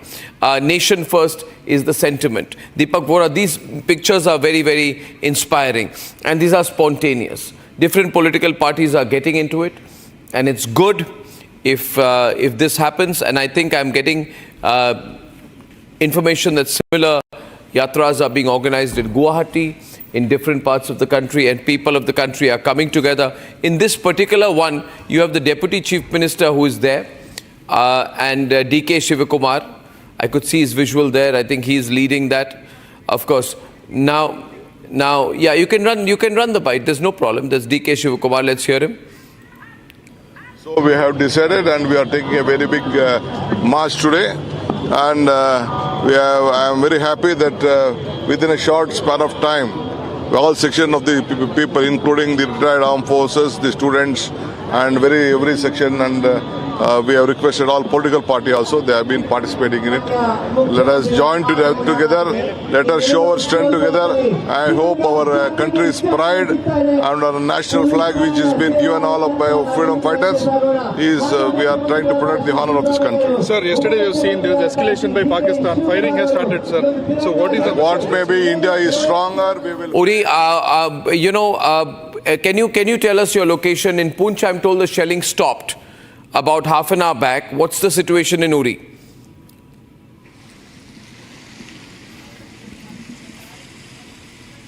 We have seen that the shelling has stopped in the Poonch, but we have seen here in the Uri sector, it's raining here, and we have seen that the evacuation process has been started in all over in the Uri, and you can see there in the visuals that the evacuation process is also going on at the various locations in the Uri sector, and thereafter we have seen that this is the entire area that for those are showing in the visuals this is the house of the Hindu which was hit with the mortar that was fired by the Pakistan troopers, and you can see this is the frustration of the troopers of the Pakistan army that has targeted the civilian population in the Uri sector. Also, we have been told that the LG Manoj Sinha will arrive here in some time. In some time, we have been told by the sources that he will leave from the Raj Bhavan and he will meet the troopers who are here in the forward locations along the line of control in the Uri sector. Also, we have seen that this is the entire area. Thank you. I think we've covered DK Shivakumar's political rally there, in Bengaluru. And ladies and gentlemen, we have visuals that are now coming in. Yes, those visuals are important. Thank you very much. We have the bomb disposal squads and the Jammu and Kashmir police visiting different places that have collapsed in Jammu to check if some explosives are there and can be detonated. I have such visuals coming in. And Shawan is also with us. Shawan, can we get Shawan live? You have a roving camera from Srinagar and your windows are wrong, Aditi, so maybe you can fix that. Thank you very much. Thank you very much. Can you do that, Aditi, please? Thank you.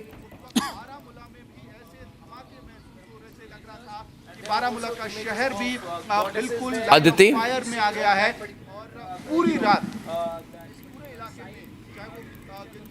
Okay, there appears to be some confusion and chaos in my PCR. Can we fix that, please? Ladies and gentlemen, I'm referring to Shawan and to the latest visual which he has got. He's not here, but you need to get him there. Thank you very much. Ladies and gentlemen, I have some visuals that have come in from Shawan on our group. I need to establish that. Also appears to be looking like debris. And some places, some homes here which have been broken. People who are going in to see whether those structures are still standing or whether there are unexploded ammunition inside any of these structures. Abhishek, I'll take it to you, give it to you for here. Can you quickly... Yeah, please, go on. These are, remnants of whatever Pakistan threw at us in the drone swarm attack and the missile attack that happened last evening. Successfully repulsed, but obviously when you intercept and take down the alien ammunition, the debris fall, and this is a case of the same pictures coming in from Bathinda. These are on air, and this gives you an idea of the kind of temerity Pakistan showed, for which, of course, there would be consequences which are being planned as we speak. And these pictures are of the destroyed remains of the Pakistani drones or a missile, because it's so fragmented, and obviously there would be some forensics that would be done by the agencies. Only then we would know what was the exact weapon or the projectile that came from the Pakistani side. But a lot of these appear to be unexploded. One thing is very clear, a lot of these appear to be unexploded. Yeah, they were taken down in the air itself. So they did not have an impact and really create any havoc on the ground. Yeah. So Mr. Sajdev, if you're seeing this here, what do we see? So many shells, a lot of them appear to be unexploded. And we also saw PL-17. Can we take the visuals 50-50 of Bathinda visuals on one side and the PL-17s on the other? Mr. Sajdeva, what are these? I'm showing 3 locations right now: Hoshiarpur, Bathinda, and Kutch. Left is Kutch.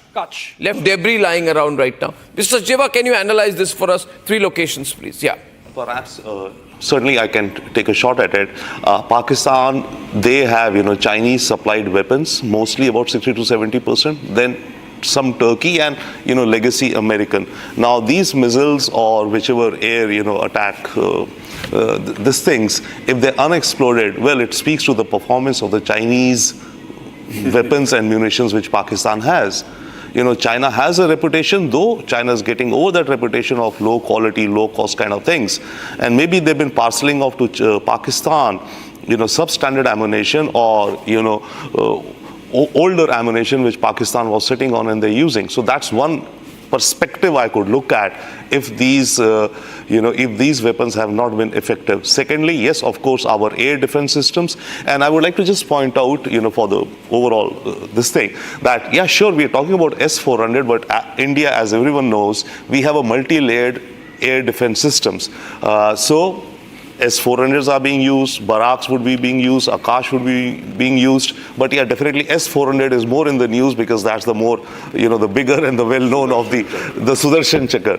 So it speaks to the efficacy and efficiency. And I think in the morning somebody was, or you were saying that, high regards to our air defense personnel, of course to everyone in our services, but our air defense has performed spectacularly. Get shown on. Yeah. Okay. Now we have been told out here that by the way, there's no news on cancelling IPL. All over the country, all major entertainment programs and are being cancelled. The government of Assam has cancelled Bihu celebrations, but unfortunately appears IPL teams are more interested in playing IPL than showing solidarity. And black bands are not going to do this time. This is terrible that they are. I think it's what would you say? I mean, there's a demand all around that this IPL tamasha has to stop at this time, given the gravity of the situation. Deepak Borach. Thank you, sir. I just want to explain to the people, the millions of people who watch your show. Yeah. When I'm an ambassador of India and I'm presenting India's point of view somewhere, or I'm a soldier at the border, I want to have the reassurance that the nation has my back, that they are defending me, they're there to protect me, I'm not out on a limb. When I see this kind of thing and I go brief some foreign government, look at these terrible Pakistanis, what they're doing. They say, oh, but you're playing cricket with them, aren't you great friends? Or you are making films over there, aren't you great friends? Stop this, it has to stop, because it has to be it's not an all of government approach, it has to be an all of people approach. That to show them that whenever there is an emergency situation, 140 crore Indians, Mr. Goswami, can walk together, can walk behind the tricolour. That is Bharat. Okay, we have visuals where a mortar has been found. This is Jaisalmer, sir. Jaisalmer shots are coming in. A mortar has been found. Live visuals right now, ladies and gentlemen. And you see, you have the troops which have sort of cleared this particular area. Can you explain what's going on here, Abhishek? This is a live situation with the forces cordoning the area. And of course, remember, they are also not very sure whether this is a live mortar. And that's why, they are just waiting for the bomb disposal squad perhaps to come and handle it, even as they have cordoned the area in a manner, secured the area in a manner so that the civilians do not venture and wade in. This is okay. We're getting a soundbite also. Let's hear. Yeah, साढ़े 8 बजे के बाद मैं बैठा था, ये मोटरों गाड़ी चलते बाजते जाजो जेड़े जाजो बाजते मैं तो यार ध्यान दिला रही ये साइड बम्बा गिर गया मैं घर करने जब धमाका होता मैं देख लियो मैं हमारे दौड़ घरों में भरे हमारे बारिश आ गई साहब जो डर तो पूरी रात में तो फटकता रात काटी। तो ये क्या मिला है, क्या है? हमें मालिक जो क्या ये क्या मोहन तो समझ पड़ती कोई बम जैसी कोई चीज है? हाँ बम जड़ी चीज है, बम जड़ी चीज है। हमें कोई मालिक जो अब लखिया पड्डे आप देखो अब तब तलाश करो ये बात कोई चीज है कोई नहीं है। मोहन तो फटका पूरा उठ गया साहब ये बात। तो ये कल रात को कितने बजे के करीब? 8:30 बजे के बाद 8 बजे जब एकदम से शेलिंग हुई तो? हाँ शेलिंग एकदम। तुम बोल। वो लाल हाँ नाम बता दो पहले। ड्रोन के वो गणपत नाथ वो जो लाल रात को निकल रहे थे तभी 8 9 के बीच में आके गिरा था, इसलिए बाहर ही बैठे थे यहाँ पे, वो गिरा तभी घुस गए अंदर जाके डर के मारे। तो फिर उसके मिट्टी से जो ढका हुआ है नहीं वो अपने आप ही जैसे गिरा जैसे ही पड़ा है। तो पुलिस को इन्फॉर्म किया, आर्मी को इन्फॉर्म? आर्मी को तो बताया था हमारे सरपंच साहब को बताया था, वो पता नहीं उसने बोला होगा। कौन सा गाँव है ये? किशनघाट। हाँ 8 बजे के करीब? हाँ 8 साढ़े 8 बजे के बाद ये पूरी शेलिंग हो रही थी? हाँ ऊपर पूरा सोलिंग हो रहा था, वो लाल दिख रहा था, पता नहीं इसलिए डर के मारे घर के अंदर घुस गए थे। Ladies and gentlemen, that's where there appears to be that's a live developing situation, and they say we've informed the army. There's a briefing which is underway in South Block right now. Can you tell us more about it, Abhishek? We have Shawan with us on that. Shawan. Okay, Shawan is live with Shawan. Well, in fact, out of the meeting started roughly around 8:30 this morning. We had told that there was a conference that was going on. In fact, you've had the commanders of the 15 Corps as well as the 16 Corps part of the meeting that has actually taken place. Perhaps this is with regards to the assessment that has been made so far. In fact, late last night, an assessment with regards to whether at all there have been any damages following the attacks that were carried out, and also an assessment of whether at all they are basically looking at fresh drone attacks, because around 4:30 this morning there was intelligence inputs that came in that Pakistan was essentially preparing for another wave of drone attacks and particularly targeting the Jammu sector. That was the latest intelligence input that came in, which is also now being assessed. Remember, there's the Chief of Defence Staff will be briefing the Raksha Mantri later today. Yeah, Abhishek. Well, absolutely, Shawan. And are we hearing anything more on the briefing, which I am told now is expected to be around 4 p.m., Shawan? Is this going to be the similar joint MOD-MEA meeting, or is it just going to be the MEA? Well, we haven't heard anything from the Defence Ministry as yet, whether at all it's going to be a similar one like what we saw in the last 2 days. But having said that, there are certain arrangements that are essentially being done right now. In fact, you would have all the Tri-Services Chief also meeting Raksha Mantri later today. This, once again, they're reiterating that this is with regards to the ongoing operation. So, repeatedly, one line is being, that we are getting to here is an ongoing operation. Totally with you. So thank you, sir. We'll wait for you. Yes, Shawan, this briefing which is there in South Block means that today's announcement at 3 o'clock is perhaps going to be a fairly substantial one. You know, if you see the number of moves which are going on right now, it can only be of the kind which is taken before some major decisions. So even the morning briefing is going to be has been pushed to the afternoon, which means it's going to be very carefully calibrated and well thought out. Right, and obviously we are expecting some movement from the Pakistani side. That visual from Jaisalmer tells the story. I can show that full frame for a minute, ladies and gentlemen. Unexploded missile, lot of dud missiles found all over, and that is a dud missile in Jaisalmer. It's been captured in the cameras. It's still lying there, and we are told it's unexploded because you don't see splinters around. This is proof that the way they've hit has really not worked. No. So it's not worked, Deepak Bora, yeah? Not at all. Jaisalmer has been through this before. And also remember, sir, once again to remind you that today is the birth anniversary of Rana Pratap Singh, the first whom you call Maharana Pratap. And of course his horse Chetak, who was a very brave fighter himself, lost his life in the battle of Haldighati. I just want to say that you don't mess around with the Rajputs. These are Sisodia Rajputs. They'll have you for breakfast, you guys. Don't you know who you are dealing with? Yeah. Absolutely. Well, Deepak ji, thank you. I'll see you in just a while out there. These are live situations. We are live non-stop. If you've noticed, we are live non-stop. I think I'll take a short break and going to come back in a while on this. Phone calls are being made by the troops there to the higher-ups, and we are watching the situation very closely in Jaisalmer. We just hope that everyone's safe. I think the distance is not good, but I think some experts are going to come in and move soon enough. This is a live and developing situation in Jaisalmer. The press briefing has been delayed to the afternoon, and I'll have breaking news from the border and the LOC when I'm back.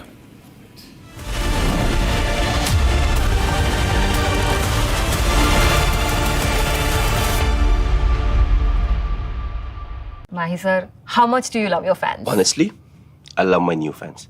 पुराने वाले बेकार में शोर करते Sir, fans हैं शोर तो करेंगे ही ना? नए वाले नहीं करते. And they listen to what I say. The new generation Orient BLDC fans. Super silent performance with voice control. Silly me आए तो और Cricket fans.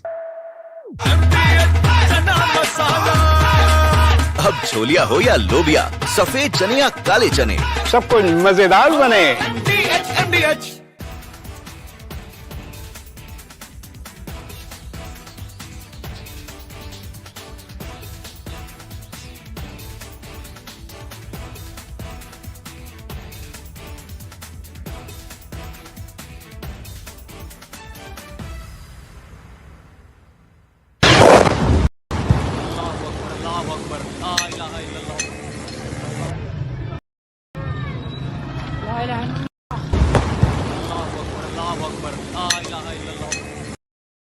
Of different weapon systems, because you cannot risk putting all eggs in one basket.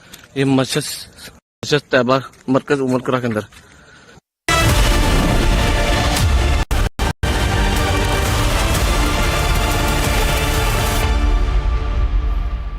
All right, welcome back. India responds with great intensity to the Pakistani drone swarm attack of last evening and prepares to take it to the next level. We have a soundbite coming in from Jaisalmer, which saw one of the drones, Pakistani drones, coming in. Let's listen to what the cops have to say of that situation. Okay, we'll get the soundbite in a bit. These are pictures coming in live from Jaisalmer. It's a live situation, evolving situation. There is an ammunition. Okay, in the meanwhile, we get another information for you, friends. Akash missile air defense system, which was used by India, has effectively foiled the Pakistan. तो अभी तक क्या army troop भी आया हुआ है तो क्या बता रहे हैं आप? वो डांस कर रहे हैं, ये कर रहे हैं. जिंदा राउंड है सर. जिंदा राउंड है भी. हाँ सर, पीछे हो जाइए. थोड़ा दूर हो जाओ बस. Okay, I am told Shawan is joining us with more details on how the Akash missile defense system, the indigenous Atmanirbhar Akash system, effectively repelled the Pakistani drone swarm attack. Shawan, what more can you share on this? Well, along with the S-400, you have the Akash that was utilized by the Indian Army as well as the Indian Air Force as far as the air defense is concerned. The air defense largely being operated by the Air Force. Now, what's important to point out here is that not a single miss. Importantly, 50 drones have been completely neutralized. Now, that's as per the assessment that has been made this morning. We are being told that, of course, it was aided with several other equipments that were used. But having said that, remember, this is the first big test for the Akash missile, the air defense system. And the fact that this is well coordinated with the S-400s that has been used. Some more details that are also coming in with the drone machineries that were basically anti-drone machineries that were also used by the Air Force. But remember, they've been very successful in ensuring that there has been not a single miss, resulting in a situation that in the assessment report that has been prepared, they've essentially indicated that there has been absolutely no damage to any of the military installations. Well, absolutely, Shawan, and taken together, as you rightly mentioned, with the S-400, and remember the kind of pressure India was in from the United States, even including CAATSA sanctions, for example, to not buy the Russian system. But ultimately, it has proven to be a boon. And the success of India's countermeasures in repelling the drone attack from Pakistan is a reflection of our resolve at that time to make sure that American pressure does not work. Okay, we are going live to pictures coming in from Jammu, as I'm told, is what I'm told. Jammu, we are getting live pictures from Jammu. Yes, these are pictures from Pathankot, I believe, of a search operation going on, not Jammu. This is, okay, Gursimran is live with us from there. Gursimran, over to you. What are these pictures? Is this assessment of the damage that has happened overnight? What can you tell us? These are pictures from Jammu, actually. Okay. Yes, Abhishek, this is the assessment of the damage that has happened last night. Yes, Abhishek, we are showing you the visuals. These are the police officials that have arrived at a structure that collapsed today morning after the second wave of strikes that the Pakistan undertook. Though all the strikes were failed, but one of the structure was hit here early this morning at around 4:30 was the time when this structure was hit. And now the police is doing assessment of the situation because the bomb disposal squads are sent to every such place where the structures have collapsed. We have the owner of this house also with us. We'll try to speak to him as well. आपका नाम? मनोज कुमार। मनोज जी, मुझे ये बताइए क्या हुआ? ये 4 बजे ये आया था, ब्लास्ट हुआ था ये। क्या मतलब आप लोग कहाँ थे, क्या पता चला? हम अंदर थे, तो ये 4 बजे जब पड़ा फिर धमाका हुआ, फिर ये लेंटर गिर गया, ये पूरा नीचे गिर गया? जी, पूरा गिर गया नीचे। तो जब ये यहाँ पे गिरा तब बाहर भी ब्लास्ट की आवाज आ रही थी? हाँ, आवाज बहुत आ रही थी, हम डर गए थे, हम अंदर थे, हमारे बच्चे भी छोटे छोटे जो भी वाइफ थी मेरी, सभी अंदर थे हम, तो हम डर के मारे बाहर नहीं आए। फिर हम सुबह आए बाहर, जब सुबह देखा तो फिर हमने फ़ोन किया। ये पूरा स्ट्रक्चर गिर गया? जी जी जी। और पुलिस क्या देख रही है कि एक्सप्लोजिव? अभी देख रहे हैं, तो अभी चल रहा है काम। So Abhishek, it is the cops that have arrived here at the spot, the structure that is being assessed by the police and the teams of the bomb disposal squad, so that they can have an idea that whether there is a live explosive there so that it can be detonated. Because this is a drill that is being followed, and enemy strikes that have taken place, though all the locations that they intend to target, they have failed completely due to the Akash system that is in place and also the air defense system that is there in place. But now those structures, the civilian areas that have been targeted by the Pakistan in their so-called strikes on the military targets, which is far from the reality. Now the police teams and the bomb disposal squad teams are moving in the every area where these kind of incidents and the structures have collapsed. And this from the Nagrota area of Jammu, where the teams are now having the assessment of the situation on ground. Right. Gursimran, one question, quick question. All these drone remnants, missile remnants that we are reporting, either from Pathankot or Bathinda or in this case Jammu, are they close to any military installations? Can we say that Pakistan targeted some of our military installations yet again? See, if 10 kilometers for Pakistan can be close to the military or any of the installation or their intended target, then it can only be said. Because it is far, 10 to 15 kilometers far from the installation that could be their intended target. Because they have gone deep inside the civilian areas where there is no military presence or no presence of any of the vital installations of the Indian security forces. So it seems like that the Pakistan's intended target was only the civilians' casualty, nothing else beyond that, because they know that they can't hit the military installations. Reason being that there is a strengthened system, the air defense system that is there in place, which will not allow Pakistan to breach itself.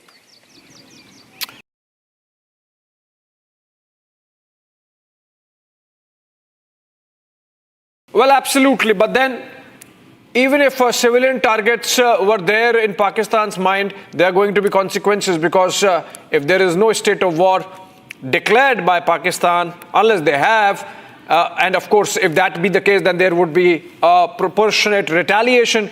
But this targeting of civilians, this targeting of areas close to our air bases, this is obviously, including Jammu airport, Gursimran, this is aimed at escalating, and that's why we are building up to that major announcement that is going to take place later in the afternoon by the Ministry of External Affairs and the Ministry of Defense, like it has happened over the last 2 days, and we are going to hear about India's response to it.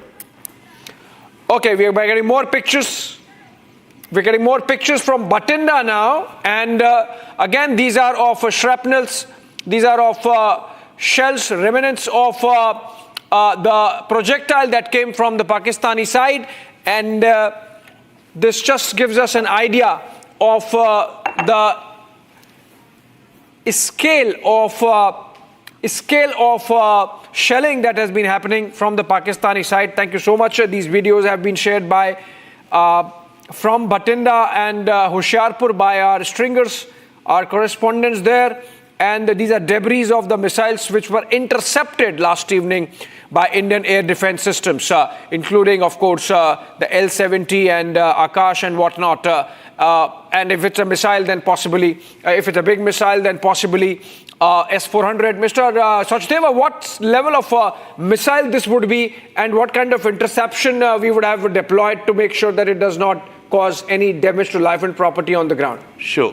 I mean, in a big picture sense, I would think that the missile, our response would depend upon the kind of missile or the aerial weapon coming towards us, right? If it's a low-flying drone or a cruise missile, etc., then we are using a different, air defense system, maybe the Barak, or if it's nearer, then we are using Akash. Okay, in fact, we are getting a big breaking news development, Mr. Sachdeva. Just hold on to your thoughts. I am coming to it in a bit because this is a big one. This seems like an escalator. Last evening, we reported that there is an encounter going on in Samba, even as Pakistan launched that drone strike. And now it seems that this was a major infiltration bid. And Shawan, over to you.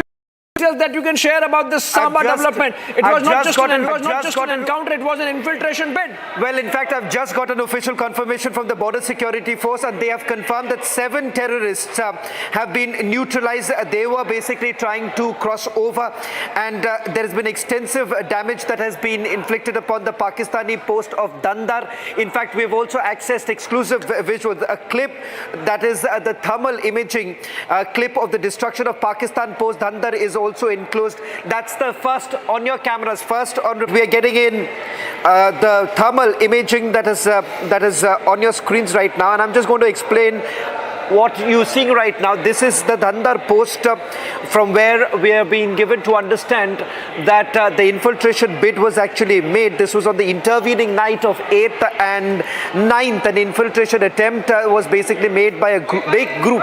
Now, in fact, this is exactly what they're saying. A big group of terrorists were trying to infiltrate, which has now been detected by the surveillance grid. The infiltration bid was supported by fire from Pakistani Rangers post Dandar. So this is exactly why. Now, Abhishek, just join the dots. What we are seeing right now, the heavy shelling that's taking place, and this information that we put out this morning, that this was only being the only reason why you're seeing an increased cover fire that is being provided is because you have the Pakistanis trying to infiltrate a bigger group. The point here, a bigger group of terrorists were being tried to infiltrate, and we are being told the troops of the Border Security Force were able to neutralize 7 of these terrorists. An additional detail that I can share right now is that these are Jaish terrorists who are basically trying to infiltrate, and they have now been neutralized. There are 2 big news points emerging. One with regards to a larger group of terrorists trying to infiltrate. Was it more than 7? As of now, we are given to understand that it was more than 7, but 7 have been neutralized. That's number 1. Number 2, it is as far as the Pakistani post of Dandar is concerned. Remember, this is also an information that we broke earlier in the day, that the Pakistani posts have been decimated, but now the Border Security Force also confirming that the Pakistani post in Dandar has been completely decimated. On your screens right now, it's the clip of the destruction of a Pakistani post Dandar, which has been, which we have just put out. My colleague Gursimran is also joining us. Gursimran, you have also spoken to your sources here in the national capital, the BSF headquarters, now giving us a copy of this very clip. The clip, this is the thermal imaging that has been done. Perhaps you could just walk us through the details of this clip that has gone on air, and we'll just go full frame right now with these details emerging of how the Pakistani post has been completely decimated. Shawan, what has happened late last night at around 10:30, there was the credible HHTI evidences, that is the footage of the HHTI camera with the border security force, that a group of Jaish terrorists, a large group, 6 to 8 terrorists was the number of groups, they were coming towards the Indian territory. While they were behind the Pakistani post, the BSF took the shot. They were neutralized at that very given point, but their bodies and their deaths were not confirmed at that immediate point of time. What happened that after the BSF opened the fire, it was a precision strike at these terrorists that the BSF troops have carried out. What Pakistani post Thunder did, they actually targeted the BSF locations. There were heavy artillery, 80 mm artillery that was used on the BSF troops, after which the BSF retaliated and there was heavy exchange of fire. The BSF did a lot of damage to the Pakistani post and also to the Pakistani rangers that were helping the terrorists to escape. Even some of the vehicles were also brought in by the Pakistani rangers so that they can evacuate these terrorists to a safer location, but BSF continued their firing throughout the night and there has not been even a single injury to the BSF team that was led by the DIG assessment. That is what, and then team we saw that they were able to neutralize these 7 terrorists, at least 7 terrorists of Jaish-e-Mohammed that were trying to sneak in into the Indian territory at that time when the Pakistan carried out these air strikes, these drone strikes and the missile strikes into India, so that the Pakistan was of the view that on the one hand India will be looking into these swarm drone strikes and then they will be in an easy position to push this larger group of Jaish-e-Mohammed to the Indian territory to carry out a major terror attack. See, this comes at a time when days prior to this infiltration, the family members and the close associates of the Jaish chief, they have been killed in the Indian strikes. So possibly the Jaish was planning some retaliation, but that retaliation has been brutally decimated by the border security force at the Samba international border by killing 7 terrorists of Jaish-e-Mohammed.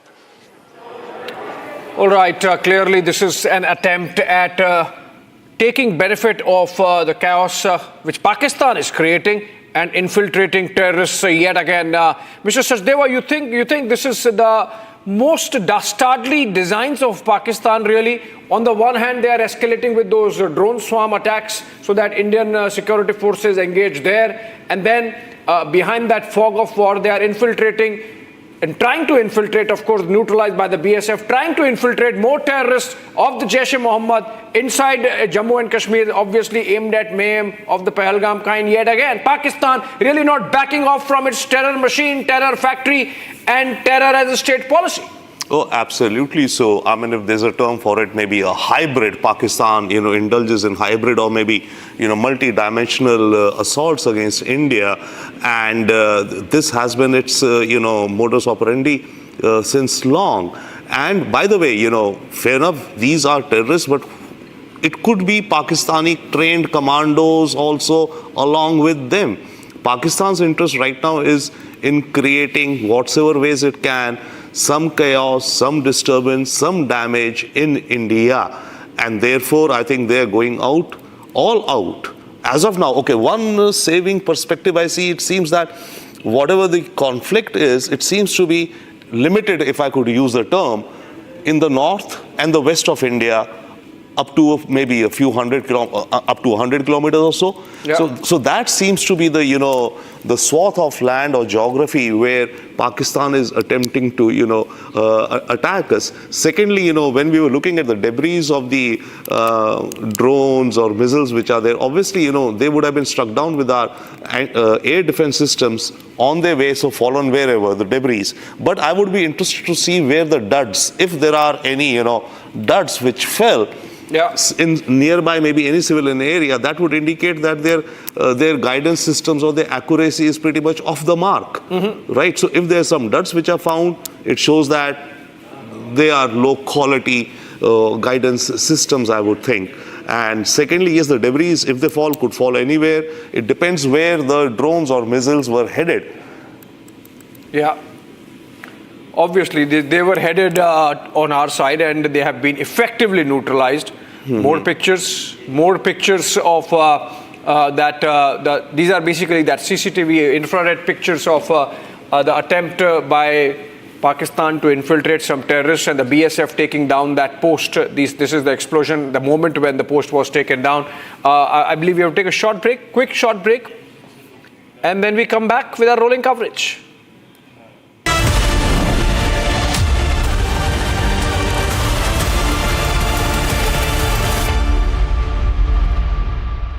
Secret recipe MDH का जीरा सिर्फ जल जीरा मसाला।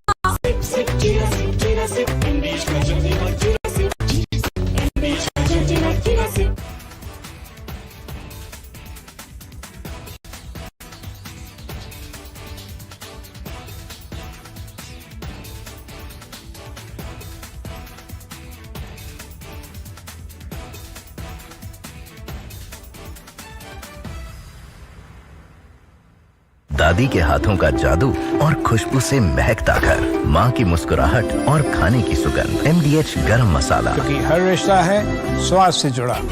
पाकिस्तानी और India ने जंग शुरू कर दिया। अभी मेरे बहावलपुर सिटी के अंदर मौलाना मसूद अजहर साहब के जो है मदरसा है उसके ऊपर 4 मिसाइल दागे गए हैं। 4 मिसाइलों के साथ हमला किया गया है मौलाना मसूद अजहर साहब के मदरसे के ऊपर। हम अपनी अफवाज पाकिस्तान के साथ खड़े हैं, लेकिन मेरा सवाल है कि हमारी एजेंसीज कहाँ सोई हुई थी, हमारी अफवाज पाकिस्तान कहाँ सोई हुई थी जब ये हमला हुआ। मुजफ्फराबाद की भी खबर आ रही है कि मुजफ्फराबाद वाली साइड पे भी अटैक हुआ है, लेकिन सबसे पहले मेरे बहावलपुर सिटी के अंदर अटैक हुआ है ब्लास्टिक मिसाइल के साथ। उन्होंने हमला किया है मौलाना मसूद अजहर साहब के मदरसे के ऊपर। 4 मिसाइल मारे गए हैं।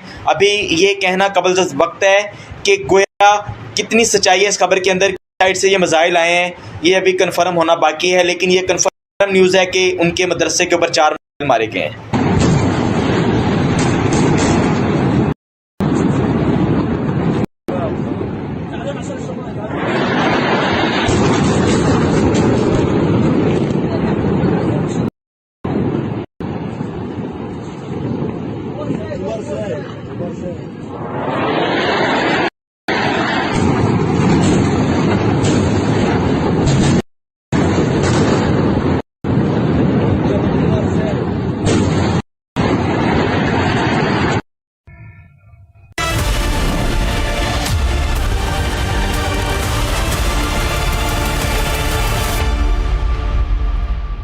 Mahi sir, how much do you love your fans? Honestly, I love my new fans. पुराने वाले बेकार में शोर करते सर फैंस हैं, शोर तो करेंगे ही ना। नए वाले नहीं करते and they listen to what I say. The new generation Orient BLDC fans. Super silent performance with voice control. सिली में आए तो और Cricket fans.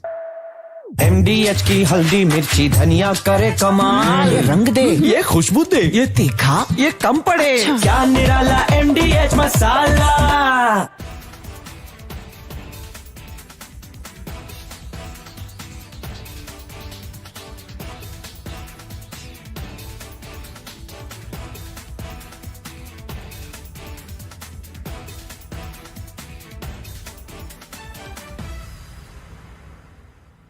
Unlike in 2019 when we had hit Balakot, which was in the wilderness, and Pakistan got an excuse to say that nothing had been damaged or killed, that we had only killed some crows and pigeons and sparrows. This time we chose high visibility terrorist targets which have been around for decades, right? And they are command and control targets, terror training camps of big, very great magnitude, so that they cannot be missed by the people of Pakistan or the whole world per se. Otherwise we had that syndrome of jungle mein mor nacha, kisi ne na dekha, etc., which Pakistan took the fullest advantage of to deny that it had been hit, and that was taken advantage of.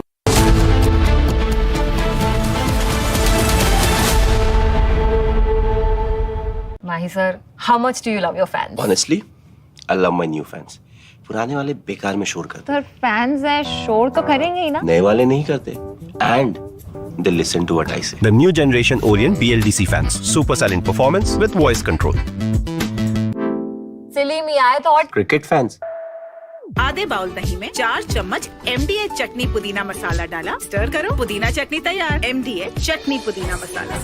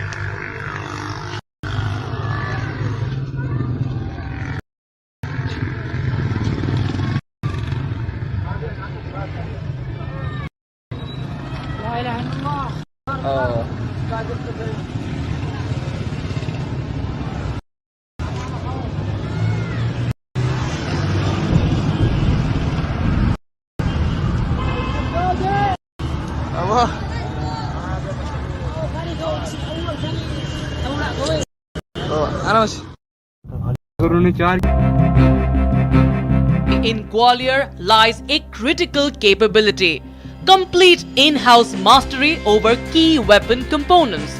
On the shop floor, digital dashboards and automated systems guide the technicians through exact assembly protocols. At Adani Defence and Aerospace's small arms facility in Gwalior, every firearm goes through one of the most stringent testing protocols in the country.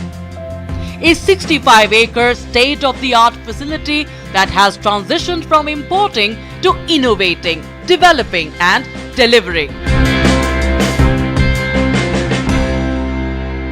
Mahi sir, how much do you love your fans? Honestly, I love my new fans. पुराने वाले बेकार में शोर करते Sir, fans हैं, शोर तो करेंगे ही ना? नए वाले नहीं करते. And they listen to what I say. The new generation Orient BLDC fans. Super silent performance with voice control. Silly me, I thought. Cricket fans. MDH की देगी मिर्च, देगी मिर्च का तड़का, अंग अंग फड़का. MDH की देगी मिर्च.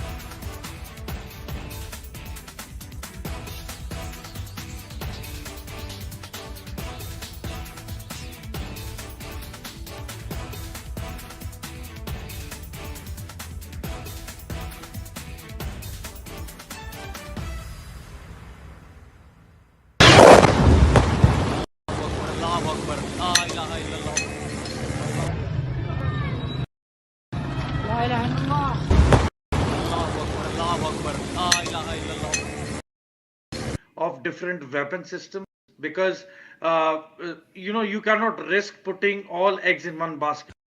ये मशस मरकज उमर करा के अंदर ये नुकसान है. Not risk putting all eggs in one basket.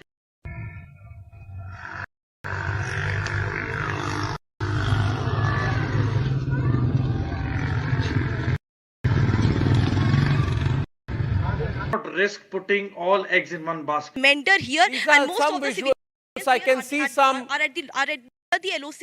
No. This is a long shot. I can see in the sky there's somebody who shot something to light.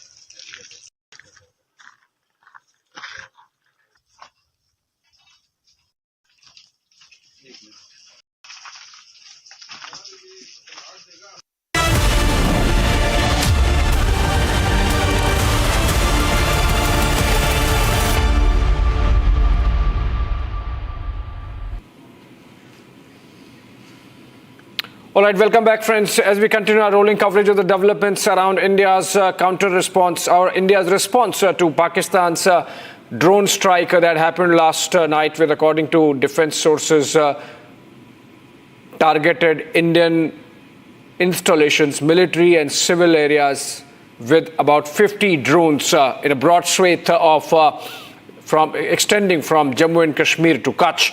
All of them effectively neutralized by our air defenses, and that's something which gives us confidence that our counter-response, in fact, to that drone strike would be even more effective.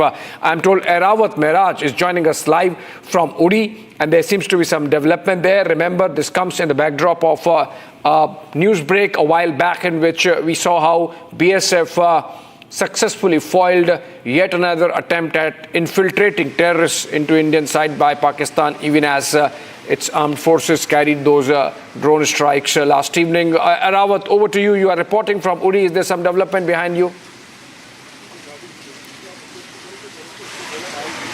Yes, absolutely, Abhishek. We are right now in the Uri sector as we have seen the attack from the Pakistani troopers to the civilian populated areas in the Uri sector. I'll request Firdaus to show you the visuals of the entire area, and you can see here in the visuals that the earlier the BDO squad was also here. This area has been sanitized. Then after we are reporting from this very location, and we have seen the strike on the Pakistan occupied Kashmir at the various locations and the launching pads of the terror outfits like Jaish-e-Mohammed and the Lashkar-e-Taiba. Then after we have seen the frustration of the terror outfits and the Pakistani troopers. They have started to target the civilian population of the Kashmir Valley right now. You can see earlier, this is the shop of a Kashmiri Hindu who earlier used to sit here, and then after we have seen the targeted this shop, and then after we have seen there are numerous of the other houses here in this area. I'm sure that my VJ will not show the forces movement here as of now.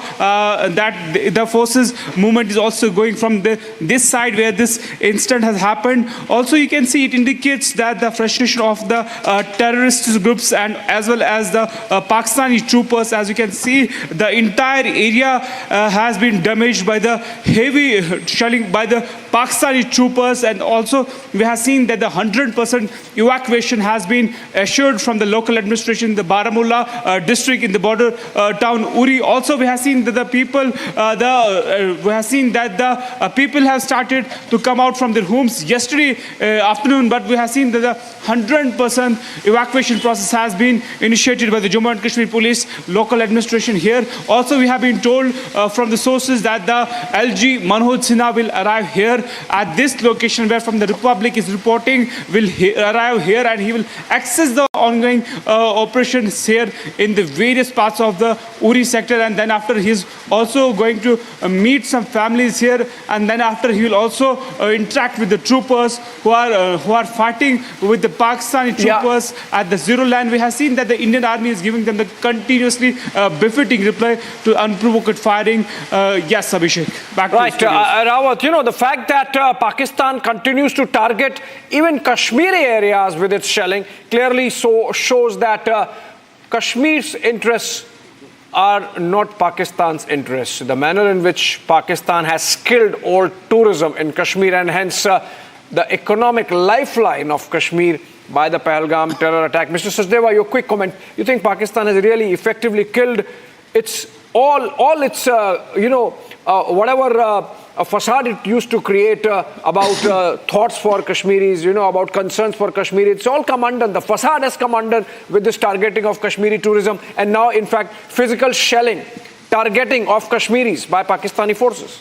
Absolutely. It's like the bearing of its fangs, on the one hand, it stands for the cause of Kashmiris and Kashmir, and on the other hand, what it's doing is hurting, killing Kashmir and Kashmiris, as well as the economy, right? And civilians being killed. So this is complete hypocrisy. Okay, fine. Complete hypocrisy. In fact, Rawat, you were saying that Lieutenant Governor Manoj Sinha is going to be visiting those affected areas, going to meet those victim families of Pakistani shelling. When is it likely to happen, Rawat?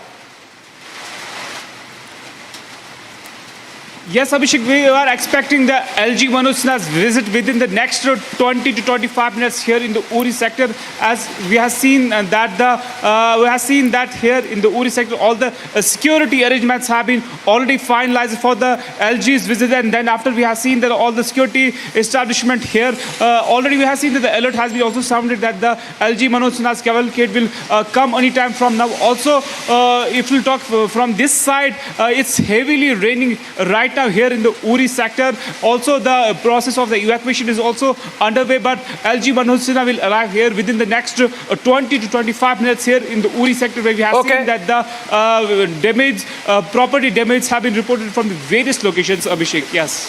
Okay, LG Manoj Sinha to visit those affected areas. Can we go to Poonch now? Poonch is in fact the worst affected, and Harsha is reporting live from there. Harsha, earlier you were with some people who have suffered from a Pakistani shelling, but I believe now you are at a different location. Is this also the place where Pakistani ceasefire violations continue to be reported from? Yes, Abhishek, you rightly pointed out. I am exactly a few meters away from the LC only. This is the Julas border village, which is in very close proximity with the Pakistan area. And also yesterday, when the heavy artillery shelling was happening from the other side of the LC, at that time the entire civilians who were in Poonch, who didn't leave the Poonch city, those villages directly went inside the bunkers. Right now, if you see, the shelling has completely stopped. It's raining right now, but yes, this is the border village. Now none of the shops, none of the civilians are there right now at this very moment in their houses. The houses are completely evacuated. Right now, I'll ask my camera person Gaurav to show you the visual of one of the house on the right side where I'm standing. The shops are closed. The vehicles, wherever they were parked, they are parked just like that. There's no grocery selling. None of the shopkeepers could be seen. In fact, even if the 10% of people who are left in the city, they are leaving to the other location in any mode of transport. Also, we have gotten to know right now the place where I'm standing in, 20 meters ahead of this place, the army has taken over the entire route. The no vehicular movement is allowed near that near that brigade of the army, because that's the post, which is very important post, which is very near to the LC. But yes, morning till 9 o'clock, we heard that the shelling was going on from the other side, and in fact the retaliation was also going on from our side. But right now at this point of time, shelling has stopped. But yes, there is a situation where the evacuation has completely taken place by Jammu Kashmir Police and SOG. The civilians have been moved to a safer location, because yesterday night the visuals which we saw, there was barbaric shelling from the side of Pakistan. In fact, we were reporting from KG top, the Mender region, and when the LMG, there was open firing from the LMG from the other side of the Mender. At that time, the visuals were captured by us live, and we saw how the barbaric shelling was happening from the side of Pakistan. Also, some illumination bombs were also thrown at Mankot, at Surankot and Mender areas of the Poonch district. Casualties, if we speak about, 2 casualties have been reported till now, and they are not that and the ones who are injured, they are not that fatal, we have been told. But if you see, the Poonch city right now looks completely deserted. Because the civilians have left because they fear of life, and they have clearly stated that the Jammu Kashmir Police is continuously providing all the assistance, whether it is to evacuate or to go to a safer location or to provide with some medical assistance. So these are the visuals right now which we are capturing from Poonch, because evening after 11 o'clock, yesterday it started at around 9ish, but after 11 o'clock we see continue mortar shelling, especially when the Poonch district, which is along the disputed Indo-Pak border. It is surrounded from all 4 sides, from the POK and the LC area, and how Pakistan has been targeting civilians, especially in the border areas of the Poonch, and they have not left the city people. In fact, the mortar shelling yesterday happened in the Poonch city area as well. So right now we can only pray that all the civilians are at better place. All the Kashmiris are standing with the forces. They're standing tall. They have clearly stated that we are with the army, we are with our forces. The befitting reply is being given, but the safety also comes first, and therefore who are here, they have shifted to a bunker, and who had no place to go, they have evacuated to Rajouri or Nowshera. Back to you. Okay, evacuations, of course, crucial to saving lives, and that's what Harsha is telling us. Harsha, you also, I would request our teams to take care of themselves, because these are high intensity shelling areas along the line of control from where our teams are reporting.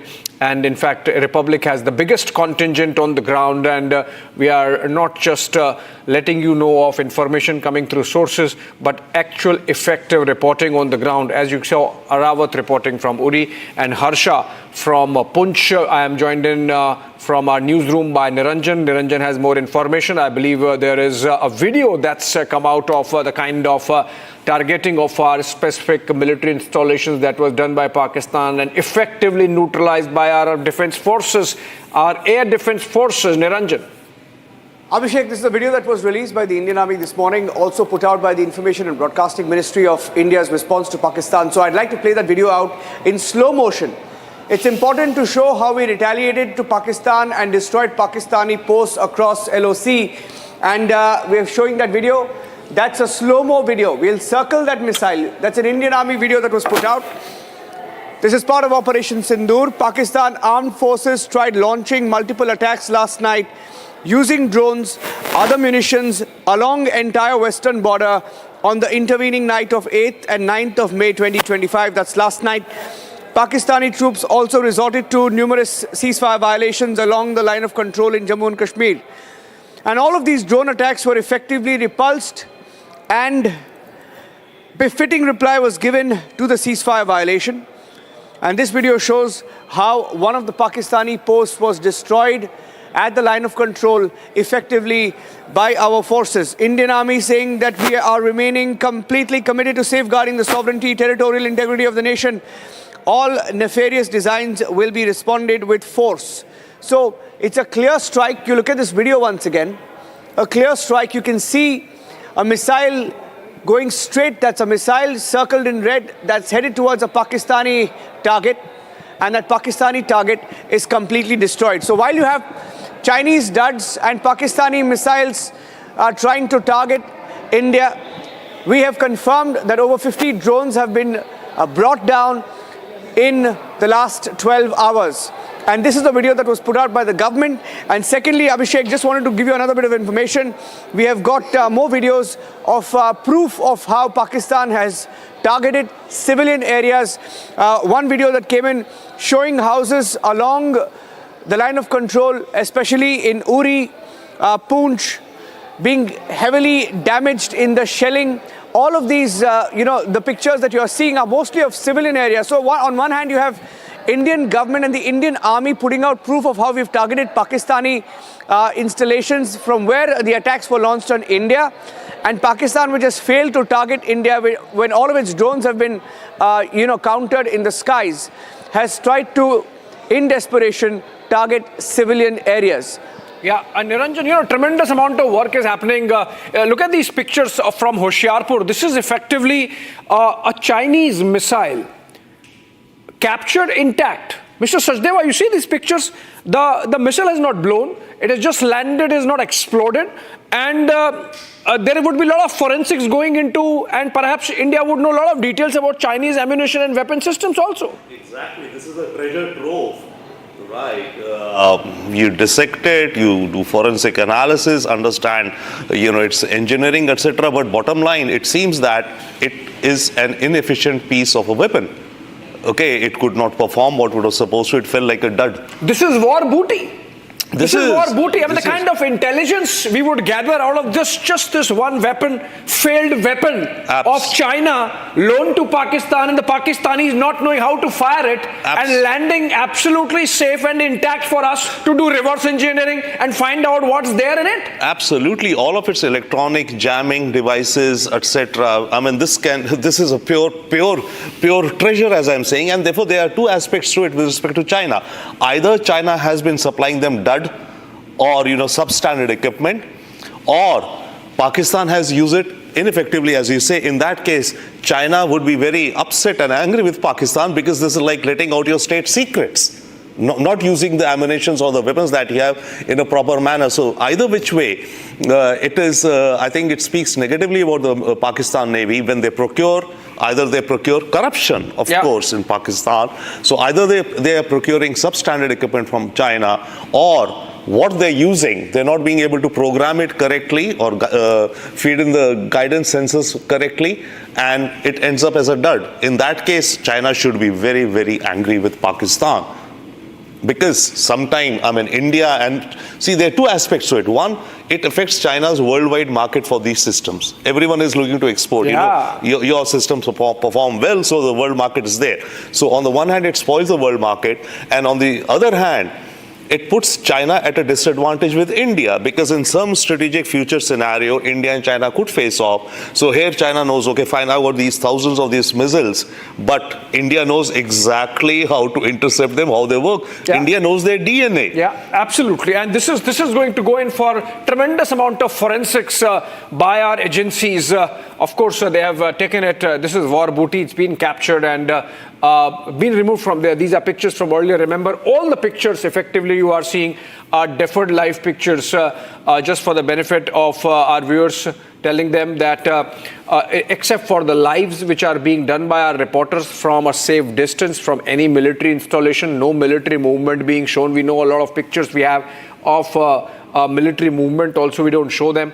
And except for those reporter lives, which are from situations from where we can safely report without compromising India's national security. Arawat, for example, is live with us from Uri. And in a while from now, we are going to have Jammu and Kashmir Lieutenant Governor Manoj Sinha visiting affected areas. And we were discussing earlier of how Pakistan indulges in crocodile tears for Kashmiris, while at the same time physically harming them and economically harming them. In this entire episode since the Pahalgam terror attack, if there is one losing side, it's Kashmiris. And the wound has been inflicted by Pakistan, and it continues to fester the wound with its physical shelling and bombing of areas like Uri and Kupwara. And Arawat, in fact, is reporting from there. Arawat, please tell us, overnight, how's the situation evolved? We saw a lot of shelling happening when we were reporting live at the night time. Now has the shelling sort of subsided a bit, or off and on you are hearing some boom here and there, and the Pakistanis continuing to be at it? Yes, Abhishek, we have seen the firing which started yesterday around 9:30 p.m. Then after we have seen the entire area, and we have witnessed the heavy artillery firing till morning is 8:30 a.m. But then after we have seen there is no fresh firing from the Pakistani troopers, but we have seen that the Indian Army is giving them the befitting reply. We have also been told by the security agencies to go to safer locations as of now, because the movement of the security forces is from that very place where we were reporting from the earlier. For the security measures, for the precautionary measures, we have been told to be at this spot for some time, because the LG Manoj Sinha has arrived at the Baramulla, and in next 15 to 20 minutes he will be here and he will meet the families here also. Then after, he will also have the interaction with the troopers at the line of control area in the Uri sector. But we have seen that all the security arrangements have been done. Also, it's raining here right now. I'll request my Vijay to show you from this very side without showing the security persons there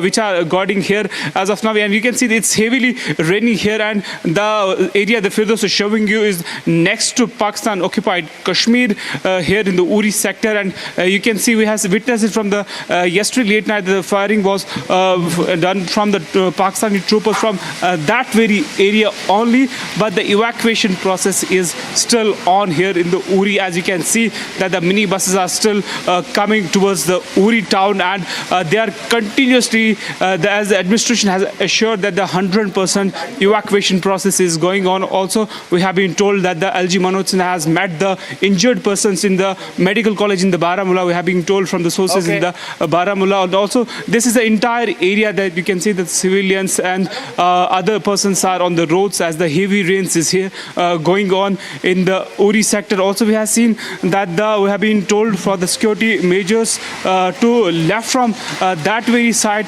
That's why we are reporting from inside the sort of the bunker here in the Uri sector, as the precautionary measures that the LG Manoj Sinha will arrive here in some time. Yes, Abhishek. Yeah, in fact, Harsha also continues to be live with us. LG Manoj Sinha visiting victims at the hospitals. Harsha, you're back live again, and it seems that you're putting your helmet back, you've put on your bulletproof jacket back. It seems you have moved to an area which is still continuing to be pounded by Pakistani shells. Keep a safe distance and be aware what is happening around you, and please tell us what's the situation like. Yes, Abhishek, you rightly pointed out. I have moved. I have moved at least 100 meters far from where I was reporting earlier.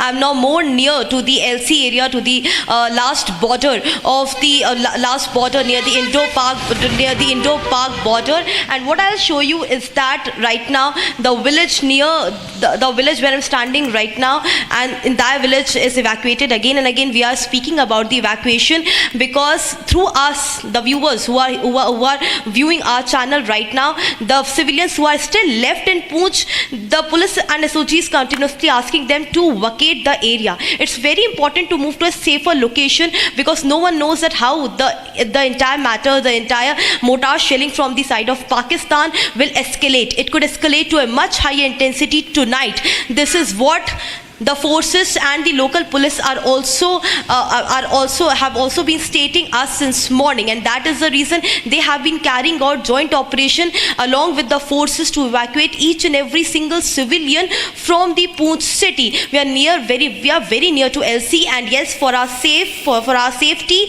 we are near to the bunker also. Almost 20 meters from where I am standing, there's a bunker which is made for approximately, it can accommodate 100 to 200 people. Yesterday night also 200 civilians took shelter in that area. Right now you are watching Republic TV, much more from each and every border areas as Pakistan intensifies mortar shelling on us and the retaliation response from Indian forces as well. You are watching Republic TV, much more from every place, from Srinagar to Uri to Poonch, with the largest team of reporters giving you live updates on each and every movement at the LC places. You are watching Republic TV. Stay tuned. We'll be right back after a short break.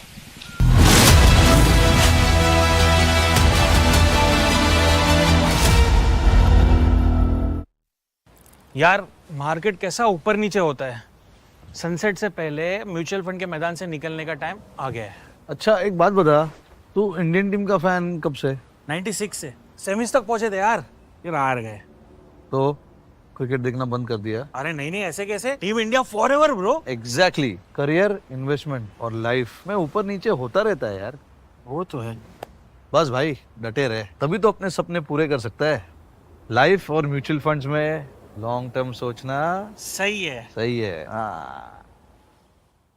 Mutual fund निवेश बाजार जोखिमों के अधीन है। योजना से जुड़े सभी दस्तावेजों को ध्यान से पढ़ें। दादी के हाथों का जादू और खुशबू से महकता घर, माँ की मुस्कुराहट और खाने की सुगंध। MDH गरम मसाला, क्योंकि हर रिश्ता है स्वाद से जुड़ा।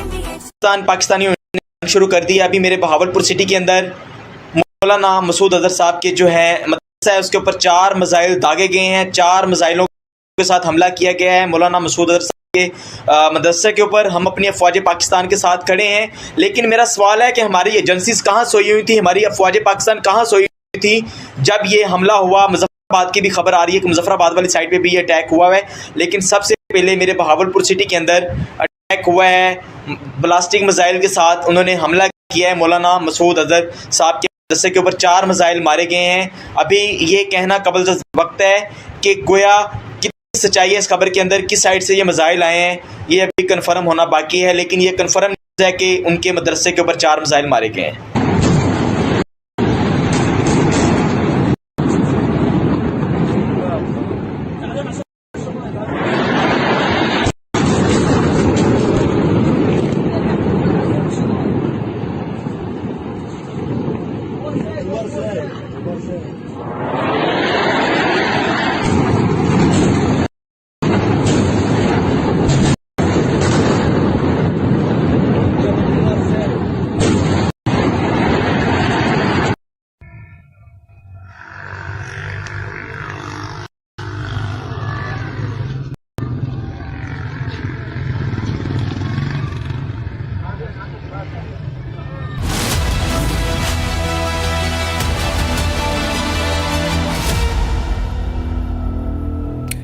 Welcome back, friends. If you had an absolutely safe night, that was because India's air defense systems, led by both the Indian Air Force and the Indian Army, performed so well.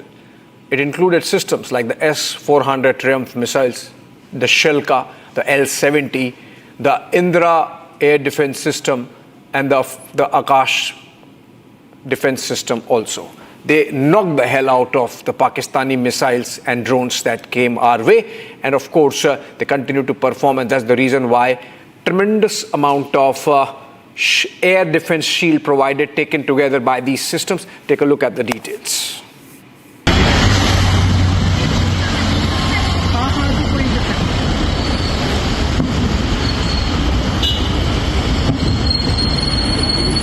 Video बना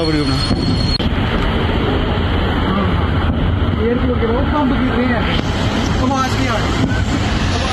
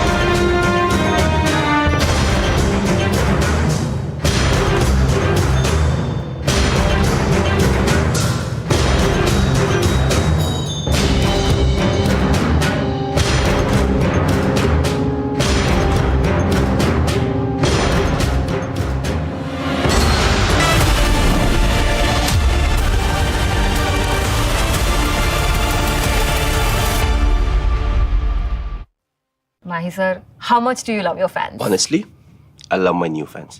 पुराने वाले बेकार में शोर करते Sir, fans है शोर तो करेंगे ही ना? नए वाले नहीं करते and they listen to what I say. The new generation Orient BLDC fans. Super silent performance with voice control. Silly me I thought Cricket fans. अब छोलिया हो या लोबिया, सफेद चने या काले चने, सब कुछ मजेदार बने। इसको घर पे लगाओगे तो शादी का तो पता नहीं, पर घर पक्का नहीं टूटेगा। रुंगटा नहीं तो घर स्ट्रॉन्ग नहीं। रुंगटा स्टील TMT बार एकदम सॉलिड। पहाड़ों में एक हाइकिंग शिप भी बन सकती है।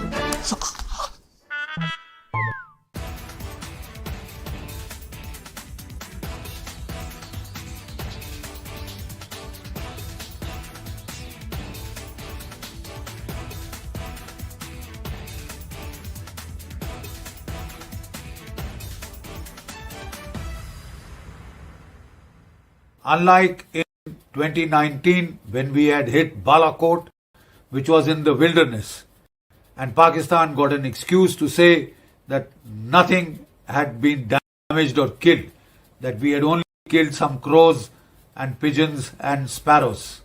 This time we chose high visibility terrorist targets which have been around for decades.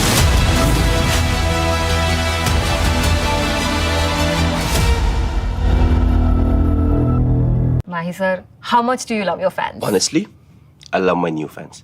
पुराने वाले बेकार में शोर करते Sir, fans है शोर तो करेंगे ही ना? नए वाले नहीं करते and they listen to what I say. The new generation Orient BLDC fans. Super silent performance with voice control. Silly me I thought Cricket fans. MDH की हल्दी मिर्ची धनिया करे कमाल, ये रंग दे, ये खुशबू दे, ये तीखा, ये कम पड़े, क्या निराला MDH मसाला।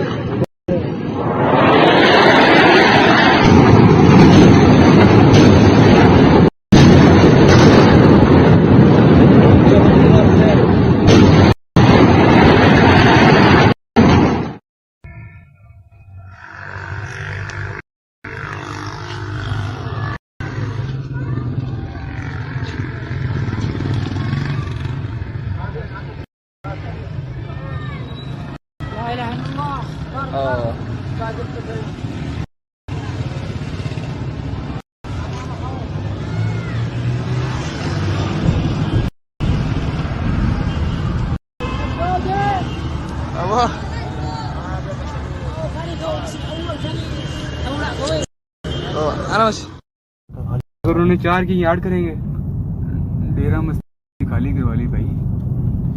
हाँ देखना वाम कैसे आ रही है वहां से। अभी वीडियो कैच होगी? नहीं होगी।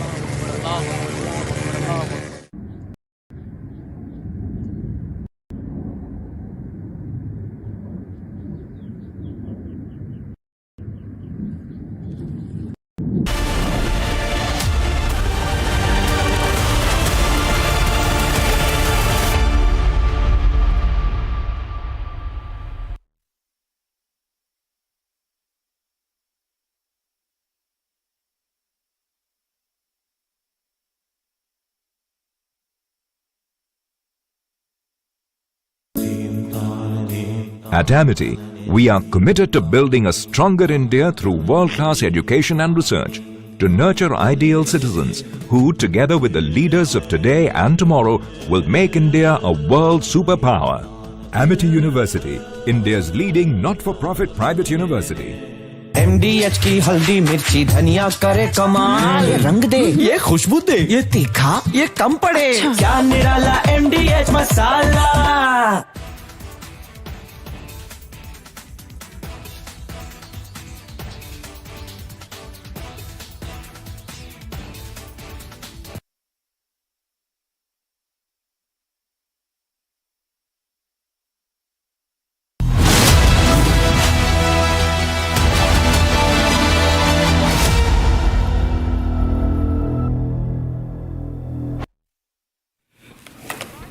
Okay, ladies and gentlemen, this afternoon there's a press briefing, and also I can share the Ministry of Information and Broadcasting is meeting various editors at around 4 o'clock. Now we have with us the breaking news. What can we expect from the MOD briefing?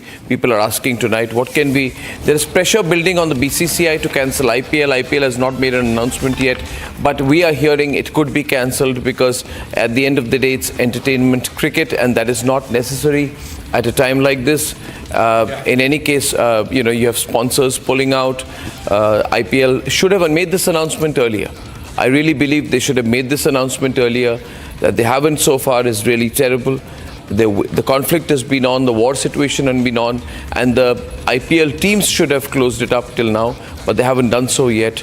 They have to cancel the IPL. Ladies and gentlemen, IPL cancellation news has not come yet, but it's most likely going to happen. It's most likely going to happen. Ladies and gentlemen, we have some visuals also coming in. The Raksha Mantri has been meeting the chiefs of the various forces, and the visuals are going to be on air. So back-to-back huddles are going on in Delhi, and IPL is going to be cancelled. Ladies and gentlemen, it should have been cancelled by now. But the video is now on the screen. The video is now going on the screen, ladies and gentlemen, and things are moving very fast. As we show these pictures up, there is constant deliberation, constant conversation, and we have a briefing that is going to happen later today, which is going to provide a detailed account of Pakistan's attempted drone and missile attacks on Indian military targets in northern and western India, including locations like Awantipura, Srinagar, Jammu, Pathankot and others, which were all neutralized by our integrated counter-UAS grid and air defense systems. These visuals that we are getting in, latest visuals from Samba, the BSF has taken down 7 Jaish terrorists. These are visuals from Samba, ladies and gentlemen, and very, very quick series of visuals on your screen right now. Viewers, also there will be details of what at the press briefing later today. We can carry the picture with the chiefs, please. At the press briefing later today, we expect to see and have full details about our retaliatory actions which follow Pakistan's attacks on May 8th, including any additional strikes that we have had or defensive measures taken to counter Pakistani aggression. We need to be able to take that one still picture. It should not be a problem. Thank you very much. Ladies and gentlemen, the Chief of Defence Staff is meeting Rajnath Singh, and we have all the 3 service chiefs also present in that meeting.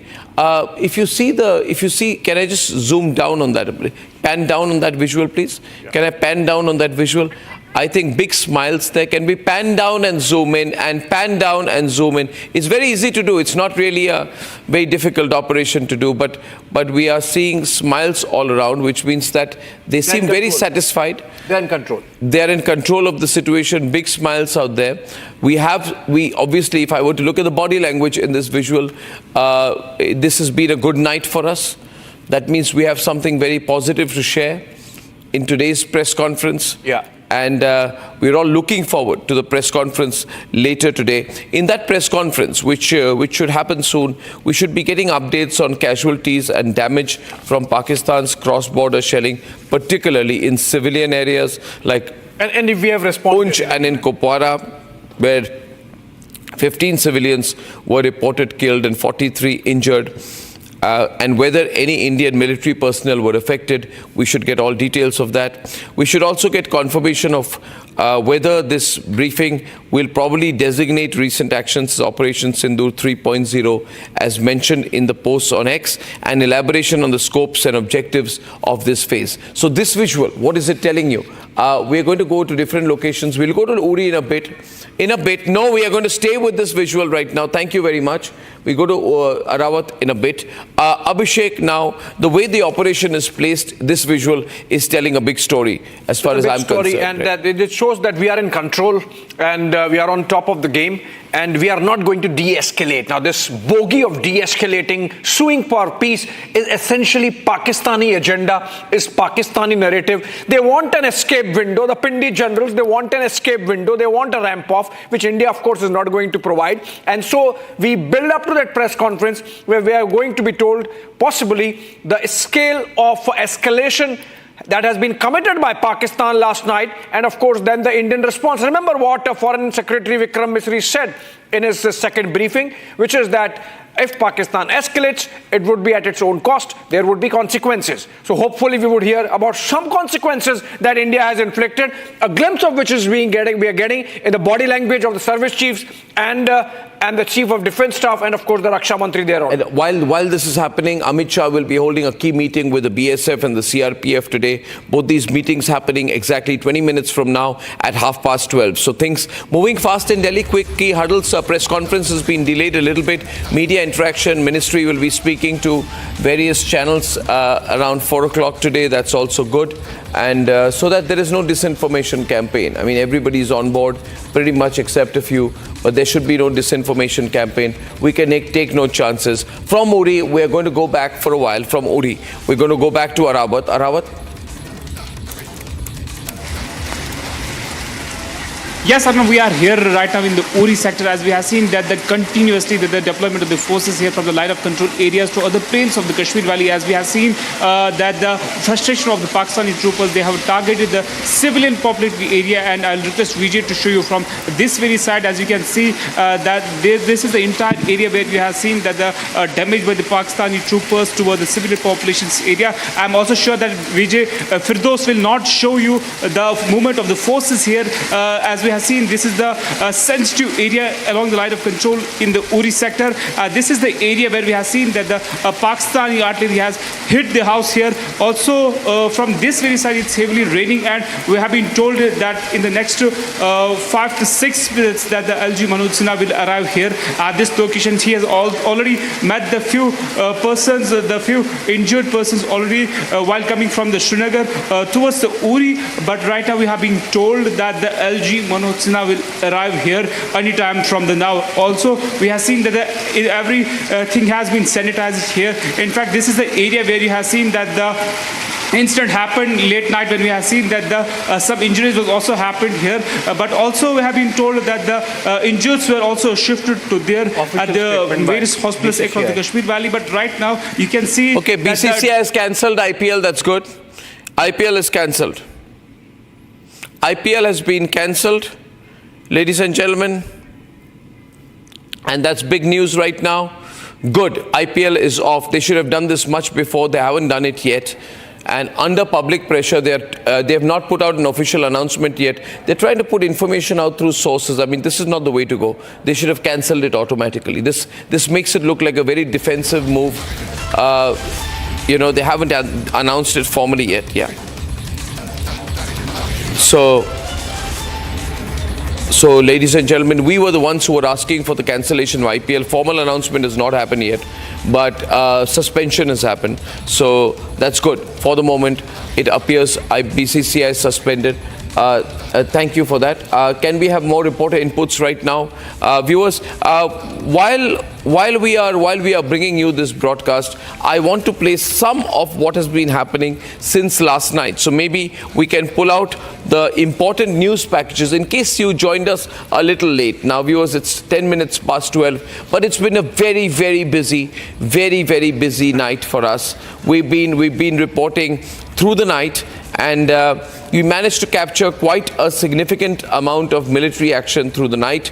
There were air raid sirens in various, at various times overnight. And if my news desk is there, then I can quickly be told about the news packages that we can run as of this minute. Thank you very much. We seem to be stuck with the 3 windows for any particular reason. Aditi? Yeah, thank you very much. Can we stay with a more informative screen?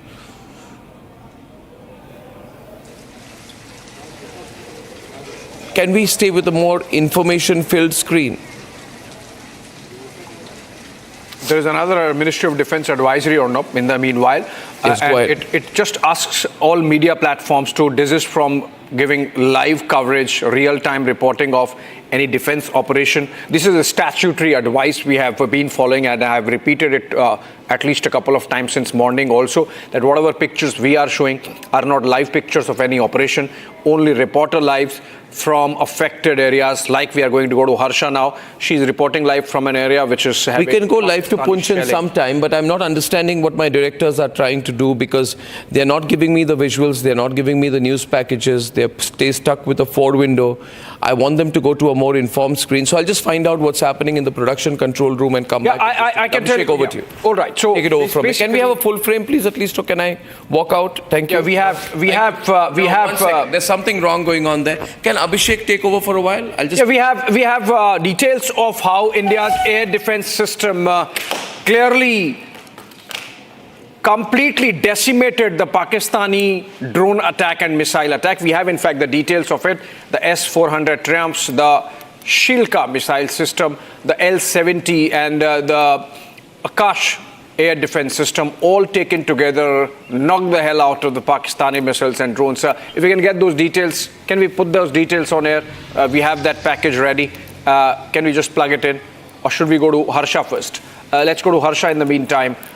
Okay, Harsha is reporting live from Punch and all padded up with a bulletproof jacket and a helmet, which obviously means that she is reporting from an area which is being shelled or can possibly be shelled by the Pakistani side. This is along the line of control. Harsha, how close are you to the line of control? And from a safe distance, please tell us what's happening around you. Yes, Abhishek. So I am almost 70 meters from the LC, and that is the reason why I have been stopped here only. Because the more I move forward, the more I get instruction from above. There is a signaling which from above, from the brigade, is signaled to me that I can't move forward. That's a clear-cut sign that ahead of this entire place where I'm standing, I can't move ahead. Only the villagers who live there, they are there, and also they are also evacuating, because the evacuation process is underway in several places. As I've been mentioning again and again, that 80% of the Poonch city and the nearby villages have already been evacuated. The rest almost a few civilians, locals who are left, evacuation process for them is underway. As we see continuously since the time we are standing here, we have seen some movement of the forces. We have seen the movement of the local police also, who have taken civilians from this place to a safer location.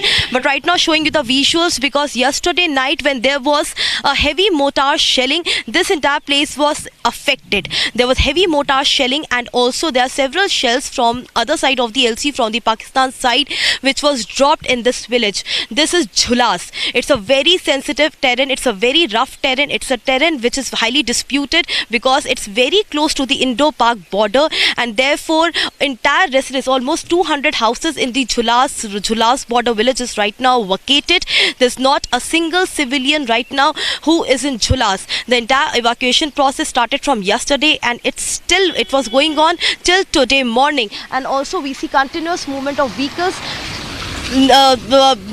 Very few civilians who are left with any mode of transport. They are continuously leaving. We see several vehicles here. These all are family members with their luggages, almost of 1 week or more than 1 week. They have carried their luggages with them, moving to a safer location. But right now we'll like to tell our viewers that morning till 9:30 we heard mortar shelling going on in the Poonch district, but after 9:30 there was no mortar shelling. So also the police have suspected, they have already clearly stated to all the civilians, and a message has been rolled out in this city that the civilians, after 7 o'clock there will be a complete blackout. Right now also in many of the pockets there's no electricity. There's no electricity. Again and again I'm stating this, because after 7 o'clock again there will be a complete blackout in the Poonch district and the nearby region as well, because of the safety and precautionary measures. The vehicular movement can't be seen here in the Poonch Okay, Harsha, just hold on to your thoughts. I believe there's some action from where Arawat is reporting in Uri.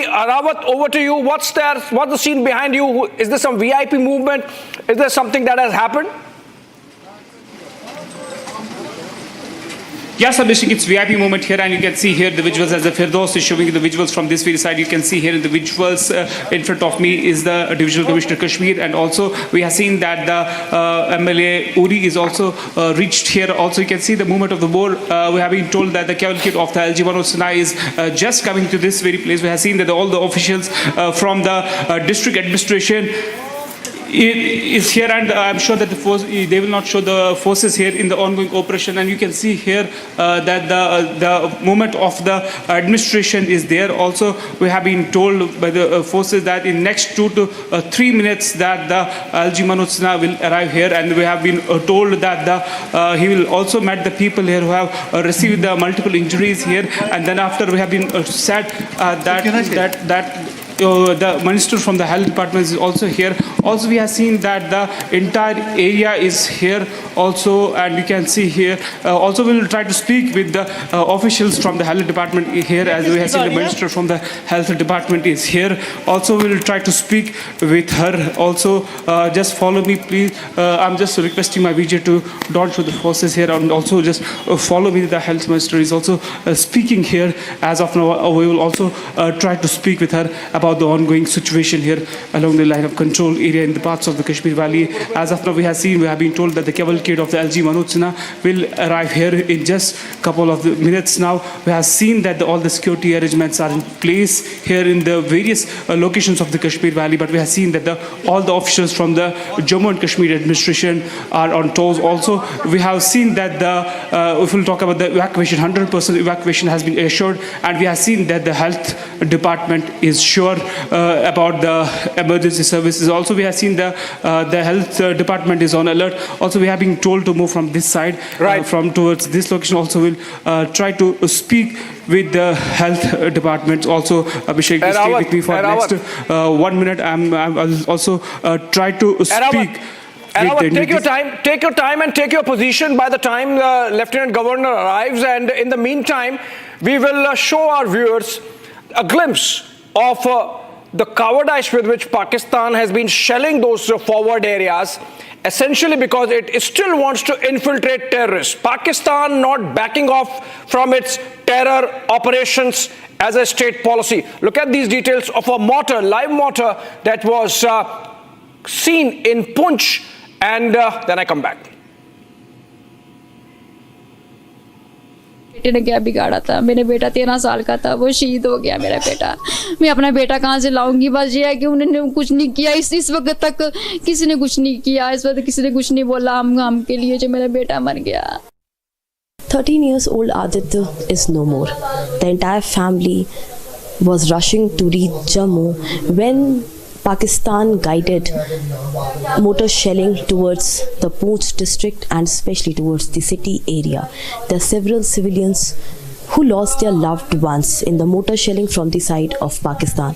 Exact time मुझे याद नहीं है, 11 बजे का time होगा। तो हम जा रहे थे, पुल से बाहर ही थे, थोड़ा आगे थे, तो पेट्रोल पंप से आगे ही थे, तो कुछ पता नहीं है कहाँ से ब्लास्ट हुआ। तो हमारे अंदर मतलब कि पहले मुझे लगी, फिर मेरे बेटे को लगी, तो मेरे जीजा थे, उनके बेटे थे, उनको लगी, मेरे जीजू को लगी। बस मेरे बेटे की ऑन स्पॉट डेथ होगी।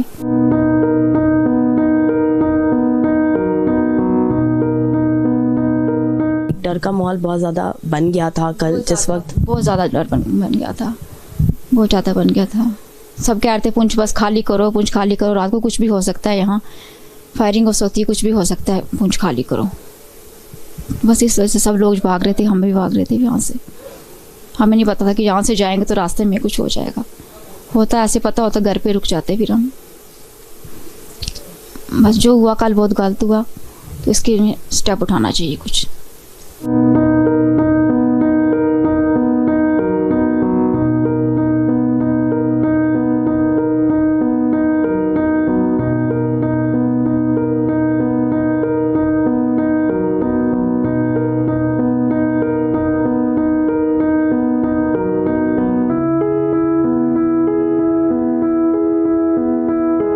When they were in their vehicle, 4 vehicle, it was mother, father, Aditya, along with his uncle, auntie, and his cousin traveling in the 4 vehicle, and they were on their way to Jammu, and they didn't even cross Poonch district, and on their way when they crossed the main bridge, and that time there was a mortar shell which was dropped heavily on the bridge, and that mortar shell came on the top of their vehicle, and the mortar shell passed through Adit's head. He was hospitalized, but because of brain hemorrhage, as when Adit reached hospital, he was declared broad dead. इस वक्त तक किसी ने कुछ नहीं किया, इस वक्त किसी ने कुछ नहीं बोला हम के लिए जो मेरा बेटा मर गया। लोकल लोग कितने मरे, कितने बच्चे मरे, किसी ने कुछ नहीं बोला इस वक्त तक। मेरा बेटा बहुत घबराया था, मम्मा ब्लास्टिंग हो रही है, क्या करेंगे क्या करेंगे। कि मेरे बेटे को ब्लास्ट हुआ तो उसके बाद ब्लास्टिंग बंद होगी, तो किसी ने कुछ नहीं किया, कोई स्टेप नहीं उठाया इस वक्त तक किसी ने। मुझे इस चीज़ का बहुत दुख है, स्टेप उठाना चाहिए तो मेरे मन को थोड़ी शांति मिले, मेरे बेटे की आत्मा को शांति मिले। मेरा बेटा बड़ा परेशान था, वो बड़ा डर गया था, मम्मा क्या हो रहा है, मम्मा क्या हो रहा है, ये मम्मा भागो यहाँ से, जम्मू चलो, मम्मा भागो यहाँ से। बस मैं कहना चाहती हूँ कोई एक्शन करनी चाहिए, गवर्नमेंट ने इस वक्त तक कोई एक्शन नहीं किया हुआ है। मुझे इस चीज़ का बहुत दुख है, बहुत दुख है मुझे इस चीज़ का। Right, we cut out of it. There is a suspicious material found in Jaisalmer. Remember, Jaisalmer was another theatre apart from Punjab and Jammu and Kashmir where Pakistanis carried out that drone attack. And now we are getting these pictures live from Jaisalmer, cordoned already by security forces. And it seems that this is some ammunition or a piece of ammunition or perhaps a neutralized armament which is being looked into. And our agencies have already reached there, the security agencies, the local law enforcement, and they are picking up the material. It seems it's not just one armament because the manner in which it is getting picked, it seems that there has been some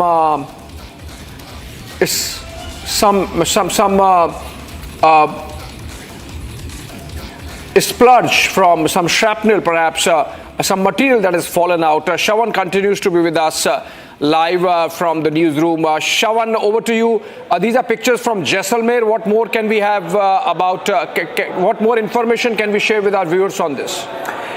Well, what is exactly happening right now is that several of the debris of the missiles as well as drones have now been recovered. And in fact, closer to the border areas, because there have been mortar shelling that has actually taken place, that is the reason why you're essentially looking at multiple locations. Like for instance, in Pathankot, where we given to understand a search operation was basically carried out. Then this is largely a clearance way to basically clear if that area is safe or not. As far as apart from Pathankot, Jaisalmer, as these images that are beaming live right now is an indication of what's really happening on the ground. In fact, Abhishek, I've just got a little bit more information after Hoshiarpur in Channi, which happens to be in the Sundarbani sector. There too another PL-15 missile has been found. We are just trying to confirm from the Air Force, because it appears that the make of the missile, an identification of the missile is yet to be done, but a preliminary information that we have by simply looking at the pictures. These pictures, remember, happen to be that of the PL-15, and that's what we are really looking at right now. And I'm going to share the picture in a short while from now. We're just doing a last check, but clearly right now, if you look at the debris and also if you look at what's really happening on the ground, it's a clear example of it's a clear reflection of what has happened late last night with about 50 drones that have been neutralized, and the fact that there are also missiles that have been brought down. Yeah, Shawan, in fact, there is some net sound. I believe there's some sound bites. Can we just play those to understand what the locals are saying? We are just getting them ready and we'll play them. And these are the locals who are explaining what this material is. Whether this is some ammo, some package that was dropped by Pakistanis, whether it was because our air defense system. आप लोग सब क्या कर रहे थे? First क्या किया आप लोग? फिर हमने घर के अंदर घुस गए, तो बाद में और बढ़ा के हो रहे थे ऊपर जैसे तरंगाड़े छूट रहे थे, ऊपर पूरा माहौल खराब हो रहा था ऊपर से। तो डर लग रहा था? डर लग रहा था जबरदस्त। तो हमने देखा घर के अंदर जाओ, घुस के जाए, बैठ जाए। फिर हमने सुबह बन उगा तो फिर देखा कि यहाँ गिरा हुआ बम। यहाँ देख लिया, हम पुलिस वालों को इतला करी और सब लोग आए, सरपंच को इतला करी हमने, तो वो लोग आए यहाँ देखने के लिए। अच्छा, आप ही लोगों ने पुलिस को जानकारी दी? हाँ, सबको हमने दी है जानकारी। तो समय पे पहुंच गई थी पुलिस फिर क्या? हाँ, सुबह पुलिस आई, रात को नहीं आई। अच्छा, रात को जो हुआ है एकदम से देखा आपने कि किस तरह से आसमान में पाकिस्तान की तरफ से? हाँ, रात को हमने देखा कि ऊपर से भड़ाका हो रहा है, ये क्या हो रहा है, दिवाली आ गई, क्या हो रहा है ये। तो हमने देखा कि यार यहाँ एयरपोर्ट नज़दीक है तो कुछ भड़ाके हो रहे थे, पता नहीं। तो अभी बम गिर रहे इधर, तो फिर हमने देखा कि पाकिस्तान वाले आ गए। और ये जैसलमेर मेन सिटी से बहुत पास में ये गांव है? पास है बिल्कुल, 2 किलोमीटर है, 1 किलोमीटर 2 किलोमीटर, ज़्यादा दूर नहीं। का नाम क्या है? किशनगढ़ गाँव है। किशनगढ़ गाँव। हाँ। पहले भी कभी ऐसा हुआ जो 65 की लड़ाई हुई? नहीं, वो इतने हमारी उम्र नहीं है इतनी। हाँ सर। नाम बता दो। नाम खेमनाथ। खेमनाथ जी, क्या हुआ था रात में बताओ? रात करीबन sir 8:30। All right, tensions have boiled over as India responds forcefully to a wave of provocative attacks from Pakistan. Explosions have been reported across major Pakistani cities, including Islamabad, Lahore and Karachi. In a swift and strategic counter-offensive, Indian forces struck back, dismantling air defenses, downing fighter jets and neutralizing incoming threats. Take a look at those details. India has launched targeted counterstrikes deep into Pakistan's territory, hitting key cities like Islamabad, Lahore and Karachi just after Pakistani drones and missiles threatened Indian military. Karachi, Pakistan's vital port city, has been shaken by loud explosions. According to sources, India's Navy struck naval facilities near the port in a bold move not seen since 1971. In a dramatic turn, Pakistan Prime Minister Shehbaz Sharif was relocated after an explosion occurred just 20 kilometers from his official residence in Islamabad. Lahore has reportedly been left exposed.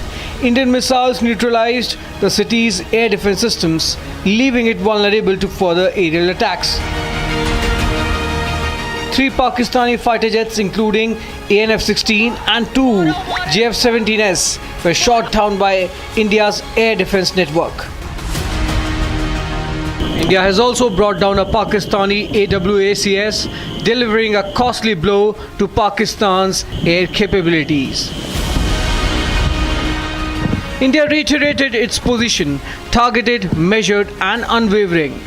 Every hostile act will be met with force.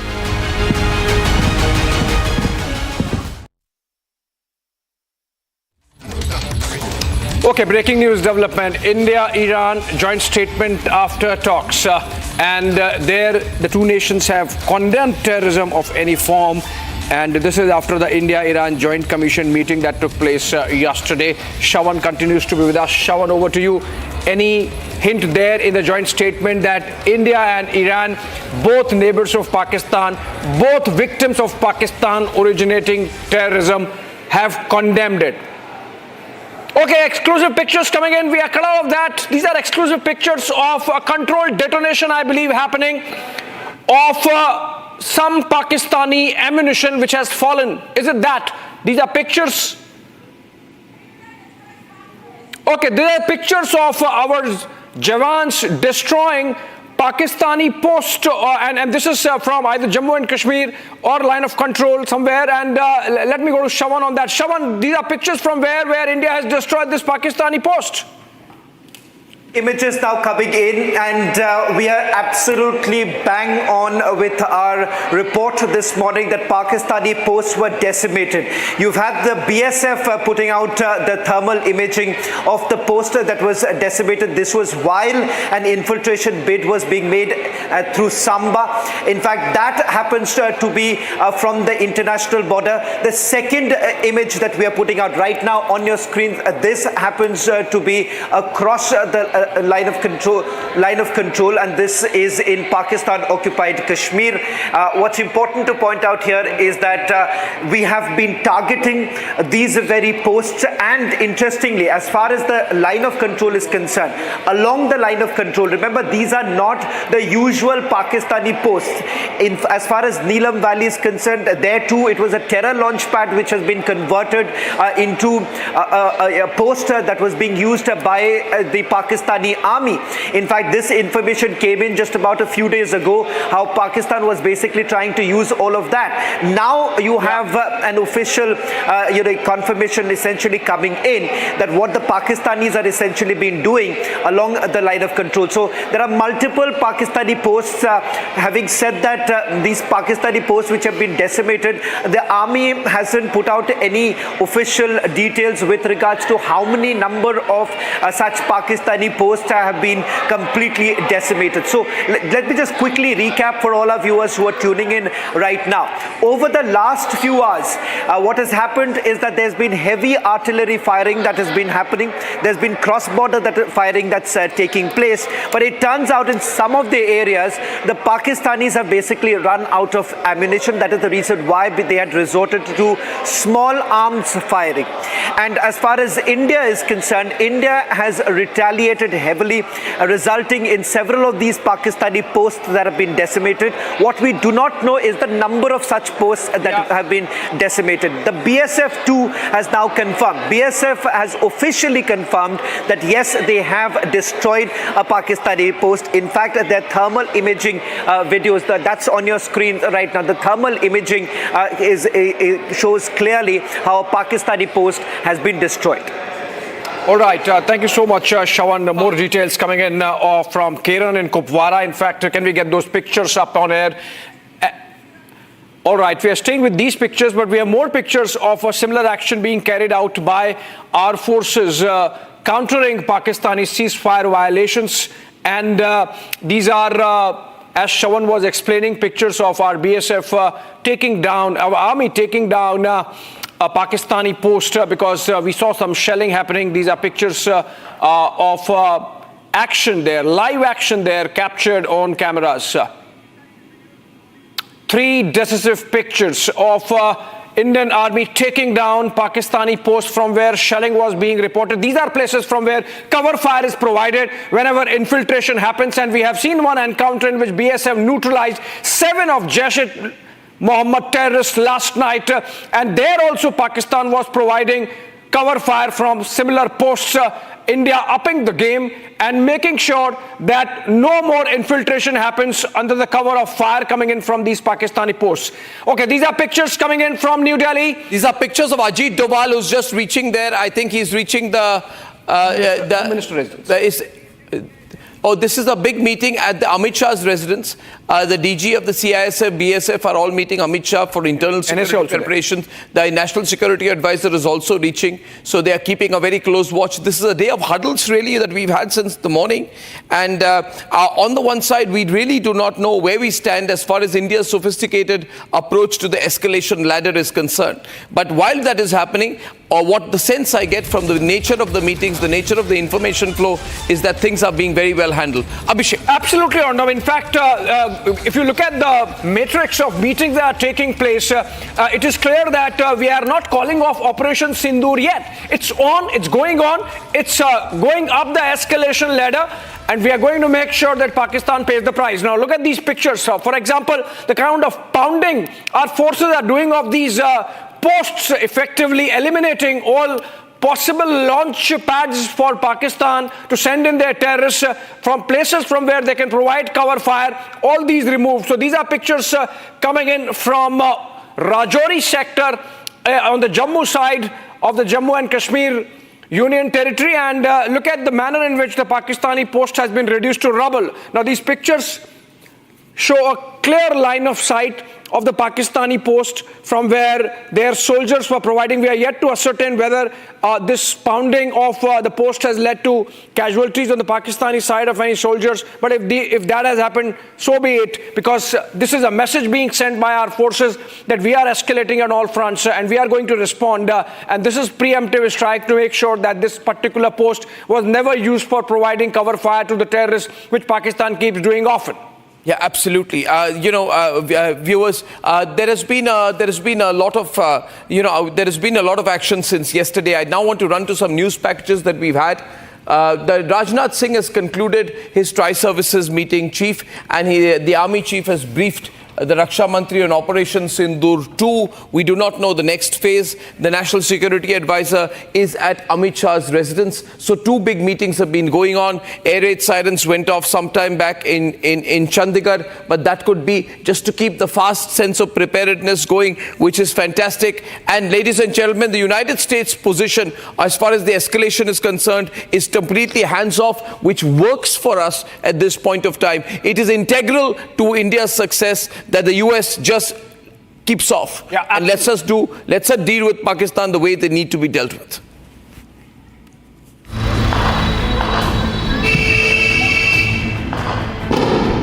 Pakistan escalated tensions with India by carrying out attacks by targeting India's military installations across multiple locations including Jammu, Rajasthan, Gujarat and Punjab.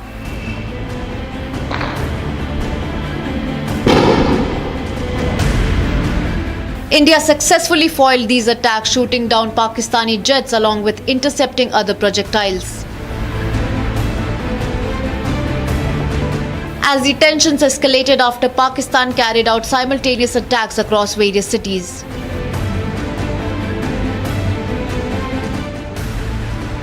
US Vice President JD Vance made a big statement saying the ongoing tensions between India and Pakistan has nothing to do with America's ability to control it. While US Secretary of State Marco Rubio dialed External Affairs Minister Jaishankar amid hostile attacks by Pakistan. Rubio reiterated his condolences for the horrific terrorist attack in Pahalgam and reaffirmed US commitment to work with India in the fight against terrorism. The US Secretary asked Pakistan to end its support to terror groups and called for an end to the violence. And clearly, what happened in Kashmir is awful, and we send our condolences. The world has rejected the nature of that kind of violence overall, of course, and certainly the President has and continues to. But at this moment in time, there's one thing that has to stop, which is a back and forth and a continuation of this, and that is what we're focused on right now. External Affairs Minister S. Jaishankar assured that the response from India has been targeted and measured. Pakistan's attack came just hours after the MEA in its press conference exposed Pakistan's continued support for terror groups such as Lashkar-e-Taiba and proxies like the TRF.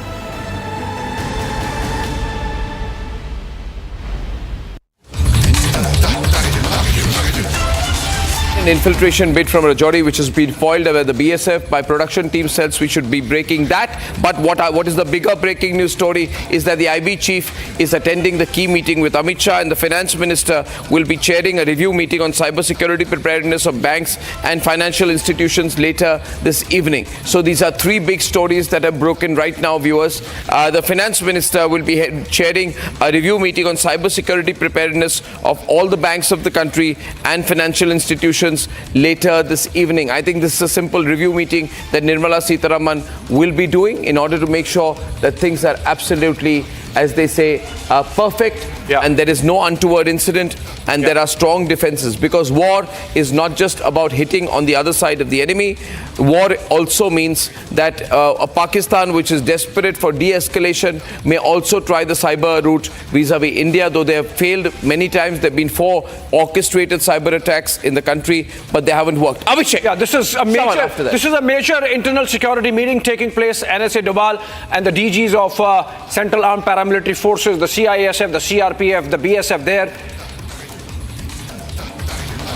Okay, big one coming in there. Big one coming in there. TTP, the Tehreek-e-Taliban Pakistan, has killed 20 Pakistan army soldiers. We are moving fast. These are pictures from the outside the residence of Union Home Minister Amit Shah, but we're moving to a breaking news development. Shawan, over to you.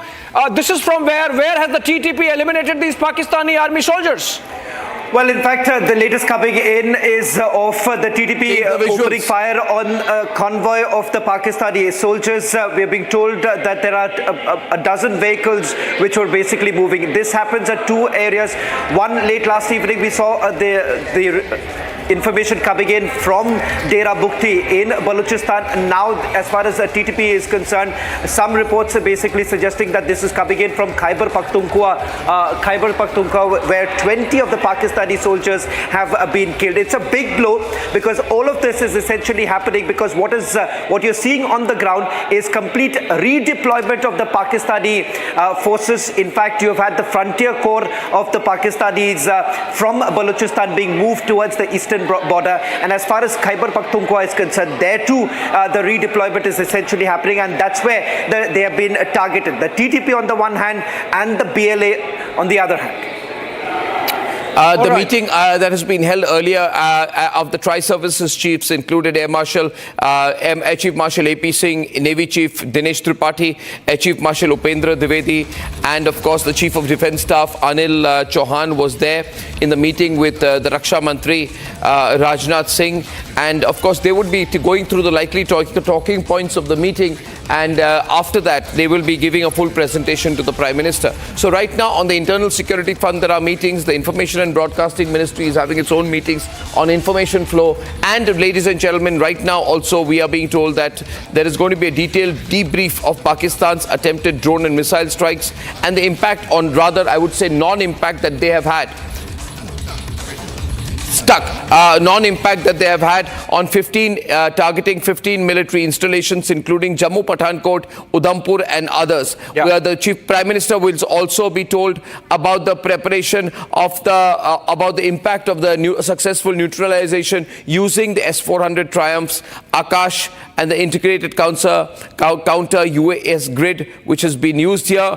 We had a statement from the integrated defense staff acknowledging that while this has been going on, we also successfully foiled a large drone and missile attack from Pakistan aimed at targeting various military stations in northern and western India, including Jammu, Pathankot and Udhampur. The headquarters integrated defense staff gave this small note earlier today, and we're expecting a more detailed briefing later. We are getting we're going to be getting some news feeds, so we should be looking out for the news feeds. I have a live news feed coming in from ANI. I'd like to cut to that. The input team can tell me about the news feeds that are coming in, so we can cut straight to those news feeds. Let's cut to the one which is coming in on ANI Select now. Okay, viewers, that's not the one. There's a sound bite. Okay. You have to keep a watch. लेकिन हम लोग पूरे कुछ underground हो गए, मतलब जान बचाना बहुत मुश्किल हो गया। तो मस्जिद को टारगेट किया, ये इस पे क्या कहेंगे आप? पूरी डैमेज कर दिया उसको। सर क्या बता सकते हैं उनको, फिर या तो रैंक लगाने में कोई परेशानी हुई या फिर हिट किया उन्होंने, ये तो ऊपर वाला ही जानता है। इसके बारे में कितना सिचुएशन क्या बनी है यहाँ पे? कर दिया सुबह पूरे, सबसे पहले निकालने के बाद फिर मैं निकला, आपने बच्चों को मिर्मूला में छोड़ दिया और बाकी वाले इनको इधर जमोला में। Well, viewers, I think I'll have to talk to my director again. I'll have to go to PCR a second time, but I just want to say that as this war escalates on multiple fronts, ladies and gentlemen, I just need to be told what the next news package is so I can go straight to it. Ladies and gentlemen, we are getting information that Jammu and Kashmir Lieutenant. Why can't you? Why, Aditi? Jammu and Kashmir Lieutenant Governor Manoj Sinha is reaching Uri, and he is going to visit the affected areas where Pakistani shelling has been reported overnight, including meeting the victims. But in the meanwhile, let's look at some other details.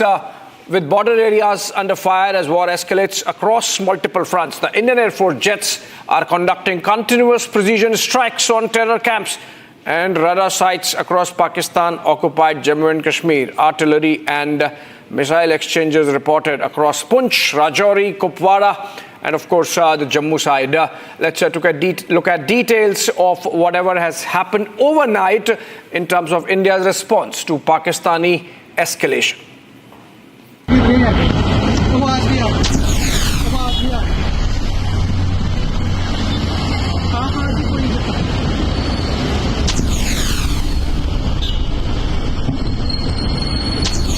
Video बना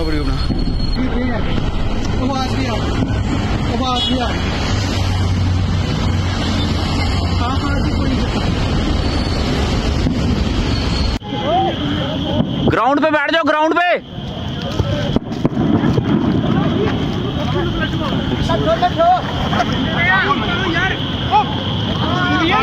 उन्हीं की है कि हाँ हाँ, और ground पे बैठ जाओ, ग्राउंड पे।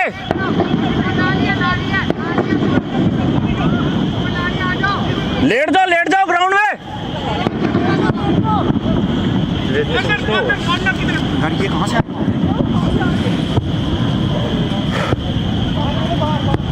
छुट्टी लेके निकल जाऊंगा।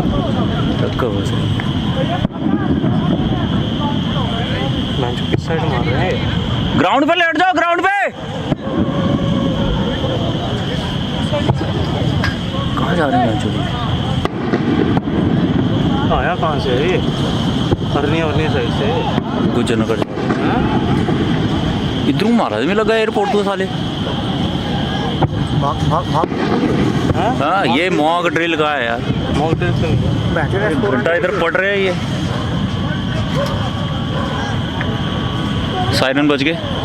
चलो निकलते हैं यार। अभी नहीं निकल गए, बैठा रहे।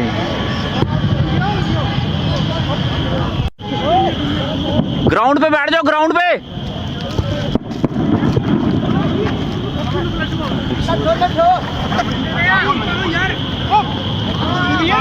उन्हीं की है कि हाँ हाँ, और ग्राउंड पे बैठ जाओ, ग्राउंड पे।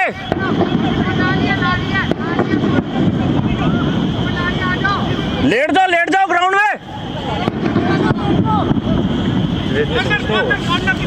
ये कहाँ से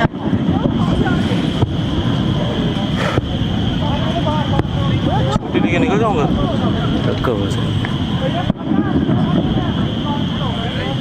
किस साइड मार रहे हैं? ग्राउंड पे लेट जाओ, ग्राउंड पे।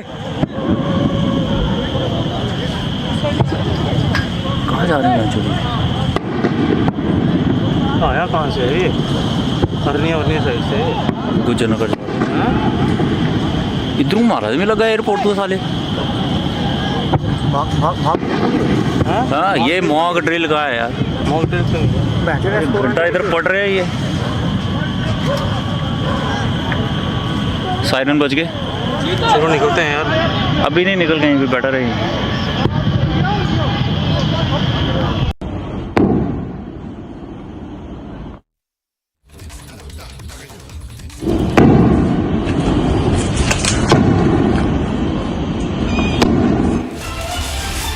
All right, those were night skies along Jammu and other areas targeted by Pakistan, or the cities targeted by Pakistan. Now we are getting information that a jittery Pakistan, its leadership is showing frayed nerves. Open criticism of Pakistan Prime Minister right inside Pakistan National Assembly. This is a Pakistani member of National Assembly or Pakistani MP making a direct charge of cowardice against Shehbaz Sharif and saying that the Pakistani army is demoralized. Let's listen to the video if we can play it right away. This is a Pakistan MP, and this is a video coming in from the session of Pakistan's National Assembly. We had earlier a video of a Pakistani MP crying right inside the house, and now this is another MP making a direct charge of cowardice against their own Prime Minister, Shehbaz Sharif, saying that Pakistan's Prime Minister has no courage to name Narendra Modi, and so the Pakistani forces are demoralized. Let's listen to what the Pakistani MP said in the House.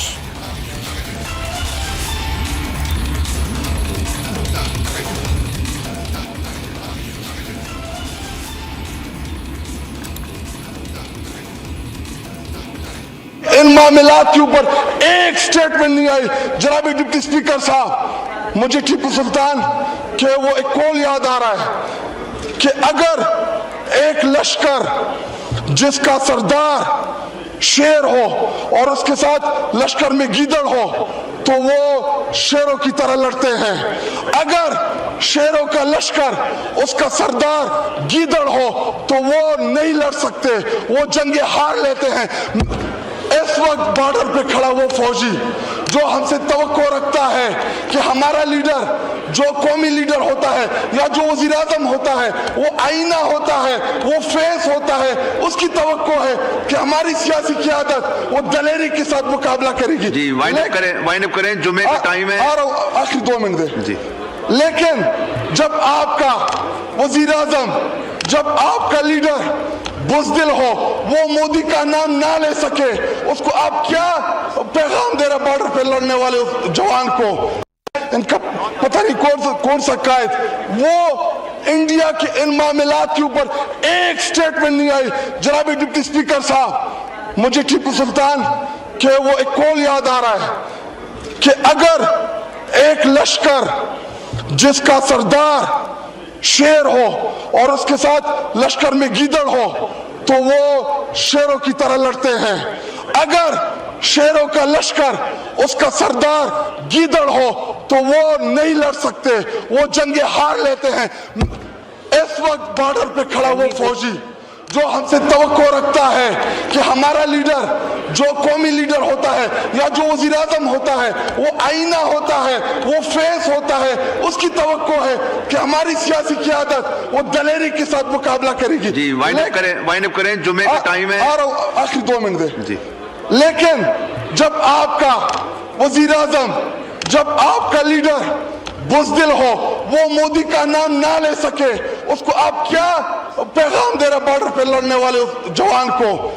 इनका पता नहीं कौन सा कायद। Right, a Pakistan MP frothing at his mouth, not able to speak coherently, and accusing his Prime Minister Shehbaz Sharif of cowardice and the Pakistan Army of being in a state of demoralization. That's really a state of affairs in Pakistan, even as its army carried out a failed bid to target Indian cities across a broad sweep from Jammu and Kashmir to Kutch in Gujarat and failed miserably with India's air defense systems really repelling the attack 100% completely. Shawan continues to be live with us from the newsroom. Shawan, this Pakistani MP today and the one yesterday who was crying clearly reflects on the state of mind of Pakistanis as their army escalates in an unwinnable war, puts Pakistan in a tight spot.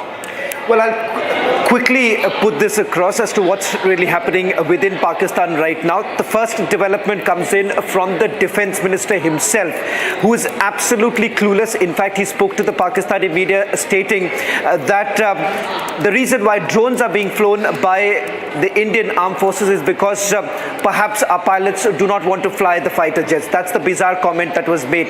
And he's once again relying on social media as to whether at all these attacks have at all taken place in Pakistan. Second, as far as the information and broadcasting minister, who's actually busy right now carrying out with the false flag operation, because that's the narrative that they essentially want to set. Inside the Pakistan National Assembly, as we're given to understand, this is a special session that has been called because of the current situation. The direct target now happens to be the Pakistani army, because they essentially believe that the Pakistani army chief has taken them on the garden path, because what we are being told is that the reason why there is a clear factionalism is within the army itself. This morning, Abhishek, the details that you and I actually got was how things were changing in Punjab and in Sindh when the cantonments were being evacuated. Yeah, absolutely, Shawan. In fact, we get more details of the operation. The Indian Army confirmed launching Operation Sindoor, hitting terrorist infrastructure in Pakistan and Pakistan-occupied Jammu and Kashmir. In fact, the Army released a video and confirmed striking 9 targets. Apart from that, of course, reflected on its operational readiness as the Operation Sindoor continues unabated and, in fact, escalates in response to Pakistani misadventure. Take a look. लेकिन ऐसा बदला मिलेगा और हमारी family से press conference होगी, इसकी उम्मीद नहीं थी। जब हुई तो वी वर शॉक्ड कि भाई इतना बड़ा मौका हमें। सुप्रभात देवियों और सज्जनों, मैं कर्नल सोफिया कुरैशी और मेरे साथ मैं colonel Sophia Qureshi,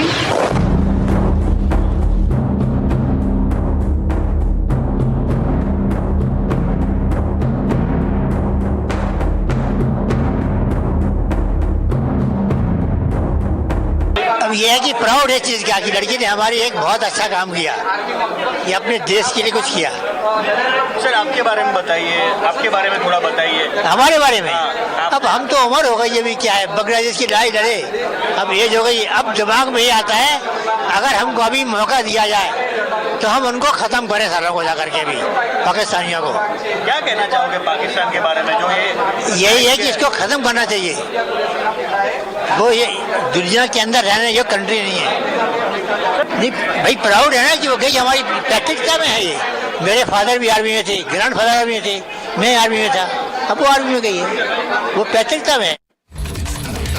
Okay, coming out of it, because there is a breaking news development. Defence Minister Rajnath Singh, after completing a meeting with the service chiefs, is all set to meet the Prime Minister. The meeting is going to take place in a short while from now, because the confabulations between the service chiefs and the Defence Minister are over. Going to Shawan for more details. Shawan, the meeting at the South Block has ended, we are told. What more can you share about the impending meeting between the Defence Minister and the Prime Minister?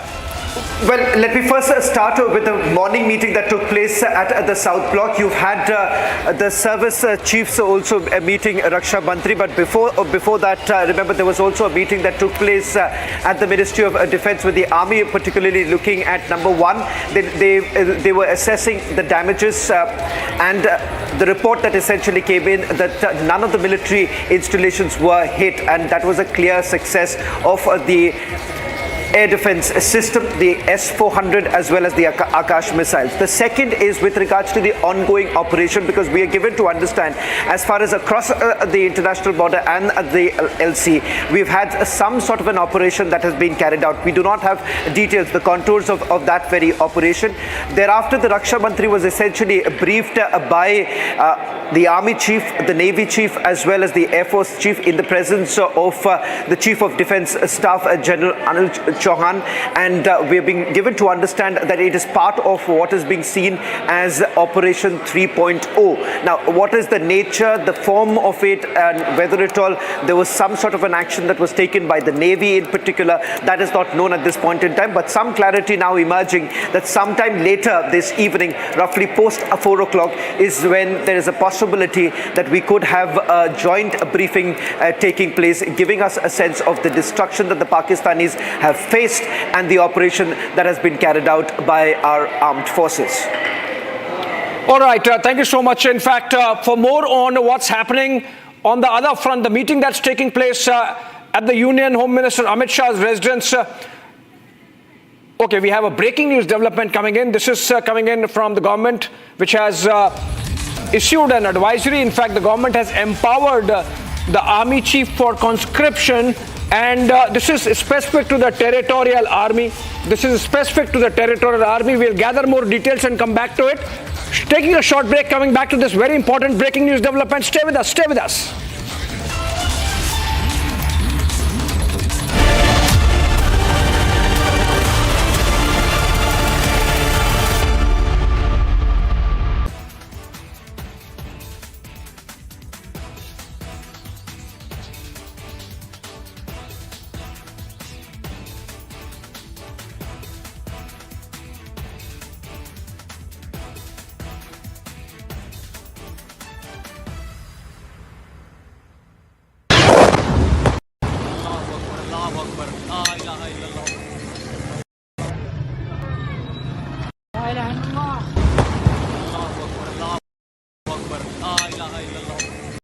Of different weapon systems, because you cannot risk putting all eggs in one basket.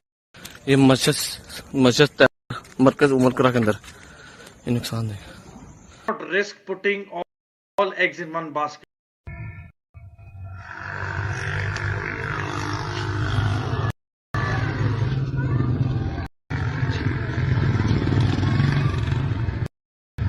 Not risk putting all eggs in one basket. Mentor here, These and are most some of the visuals. civilians I here can see some. are near the LOC. No. This is a long shot. I can see in the sky there's somebody who shot something to light.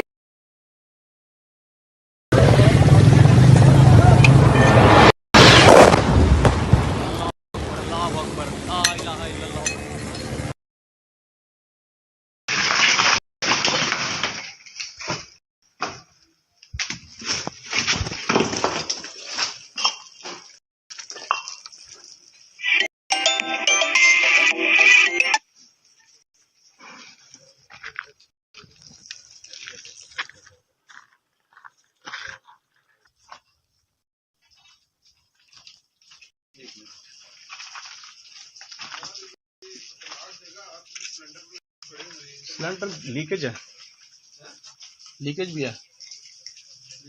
हाँ leakage है, ऊपर है।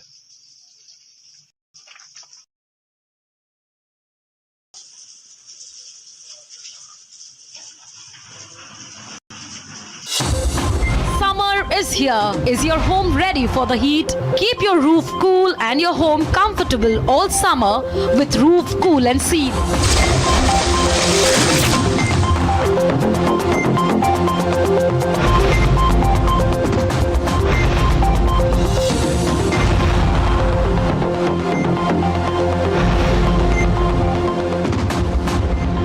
पसीना मत बहाओ, Berger roof cool and seal लगाओ।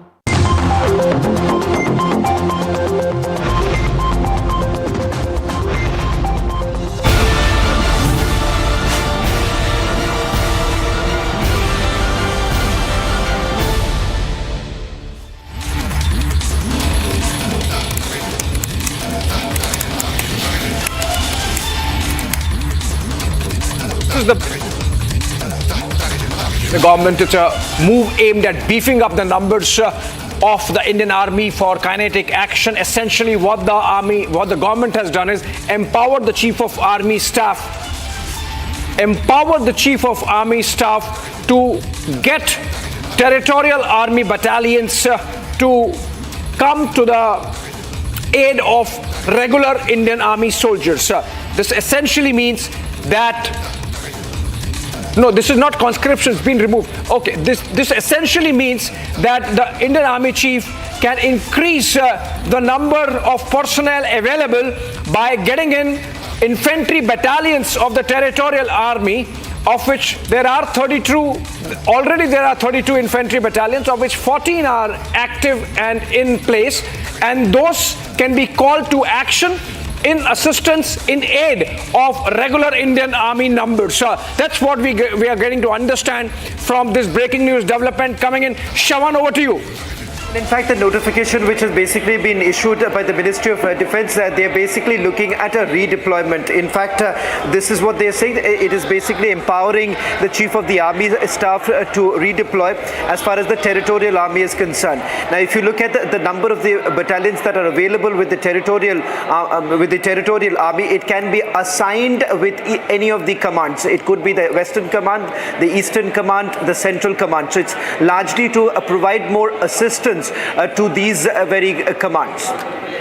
Yes, absolutely. This is essentially beefing up of numbers. This is indicative of the government's resolve to make sure that we are not lacking on any front. This is a clear message that India is absolutely ready in case there is need to escalate on the kinetic front, on the military front, in terms of making sure that enough numbers are available. This is about in the regular army getting in a backup from the territorial army, which already stands, just that they have to come more actively in aid of Indian Army. This essentially means that the territorial army shall be ordered, provided the availability of funds, etc., and they should be made available for reappropriation with the regular army and in assistance of them. So this is essentially about beefing up numbers, is what we understand. This is a notification of the Department of Military Affairs and of the Ministry of Defence, signed so and so. We are not revealing signed by whom. That's the information. Shawan, over to you for more details. Well, this is for a period of 3 years, so it is largely being seen as a part of a routine order that has been passed as far as the deployment is concerned. They are basically trying to reassess the deployment as far as the infantry battalions are concerned and the assigned list with each of these commands. Now, that's what we are given to understand as far as this order goes. Shawan, I'm just reading from the notification, Shawan. It says that the central government empowers the Chief of the Army Staff to exercise powers under this rule, so and so, to call out every officer and every enrolled person of the Territorial Army to provide for essential guard or to be embodied for the purpose of supporting or supplementing the regular army to the extent specified below. Now, this essentially, Shawan, as I understand from this official English, is that a provision has been made that if and when needed, the Army Chief can call all the officers or personnel of the Territorial Army, which is anyway a standing army, just that they act as a reserve. So this is the reserves from where Indian Army can requisition its officers and personnel to beef up its numbers, and that's what seems to be the case. Well, that's exactly what I was explaining, Abhishek, is that with each of these commands, whenever there is a need, they can basically once again augment their force, and that is possible with the Territorial Army being brought in, because if you look at the number of battalions out of the existing, what they're saying, out of the existing 32 infantry battalions of the Territorial Army, the embodiment of 14 infantry battalions for deployment in various of these commands, starting with the Southern Command itself, and then of course you have the others, Eastern and the Northern Command too. So you basically have, at any given point in time, if any of the command basically raises a request of perhaps augmenting their current force, then there is a possibility that it could have been done through the Territorial Army itself. Yeah, you know, all of this is happening at a time when, you know, psychologically the Pakistanis are really broken. Shehbaz Sharif is being called a coward inside the assembly, National Assembly. They say he cannot even take Narendra Modi's name. Yesterday they started crying. Yeah. And there is this huge, you know, the Pakistani media has gone completely silent since yesterday. They're completely silent because they don't know, Shawan, how to respond to the ongoing situation. There is information flow. We're told they're surrounded. There are strict controls. Also, yesterday, Hamid Mir, I'm told, has removed 3 people from his organization who had information contrary to him, who refused to comply with the information that he has put out. So there is a little bit of trouble in GOTV or whatever that TV station is, and an open criticism. I mean, Shehbaz Sharif has been called a coward in the Pakistan National Assembly. I don't know if I have a soundbite of that. Shehbaz Sharif, Prime Minister of Pakistan, has been called a coward in the National Assembly, and I'd like to play that soundbite, please. Again. Let's play it again.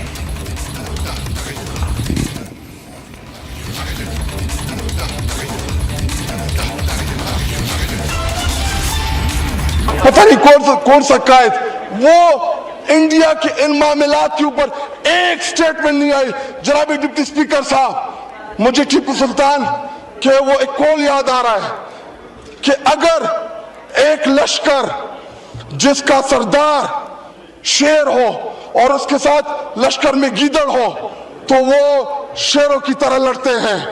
अगर शेरों का लश्कर उसका सरदार गीदड़ हो तो वो नहीं लड़ सकते, वो जंगे हार लेते हैं। इस वक्त बॉर्डर पे खड़ा वो फौजी जो हमसे तवक्को रखता है कि हमारा लीडर, जो कौमी लीडर होता है या जो वजीर आज़म होता है, वो आईना होता है, वो फेस होता है, उसकी तवक्को है कि हमारी सियासी क़यादत वो दलेरी के साथ मुकाबला करेगी। लेकिन जब आपका वजीर आज़म, जब आपका लीडर बुज़दिल हो, वो मोदी का नाम ना ले सके, उसको आप क्या पैगाम दे रहे बॉर्डर पे लड़ने वाले जवान को? Ladies and gentlemen, he's been called a Gidar, a Kayar, a Buzdil. Ladies and gentlemen, please watch the use of words out here. He's been called in Hindi, and we can put up the Hindi words and write it down in English. Shehbaz Sharif called Gidar, Kayar and Buzdil in the Pakistan National Assembly. A very, very serious situation of internal dissent which has been growing here, and we have yesterday's soundbite. We can split the screen. Yesterday, Pakistani politicians were crying in the assembly, and today they are openly calling the Prime Minister a coward in the National Assembly. I'd like to play yesterday's bite and today's, please, both. तो इसलिए जनाब speaker ये बात waza कर देनी चाहिए, हमारी कौम यकजा है। मैं इन सब से कहूँगा कि मिल के चलो और अपने रब से रजू करो। रब काबा, हम तेरे आगे दरख्वास्त करते हैं, इस मुल्क की हिफाजत फरमाना जो तूने हमें अता किया है, और ये नबी सल्लल्लाहु अलैहि वसल्लम की दुआओं का है। आपने कायदे आज़म को इंग्लैंड में मुलाकात की, ख्वाब में आए और उनको कहा कि जाओ वापस और जाके पाकिस्तान का मामला हल करो। आप खाना कलात को ख्वाब में आके ये हुक्म दिया कि तुमने पाकिस्तान की सेना है, ये मुल्क बन के रहेगा और तुमने तो ये ऐसा बड़ा मौजज़ा है कि अल्लाह पाक ने ये हमें अता किया है और अल्लाह पाक इस मुल्क की हिफाजत फरमाएंगे। दुनिया में जहां भी देखें शायद हमारी कमी है, हम मजबूर हैं, हम गुनाहगार हैं, लेकिन रब काबा हम तेरे हबीब के उम्मती हैं, खुदा का वास्ता हमसे रहम का मौला फरमा।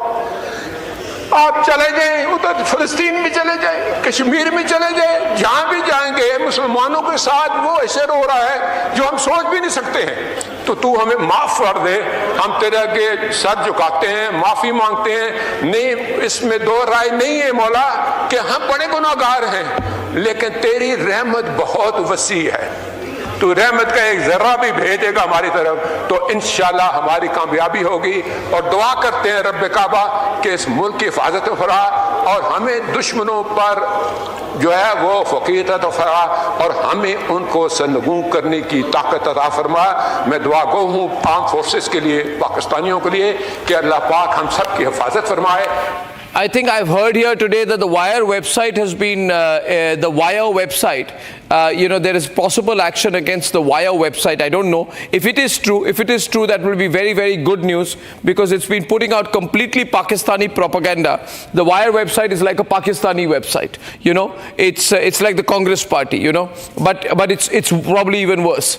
So I do not know if that is the case. In that case, this is very strong action by the media. I'm getting this. I don't have the source of that yet. Ladies and gentlemen, are you hearing something on this? Shawan, are you hearing something on this, Abhishek? I'll have to gather, I don't know, because a lot of action has happened in terms of countering propaganda, which builds a narrative which is more like a talking point from the Pakistani side. De-escalation is one of them, by the way, or no. So, if you're talking about de-escalation, essentially you are pushing in... you're working against the army's interests. Yes, you are... This is the narrative that the Pakistanis want to push here. The Pakistanis to de-escalate now because they are in a cul-de-sac. We can inflict a cost of a kind where Pakistan would take years again to think about... using terror as a proxy and as a state policy, and for at this moment to be talking about de-escalation would be giving an escape window to the Pakistanis. Exactly, they're looking for an escape route right now. Yes. So not confirmed here, but we can say that there is likely action against pro-Pakistan news organizations operating in India. Exactly, and as of now, of course... Yeah, please carry on, yeah. All right, more information. Can you hold it for a minute? I mean, I'll just get some information on this. Yeah, this is about readers of Wire. So essentially, Wire sending across a message of some action having been taken against them. Yeah, the Wire claims that it has been blocked. It has been blocked. They're calling it censorship. But what I would say is that I welcome it because the Wire is an anti-India, pro-Pakistan website that always takes a very communal position on things. It supports urban Naxals, Tukre gang, Maoists, but it has worked against national interest at a time like this. And I think if this is the action, it's very, very good. And I hope the Editors Guild of India does not become the anti-national Editors Guild of India. I think this is very, very good and favorable action. Ladies and gentlemen, time to celebrate here. JD Bakshi is also with us. General JD Bakshi, good morning, sir. General JD Bakshi, good morning, sir. Good morning, Arnab. Good to hear you. Your voice, you're loud and clear. Lot of news since we last spoke, sir. You are seeing here that three big things are happening, sir. Yes. That there's a full assessment going on. The press briefing did not happen this morning. It has been delayed to a little later in the day today. There are a lot of huddles that have happened in the morning between the CDS, the Raksha Mantri, the three service chiefs. Then you have the BSF and the other paramilitary, and along with Ajit Doval at the residence of Home Minister Amit Shah. And then I think they will be doing a combined debriefing of the Prime Minister. The calling of support of the territorial army, the government has entrusted the government as per a notification that the territorial army can be called into support at any point of time. The finance minister is holding meetings with banks and bank chiefs to avoid anything like a cyber threat that can emerge at any point of time, to make the entire fiscal secure. The health minister is having separate meetings. It seems to be the preparation for full-scale war. But I'd like your analysis to it on what has happened in the last 60 minutes, please. Yes, sir. Over to you, sir. Yes, Arnab, as you are aware, yesterday Pakistan, instead of taking the off-ramp, we had given Pakistan a clear off-ramp after the strike on the 9 terror camps. We told them we only struck terror targets and we would like to call it off, providing you have had enough. Right? Pakistan's Asim Munir decided in a very grandiose fashion to attack 15 targets in India, right? And these were basically the airfields or our headquarters like Bhatinda, 10 Corps, etc. Right? This is where our air defense network has proved to be spectacular performance, Arnab. Not a single Pakistani missile or rocket got through the shield. This combination of S-400s, Russian Triumph missiles, which can pick up targets at 600 kilometers, blast them out of the sky at 400 kilometers and downwards, right? Combined with our Akash, combined with our MR SAMs, combined with our Barracks, they have proved to be fantastic. Not a single missile got through. Arnab, for comparison, 100%. This is an achievement to be proud of, Arnab. I think our air defenses have done us proud. Not a single Pakistani missile, drone, rocket got through yesterday. And then we hit back with our Harop Israeli drones, which are actually 1990s technology, suicide drones, but very effective. They blasted in Lahore. They hit Lahore and blasted their air defense radar cover. Lahore is today defenseless, right? They hit Rawalpindi, the home of the Pakistan army, blasted that entire stadium there. And then they also had hit Sialkot. We hit major targets in Pakistan without a scratch. The Chinese radars, which had failed Pakistan against Iran's missiles a few months back, have failed dismally against the Indian Air Force. Yesterday, our Triumph missiles, S-400s, shot down 1 AVAC, 1 F-16, 2 JF-17s over Pakistan, inside Pakistan's territory. That is a feat, man. Our air defense missiles going and hitting Pakistani aircraft, shooting them down in their own airspace when they haven't even crossed over to our side, right? And the simple fact is Pakistan is shaken. I'm not sure what has happened about the naval strike. From the YouTube channels, I'm picking up that we did do a naval strike, but we are awaiting confirmation from the Ministry of Defense. Arnab, I would like to make one appeal. Now this is war. It is at least a limited war, full scale going on. In my time, when I was there in the Military Operations Directorate during the Kargil War, we used to have the MOD leading these briefings. Representatives from the Directorate General of Military Operations, Air Force Operations and Naval Ops, they used to be there along with the MEA rep and all. Now that we are tending to full war, this gaps in information can be eliminated if we get back to wartime mode. It's no longer just hitting terror camps. We've gone beyond that stage. gone much beyond that stage, it could escalate further. So I would request that our standard, war book procedures are now put into effect, because we are not in that halfway stage. No war, no peace, that's over. That's over. We are at war with Pakistan. Simple. Plain and simple. Yeah. And I think, just last, please. Sorry, one last. Arnab, what I would state is, we hit the terror targets first. Then Pakistan hit our military target. In terms of justice, we are fully justified in hitting Pakistani military targets, the ISI targets, in a massive way to raise costs and consequences for Pakistan and impose punishment by deterrence, by punishment. So that next time Pakistan wants to do a Pahalgam, it will have to think 10 times. Yeah. If not 100 times. Yeah.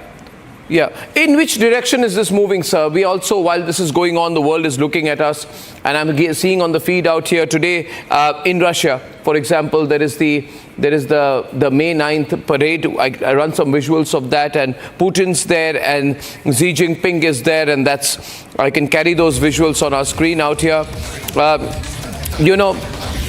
Rajnath Singh is meeting Prime Minister Modi. Globally also, there is a long meeting between Putin and Xi Jinping in Moscow. So is this going to escalate to a point where global powers now begin to get involved? How are you viewing it? The Prime Minister was himself scheduled to be at that big event in Moscow. He's not there because he's monitoring the situation in India. This should be full frame, not mixed up with the breaking news plates which we are running right now. So my question is to you, sir, as you see these visuals of the May 9th parade in Moscow, right? We are working very closely with the Russians. How is the world viewing it? Just using these pictures as a backdrop, how is the world viewing it in your view? Except Turkey, any other country that's inimical to our interest?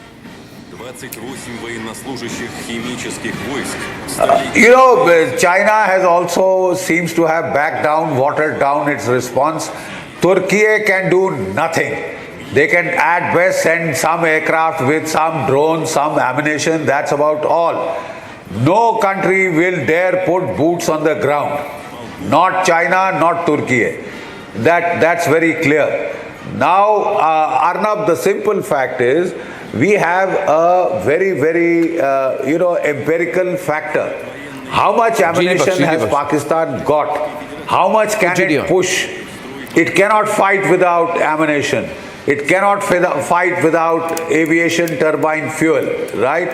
So there is a practical limitation to how far Pakistan can continue this, right? And if the people in Pakistan are sensible, if the Pakistan army sense prevails even now, there could be a coup against General Mullah Munir, right? There could be a coup, because he is the man who's brought Pakistan into this soup and hot water shamelessly just for his extension. He's already been given one extension earlier, right? Otherwise he would have retired in October this year. He wants, like Ziaul Haq and like General Pervez Musharraf, to hang on for 11 years till he's either assassinated by bursting mangoes, or driven out of the country. So therefore, there is an upper limit to how far this can go on. The countries all over the world are now getting concerned, but they are actually, I think, secretly quite enjoying the kind of soup that Pakistan is in. Here's an arrogant country which, because of its 160 odd nuclear weapons, was feeling that it has got India exactly where it wants, that India will not dare do a conventional response, and therefore he can escalate terrorism to whatever level he wants. He's got his reality check, and some reality check, Arnab. This no conventional response. Just wait and watch. Just wait and watch how conventional responses are going. Arnab, I think the world will now start putting pressure, especially America, perhaps even the Chinese, because our NSA spoke to China also, right? Yeah. You better tell your protege to back off or else. Otherwise, he'll get wiped off the face of the earth. Yeah. So I would reckon that I wouldn't be too surprised if there is a coup against Asif Munir. His corps commanders are het up. As far as Arnab, you heard that senator, former army man. As an army man, I could sympathize for him because his country is getting it in the neck. He was almost weeping, crying. He was saying, हमने क्या गुनाह किए हैं मौला कि हमारी ये हालत हुई है. अरे बड़े भारी गुनाह किए हैं तुमने. अरे तुमने औरतें बच्चे मारे हैं, तुमने लोगों को मजा पूछ के मारा है. जो अनार्म्ड बगैर हथियारों के लोगों को मारने में तो बड़ा मजा आ रहा था. अब करो ना. You know what the Afghans are saying, Arnab? They are challenging the Pakistani Air Force कि हमारी एयर फोर्स नहीं थी तो तुमने बड़े धड़ल्ले से हम पे F-16 भेजे थे. हमारे 52 औरतें बच्चे मारे हैं तुमने. अब लड़ो ना हिंदुस्तान की एयर फोर्स से. अब लड़के दिखाओ. Exactly. This cowardly air force, कायर है पाकिस्तान की air force, Arnab. They are bloody cowards. They are daring not to rise. They haven't dared to rise. उनके देश में जाके हमने वहां पे ठोक दिए हैं पाकिस्तान के अंदर इनके F-16, इनके JF-17. I would request that the Ministry of Defence now give more frequent press conferences so that rumors don't swill around. Information, we must not lose the information war. We are winning on the ground. We won't. So we will never lose the information war, sir. But I think the traitors in the Indian media should be taught a lesson. As long as you are there, Arnab. No, but sir, we are all there. We are working in national interest. But traitors like The Wire, I call them traitors in the Indian media. Yesterday, this Pakistan propagandist linked to the ISI, Najam Sethi, this man was given a full platform by another person. I consider him also pro-Pakistan. I don't want to go into his family history, Karan Thapar. I don't want to go into the family history of Karan Thapar. I don't want to reveal a lot of things about that. It's not my concern, not my matter, and not something to be discussed. But we all know. But what Karan Thapar has done over the years is, unforgivable.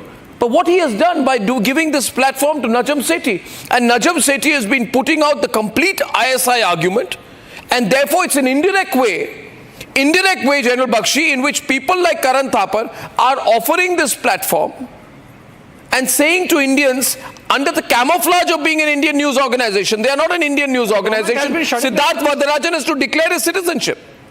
Is Siddharth Varadarajan an Indian citizen? And if he's the editor and he's not an Indian citizen, then how is he an editor without being an Indian citizen? There have to be some limits. And then you are saying that I am going to provide a cover. Pakistani media may get banned in India, but we will say we are Indian media and tell Najam Sethi and all the Pakistani generals and all the others, come do your propaganda through us. And Karan Thapar provided a platform where Karan Thapar's history is known. I don't want to talk about his family history. He comes out as deliberately I will show the screen. No, I will not. I'll show the screenshot for a while. This man has been giving a platform to the Pakistanis. And this is what he's done. If I have freedom of expression, then I call him a journalistic good for nothing and a superannuated pro-Pakistani man called Karan Thapar, who's trying to get relevance by becoming a platform for the Pakistanis. How long are we going to take this, General Bakshi? How long are we going to demoralize our own people, General Bakshi? Sir, take it. Exactly, Arnab. In wartime, people gear up, the media gears up, the government gears up to see that we prevail in the information war. You cannot win on the ground and lose the battle of narratives. In World War I, in World War II, could you think of any British channel daring to give the German the Nazi viewpoint? I mean, this is amazing. Chalo, theek hai, if you want to do it in normal times, you want to permit such people to flourish, and carry out the biddings of the Pakistani state. The Pakistani state is failing in its information war, but you are letting them get in by the back door. You know, and it is dangerous narratives like 5 Rafale shot down, like hell, like hell. You see, this kind of a narrative puts question marks on our own, and that is why our information feed-in has to be very, very timely. You know, I'm still not clear as a military analyst whether the Indian Navy has struck Karachi or not. That is a major development, the exploitation of the sea flank. True. But this has to come from our Ministry of Defence, please. I would remind them that I am not saying that the army takes charge of the state. For God's sake, the Ministry of Defence is a civilian organization. General Bakshi sir, we have been banning Pakistani websites. We have banned one more.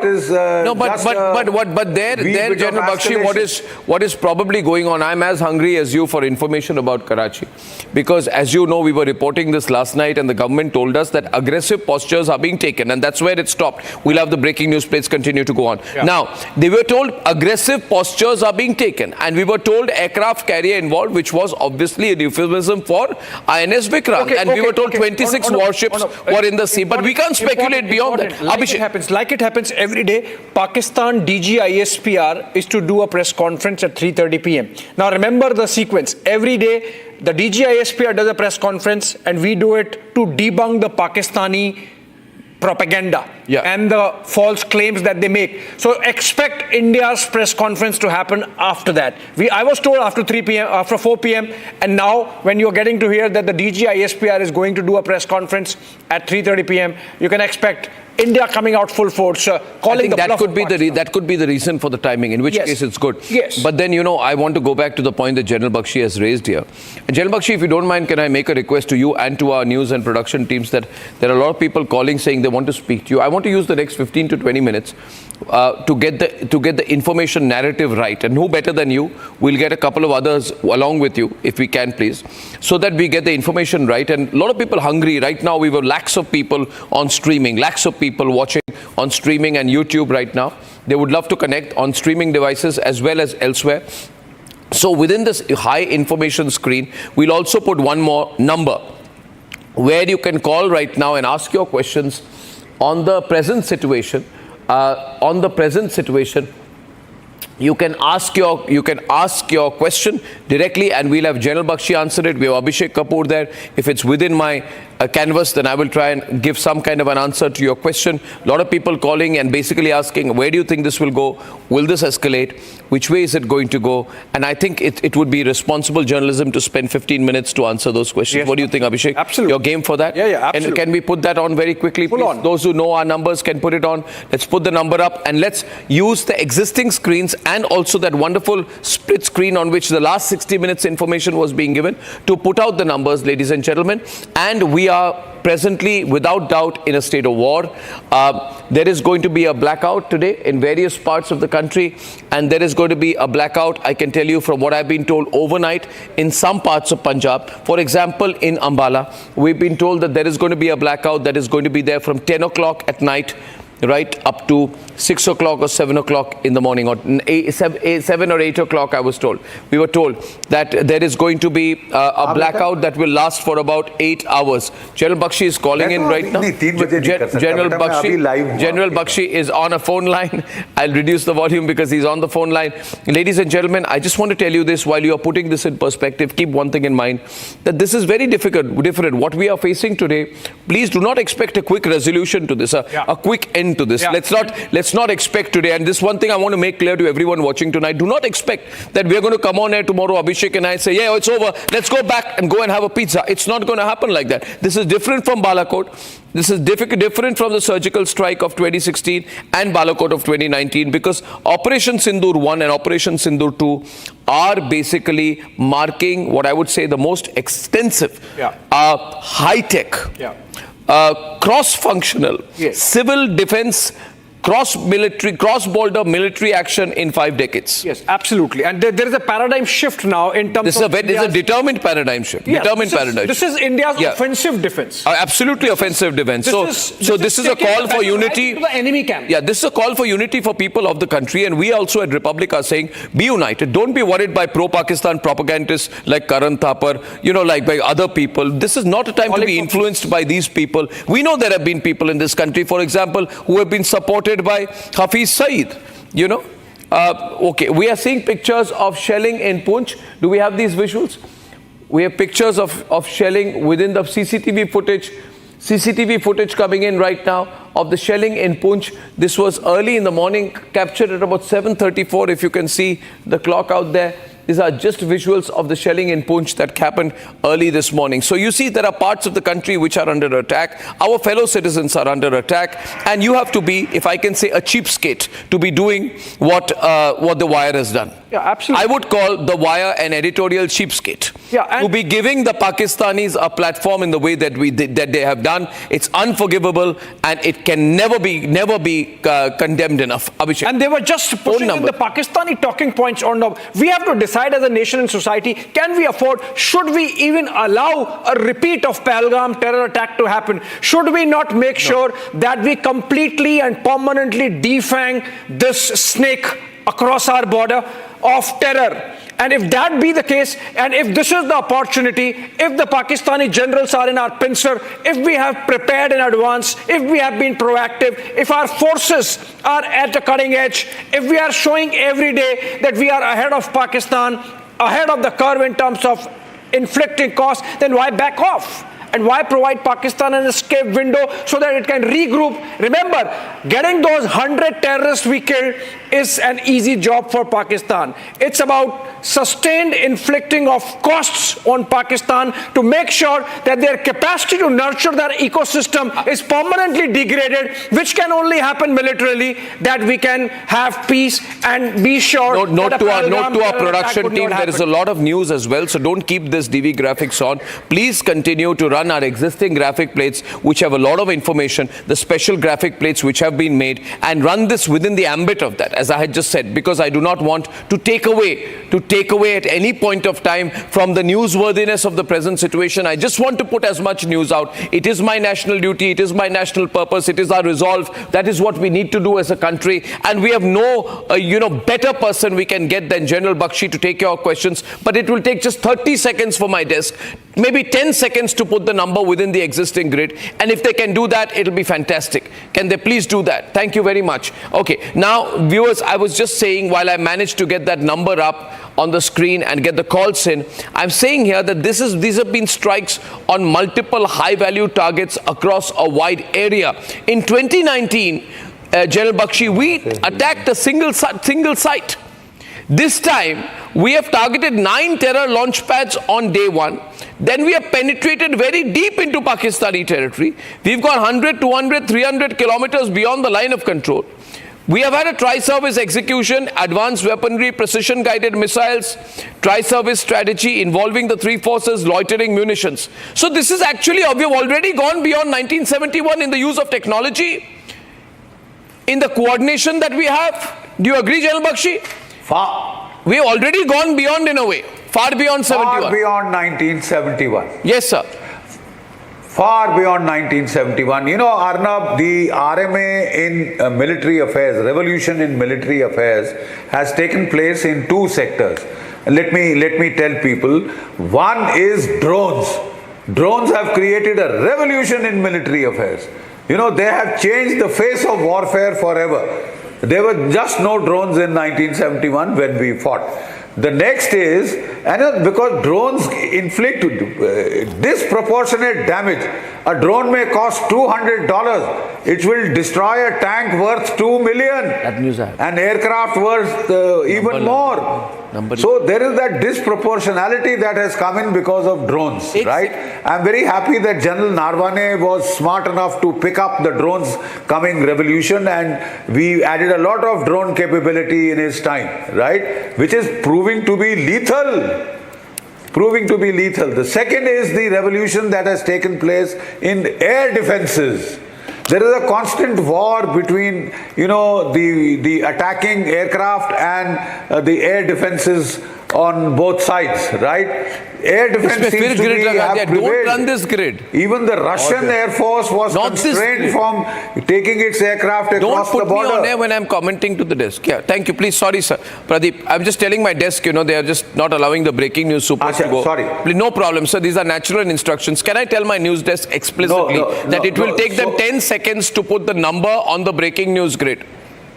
Or I will come and do it. Please continue, General Bakshi. Please continue. Please continue, sir. Continue. Thank you. So what I was saying was that, what I was saying for, that air defenses have reached a lethal level. But Arnab, our countrymen must know the kind of levels that we have reached. The best air defenses are supposed to be with the United States, then with Russia, then with Israel. Israel, in fact, is just 28,000 square kilometers, a very small country. Therefore, it can protect every inch. That's what I was trying to point out, that in Ukraine, American supplied air defenses, NATO supplied air defenses have achieved 70% interception rate. The Russians have achieved a rate of 80 to 85%, going on to 90%. The Israelis, when they were fighting against the Israelis, the Iranians, the Houthis, they achieved interception rates of 97, 98, 99%. But some still got through. Yesterday we have achieved, our air defense grid has achieved interception rates of unprecedented 100%. The country has much to celebrate about. Absolutely, sir. This is unprecedented, not even Israel. I have our first caller, sir. I have our first caller and he is calling from Ooty. Ooty, sir. Yeah. And that's Prabhuraj, right? Prabhuraj? Yeah. Okay, thank you first for watching Republic. And you can ask your question. General Bakshi is here to answer it to the best that he can, sir. Yes. First, I thank you for your great job, as well as our brave hearts, Arnab. Thank you, sir. Thank you. And after crushing this Pakistan to dust, what we have to do is, General Bakshi ji, what we have to do after crushing this Pakistan to dust, we have to fight the local bakers of the Pakistanis. Without their inputs and support, Pakistan could not have targeted our installation correctly. So our next step is to crush the local Pakistan bakers. That is what we people want to do. I think Prabhuraj ji, that's a good point. We have to crush, he says, the local backers of Pakistan in India. General Bakshi. Prabhuraj from Ooty, your comment, sir. I agree with him 100%. I agree with you 100%. My brother, the simple fact is, in 2611, there were local people who supplied the Maulis to David Coleman Headley to give to the Pakistani attackers, so that when their dead bodies were found, it would be claimed they are radical Hindus, right? Some of our own people were releasing books on how 2611 was a Hindu radical conspiracy. There were people who helped them carry out reconnaissance, who gave them shelter in their house, feted them, dined them, wined David Coleman Headley. There are people like that. In Pahalgam, there were people who were posing as muleteers, as people ponywalas, and they were openly talking of this forthcoming strike. The tourists who were there, they recorded these, right? The simple fact is that there is an ecosystem here working. India has a set of genes which we could call the Jai Chand gene. And every time there is a conflict, that gene comes up, manifests itself. So now first we are dealing with the external enemy, we'll focus hard on that, but once that is over, and it may not take very long, the way this, how well this war is progressing, then we will have to focus very hard on these moles, on these rats inside our system who try and nibble away at the foundation of our country.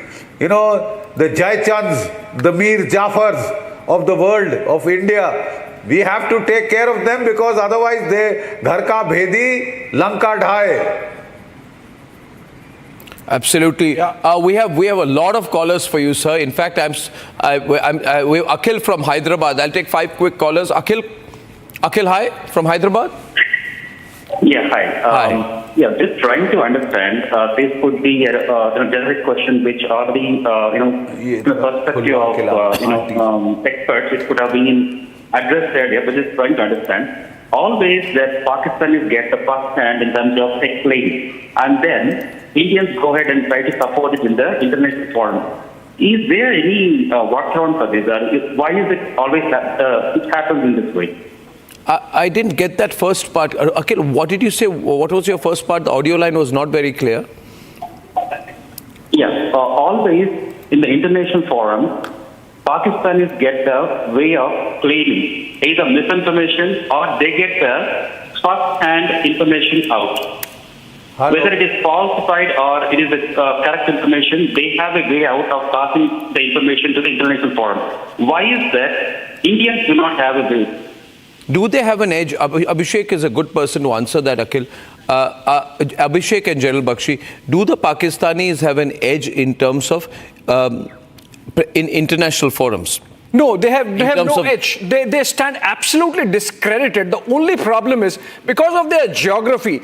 Traditionally, for the last about 4 decades, they have taken advantage of being where world powers have wanted to be at the cusp of Central Asia. And that is the reason from the time of Soviets coming into Afghanistan, Pakistan became geostrategically relevant, which they have milked to their advantage, unfortunately for India. But that's really run the course. Taliban is back in Afghanistan. They hate Pakistan. The Americans know they have been double-crossed. Chinese know that Pakistans are good for nothing. Chinese citizens are getting killed. Russians never played ball with them. And of course, now we have them in our pencil.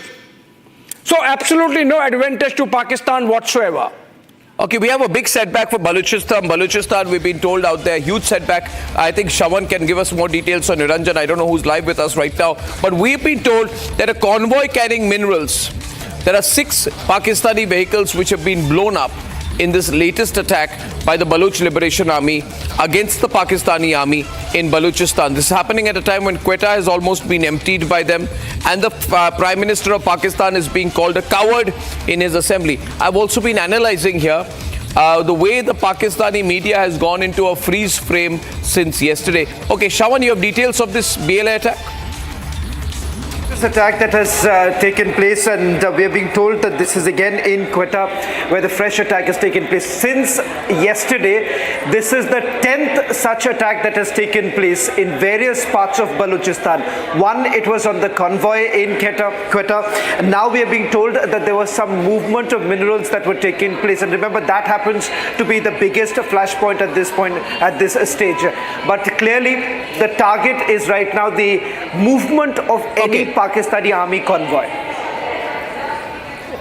Okay, we have one more input. This is coming in from, can Alisha come live with us and share that with us? Alisha, just go to where Shawan is and share it live so that you can do that. And General Bakshi, while you're on, I have more callers. Betty from Chennai, Dhruv Sharma from Delhi, and Sanjeev Malhotra from Faridabad are lined up. First from Chennai, Betty ji, are you there?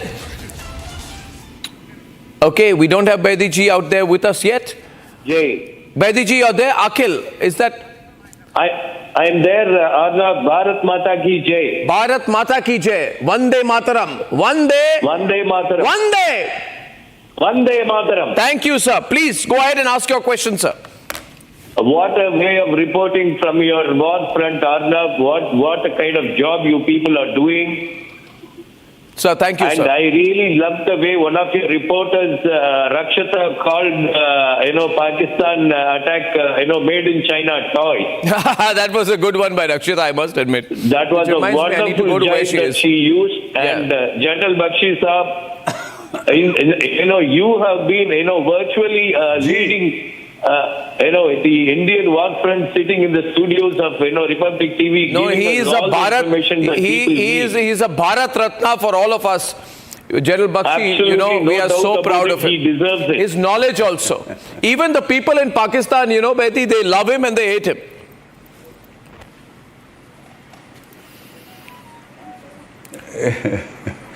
Betty, what's your question? Of India. Can you hear me, Arnav? I can. What's your question, Betty?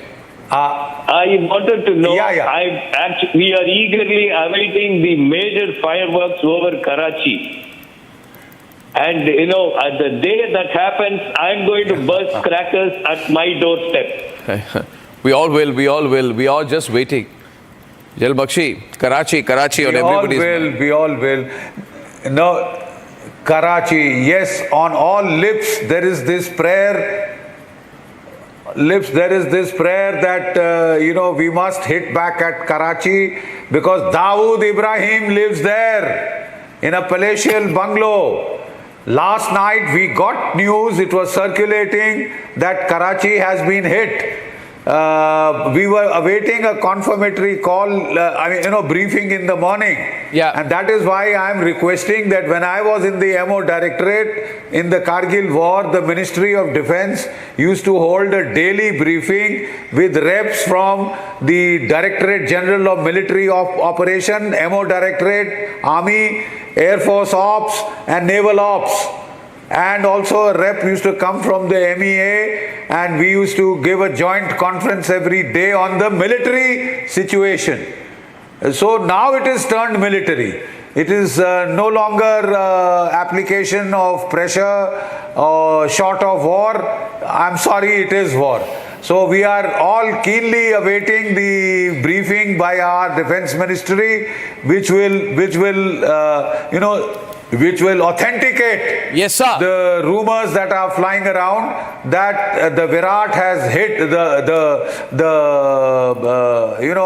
that aircraft carrier has hit Karachi and hit it hard. And I hope that blown up that bloody bungalow where Dawood Ibrahim has been hanging around for years.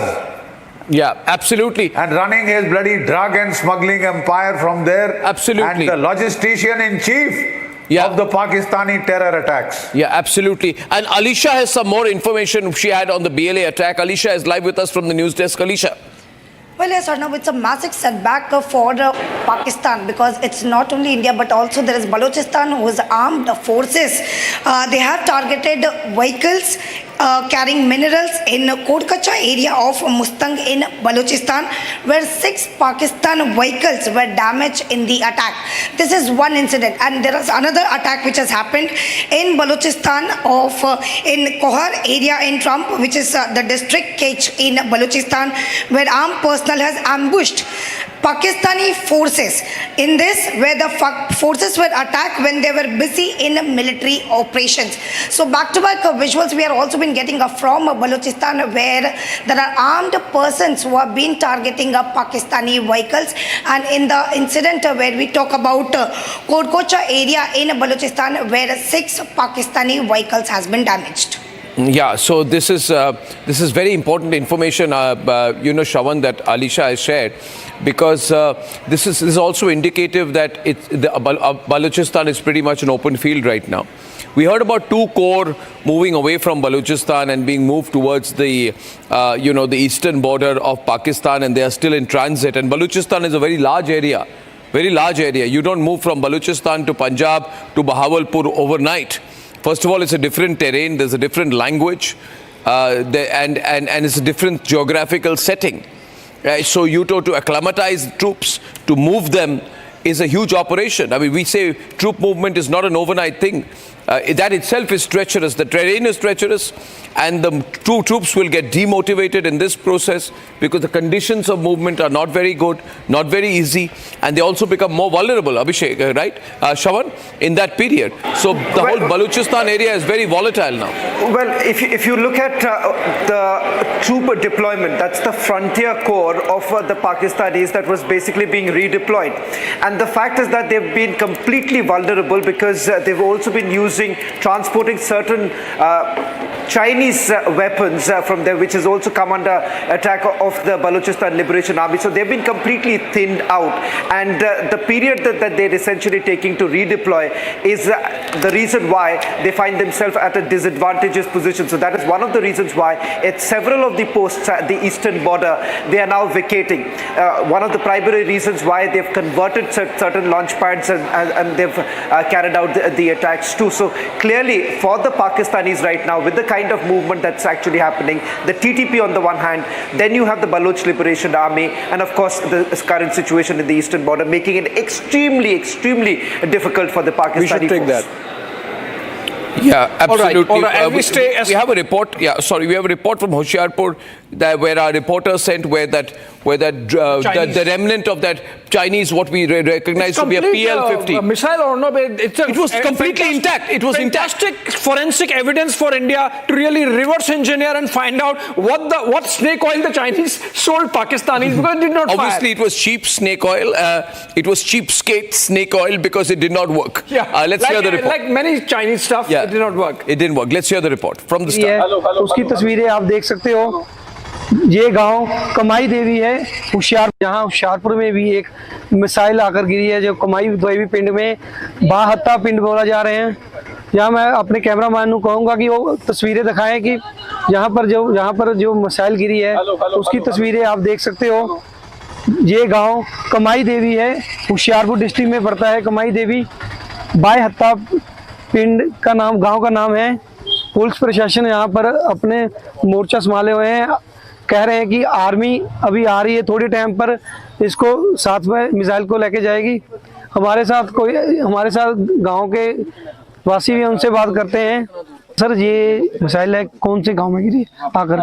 गांव है जी बेहता जी, बेहता गांव। एक कब की घटना है ये? कल शाम की है जी, तो 8 बजे ही। कल शाम 8 बजे की है? हाँ जी, हाँ जी। तो अभी किस तरह का माहौल है देखने को मिल रहा है? इस तरह का माहौल तो अभी ऐसे ही है। तो प्रशासन की ओर से क्या किया जा रहा है? प्रशासन तो पुलिस के बंदे आए हैं, तो शाम को आएंगे तो फौज वाले वो इसे देखेंगे तो डिब्यूज करेंगे, इसको डिब्यूज करेंगे। तो गांव में कैसा माहौल चल रहा है अभी? गांव का माहौल तो ऐसे है, नाराजगी भरा है। हाँ जी, नाराज है गांव वाले? हाँ, दुख भरा है। Narazgi wala mahol hai. You know, this is a very strong response. Narazgi, we are angry at the Pakistanis. And that's the sentiment. General Bakshi are still there with us, I hope. I can't see you on air. Do we have Dhruv Sharma calling in from Delhi? Yes. Dhruv, are you there? Dhruv? Yeah, am I audible? You are, yes. Go ahead. Yeah, hi. Jain to the entire Republic team and Jain to General Bakshi.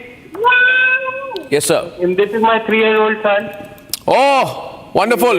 Give him our love and hugs.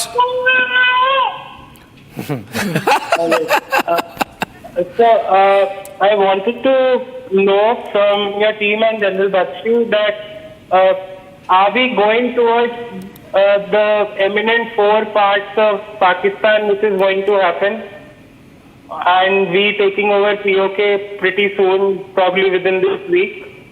Or there might be some other strategy the army is thinking of?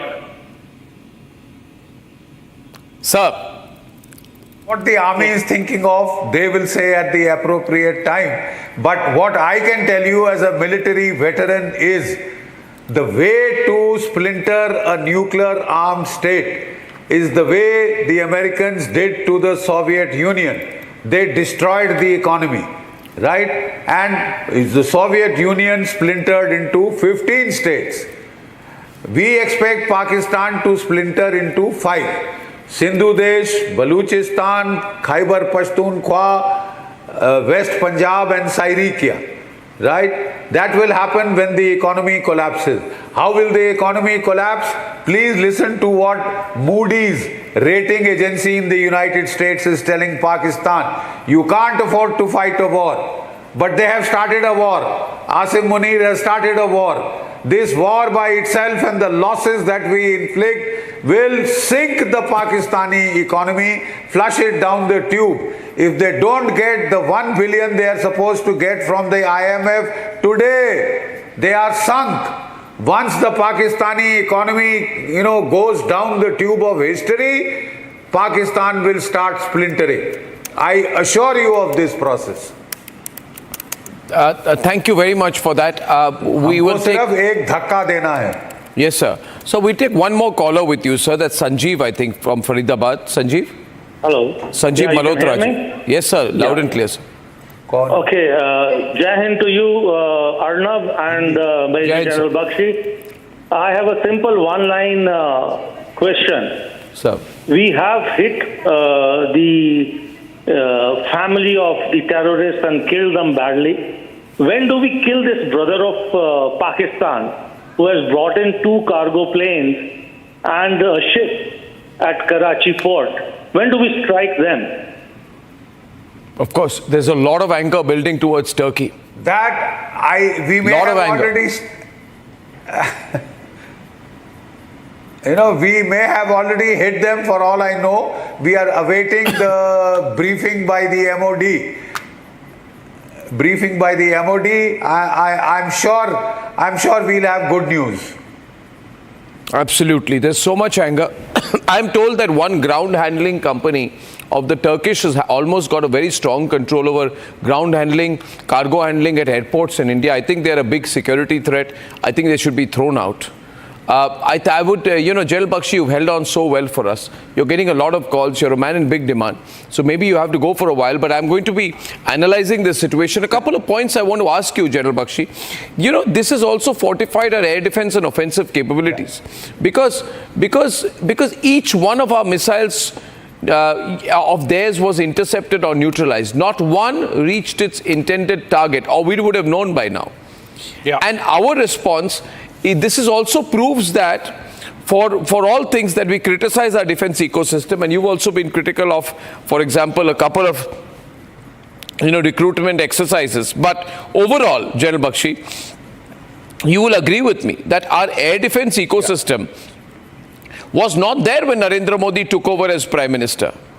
Our air defense ecosystem has been built painstakingly over the last 11 years under the leadership of Prime Minister Narendra Modi.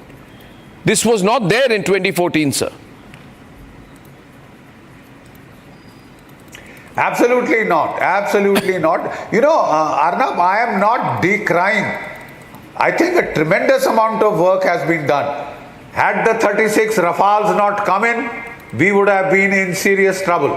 Had the air-to-air missiles not come in, BVRs, we would have been in trouble today. Had the Russian S-400s, they have proved to be a war-winning factor. They came in the Modi era. I'm not saying that. I'm saying when you were about to get a perfect 10, the perfect 10 would have been if we had the Rafales, 120 of them. If we had 5th generation fighters, if we had far more artillery, today we would have finished Pakistan for good by now. Now it will take a little longer. Now it will take a little longer. That is why we were hollering in the veterans community. And for if you want to fight defensively, I'm afraid there is no option but to go in for manpower. We have just ordered the TA officers to be called up. So manpower is vital. That is what the Russian war, Russia-Ukraine war has shown. Because losses are very high, entire units can get wiped out in a total war, in a full-scale war. You need manpower. We have no dearth of manpower, youthful manpower looking for jobs. So I think after this is over, we can talk about it in more detail. Yeah, after this is over. More detail because we always learn the visual. learning organizations are winning organizations.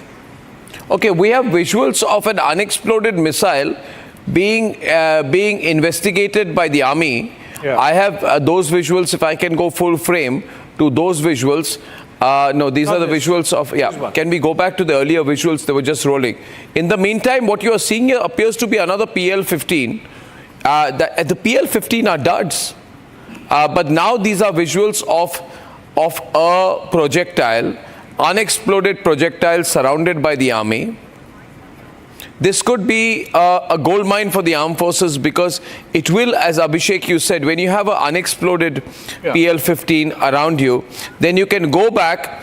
You have to just neutralize it, and they can back engineer it and understand what this whole projectile was all about. Absolutely. But this is expensive equipment that the Chinese gave to Pakistan. Why has the Chinese armory failed so badly? I mean, are the Chinese not answerable, or were they giving them second grade stuff? This is definitely a second grade equipment, or in fact, it is marked second grade because it says PL-15E, meant for exports. The actual one, they keep it for themselves, which they have hardly used, by the way. But this is called PL-15E, which is for exports to poor countries like Pakistan, which obviously just feel happy to get a toy. Okay. And they don't know how to fire it. So when we get these visuals out here, and they have been, now the army surrounds it, what are they going to be doing with it, Abhishek? Now, they've got this PL-15E unexploded missile, and they're observing it in Hoshiarpur. There are about 8 people there. They're going to move this away, so and probably put it under the radar of our own ordnance forces. Absolutely. So if you look at it, even an exploded weapon has its ballistics. Now in this case, this is the entire thing. It has not exploded. So you have ballistics plus forensics plus, of course, reverse engineering, as I said, and tremendous amount of intelligence and information in terms of the weapon integration with the platform, in terms of the weapon firing, in terms of its chemistry and the whole mechanics of it. So I think this is going to be a landmine in terms of information gathering on the Chinese weapon system that PL-15 is. For whatever worth it is, at least we would know what the Chinese have and what they have been selling and what version of their original equipment. Okay, we have more breaking news inputs with Tanisha now from the news desk. We have Tanisha giving in a live input. News is coming in very fast right now. Viewers, we're about a couple of hours away from the official briefing. Tanisha, what more do you have? Well, absolutely, Arnab. This is a huge thing because this is a gold mine, like Shravan was saying, like Abhishek was saying, because remember, this missile, the P-15 that we've just found, is undetonated. Shravan is also joining me on that. Shravan, why is it that this missile that we have found could be a gold mine for the Indian Army? Well, in fact, you already have the Indian Army and Air Force team inspecting that. What I'm given to understand that preliminary information, this is fired from one of the fighter jets. Once it is basically investigated, remember, this helps them in future. It's a big advantage for the Indian Air Force because it gives them advantage way ahead in the future too of the nature of the weapon that is being used by the Chinese and that has been given to the Pakistanis. Well, absolutely, Arnab. So there you have it. It could be a gold mine because it could then give out several revelations, which we are looking at. Back to the studios. Yeah, so this is important information. Welcome here. Thank you, Tanisha and Shravan, for that. We'll keep coming back to you as we get more news inputs. Good afternoon. How are you doing, sir? Fine, fine. How's it looking, sir? What is the army doing with all those PL-15s and all this Chinese armory that is lying around right now? See, I can only comment in the other way, like you have discussed, it is a data landmine and it could be a knowledge bank and what all thing you can suspect it. But what I feel that our technology, what we have acquired and what we are building at our home, that is much more advanced in what Chinese are been using and exporting to the poor countries. This definitely is going to be a good asset for us, that we will be able to understand how and what technology they are using. But definitely we are not going to replicate the same, and we have no use of these kind of technologies. We have got our own. Anyway, the Air Force and Army team has reached Hoshiarpur. Also, we are told that Khwaja Yusuf Khwaja Asif has admitted, Abhishek, that their air defenses have been completely ineffective. I'm going to run a small soundbite if you can hear that, Abhishek. Yeah, let's hear the admission. I believe apparently in that soundbite, Khwaja Asif is effectively explaining the ineffectiveness of their air defenses. He's suggesting that we did not stop the Indian drones coming in because those were spy drones, and had we targeted them, they would have revealed and captured the information about our weapon systems, and so we let them cause mayhem in Pakistan. That's the kind of madness. I mean, for someone to say that we did not bring down the Indian drone because they were spy drones. Yeah, and if we had brought them down, then the drone, after being devastated, would have spied on us and walked on its own feet, and got into an Indian military jeep, come back to the RAW headquarters and given the information to India. That's what I think this is certification from my side that Khwaja Asif has lost his mental balance completely. By the way, here is what he said. Hear this. कल का जो drone हमला हुआ वो drone हमला basically हमारी जो locations हैं उसको डिटेक्ट करने के लिए जो है किया गया। वो एक टेक्निकल चीज़ है जिसको मैं उस तरह एक्सप्लेन नहीं कर सकता, और इसलिए उनको इंटरसेप्ट ना किया गया ताकि हमारी लोकेशंस जो हैं वो लीक ना हो या वो लोकेट ना हो। कल का जो ड्रोन हमला हुआ वो ड्रोन हमला बेसिकली हमारी जो लोकेशंस हैं उसको डिटेक्ट करने के लिए जो है किया गया। वो एक टेक्निकल चीज़ है जिसको मैं उस तरह एक्सप्लेन नहीं कर सकता, और इसलिए उनको इंटरसेप्ट ना किया गया ताकि हमारी लोकेशंस जो हैं वो लीक ना हो या वो लोकेट ना हो। Okay, now this is mad logic. General Bakshi, you heard him? Yeah, you know, Arnab, they are getting hilarious, but you know, very curiously, partially he is right. When we hit back at Lahore, we had used the Israeli Horop, which homes in onto whenever any air defense radar opens up, you know, when it lights up, that homes in onto that radar, and that is how we blasted that Lahore radar facility. Air defense radar was blasted to smithereens, और ये इतने डर गए कि हमारे attack drone दूसरे सबको intercept करना बंद कर दिया। So he is unable to distinguish between, you see, there are different levels of interceptive drones. There are semi-interceptive drones, there are surveillance drones, there are precision strike drones, there are collateral simultaneous drones which also carry out both the functions together. Then there are drones simply to watch over the particular area. And then there are the drones which project power with a surgical precision. Yeah. The fact of the matter is that we have got a range of drones. Yeah. Now these idiots have got confused Samar with what drone it is in the sky. Tomorrow if you have a drone in the sky over Pakistan which would shoot a big fat Indian wedding, then the Pakistanis would not touch that too, because they would think that they will give away their information. Basically, I think this soundbite proves that we've got the Pakistanis in a chakkar, Samar. I have Abhishek.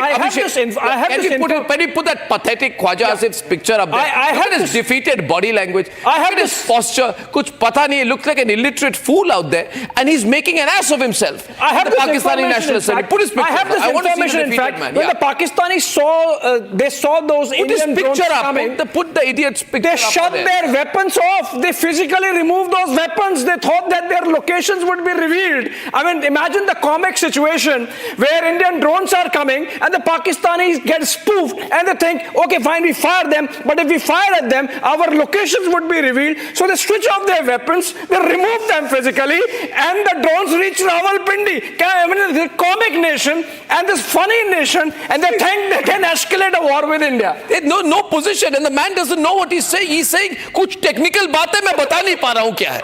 कुछ technical बात है. I mean, at least get a proper briefing note. Guy here. Samar, the drone guy here. Shallow knowledge is dangerous knowledge. And when you don't know something, it's better to admit that you don't know rather than make a fool out of yourself. So basically, drones are so small in size that they are eventually not detectable on radar. They are not detectable on radar.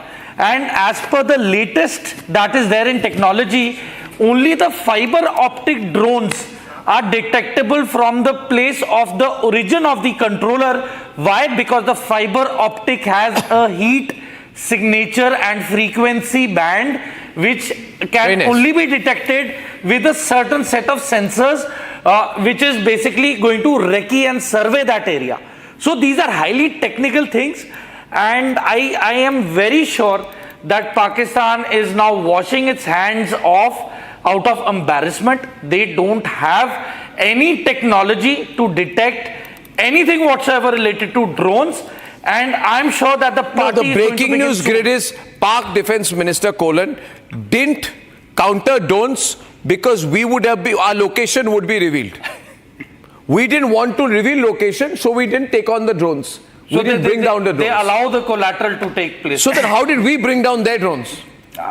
Probably they would be seeking. The fact of the matter is, sir, the fact of the matter is we have the equipment, they don't. They don't. We have the money, they don't. It's quite evident. We have what is called, ladies and gentlemen, L-70. Okay, there's been Jay Shankar as breaking news. The British Foreign Secretary has just spoken to S. Jay Shankar, and S. Jay Shankar has just told us that there's been a meeting right now.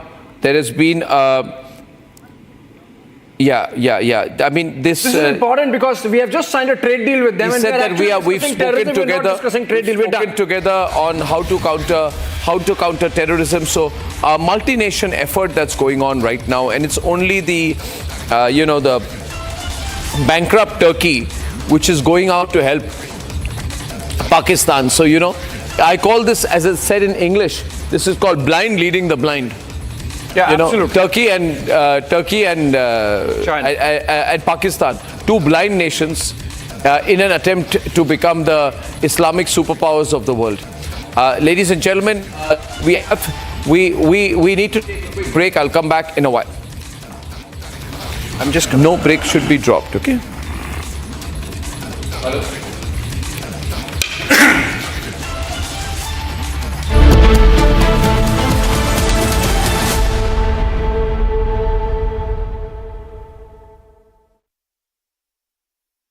आधे bowl दही में 4 चम्मच MDH चटनी पुदीना मसाला डाला, stir करो, पुदीना चटनी तैयार। MDH चटनी पुदीना मसाला।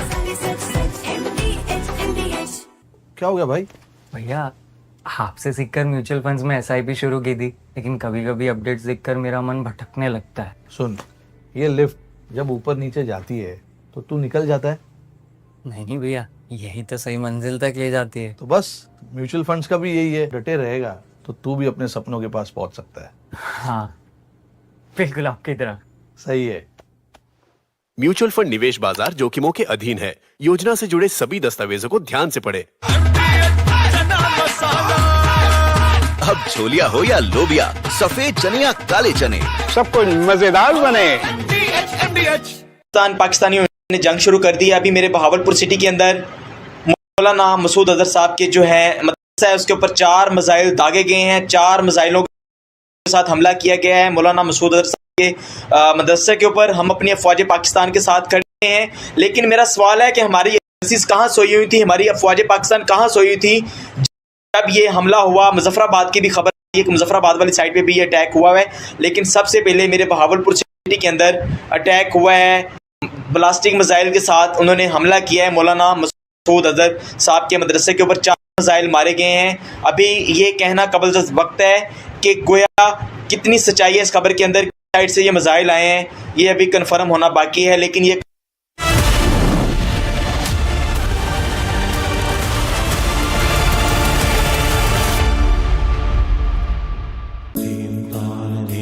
At Amity, we are committed to building a stronger India through world-class education and research, to nurture ideal citizens who, together with the leaders of today and tomorrow, will make India a world superpower.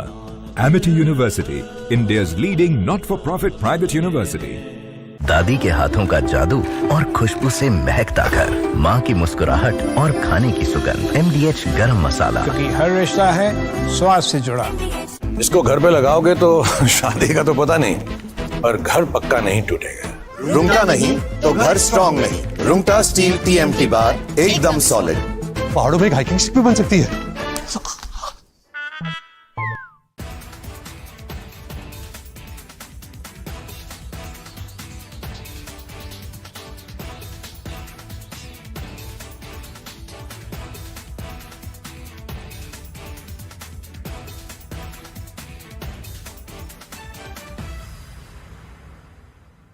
Unlike in 2019 when we had hit Balakot, which was in the wilderness, and Pakistan got an excuse to say that none.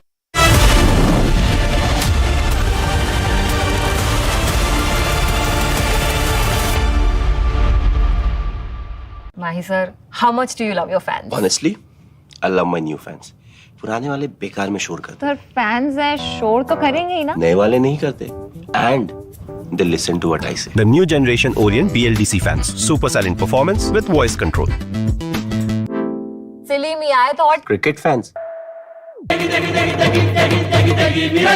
MDH की देगी मीरज, देगी मिर्च का तड़का, अंग अंग फड़का. MDH की देगी Miraj.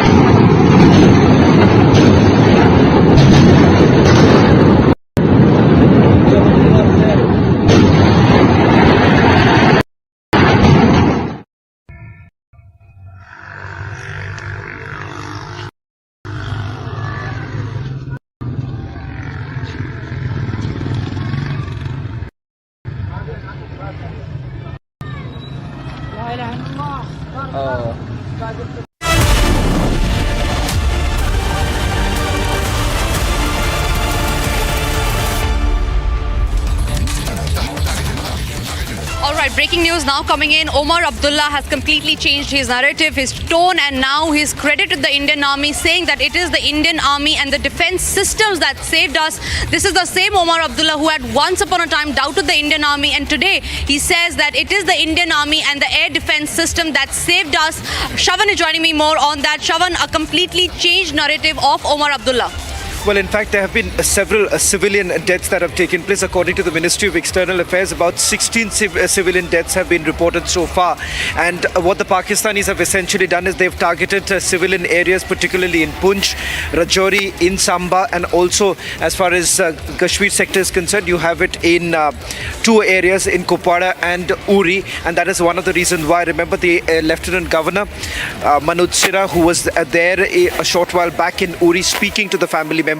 The Chief Minister of Jammu and Kashmir also now essentially crediting the Indian Armed Forces for being able to save the lives of many. Right, absolutely. In fact, we'll just listen to that bite of the Jammu and Kashmir Chief Minister Omar Abdullah.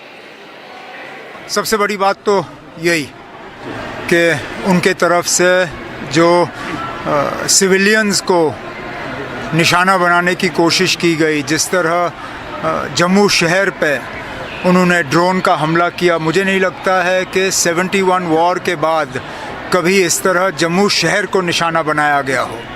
लेकिन हमारे defence forces उनको ये credit जाता है कि उन्होंने ये सारे ड्रोन जो हैं उनको नाकामयाब किए और उनमें से एक भी ड्रोन जो है निशाने पे नहीं पहुंच पाई.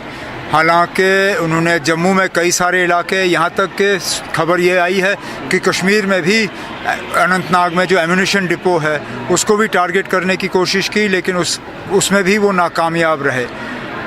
मैंने पहले दिन बात करते हुए ये कहा था कि लेकिन अब ये हालात हमने नहीं बनाए. पहलगाम में हमारे लोगों के ऊपर हमला हुआ, बेगुनाह लोगों की कत्ल की गई, उसका हमें जवाब देना पड़ा. लेकिन ये जो अब लगातार इसको बढ़ाने का सिलसिला जो पाकिस्तान के तरफ से हो रहा है, इसमें ना पाकिस्तान को कोई फ़ायदा है ना उनकी कोई कामयाबी होगी. बेहतर यही होगा कि वो अपनी बंदूकें खामोश करें और यहाँ पे हालात जो हैं वो दोबारा साजगार हों. Chief Minister Omar Abdullah now crediting the armed forces for saving the lives of many with the air defense system, and the armed forces ensuring that the missiles that were basically launched from Pakistan and the drones were repelled.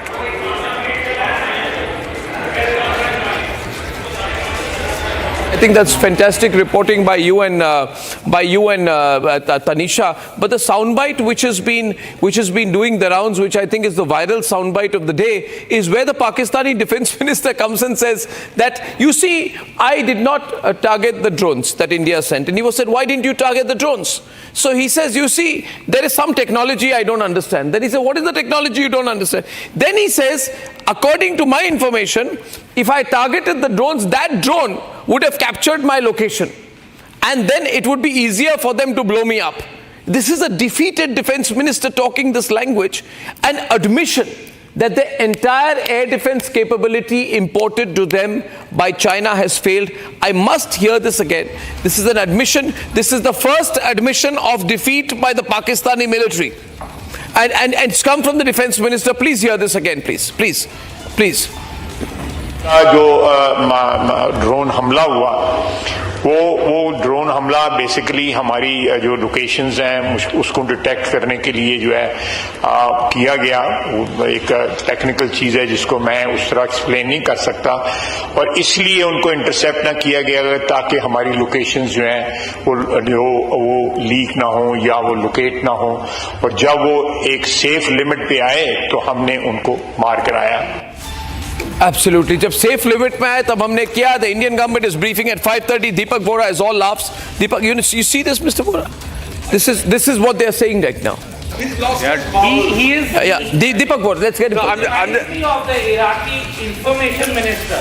I knew him. Tariq Ali was it? Till the end. He kept lying till the tanks were barely 200 meters from him. We are winning the war. That we are digging the grave for the Americans. Yeah. So he's adamant like that. I think his name was Tariq Ali. Yeah. Or something Tariq. I remember the character. He was quite a buffoon. Yes. Absolutely. I want to make yeah, please. No, I just wanted to say that this guy has lost his marbles. He's completely gone out of his mind. If we had wanted to hit him, the speed at which the wretched missile travels, what is he talking about? So in a few nanoseconds, he would have been with his 72 chudels. But he just has to say something. He has no... Sir, may I say something? Please. He knows nothing about tactics. He knows nothing about strategy. He knows nothing about weapons. He knows nothing about fighting. Other than that, he's a great defense minister. Yeah. Some people are saying, was it AI? Was it an AI generated video? I said, no, it's not. It's not an AI generated video, but the man is an idiot. I mean, he's intellectually challenged in a compromised nation. But we are being unraveled like the peels of an onion, and we are loving it. So he has actually acquired artificial intelligence. It is a substitute for his natural stupidity. So this is so bad. And in any case, he's going to an assembly. He's going to an assembly where his boss is being called a kair, is being called a gidar, which is, I think, jackal. But even that is an overstatement for him, because I think it's closer to a hyena. He's called a gidar, he's called a kair, he's called a buzdil. Openly, Shehbaz Sharif is being called a buzdil. And this is the first admission of defeat by the Pakistanis. Ladies and gentlemen, I have a few comments to make right now.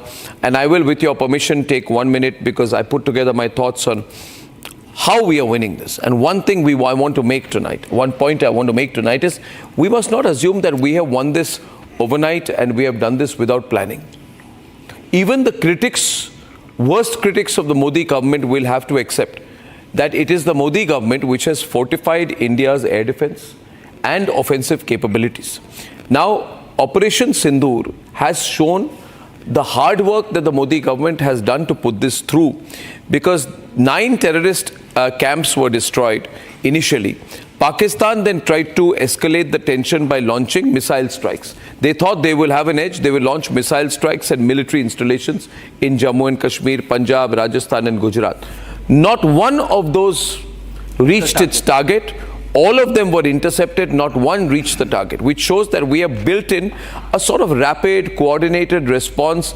And we are showcasing today the beauty of our air defense system, something which I'm sure when you saw the Iron Dome, when the Iron Dome protected Israel, many people said, do we have something like this? And the best thing is that the Modi government has put together a system that is almost as good. This has been built painstakingly over 11 years. Under the leadership of Prime Minister Narendra Modi. It has exposed the hollowness of the Pakistan air defense system. When the military history is written, gentlemen, when military history will be written, it will be written that the Integrated Counter Unmanned Aerial System, UAS, grid, S-400 Triumph systems, Barak 8 missiles, Akash surface-to-air missiles, and then the DRDO's anti-drone technologies came together to seamlessly create an aerial shield for the country which held firm. And this is the same DRDO that Sonia Gandhi and Rahul Gandhi and Manmohan Singh wanted to destroy. And when the Prime Minister said, do not give up on the DRDO, I have faith in them. And it is very important that we did not stop at defending. We retaliated then after that with speed and precision. Operation Sindoor has seen a very deep dive into Pakistani territory. We have destroyed the Chinese capability with an indigenous capability. When we put together DRDO's anti-drone technologies, we have that. It was a direct fight between them and the HQ-9 Air Defense Unit, which is in Lahore. HQ-9 Air Defense Unit in Lahore has been destroyed. Radar infrastructure has been destroyed, which proves that our defense capability, our manufacturing ability is superior to the Chinese. This is showing the strengths of our indigenous hard work, and this is not overnight. This is a decade and more. This has not materialized overnight. If you think this has happened overnight, oh, you know, some people will say, oh, we've done it over 75 years. We have not, sir. No. We have done it since 2014. Yes. We have systematically spent money upgrading our air defense architecture. We have made key acquisitions. We have put together key developments. When Pradhan Mantri Narendra Modi says, Viksit Bharat, you know, it means a lot. It means that you invest money in a 35,000 crore deal for 5 S-400 Triumph squadrons, which are being blessed in every house of this country today. 3 squadrons are operational on the borders of China and Pakistan. 3 and a 4th is about to come. This is hard work. When you say, why do I pay my taxes? You pay your taxes because this government is transparently giving the poor sustenance and giving the army what it needs. It has a Barak 8 medium-range surface-to-air missile, MR-SAMs. Then there is a $2.5 billion deal with Israel. All of this is today guarding our border baselines at Bhatinda. When you are seeing this PL-15 fall, for example, when you are seeing them fall from the sky, please remember, they have not fallen from the sky. They have been intercepted. Indigenous Akash missile batteries. Atmanirbhar Bharat is being seen today. This is Atmanirbhar Bharat. This is DRDO developed counter drone systems. Be proud today. Be proud. If a young Indian is watching this, what do you want to be? If you say, I want to be a drone scientist, this is reason. If you want to be a space scientist, this is reason. If you want to be a defense technologist, this is reason, because you will make the man-portable counter drone systems, the MPCDS, which is being used today, which is totally disabling the hostile UAVs. This has been installed last year in 2024. So when we speak about the leadership of Prime Minister Narendra Modi, what has Narendra Modi done for the nation? Of course, it is the effort of the forces. Salute the forces completely. But the forces are ineffective without proper political leadership. You need a leader in this country who says there has to be technology in warfare. Yeah. There has to be Indian technology in warfare. And we have seen the combat debut of loitering munitions this time. What are loitering munitions? Loitering munitions. Loitering munitions are very dangerous, suicidal kamikaze drones ordered in 2021, and I'm not taking names of the company, but these are manufactured in India, somewhere in India. Somewhere in India, you don't know where, but somewhere in India, I know we are manufacturing these kamikaze drones, and these are the ones which are executing these precision strikes across sectors. The Pakistanis don't know what they are dealing with. This is a country for sale. Whatever left they had, they gave it to the Ukrainians. They have no artillery left right now. And now, additionally, on top of that, here's where diplomacy comes in. Here's where diplomacy comes in. We've seen Prime Minister Narendra Modi built a relationship with several world leaders, and he has this habit. Prime Minister Modi, he's together with people through thick and thin. Look at the number of ups and downs that Netanyahu has been in his political career. But the incredible thing about Narendra Modi is that friendship holds. It is on that basis of that friendship, that strategic understanding with our brother nation, with our friends, with our fraternity, with a country we love and stand with, which is Israel, that we have got the Harab drones. These people don't know what has hit them. These Israel origin Harab drones are now locally built as well. These are Israeli drones, but put together in India. These have been deployed. This has destroyed the air defense systems of Karachi. This has destroyed the air defense systems of Lahore. These are very important platforms. These are combined. Now you combine that with the Rafale fighter jets. You combine it with scalp missiles, hammer missiles. This shows our ability to project power with surgical precision. It's not only power. How will we become a great power? We become a great power when we use what we have, and when we are proud of what we have. And if you can secure your airspace, then you are fine. In today's day of non-combat warfare, you have to secure your airspace. This is a resilient, multi-layered Bharatiya Atmanirbhar ecosystem. So all I wanted to make is one point tonight. I know I'm making a long speech, that we tend to assume that we are a great nation. We've always been a great nation. Civilizationally, we are a great nation. But when we have a tech-driven airspace defense network that can detect, jam, finish, eliminate before they breach, and we've not even brought in our mobilized ground armies. Yes. So we are controlling the airspace. And that is a very big achievement for any country. And for that, we have to be grateful and thankful, and also realize the efforts that Narendra Modi's government has done so far. Yes. This is all that I wanted to say. Now you wanted to add something to everything. I think I've taken a long time here, but I wanted to just bring you in on that. Do you agree with this? That this has not happened overnight. I mean, this is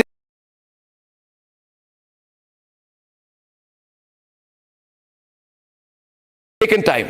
The Prime Minister is a visionary. Yeah. And it purely shows that how tough the army he has made now by providing them whatever has been demanded. Yeah. And there has been no imposition by the government that no, you have to take this.